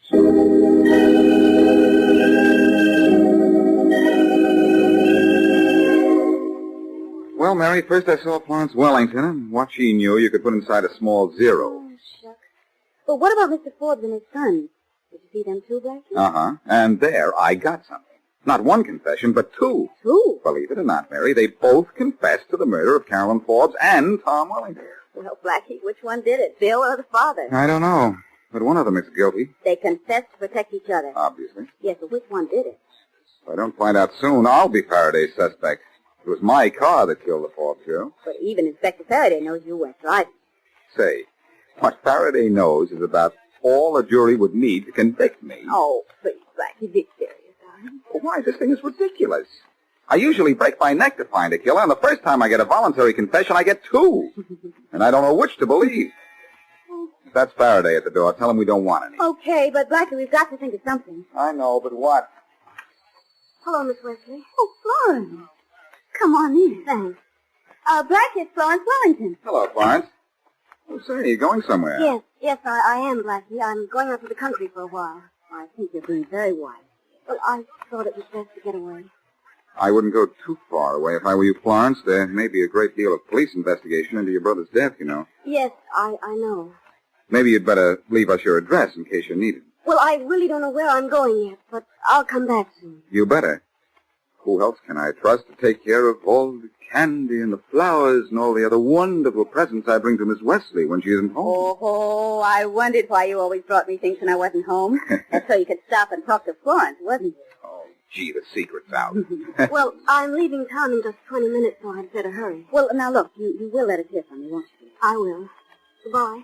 Goodbye. Goodbye. Goodbye, and thanks for everything. That was strange, wasn't it? Very. Did she say anything about leaving town when you saw her earlier today? That's what's so strange about it. Blackie, you don't think that... I think worse than that.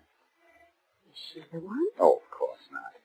But she's in trouble of some kind. Danger, maybe. She may have been threatened because she knows something. Who killed her brother, maybe? Do you think she knows that? I think she knows something. I'll call you when I know what it is. Blackie, where are you going? Wherever Florence Wellington is going. And if you'll remember, she didn't know where that might be.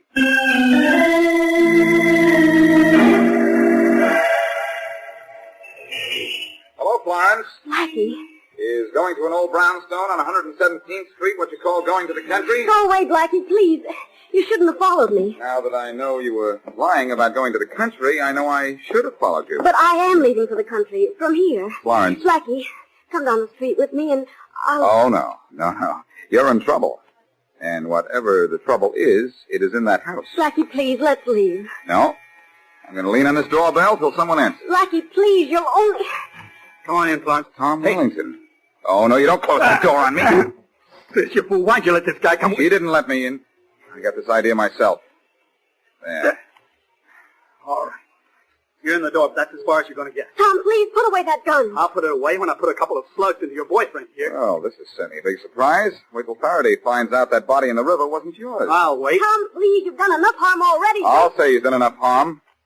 Who did you kill and dump in the river for your sister to identify as you? I didn't kill anyone. I stole a body from the morgue.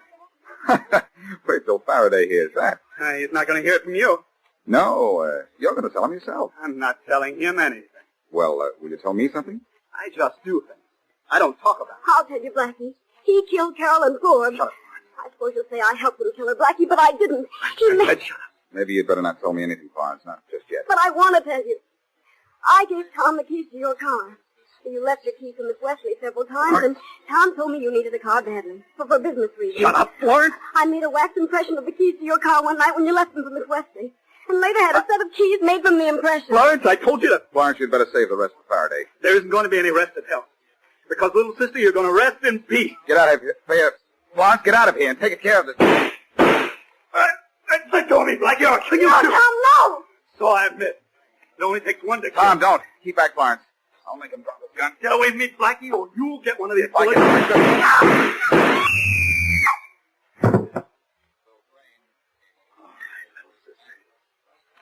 Now try to tell Blackie the whole story. And tell him how it feels to be full of lead. You don't shoot straight, Wellington, but you shoot often enough to make up for it. Is she dead? She is. I killed 2 girls in 2 days, and for 2 different reasons. I know why you killed your sister. Why did you kill Carolyn Forbes? She found out I was running up bills, which I was going to pay when I married her. She was going to call up our engagement and tell her friends why. The phony has found out, huh? I had you tagged from the start. That body you borrowed threw me off the track. Well, you may be on the right track now. But you've come to the end of the line. Yeah, but there's a switch. Oh, I don't think there is. I can do the same to you I did to Florence. Not unless you have another gun. Stay back. I'll shoot you. With what? You saw what this gun did to Florence. I know what it did to Florence. That's why you can't do anything to me with it. Stay back or I'll kill you. Go ahead, pull the trigger. You think I'm scared? You think I'm scared? I'll show you. What's the matter, Wellington? What's the matter? Don't you know how to use a gun? It missed. I don't think so. It's empty. It is empty. That's right, Wellington, that's right. You were so anxious to kill your sister, you forgot to save a bullet for me. Drop that gun, Wellington. I'll have you. Well, what do you call it? I hope you have pleasant dreams. You'll need them. Because when you wake up, you're going to be looking at Inspector Faraday.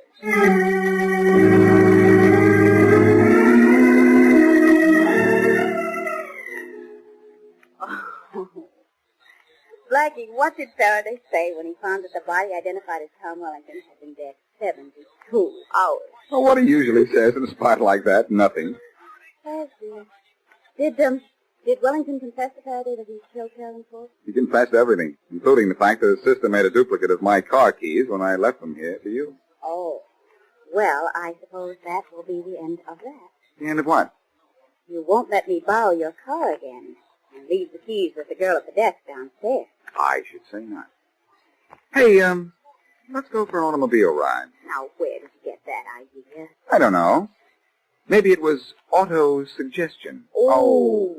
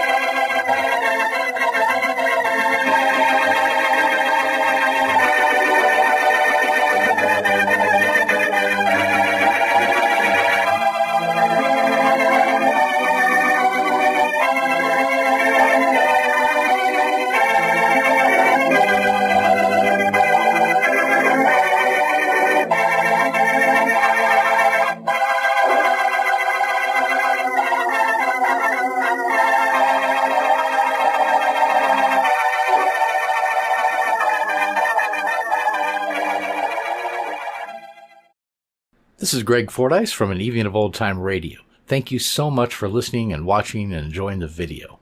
Hit the like and subscribe buttons if you did. It really helps the channel out.